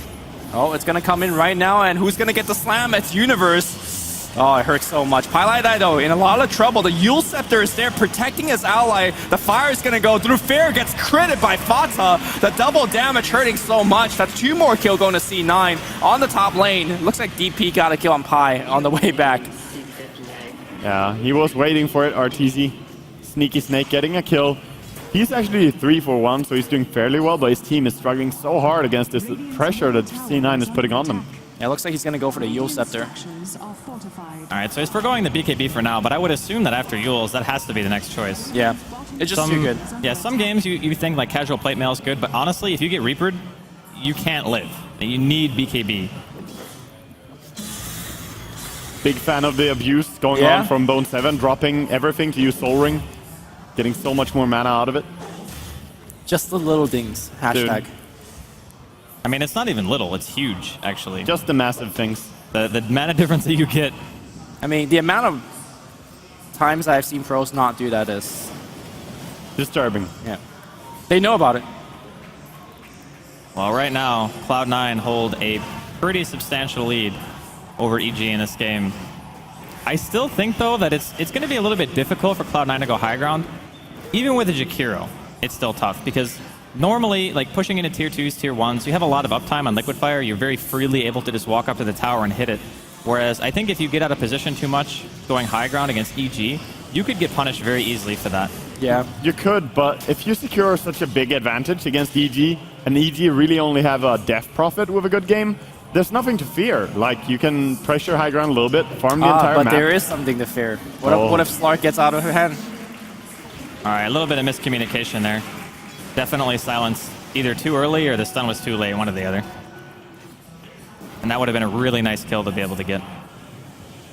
I think if C9 makes a big dive and gets away a couple kills, I mean, with DP, you get objectives. So I think the problem is that these fights is going to develop on the side of EG. So even if they win a big fight, the respawn timer right now, at least, is too low for any big pushes to come out of it. And most likely you have to commit your DP ulti in the fight, and then you don't have it for a push anyway. So EG definitely in the spot where you need to win a fight to even out a little bit, and then sort of win one more fight to be able to push. Yeah. So Fear is too far away from any impactful item, and we talked about how powerful he can be if he gets the items, but... He's level 8 though, and does, he only has 2 levels in pounds. He's right now not scary to anyone. And Envy now has a Blink Dagger too, so whenever they relocate, he can just go on whatever target he needs to immediately. He's going to have vision from the Wisp Spirits as well. Yeah, the Wisp is doing so much for a Necro, because you don't have to build so much survivability. All you really need is position items, so you can get your death pulse on everyone, and also, just be there for your ulti. Yeah, and unlike the heroes that C9 has been picking Game 1 and Game 2, EG doesn't really have those powerful gankers, right? They don't have the Zeus, they don't have the line. These big bursts that allows you to go for a smoke gank and maybe create some space. So EG is really just kind of hoping the game drags out, maybe waiting for a C9 mistake. But their hero is just really not equipped for any kind of late game comeback. No, they're in a pickle right now, EG, and Aoi is farming so much on bottom lane all the time here, and no one can really come and punish him because there's the Wisp relocate. Yeah. Even if no one is next to Aoi, there's still the threat of leaving your base that far. So why isn't Cloud9 going for any... Like, maybe are they going to take down a couple tier 2s and then they're going to go for the Roche? You know what? I think because they have Lark just Jakiro. smoke ganged the enemy jungle. Like, he seriously smoked in just to that some farm, be able to find something. You got to do what you got to do, man. Except he's going to run into a ward very quickly, and that will reveal his plan. Yeah. I won't run into it for a little while, but I think that with Cloud9 having a Jakiro, it's a lot easier to just be able to sit in a lane and pressure a tower, Yep. It's not really that difficult for them, and they can't really even use Song to commit for kills. Like Zai, normally, maybe if you felt a little less pressure, you would just Song to try to kill Aoi, but... Oh, this, you got to defensively Song. Yeah, that's what I mean. It's like they can't now because of the position that they're actually in. Oh, so Slark smoked across, farm 3 camp, and TP out. That's it. Because he knows there's a ward there. Yeah. They want to relocate. It's going to go on the bottom. RTZ has Yule Scepter to disengage. It's going to be an offensive Yule from MV and then a defensive one. But the Ice Path's going to get prepped up. The Reaper Scythe, where is it? Oh, that's 3-man silence, but another Yule's. Oh my god. The Wisp is actually gone, by the way. He's still dead, yeah, though. but, Yeah, there we go. And that's 70 seconds without RTZ. He doesn't have buyback. Do you just go for high ground? Well, actually, I don't think they can. I mean, you're pretty happy just killing people and farming the entire map as C9. They're getting so much. Timbersaw is an amazing hero when you're ahead as well, because he can just go into the Aghanims next and farm so quickly and be devastating in any fight. I don't think they need to get objective with every kill. Well, casual haste DD. Yeah. Ice Frog is smiling on them. Ooh, I think he wants to set up some kills. Yeah, he wants to go with the Wisp right now. Oh my god. Well, I mean, he's got Blink, so he can chase. Reaper Scythe is not available. He can Blink Yules if he wants. He's just on the left, and... No vision. I think that with the balls breaking. This is the slowest Roshan I've ever seen. But effective. Unlike effective, but slow. Unlike that last game, like even if EG knows about it right now, they can't do anything about this. Yeah, that's true. I mean, EG are just being contained really well here. C9 holding on to a big advantage, not looking to let go, and it is going to be the Aghanims build over on Timbersaw. 12,000 team net worth difference. So Waga, so far you've been absolutely correct with the predictions. 2 games to EG, and possibly, and this one looking very like it, a game to Cloud9. And then EG wins it. It's very anticlimactic, you know? I mean, it's too early to say, but yeah, I'm not surprised to see C9 playing well in third game. With that said, though, I don't think C9 is completely out of the woods yet. Oh, no. Pushing up the high ground against Song, against Exorcism. I would almost say it's their game to lose, though, with the amount of control they have. Jakiro, Aegis of Immortal. Yeah, they don't need it on Envy. They realize how important he is for the push. Yeah, there's nothing that can burst him. And Jakiro, as you say, Drasko is going to be the one to walk up all the time and hit. So very likely target. I think it's perfectly fine. I don't know. I mean, in a way, with the Wisp or without the Wisp, Envy still doesn't have that much HP. Maybe EG could possibly, with one or two good base defenses, could turtle it out a bit. But I don't know. Bone 7 is just so farmed, and so is Envy. Yeah, Bone 7 is a monster, and he's gonna get closer and closer to the Aghanims. When he has it, I think that's the goal time. C9, the only thing they need for high ground push is that Aghanims, I think. Yeah. And I think this Timbersaw pick has really allowed... I mean, you talked about Jakiro being able to push, but I think the lanes... If Timber ends up against ET Naga, he wins that lane. Slark, fairly a little bit easier of a lane for EG, but still pretty impressive performance by Timber. I mean, he solo killed Fear, right, earlier. Yeah. Yeah, I mean, Bone 7 played like a beast the entire second phase. Also here on the LAN, he is definitely a very, very key player for C9. Just protect your kidney, Bone 7. Yeah, just drink water, man. And everything will follow through. Very, blink out here from RTZ to stun. It's going to be there. RTZ dead for another 50 seconds, 40 seconds. Another big pick there. They could go for some high ground damage with it as well. We'll see. But even then, I think they can just be content with keeping the entire map. Look at the difference in net worth on the heroes. Like, never mind the teams. Just how far ahead they are right now. I definitely think this is C9's game to throw. Going Aghanims on Necrophos as well. That's going to be a very key item. If they get one pick off with that, that's the guaranteed push on base. Yep. Like, very good way to secure a Rax push. Yeah. Well, Cloud9, they've come a long way today, coming in from the Consolidation Finals against VP, taking it a full 5 games. Maybe looking to take it 5 more here in the Grand Finals. Props to them for playing so strong even after such a long time. I mean, they've been pretty much playing for at least 9 hours now. Not bad. Not bad. Confirmed decent. Yes. I mean, there were a lot of those, that 1.5 hour anti-mage game. A lot of it wasn't even played, and it was just brutal to kind of sit through. Yeah. So I guess C9 is just waiting for finishing an AC, getting the Aghanims up on both. Actually, both the Aghanims are up. I think it's more waiting for a pickoff now. Yeah, I agree. They want anyone to walk out of position, and if they don't walk out of position, that's fine too, because we're farming the entire map. Like, C9 are in a very, very good spot right now. So it's completely up to EG. Do you want to play aggressive and try to find a way back into the game? Well, then you risk getting punished. And if anyone dies to Necro right now, he's not available. Yeah. Is the Aegis timer even a factor? No, I don't think so. Yeah, especially not on Jakiro, I think. I think it's kind of unimportant. They might go with it anyway. Well, seems like they want to. EG got to fight extremely well here to... If they come out even in a fight, that's all they're looking for, right? They just buy time, they buy room, they get a ton of gold and experience. So EG doesn't need to win the fight. They just need to come out even, which is already very difficult. I don't see how they're going to come out even, though. I would be amazed if EG managed to take an even or even win a team fight here. Here we go. The high ground is breached. MV providing the healing. They got a ton of mana regen. They got a ton of health regen. The creep wave spawns and the creep wave dies. Yeah, and the chip damage is real. Stark, meanwhile, just running around and farming in enemy jungle. He wants to wait till the very last moment with committing and going in there. But tower is ticking down, and when tower is gone, it's even harder to defend your high ground. Yeah. I mean, I think you almost have to fight near your tower. Or you don't fight at all. I think that tower, the prognosis is not looking good.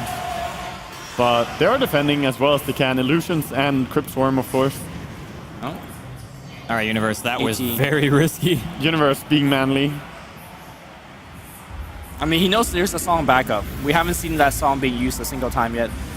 You could make the argument that every time that, you know, you defend, oh, okay, there's Aegis.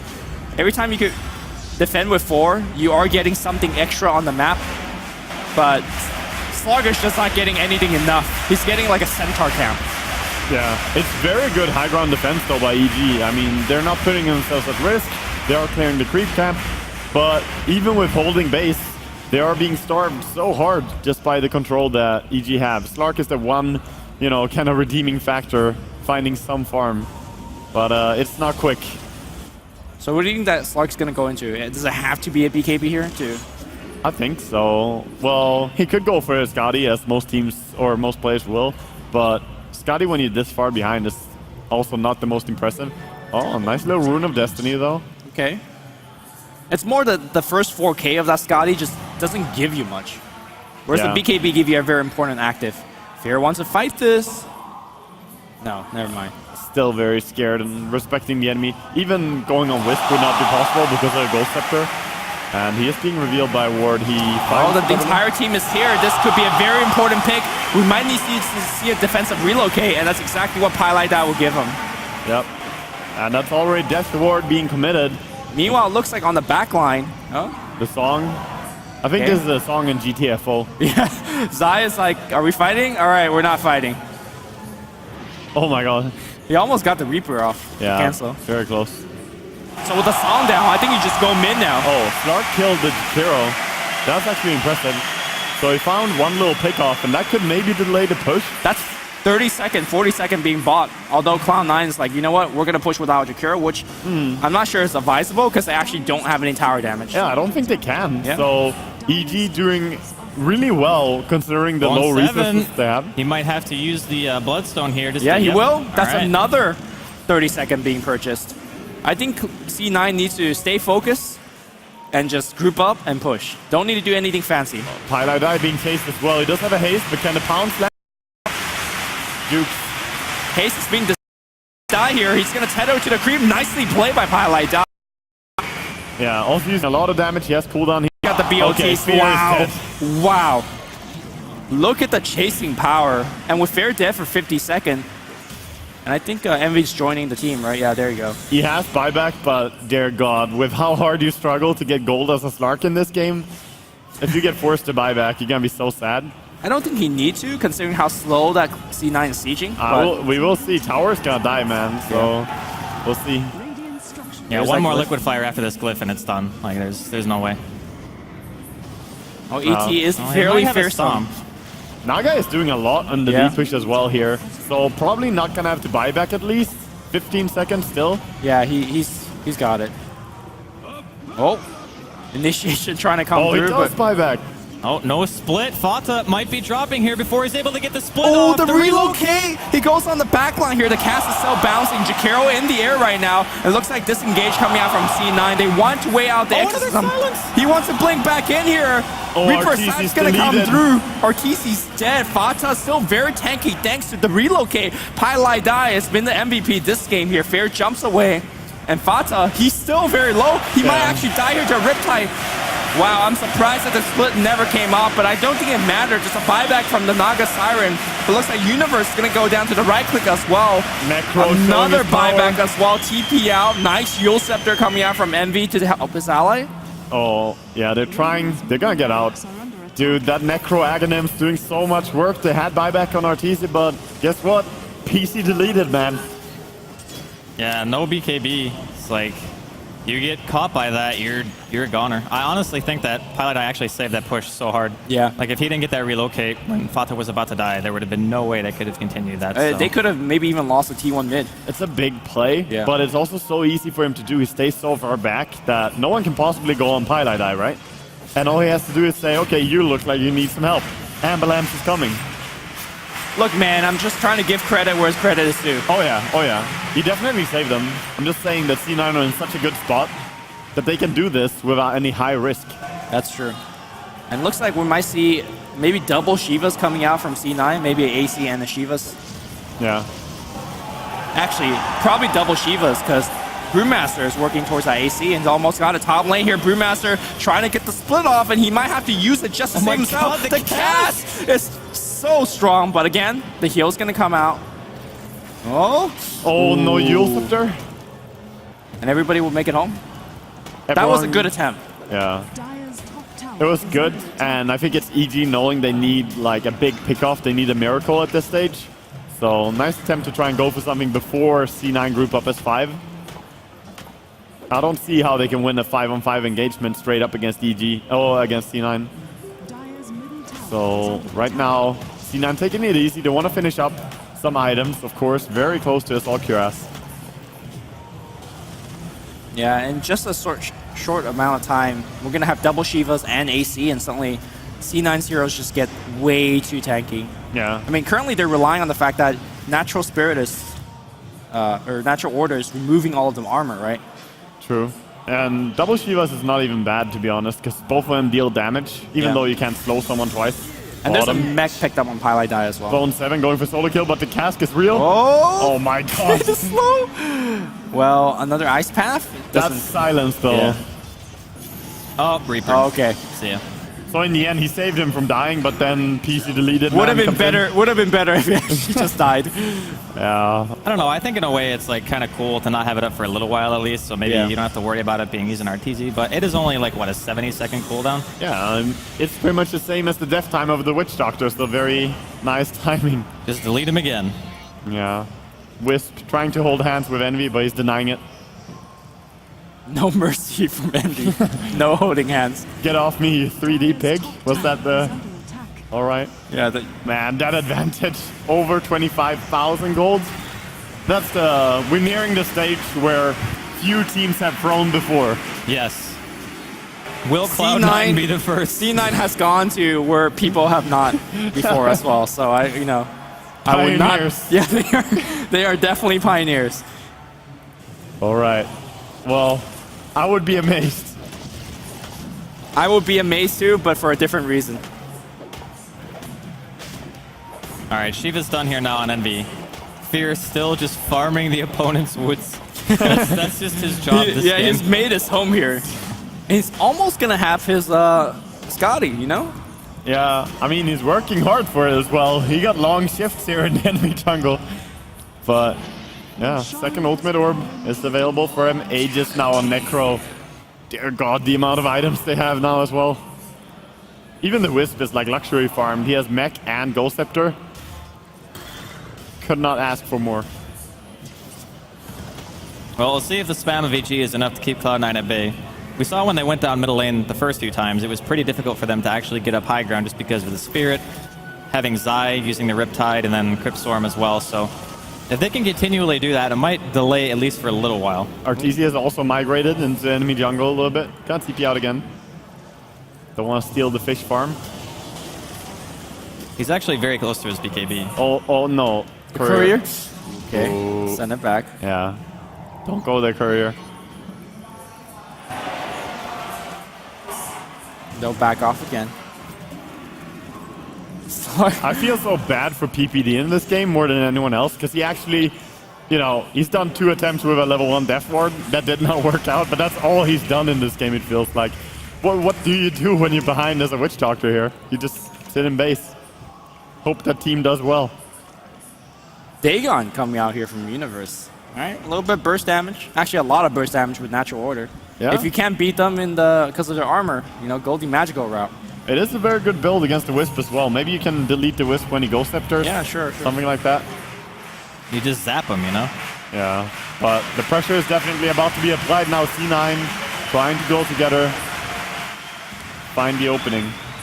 EG is doing a very good job pushing out at least 1 or 2 waves, so at least C9 can get global pressure everywhere. Yeah. I mean, honestly, I would like to see RTZ be in the lane by himself, like where Fear is right now, just to get the level 3 Exorcism. Every single level into that ability makes it so much better than the previous one. Sure, going level 1 to 2 is the biggest, but honestly, you get more spirits going from 2 to 3 than you do from 1 to 2. Yeah, it's a really big upgrade, and 35 or 33 minutes in, sorry, is pretty late to not have level 3 yet. Yeah. So his damage is still not impressive. Even the, you know, even the Wisp would probably just tether away and live. Well, we are at Pipe, Mech, and a couple of Shivas and AC Vlads. So I think this is time for Cloud9 to at least take another crack at this high ground. They just walk up, and they're just kind of working on the Raxus. I think EG understand they cannot win a fight on mid here. They're sitting back quite far. And I think they have to sack this Rax. Well, look at the back. Slug is ready to jump. Oh, yeah, he's gonna go. Oh, the song to initiate. The relocate's gonna come up, but look at Pylai die. He's actually gonna ghost. Is there gonna be a Dagon? That's the question. He's songed up. He's got the mech available. He tethers back in, but he's a ton of damage. The mech will fall through. Slark trying whatever he can to actually put out damage. It's not gonna be enough. The Bruise Split's gonna come out here, but the Exorcism is doing a ton of damage on the backline. Universe trying to run away from the entire enemy team. He's tether forward to the Fire Panda, but looks like he will disengage. Pretty good fight so far. They've only lost Eye. Yeah, and but right they now, used everything as well, so Universe is gonna go the down delete. here. Bang. 82 seconds, no buyback. They really need Universe, and not having him for 80 is a really bad thing. Mid lane, look at Bone 7. Fear wanted to split push, but none of that. Well, I mean, Arteezy's behind the tier 1 right now of Cloud9 as well while he's being chased. Yeah, killing creeps wherever they can, but there are creeps on bottom lane, and that's enough for them to go in and delete the mid-racks here. Pressuring so hard. Yep. GG GG's gets called. called. They understand that they can't do anything more than that. Cloud9 maintains their run here at the finals. Taking away one game from EG and pretty convincing fashion. Really great draft, great lanes, and EG is not in control for once.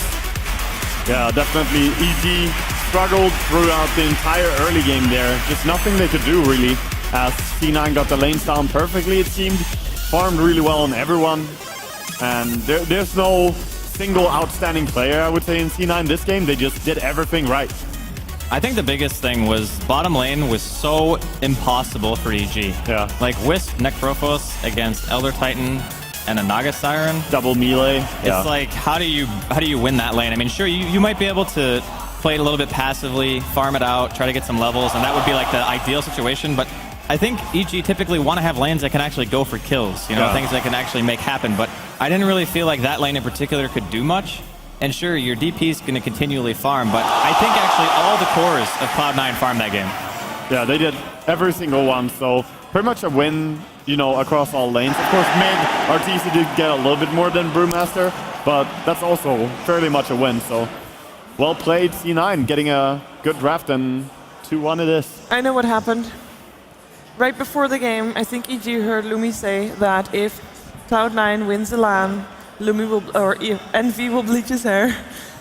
And they figured, we want to see that. Or they heard you not believing in me that C9 would win this game. Or that, yeah, Could be that as well. happened too.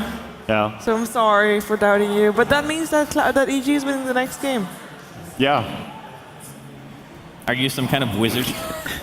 I'm just asking. Prediction time. You're sold? No, I agreed with you before the series even started. Yeah. So we were on the same page. He was the one who was the representative of Cloud9 saying that they're going to take it. 3-2 easy. 3-2. We're still on schedule for you as well, actually. Yeah? It's just my schedule that got thrown off. What did I say? I don't know what you said.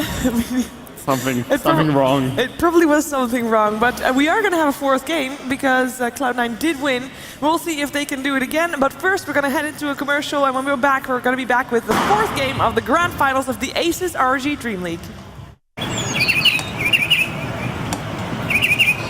Hey, birds! I'm Edward, and I'm a tufted titmouse. I'm a pretty standard bird. Decent flyer, okay at nests.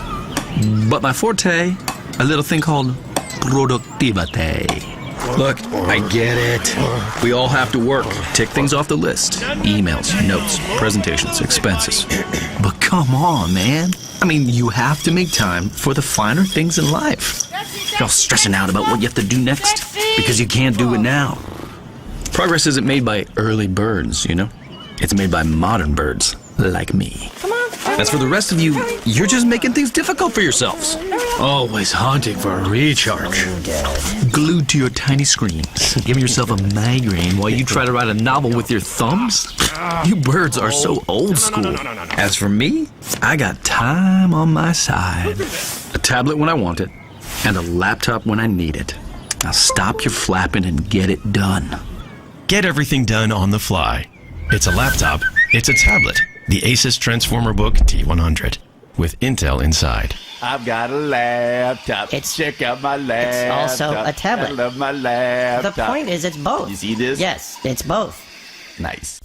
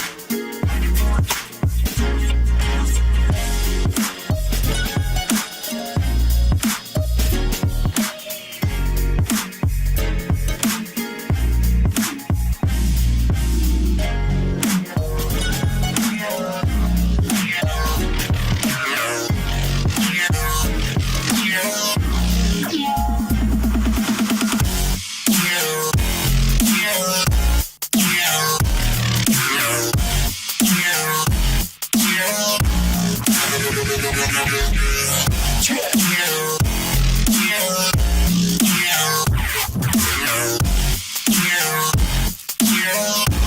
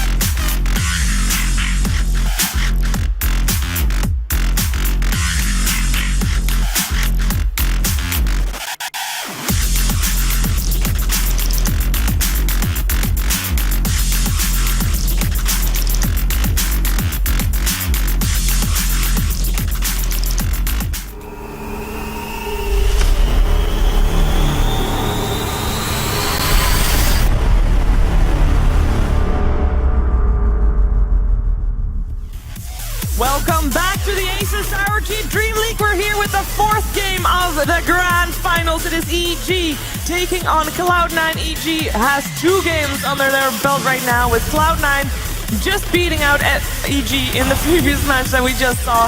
And they're of course looking to do it again so that we can have a 5th and final game. But first, they have to win the next one. I like the enthusiasm of those guys.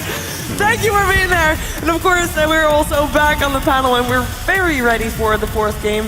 And I'm just very curious, now that we've seen both teams being in their comfort zone, doing what they like to do, what are we thinking for next game? I already know your thoughts.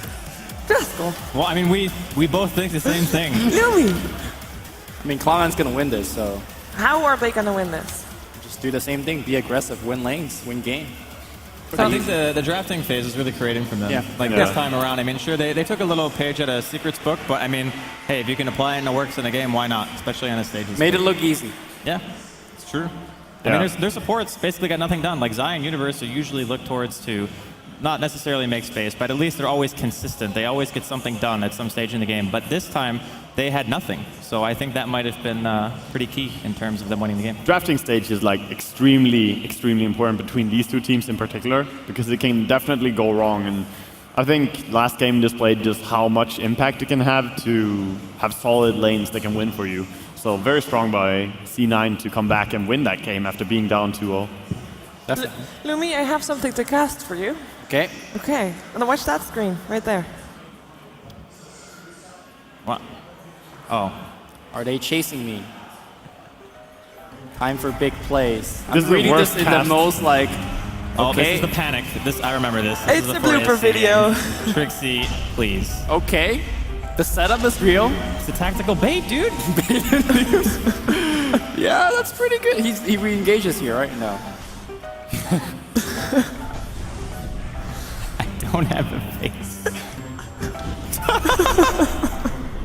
Oh my god. Someone had fun making these. Oh yeah, the blinking.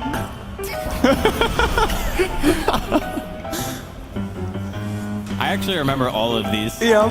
This is pretty amazing. FNG looking for pennies.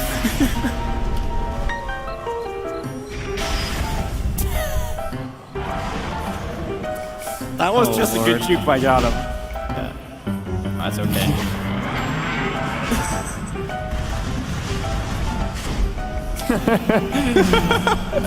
I remember that one in particular, the screw you, and he gets out as well. Not sure if it would have been worse if he actually Oh, died this as one's well. really good. This is the fail ravage. To be fair, Hey! to be fair, he was coming out of smoke, and the smoke broke unexpectedly for him, okay? And got hit by a Venom Ward, so tough times. Tough times. It can happen to anybody. Yeah, It can anyone. happen to you. Even and to pro, you. even pro to players. everybody. It's true. Where will you be when the Ravage misses? Hopefully not on that team. I mean, really, that's where you want to be, right? True, but for these two teams, I mean, these two teams have played remarkably well. We haven't seen a lot of misplays by these two teams tonight. I mean, it's been just strong Dota. Yeah, I think the early game for Cloud9 is maybe the most important part just because last game is a perfect example. When they get a lead, they know how to use it. It's just a matter of can they get a lead against EG, which a lot of teams seem to struggle with. So the early game for me is maybe the most important phase of the entire game. And was it the draft or was it actually just smart laning? I mean, it's both, right? Like, draft and smart laning kind of go hand in hand. Sure, you might be able to make better lanes out of an inferior draft, but most of the time, if you have a good draft, you're always going to have good lanes. And was there a way for EG to reply to the lanes knowing, like, they didn't go well from the start? I don't Could even they have think. rotated something? I don't even think EG could have swapped up the lanes to make it much stronger. Obviously, having dual melee against Necro and Wisp was a weakness, but to be honest, if they put Slark down there, he would also struggle. Like, Yeah. there's no way he's gonna kill anyone. I just like the Timber pick. Keep them honest, man. You can't draft 4 supports or 4 melees or 3 melees. Timber, what a hero. Keeping people Yeah. honest, 2014. I was actually kind of skeptical about that pick, too, and ended up working out really well. So, pretty cool stuff. Yeah, and he's amazing. If the game would have gone later as well, he can clear the illusion so well. I think Mystery pointed out that Timber is one of the best heroes against illusion carries, Yeah. because normally you just send him in a clump and he just throws out the double Aghanim's ulti. Yeah, it was basically a failsafe for if EG indeed were able to hold longer. And I found actually that EG did a very Cloud9 thing. I mean, they had the Naga, they had the not so strong lanes. It just looked like the roles were reversed this game. Yeah, in a way, but it's because of the draft, right? Like, EG's draft looked pretty solid, but this time C9 adapted to them and played really well around them, which was what they did not do in the previous game. Okay. Are you gonna say something? I think production might be yelling at her. No, it wasn't a yell. It was a comment, but it happened just as I was forming thoughts, and the thoughts weren't formed, and I just joked. It's Oh, okay. It's fine. It could happen to anyone. At any could. time. It could happen to him or me or him. Actually, it could not happen to you two because you don't have voices in your ear. Not right now. Lumi does. Did you hear that? Nope, I did not. Okay, Didn't never happen mind. to me. Lumi is just They're not just trying to hearing throw it. you off your game. No, Don't worry I'm about fully it. onto you guys. I'm fully paying attention. Okay, Oh, and well. you're all sticking with your prediction, right? I mean, Yep. just to keep that straight. Apparently I didn't make a prediction, or I just don't know what it was. I'm gonna make one now. I'm gonna Oh say. yeah, 3 games then you're gonna make a protection. I'm gonna Seems fair. But you don't know what she's going to predict, so maybe Okay. it's not going to be the series. All right. Production just threw me off my game again because he said 3-0 Cloud9, which is obviously not possible anymore. I think. No, I think they were saying that was your prediction. Oh, damn it. Yeah. You No. can make a new one. I'll make a Mulligan. new one. It will be Cloud9. I'm gonna part with Join with Lumi on this one. Okay. Basically, Cloud9 will I think win we both just want to see the hair. the hair. I think everybody wants to see I it. think everybody wants Yeah. to see the It's hair. not a matter of not wanting to see it. I think EG is right now like, The hair, $10,000. $10,000. And Okay. me bleaching his hair. Here's the thing, right? EG plays really good Dota. And having Cloud9 to beat EG means they're playing better Dota. Who doesn't want to see that? True. Have you sold? All right, I'll change mine. 3-2. 3-2. I'm converting. Wow. Okay. Cloud9. One believers at the time. C9 Easy. represent. This is how it happens. This is the school of envy. Well, we're going to see how easy it exactly is going to be because we are actually in the draft and we're ready for our fourth and perhaps final game. It is the grand finals of the Asus RG Dream League. Cloud9 taking on Evil Geniuses. The draft is pretty well on its way. EG will play Terrorblade. I mean, we talk about Cloud9 having TB, but how will they deal with Arteezy's TB? I'm not too sure. Meanwhile, Brewmaster and Legion Commander is going to be the pick for Cloud9. Any standout heroes in particular? Well, I think EG don't play Terrorblade that much. Not to say that Arteezy can't play it because he's very good at any micro-intensive hero. Like Lycan is the same. Well, maybe not to the same extent as a Terrorblade or a Naga, but he plays Naga, so he clearly knows how the heroes function in some capacity, so I'm sure he'll do fine. And the fact that they have the Elder Titan to partner with it just means that they're already fairly capable of going into the late game. They're not necessarily scared of delaying, which I think the EG are maybe one of the best teams in the world at just keeping a firm grip on either a lead or not giving away too much when they're behind. Think of how far ahead Cloud9 had to be to win that last game. Like, to actually go high ground and end it, they had to be 25,000 experience and gold ahead just to win. Yeah, well, EG themselves picking up the TB in this game is not really a surprise as these two teams love running it, both of them. EG played it against Virtus.Pro Polar in the second phase, and that was the game where Shirley Finette bought the Divine Rapier, and EG just turtled it out for like 40 minutes. I say turtle, they were controlling the entire map, but still playing that late game. And that's really kind of what just C9 did last game, right? Like, I don't think. I mean, they could have tried to push and use their overwhelming. Oh, C9 executed very well because they gave no chance at all to recover. Like they knew the only way we lose is by fighting in the enemy base and losing it really hard in a team fight there. So impressive. I want to talk about this LC pick. Obviously, it's here to get the duels. Overwhelming odds is really good against Terrorblade, but I just feel like having a Batrider for picks maybe are just better. But what if you want to run, say, a farming Legion Commander and a Batrider? Well, you can do both. Why not both, man? Well, the thing is, I don't think I've ever seen Envy play an LC. So, No, that's true. So that's why not both? No porque los dos. All right, so EG targeting their bans towards the heroes that are great against Terrorblade, Zeus obviously being one of them. I think that Venge is still very good against TV, as is Jakiro for the purpose of being able to push on early towers.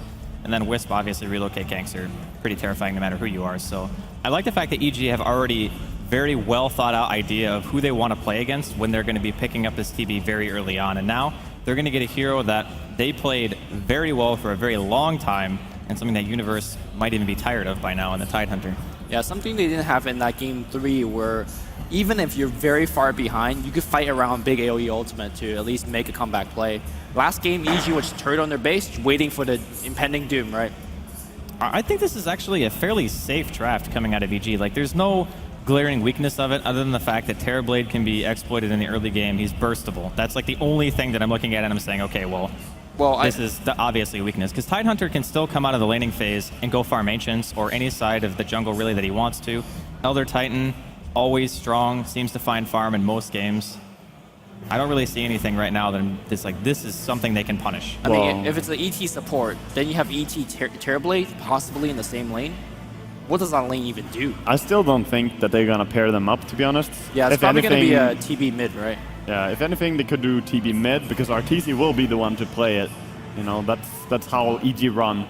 They're a team that always like to do carry from the mid lane kind of thing. Okay. Yes, that was a very, very nice pickup, I believe, because it's strong in many of these games where you play TB, having long-range initiation or disjoining team fights.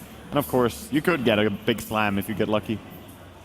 Yeah, I just think having a multitude of stun, especially in that fight where TB is looking for that Sunder, is always a good way to just finish him. Yeah. That's really soon. Venomancer coming out, so I believe this is Fierce Hero. Great hero against a team that's rushing at you. And the damage is actually pretty impressive. Now, press the attack will be able to get off the poison from at least Gale. I don't think it works against the ultimate, correct? It doesn't work on Sting or ulti, but it removes Gale. Yeah, that's true. This lineup is designed by EG to try and hold their base. Look at what they have. They have the Venom Wall, they have the Ancestral Spirit, which is so good to hold high ground with, and Tidehunter, of course. If the team fight is impending, you always have that big Ravage. So they're pretty safe to go into a late game, but obviously you need something. Okay. There we go. That's ballsy. Yeah, morph into ET is pretty rare to see. I mean, yeah. in some cases, if you get like early E-Blade or something like that, it's good because you can just snipe the ET, or you can snipe one other hero, and you turn the fight into a 4v5. But if that doesn't happen, there are obvious issues with Morphling dealing with a Terrorblade and Metamorphosis. I think Skywrath should be a ban for EG here. If they get Sky, Morph, ES, that's a very, very strong combination. And I'm surprised this guy was not picked at all. But these two teams don't rate it that high. They're gonna go remove the Lich. Dual lanes have been very popular in this matchup. I think Morphling does have a couple of things against this EG lineup.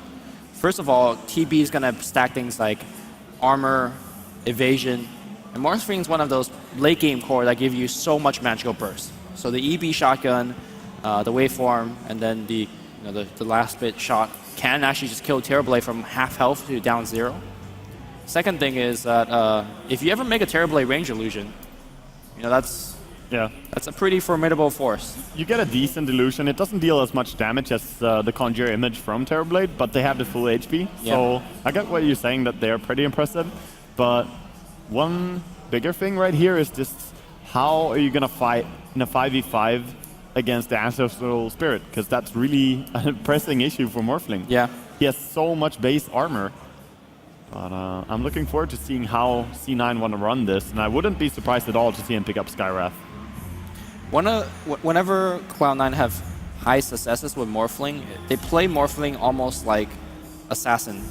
Just go in, pick off one, get a tier 2, go in, pick off one, go into the base, get a Venom kill, push T3. So I think C9, despite having fairly decent 5-on-5, they're going to look for the pick-off first and foremost. And once you get the pick-off, you fight the 4v5. It can be fairly important then, though, to get your ES Blink Dagger, so you can have a stun with your tries to assassinate. Unless you are ridiculously overfarmed on Morphling, the Fissure can definitely make the difference. Yeah, it depends on who of the two support player plays it. Both AEI as well as Pilot, I have played Earthshaker many times in the past. So I guess if they prioritize on the Blink, you probably give it to AEI. Yeah, most likely. So, EG here, what do you reckon their 5th hero will be? What is the purpose here? Well, they already have a really good lineup for protecting the Terrorblade. They need PPD's hero. Alright, they're going to go Sky. I was going to say, I wouldn't be surprised to even pick Witch Doctor again, because it's actually quite good against multiple melee like LC, Brew, Earthshaker. And Morphling's not really that, that close range, but the Skywrath is a safe pick. It's also a denial from Cloud9, as you guys already mentioned. It would be really nice against Terrorblade in general, and just being able to line up that burst. So they kind of take it away from Cloud9. We'll see what support pick they're going to go for here. And I think they're going to need Aui's hero. Or does he play Shaker? Yeah, they both play Shaker. Okay, so Pilot and Aui play Shaker, so it could be either or. Yeah. Well, it's a nice pickup anyway. You get the silence against Morphling as well, but Skywrath has to be pretty careful against Morphling because your base HP is so low. Yeah. So unless you have plenty of items, you are always in one-shot range from a shotgun. But I wonder how the laning is going to be established as well. A Silencer coming out. There's a lot of history with Pilot Die Silencer. Last time he ran it on this stage, I think he got flamed real hard by James. Yep, it was true. I mean, to be fair, it felt like the R button was not there. It really wasn't. Yeah. But again, it's a new day for Cloud9, and I've changed my predictions. It's 3-2, Cloud9. Easy. Can't believe you did that. He's sitting over here shaking his head. It's like, why would you do that? You'll regret this. Envy's not going to have any mercy. Dude, it's 3-1 EG, as I said long ago. Easy. All right. Either way, the lineups are up. I like the Silencer in the draft that they have, because they have heroes that force a team fight. All of these first heroes they picked, Legion Commander, Brewmaster, hell, even the ES in a way, if you get a big jump in, force the team fight to erupt right there and then. And Silencer is amazing in those scenarios when you can dictate when the fight starts. Yeah, I would say so as well. The other thing is when you have LC, it's like so nice. Because they banned out Shadow Demon, they banned out Dazzle, so that's 2 direct hard counters to LC duel. Yes. So there's no Grave, there's no Disruption, which means that if you get that initiation, like you were saying, it's so easy to just take a team fight. Also guarantees you Brewmaster's going to be able to split right away. You can go for a quick kill, get your disable off on maybe the Tidehunter. And ideally, you could even try to just save your ulti and time it to when Terrorblade is going to throw out his Thunder and deny him that. Yeah. So Silencer is a scary hero to go up against in this matchup for sure. I'm glad to see them pick it. And here we see the stage, of course. Thank you to all of you guys who are here watching right now. This could be the final game, but C9, they did take it one game at least. Always playing with the risk of elimination on second place here. Yeah. I mean, whether C9 win or lose, credit to them because they played some long hours, right? I think the first series of the day started at 1:30, and now it's already past midnight. So we are approaching a 12-hour of straight Dota 2 gameplay at pretty high caliber. So yeah, must be mentally exhausting, but they're still giving us some really high quality plays. To be honest, I would say they even played better going into a second best of 5 as they just kind of picked up, right? All right, game 4 on the way. Cloud9 versus Evo Geniuses. C9 on the Radiant side, they are 2 games away from taking it, and EG just need 1. Draft-wise, I think it's hard to call who has the better draft, right? It just comes down to execution. Yeah, again, not really sure who's gonna come ahead on the laning stage, but if you ever fall behind to TB, it's tough. Same with Morphling though. If C9 get the advantage, I mean, this could go either way. I think, in a way, I think that EG's lineup is a bit easier to run, just because of the heroes that they have. Like, it's very hard to hold down a Tidehunter, for example. Yeah. And I think the way that the lanes are going to work out, Arteezy's probably going to get a decent amount of farm, pretty much no matter what. You have a very stable mid laner, and just having Venomancer wards all over the place, it's going to be very difficult to gank him. I just think that if EG play a slow game, they can snowball off that, start taking some good team fights once Universe has his dagger, and then try to go from there. Yeah. So Arteezy looks to be running here, going for that safe farm. I like the build, by the way, having Stout Shield and a Ring of Protection. Yeah. Like, the effective block that you have with 10 armor and a Stout Shield is ridiculous. His max HP, though, not the most impressive. 15 35. strength. Confirmed, not a lot of HP. Yeah. Well, I mean, Bone 7 is actually going to harass him quite well, right? Overwhelming Odds is a pretty hefty nuke, especially when you're next to the creep wave, which you kind of always are. It depends on the first wave so much, because TB, he gets a nice thing for the first wave. The haste rune is available for Legion. Yeah, and he doesn't need to go back for block because Earthshaker's already done that for him. So the creep wave is going to be nice and easy right next to his tower if he gives him a little bit extra block. Looks like we have a lane rotation from the EG support's early game smoke here. I wonder what they're looking to accomplish because ET is not exactly the best ganker early. Yeah, that's really true. And I'm not always a big fan of these quick rotations here. Wait, here's the thing though. You gotta keep in mind that Morphling does not have waveform. He's a very easily killable hero. I think Silencer is even more though. Oh, right? Universe is even holding a skill point. This is really good. Oh, gosh, level 1 right is gonna be it. They're gonna go on Pylai die. Guaranteed kill. Yep. Yeah. Punched. Well, they do secure a first blood with it. I think they need to quickly just go up and secure TB's laning now as well. The thing is, I think Terrorblade do okay. Bone 7's giving the right clip. No, Terrorblade actually gets crushed against Legion. So you think PPD has to rotate top? Yeah, they need to help him. Like, it would be fine. Maybe if it was just Bone 7 and he had more regen, but he only has 3 tangos. Yeah. There's also a threat of a Fissure and overwhelming odds at any time. That's true.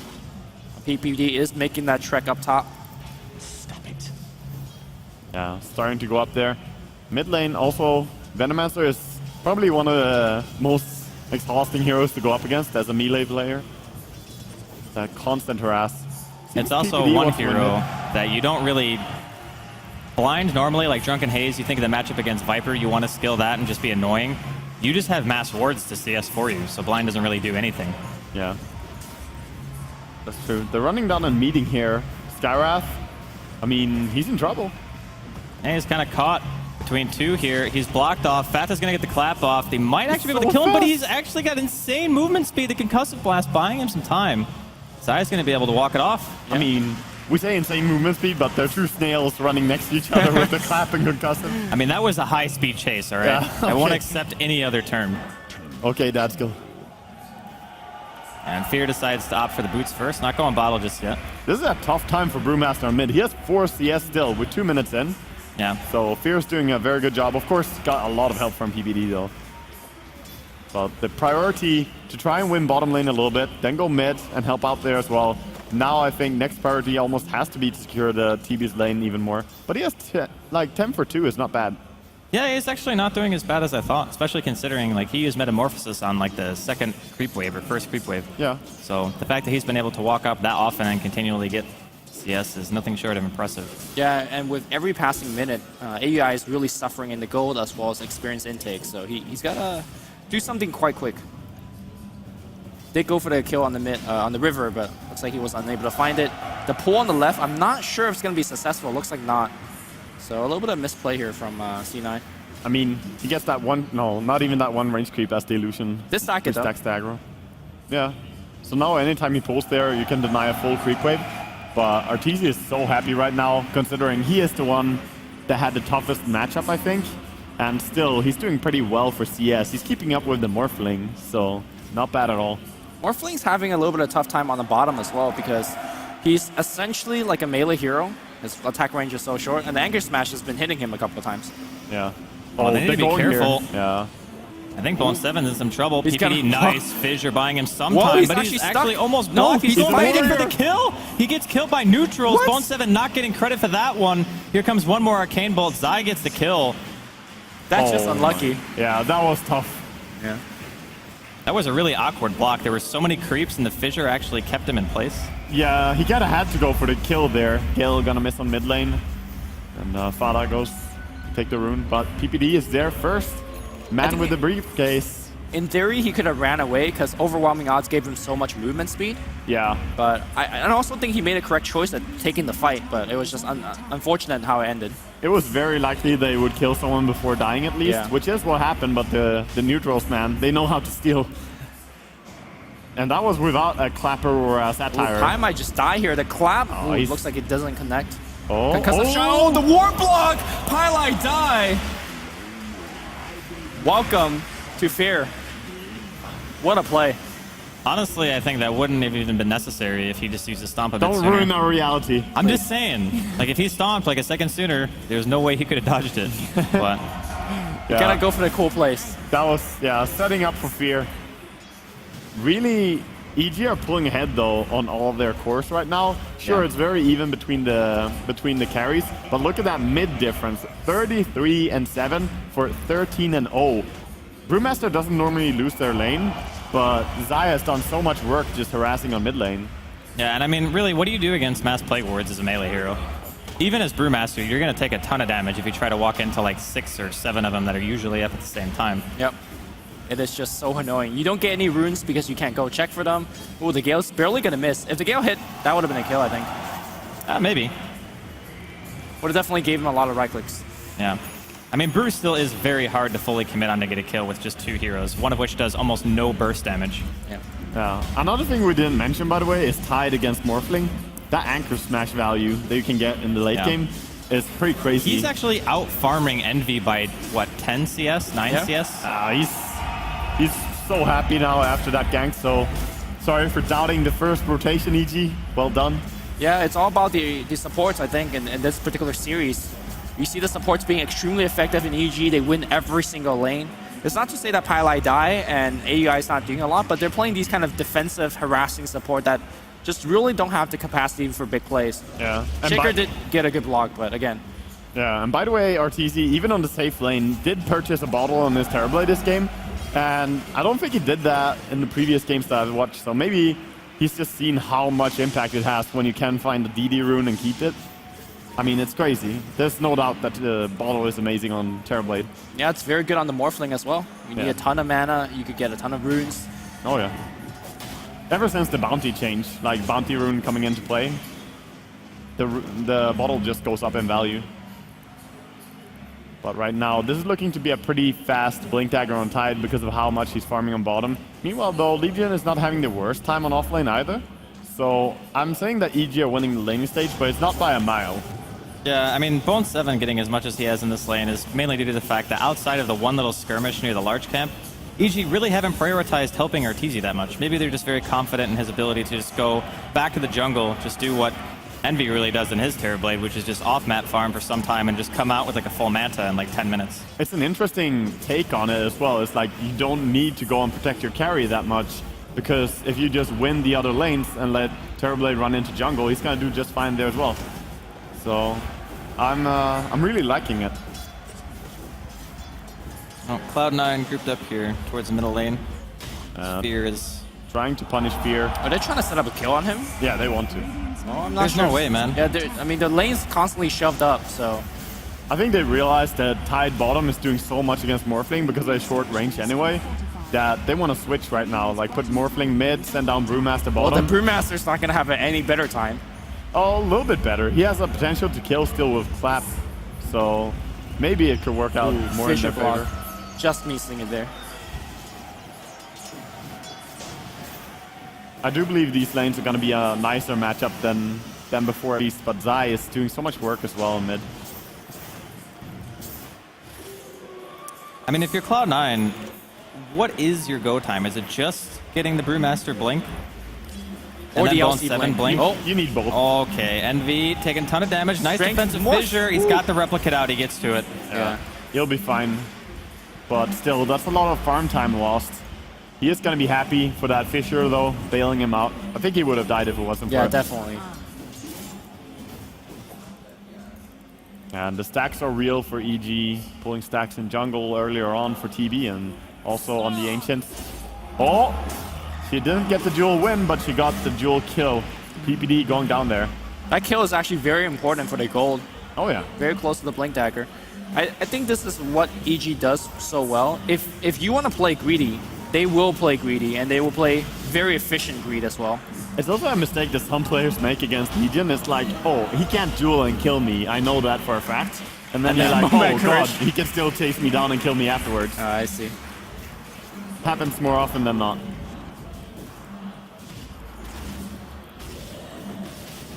Man, it's a pretty slow-paced game, right? There's only 5 kills in about 10 minutes. I think that still favors EG in a way. The biggest problem I think that they're actually running into is the fact that Zai is so underleveled. Like, normally we see him ahead of PPD, usually having really high farm. It's not that Zai hasn't had an impact. He's still got 2 kills. It's just he's had nowhere to go. Yeah, they kind of switched, to be honest, PPD and Zai's positions, I would say, by giving Elder Titan to PPD in this game. But even so, I guess Zai just felt confident going on Skywrath in this game, and he has had, as you said, a good impact. He's been in every single kill, so not taking anything away from him. And PPD is farming, but he's buying wards as well. It's like, even if he does get the farm priority, Zai's like, no, you buy wards. I need gear. Yeah, I guess. So I'm seeing a very interesting way that Envy's playing this mid lane. He's constantly spamming waveform to clear the creep wave, and obviously he's taking a ton of damage from the wards every time he goes in, but every time the replicate is up, he makes an illusion, send it back, and essentially using it as a halfway trip, right? Yeah. Back It's home. how you play Ember, basically. It's really cutting into his gold intake, though. Those teleport scrolls. But he's holding on to a tower. Like, if he doesn't do this, he will quickly lose the tower to Venomancer. So it's a very necessary play, and I think it's a good choice. Yeah, Fata is very close to his blink dagger as well, so this double blink timing can be actually very, very impressive. Oh yeah. If they can find some good ganks off. EG need to keep close eyes on where the Legion and the Brewmaster are going now, because they should be teaming up and ganking very, very shortly. And free up a lane, of course, for the Silencer probably. And with this first gang, I mean, it's so scary. Okay, this is not gonna work. What a scout. Oh, I mean... Are they going to jump in? There's a double damage. Silence going to come through. They're going to focus on Arteezy, and he cannot get off a Sunder. Wait. Okay, He doesn't pretty have close. Sunder. He does not have Sunder. They're going to just right-click him down. Roshan's not low enough where they can steal it, but they did commit a couple of long cooldown ultimates. They find Fear. They'll bring him down, but there's actually no Boulder Bash. In fact, the Blink Grab's going to come out here. Envy takes a ton of damage. He'll have to wave away. That was such a big AoE combination. Can he kill anyone with it, though? Yeah, they'll just TP out. I mean, Envy is very close to out of mana. He has nothing now. Okay, he does get Magic Stick. I'm really surprised Universe just didn't blink to go kill Bone 7. Like, why not just blink Anchor Smash or Gush, and that's a free kill. He decided to go for the much harder hero. Yeah. In the end, that was EG trying for a big play with the DD rune there. Did not really pay off in the end. Set them back a little bit, but at least they didn't lose a duel to it. Yeah, it wasn't too bad because they also traded a lot of ultimates. And with the ultimate downs, your Terrorblade is allowed to farm much safely. And much I guess safer, yeah. Terrorblade didn't trade his ultimate, at least. Confirmed true. Actually caught out here in the middle lane. Bone 7 comes in. There's the blink duel. Dude, that do enough he damage? might not get damage, but he'll definitely get the kill. Oh, Or the maybe magic not. wand? The magic wand, all right. Okay, he'll survive here. In fact, it might be Fata in a little bit of trouble. He's actually going to reflection on him. He's dead. Very nicely done. Well, nice the pressing waveform. attack not going to come through here. RTZ does not have Sunder again. And Envy's diving in for the kill. The Gale's going to come out here. How are these EG heroes still surviving? There's waveform in like 1 second, but he's taking so much damage. What a wave in, but a little bit too short. He had to replicate out and calculate his mana. Yeah, but his team now caught out of position as well. Oh, the silence! Oh, that was such a big play. These are the key kills that you shouldn't give away if you're Cloud9 because there is no Ravage. It was kind of a poor engagement for C9 and they got punished. Yeah, EG taking the better fight, as you say. Did not even have the big ulti available. I don't know. I feel like maybe you should have Sunder. Yeah. Maybe. I Not to mean- say that it would have saved him in that river engagement. Like, he might have still died. Normally, though, you wouldn't be fighting this much. Yeah, that's true as well. I Fighting don't know. this I much. think, like, if you were going to weigh the value of Reflection versus Sunder, Yeah. doesn't Sunder kind of win every single time? I think he skilled Reflection because he thought he could get a kill with it, though. So Yeah. this is more a situational thing. Maybe he wasn't level 9 when they took that engagement before. Yeah. Well, he has level 10 now, has the option to put a point into his Ooh, Sunder. PPD. He's going to try to clap, and, well, the duel comes off.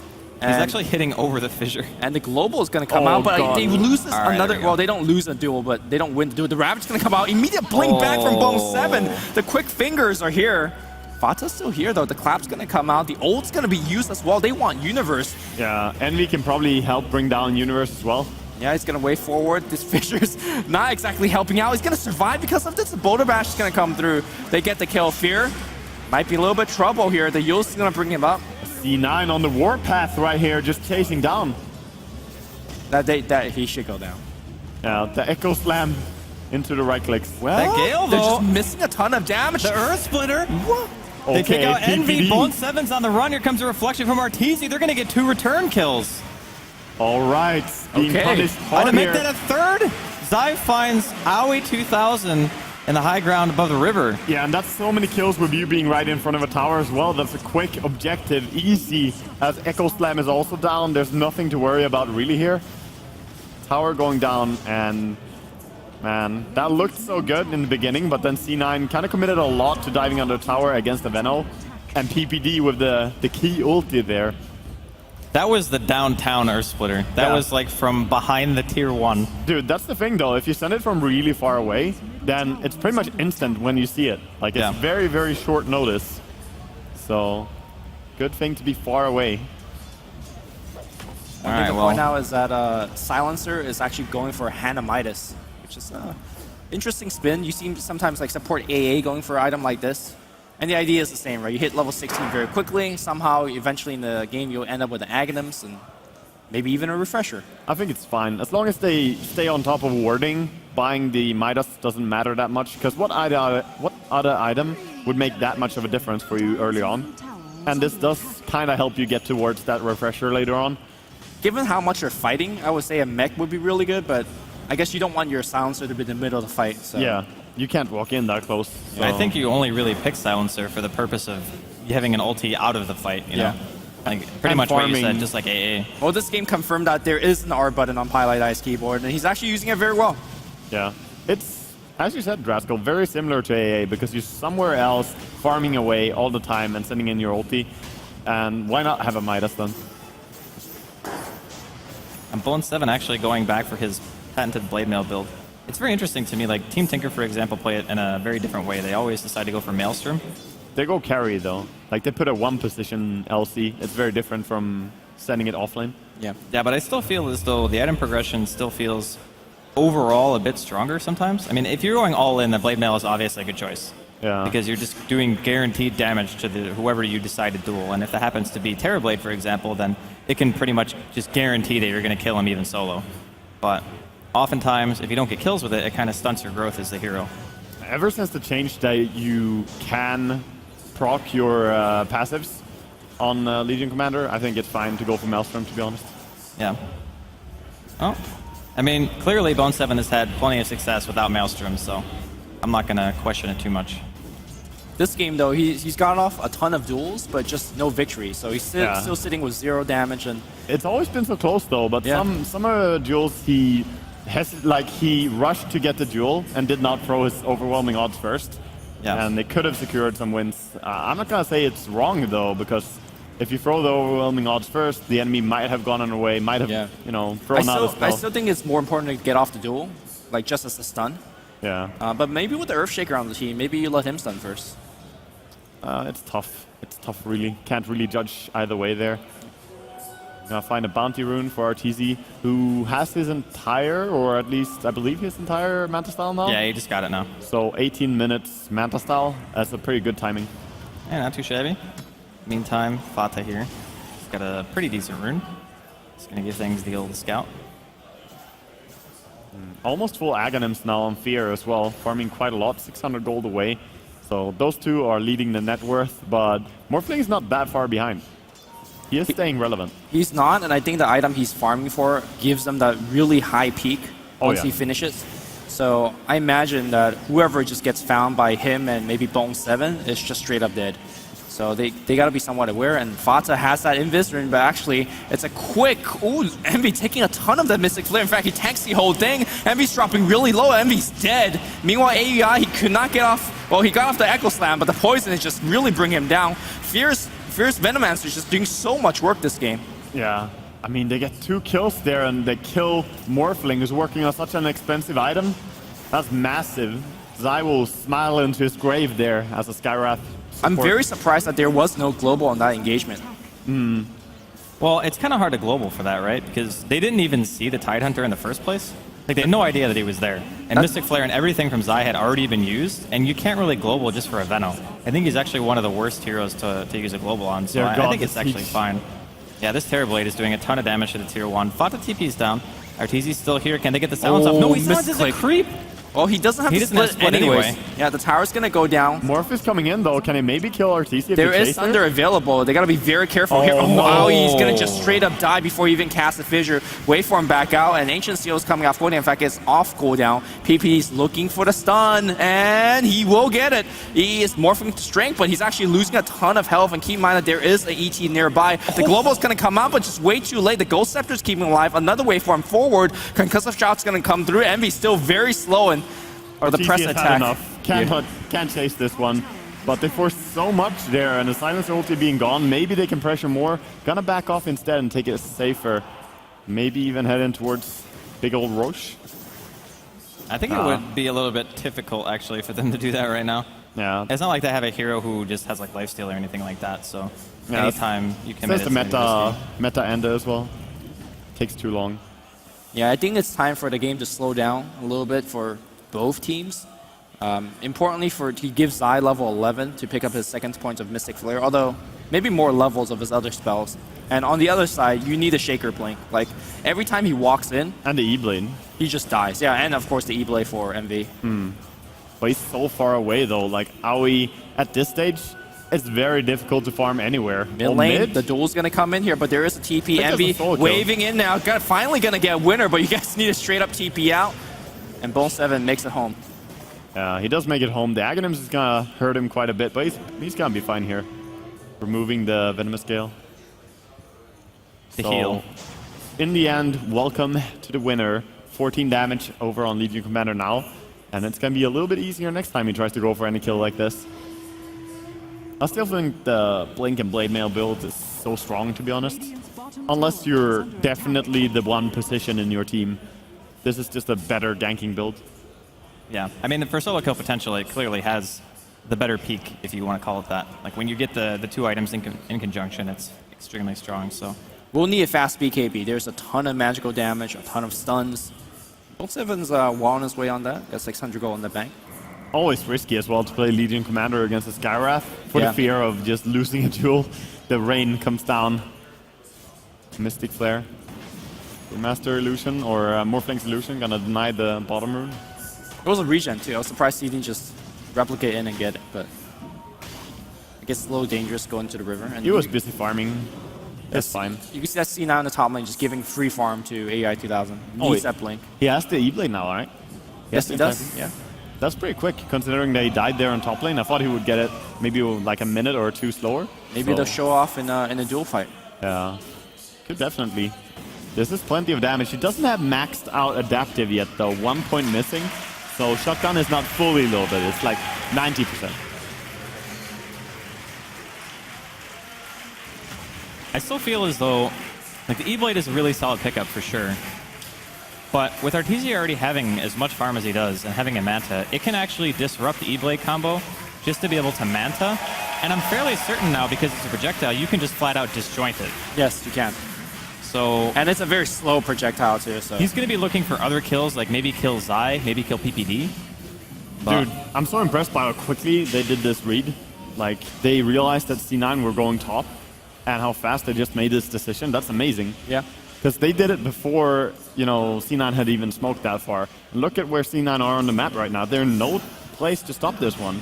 Unfortunately, they are doing it so slowly, but I don't think C9's... yeah, it's too slow now for C9. They can't actually capitalize on this. Yeah. But that's only... I mean, as you said, it was not the fastest Roche, but the decision-making to do Roche came out so quickly. Yeah. I think it was like... maybe one of those gut feelings, you know, you see a bunch of heroes missing, the only lane that's pushed out that far is top, and you kind of think, okay, well, that would be the lane that maybe we're most likely to go to try to get farm. So, yeah. Overall, though, really nice call. Yeah, indeed. And now, of course, he's protected from the shotgun ES combo, at least, for a while with the Aegis, and they could even look to be aggressive with it if they want to. I don't think the shotgun combo will kill him. In fact, it'll just drop him low enough for a Sunder. Yeah, like, they need more heroes. So... I think the most important player in this game right now is Paladai. It all comes down to whether he prevents the Venom ult and the Ravage. Because if those two spells lands on 3 or 4 heroes, there's just way too much damage for C9 to take a fight. Well, he definitely has his work cut out for him, but there's going to be so much available soon on EG. I mean, Universe is not far away from getting a refresher. He's extremely farmed over on his Tidehunter. So things are looking pretty scary. And I mean, Arteezy still remains higher farm. Like, even Fear has more farm right now than what Envy has. So you have 2 cores on the side of EG that are completely huge. Yeah, how is Universe going to get so much farm rather? He's also higher than Envy. That's Tidehunter, man. It's just, even if you don't have an amazing laning phase, you're always able to farm anywhere on the map. There is not a camp that this hero cannot kill. He eats it all, man. Easy. I think people really undervalue just how good it is to have heroes like that who deal physical damage, who can clear stacks. Top lane's going to be a solo kill opportunity from Bone 7. Blink to the Rainbow TP comes in, but Bone 7 is committed for the long run. The Global and the TP out. Looks like he'll make it home, I think. No stuns. Well, he forced so many rotations. The silence was not even needed, as you said, no stuns available. He's going to take the HP of PPD and be happy to keep farming, sundering your teammate. Well, it's also good to have full health illusions, right? If you're going to use them to push lanes. Sure. PPD has his Tranquil Boot, so he's going to be happy just walking around. But that was a weird duel to begin with, because if anyone was there, maybe he could have lost that duel, and there was an Aegis. You know, there's nothing really to gain from it, so... Yeah, it was definitely a bit yellow. Maybe it was just a space creation duel, the only thing. Definitely created space, though. Envy immediately gets to his illusion. Yeah.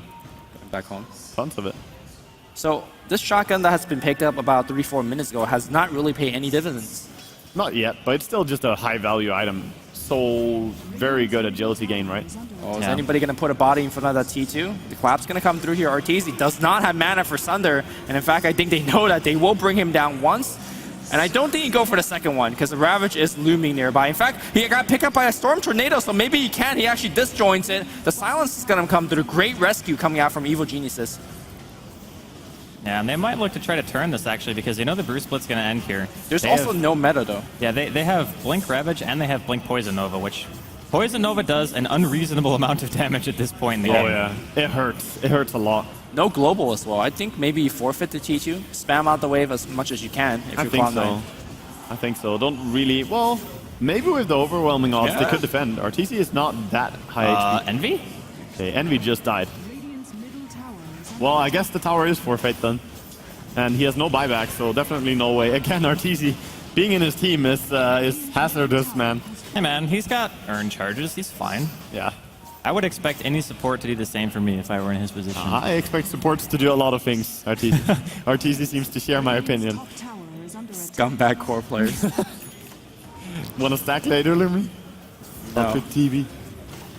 Okay, so Scotty's up 27 minutes in, and still 22 seconds to go here on Morphling. They do have a few ultis coming online though, but the most important one, Brewmaster Split, is not there. Yeah, tower taking a ton of damage. A little bit of drunken haste to defend the tower for a bit. I think EG should back off and just be happy though. Yeah, a lot of key ultimates are coming back online. Global's already on. Brewmaster ultimate's back in 30. And dude, he has thundered so many teammates this game. Very, very good damage done to the tier 3 though. If they ever get an opportunity like that, they can actually take Rex. Yeah. It's effective how much they're healing up the TB because he never walks to base. And when he has level 16 plus, you know, Thunder is just a 40-second cooldown. Easy. Keep spamming it.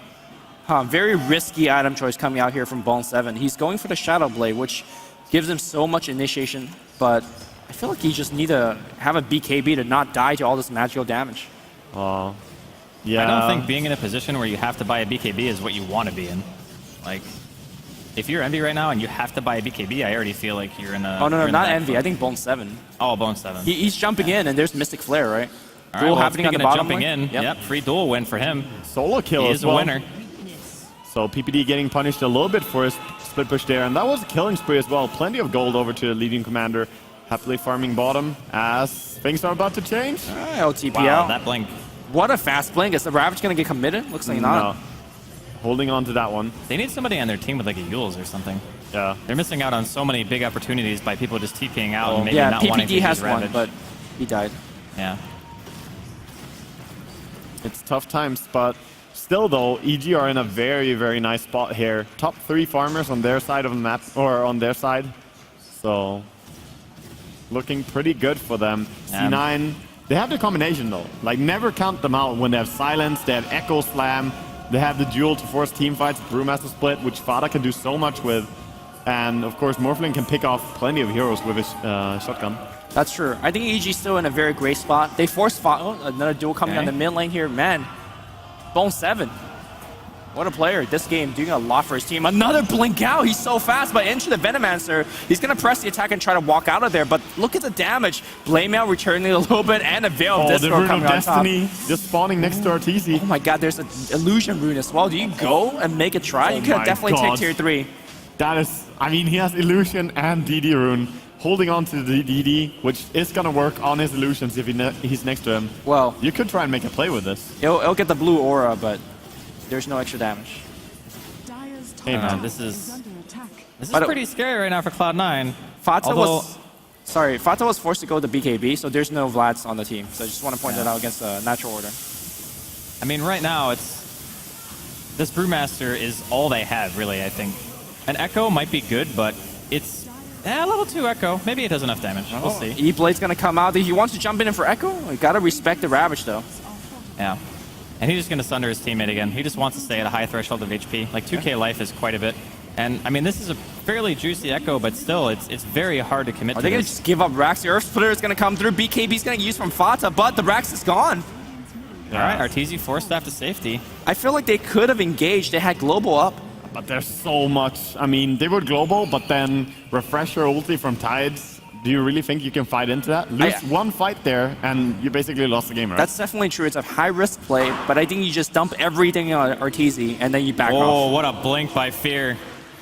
That reaction time. Who says old people don't have good reactions? We've seen some very quick blink in this particular game. Bone 7 showed us a couple one. Yeah.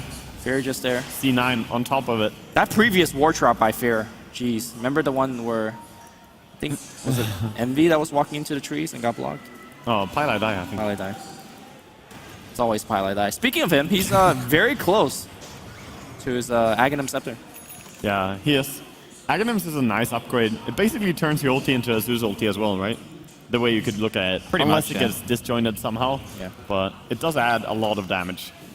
Well, right now, there is BKB and Manta Style on Arteezy, so he has... You're not going to silence him. Yeah, he will get out of it for sure. But you will at least add some damage to the rest of them. Yep. But this is a tough game for C9, man. The next engagement could be so key. Because you lost your mid melee racks. That's a big wound in their base now. Yeah, also, Envy's right now playing pretty YOLO. Walks around with 650 health. Gotta keep up that farm rate, man. The farm rate, making it faster. Also, I mean, remember how he previously just randomly died to a Skyref? Like, that could also happen. Oh, the attempted kill bottom, but not really gonna go on it. They did see the They got the invis. gem, the blinks out, and he'll make it there. Yeah, it feels like EG do have a little bit of an issue in that they are lacking stunts. Oh, the cancel and the blink dagger. BKB TP out. Still gonna die. They got him. That's 54 seconds. Is there He's got buyback? buyback, He's yeah. got buyback, but there's no BKB. And you won't buy back for a tier 2, no way. I mean, the tier 3 push is coming. Probably, yeah. But mid, at least, C9 going for a trade, trying to get something out of it as well. They will force the buyback. There's no doubt in it. Yeah. They pretty much have to. Too big of a window, really. But look at that, though. The creeps are pretty far away. I don't think they can force it anymore. It's taking too long to force the buyback on. And I think the key thing is you have overwhelming odds to actually kill the Terrorblade illusions. Last time they didn't, so the towers and the racks just went down a bit quicker. Yeah. This is a scary TB, though, getting so extremely farmed. We see Envy running around with his shotgun. He has 4k gold as well. Do you think he's gonna go into BKB? Yeah, okay, yeah. He probably will. I think the BKB is a necessary evil, but it still hurts, I think, to have to spend that kind of money on a Morphling in this game. Yeah. Like, it doesn't help you at all against the other Titan Aura. It doesn't help you at all against the Terrorblade. It's just simply to not get ravaged and die to, like, Skywrath or Poison Nova. Even against the Benomancer, though. He has the Aghanims, so you're gonna take plenty of damage. But, of course, when there's a Tide with Refresher, you're kind of forced into that. And Yeah. I feel sad for Envy that he has to buy it in this game, because it's not what you want. Oh, they're trying to go for the Roshan, but it's so late. Are they going to be there in time? They might be. The silence could be huge here. Are they going to go for it? The blink duel is going to happen now. They're going to go on Fear. Oh, the Yule Scepter is going to be there. He doesn't have to BKB, but they will to bring down Fear. Aoi has to walk into the pit because his blink dagger is constantly getting canceled. The BKB comes out from Arteezy, and every dice to the Earth Splitter. He actually cannot get out of there. And Arteezy is fighting everything in the pit. There's Ravage number 1 coming out, and it looks like Cloud9 is just getting wrecked in this pit. I think the Bruling is actually dying. Is that the Brewmaster? Actually, he'll come back. Yule Scepter is going to cancel the TP. They will lose an Earthshaker as well. So that was 3 kills just for the Veno. They didn't get the Roche kill either. Aegis ends up on Arteezy. Is this just the game? Could be right now, as the Aegis is still there. I don't see how you're going to hold this. You have no ultis. What do you do as C9 in this case? There's no buyback either, and EG is coming in. They smell blood in the water. This could be the very last game here in Asus ROG Dream League. Yeah, at least I don't think that they can hold bottom racks. Knowing EG, though, I think they're going to try and take racks here and then back out. But first, they have to get it, of course. They look at that damage, though. Terrorblade, what a hero, man. Yeah, they'll take this racks without any kind of discussion. Yeah, of course. C9 would love to defend this, but without ultis, you simply have nothing here. You could maybe go for a snipe with Morphling, but it's not going to kill the TB, and he has Aegis. Yeah, the BKB is going to activate it. Arteezy says, I'll trade my life here for the racks. He's right-clicking, the Sunder's going to come out. He's going to re-engage on that racks. And the mischance is actually annoying him a little bit. Oh, they killed the Tidehunter. That's a big kill, to be honest. Bone 7 solo kill him, but they did lose the racks, and if they can't catch Arteezy now, I think you didn't get enough for this. Oh, that movement speed. Crawling away is Zai.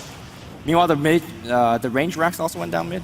Yeah, that's a very big damage dealt to base here. The other problem is, like, Arteezy is working on his next item, right? Like, his net worth is 7,000 higher. All right, Zai just getting that kill on Pylite Die in the middle lane. Arteezy possibly losing his Aegis here. Looks like Envy finds a little bit of an opening. Needs to be careful, though, trying to TP away. The punches hurt. Oh, no. The aura is so good against Morphling. I mean, that's why you don't pick Morphling against DT. Well, I'm not flaming the pick at all. I'm just saying that is the interaction, right? Yeah, I love the buyback from EG. Double Ravage has not been used yet, or actually Refresher Orbit has been. Yeah. But they have one Ravage. Morphling's dead for 40 seconds. Either you force a buyback, and trading buyback from Tide to Morph is great. Well, this or you is win an the game. attempted GG push though, Yeah. because there's a tier 2 tower top, so this is only to push down mid. They want to go Envy's for throne. furiously pinging on RTZ. Yeah. Oh, here we go. They actually want to re-engage. The Yule Scepter's going to come up. Bone 7 looking Can for they the duel duel. him? The duel's going to come out here, but no BKB, so they're actually what a applying rapid all the timing. damage against him, but they are going to get RTZ. He pops the BKB. He's looking for a Sunder target, but he will survive. He's got Sunder Universe. Yeah, he is. Universe, come here, and he's going to get a little bit of health back. And meanwhile, the ultimate's all down. Envy's back in 8 seconds. But I'm not sure whether he could bring RTZ down again. The Brewlings are taking so much damage. They will get one. Brewling Fata gets silenced. No blink out, no BKB. No He's buyback. also dead. It's Envy against the world. He makes one illusion. That illusion will die very quickly. Shotgun coming through. RTZ dropping very fast, but he can't actually die. Envy running away right now. Cloud9 is crumbling. EG is about to take DreamHack 2014. GG! After a massive win for Evo Geniuses in the Roshan pit, they just steamroll Cloud9 to a 3-1 victory. Yeah, congratulations to EG. They are the champions after an amazing performance here, just playing so stellar. I think C9 was probably the only team that could take them on in the grand finals. Did manage to claim one win, but congratulations to EG. That last team fight was so heartbreaking. Aoi blinked in on RTZ right as Universe started to Ravage, and maybe he thought that he blinked late enough to actually bypass the Ravage and then still get the Echo and kill him, but he ended up getting hit and then dying without using a single spell, so unfortunate for Cloud9, that last fight just didn't work out for them. Yeah, but again, EG got pretty good lanes. They won the lanes by a little bit, and if you ever win the lanes by a little bit and you have Terrorblade, I've never seen any team really lose in that scenario. It's such a strong hero if you get an advantage with it. Yeah, of course, Cloud9, I mean, they had a stellar performance here at DreamHack. Not enough. They did play 9 games in a row. I want to put that out there. That's a lot of games they had. They beat their Kryptonite earlier today, which was Virtus.Pro, of course. But EG, the team that really deserves the title, the team that was victorious and is indeed your champion for the Asus RG Dream League. So that's going to be the first place. And soon we'll actually go to the stage, but we have to set up first. Soon. Yes. So Waga, you're correct. It was a 3-1 victory for Evo Genius. You jumped off the wrong ship. Draskell left me though. I mean, Allowed. Did you go with your heart or brains in that? I went with my heart. Yeah. That's what you have to do, You right? fool. You never go with your heart. Never. To Not be even honest, I mean, a lot of people were expecting EG to win, obviously, but Cloud9 definitely showed that they are a match for EG. I mean, they definitely played very well. Yeah, EG even said it themselves that they look forward to seeing C9 in the finals. I mean, obviously wanted VP, but that when they go against C9, that is very often really good matchups. And this was by far the best games of the tournament. No surprise really seeing that in grand finals. No surprise at all. I mean, grand finals definitely doing his name justice. And I want to thank actually all of you guys for casting. No problem. I want to thank myself for hosting. I want to thank the sponsors for making it all possible, Asus and NVIDIA. And of course, I want to thank the audience, not just the audience on Twitch or on Via Game or in-game, but also the audience that actually stuck around here at like very late. They missed after parties. Come on, guys. Happily applauding themselves, this audience. And I mean, well deserved. And also applause for Jess, who is standing on stage with the winning team. Thank you, Shiver. As you said, I am standing on stage with both of the teams. First, I'm going to go ahead and ask the second place team, Cloud9, to please step forward in front of their PCs so we can go ahead and do a quick little interview. Is anyone available? Can I grab someone? Sorry, I know it's a long night. All right, thank you so much. All right, well, your team played well, but I guess the Cloud9 legacy is following you around of always coming in second place. How are you guys feeling right now? I mean, obviously we're a little disappointed. You know, we want to take first place, but I think we did a good job, and we're really happy.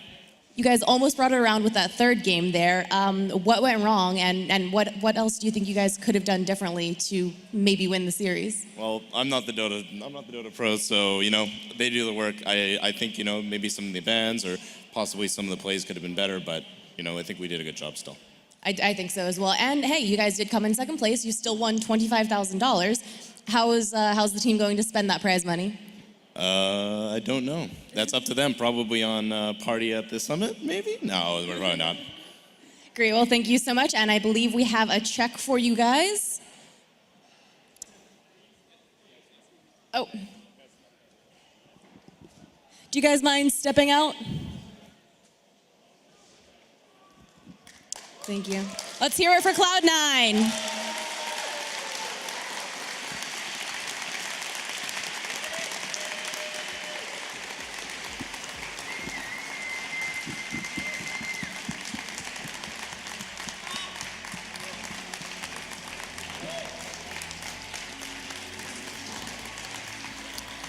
All right, and the winners of the Asus ROG Dream League Season 2, Evil Geniuses. Can I please have you guys step forward and hear from the audience?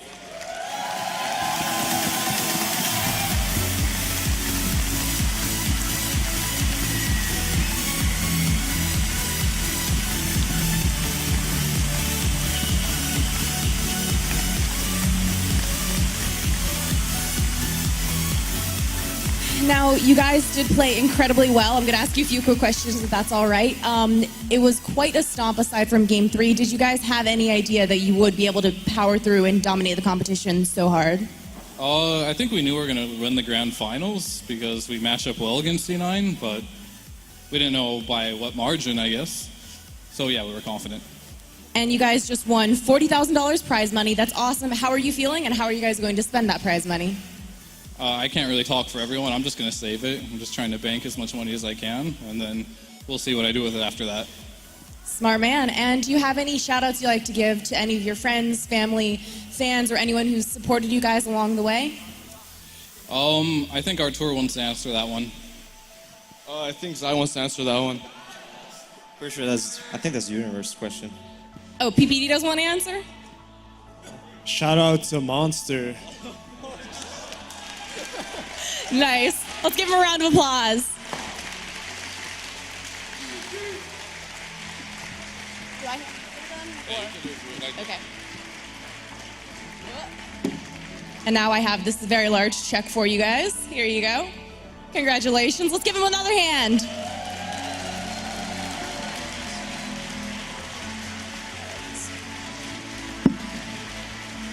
And we have another surprise for you guys. Here you go. Right here. Sorry.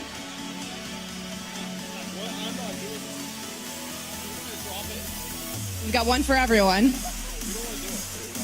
don't want to do it? They said they don't.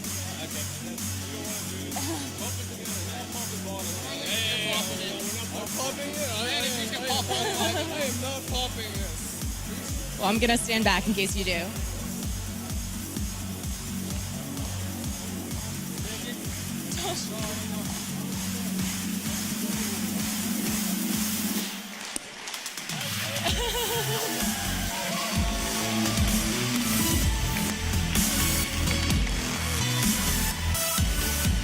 And once again, we would like to thank our sponsors, Asus and NVIDIA, without whom this tournament would not be possible. And we will see you guys for next spring for the Asus ROG Dream League Season 3.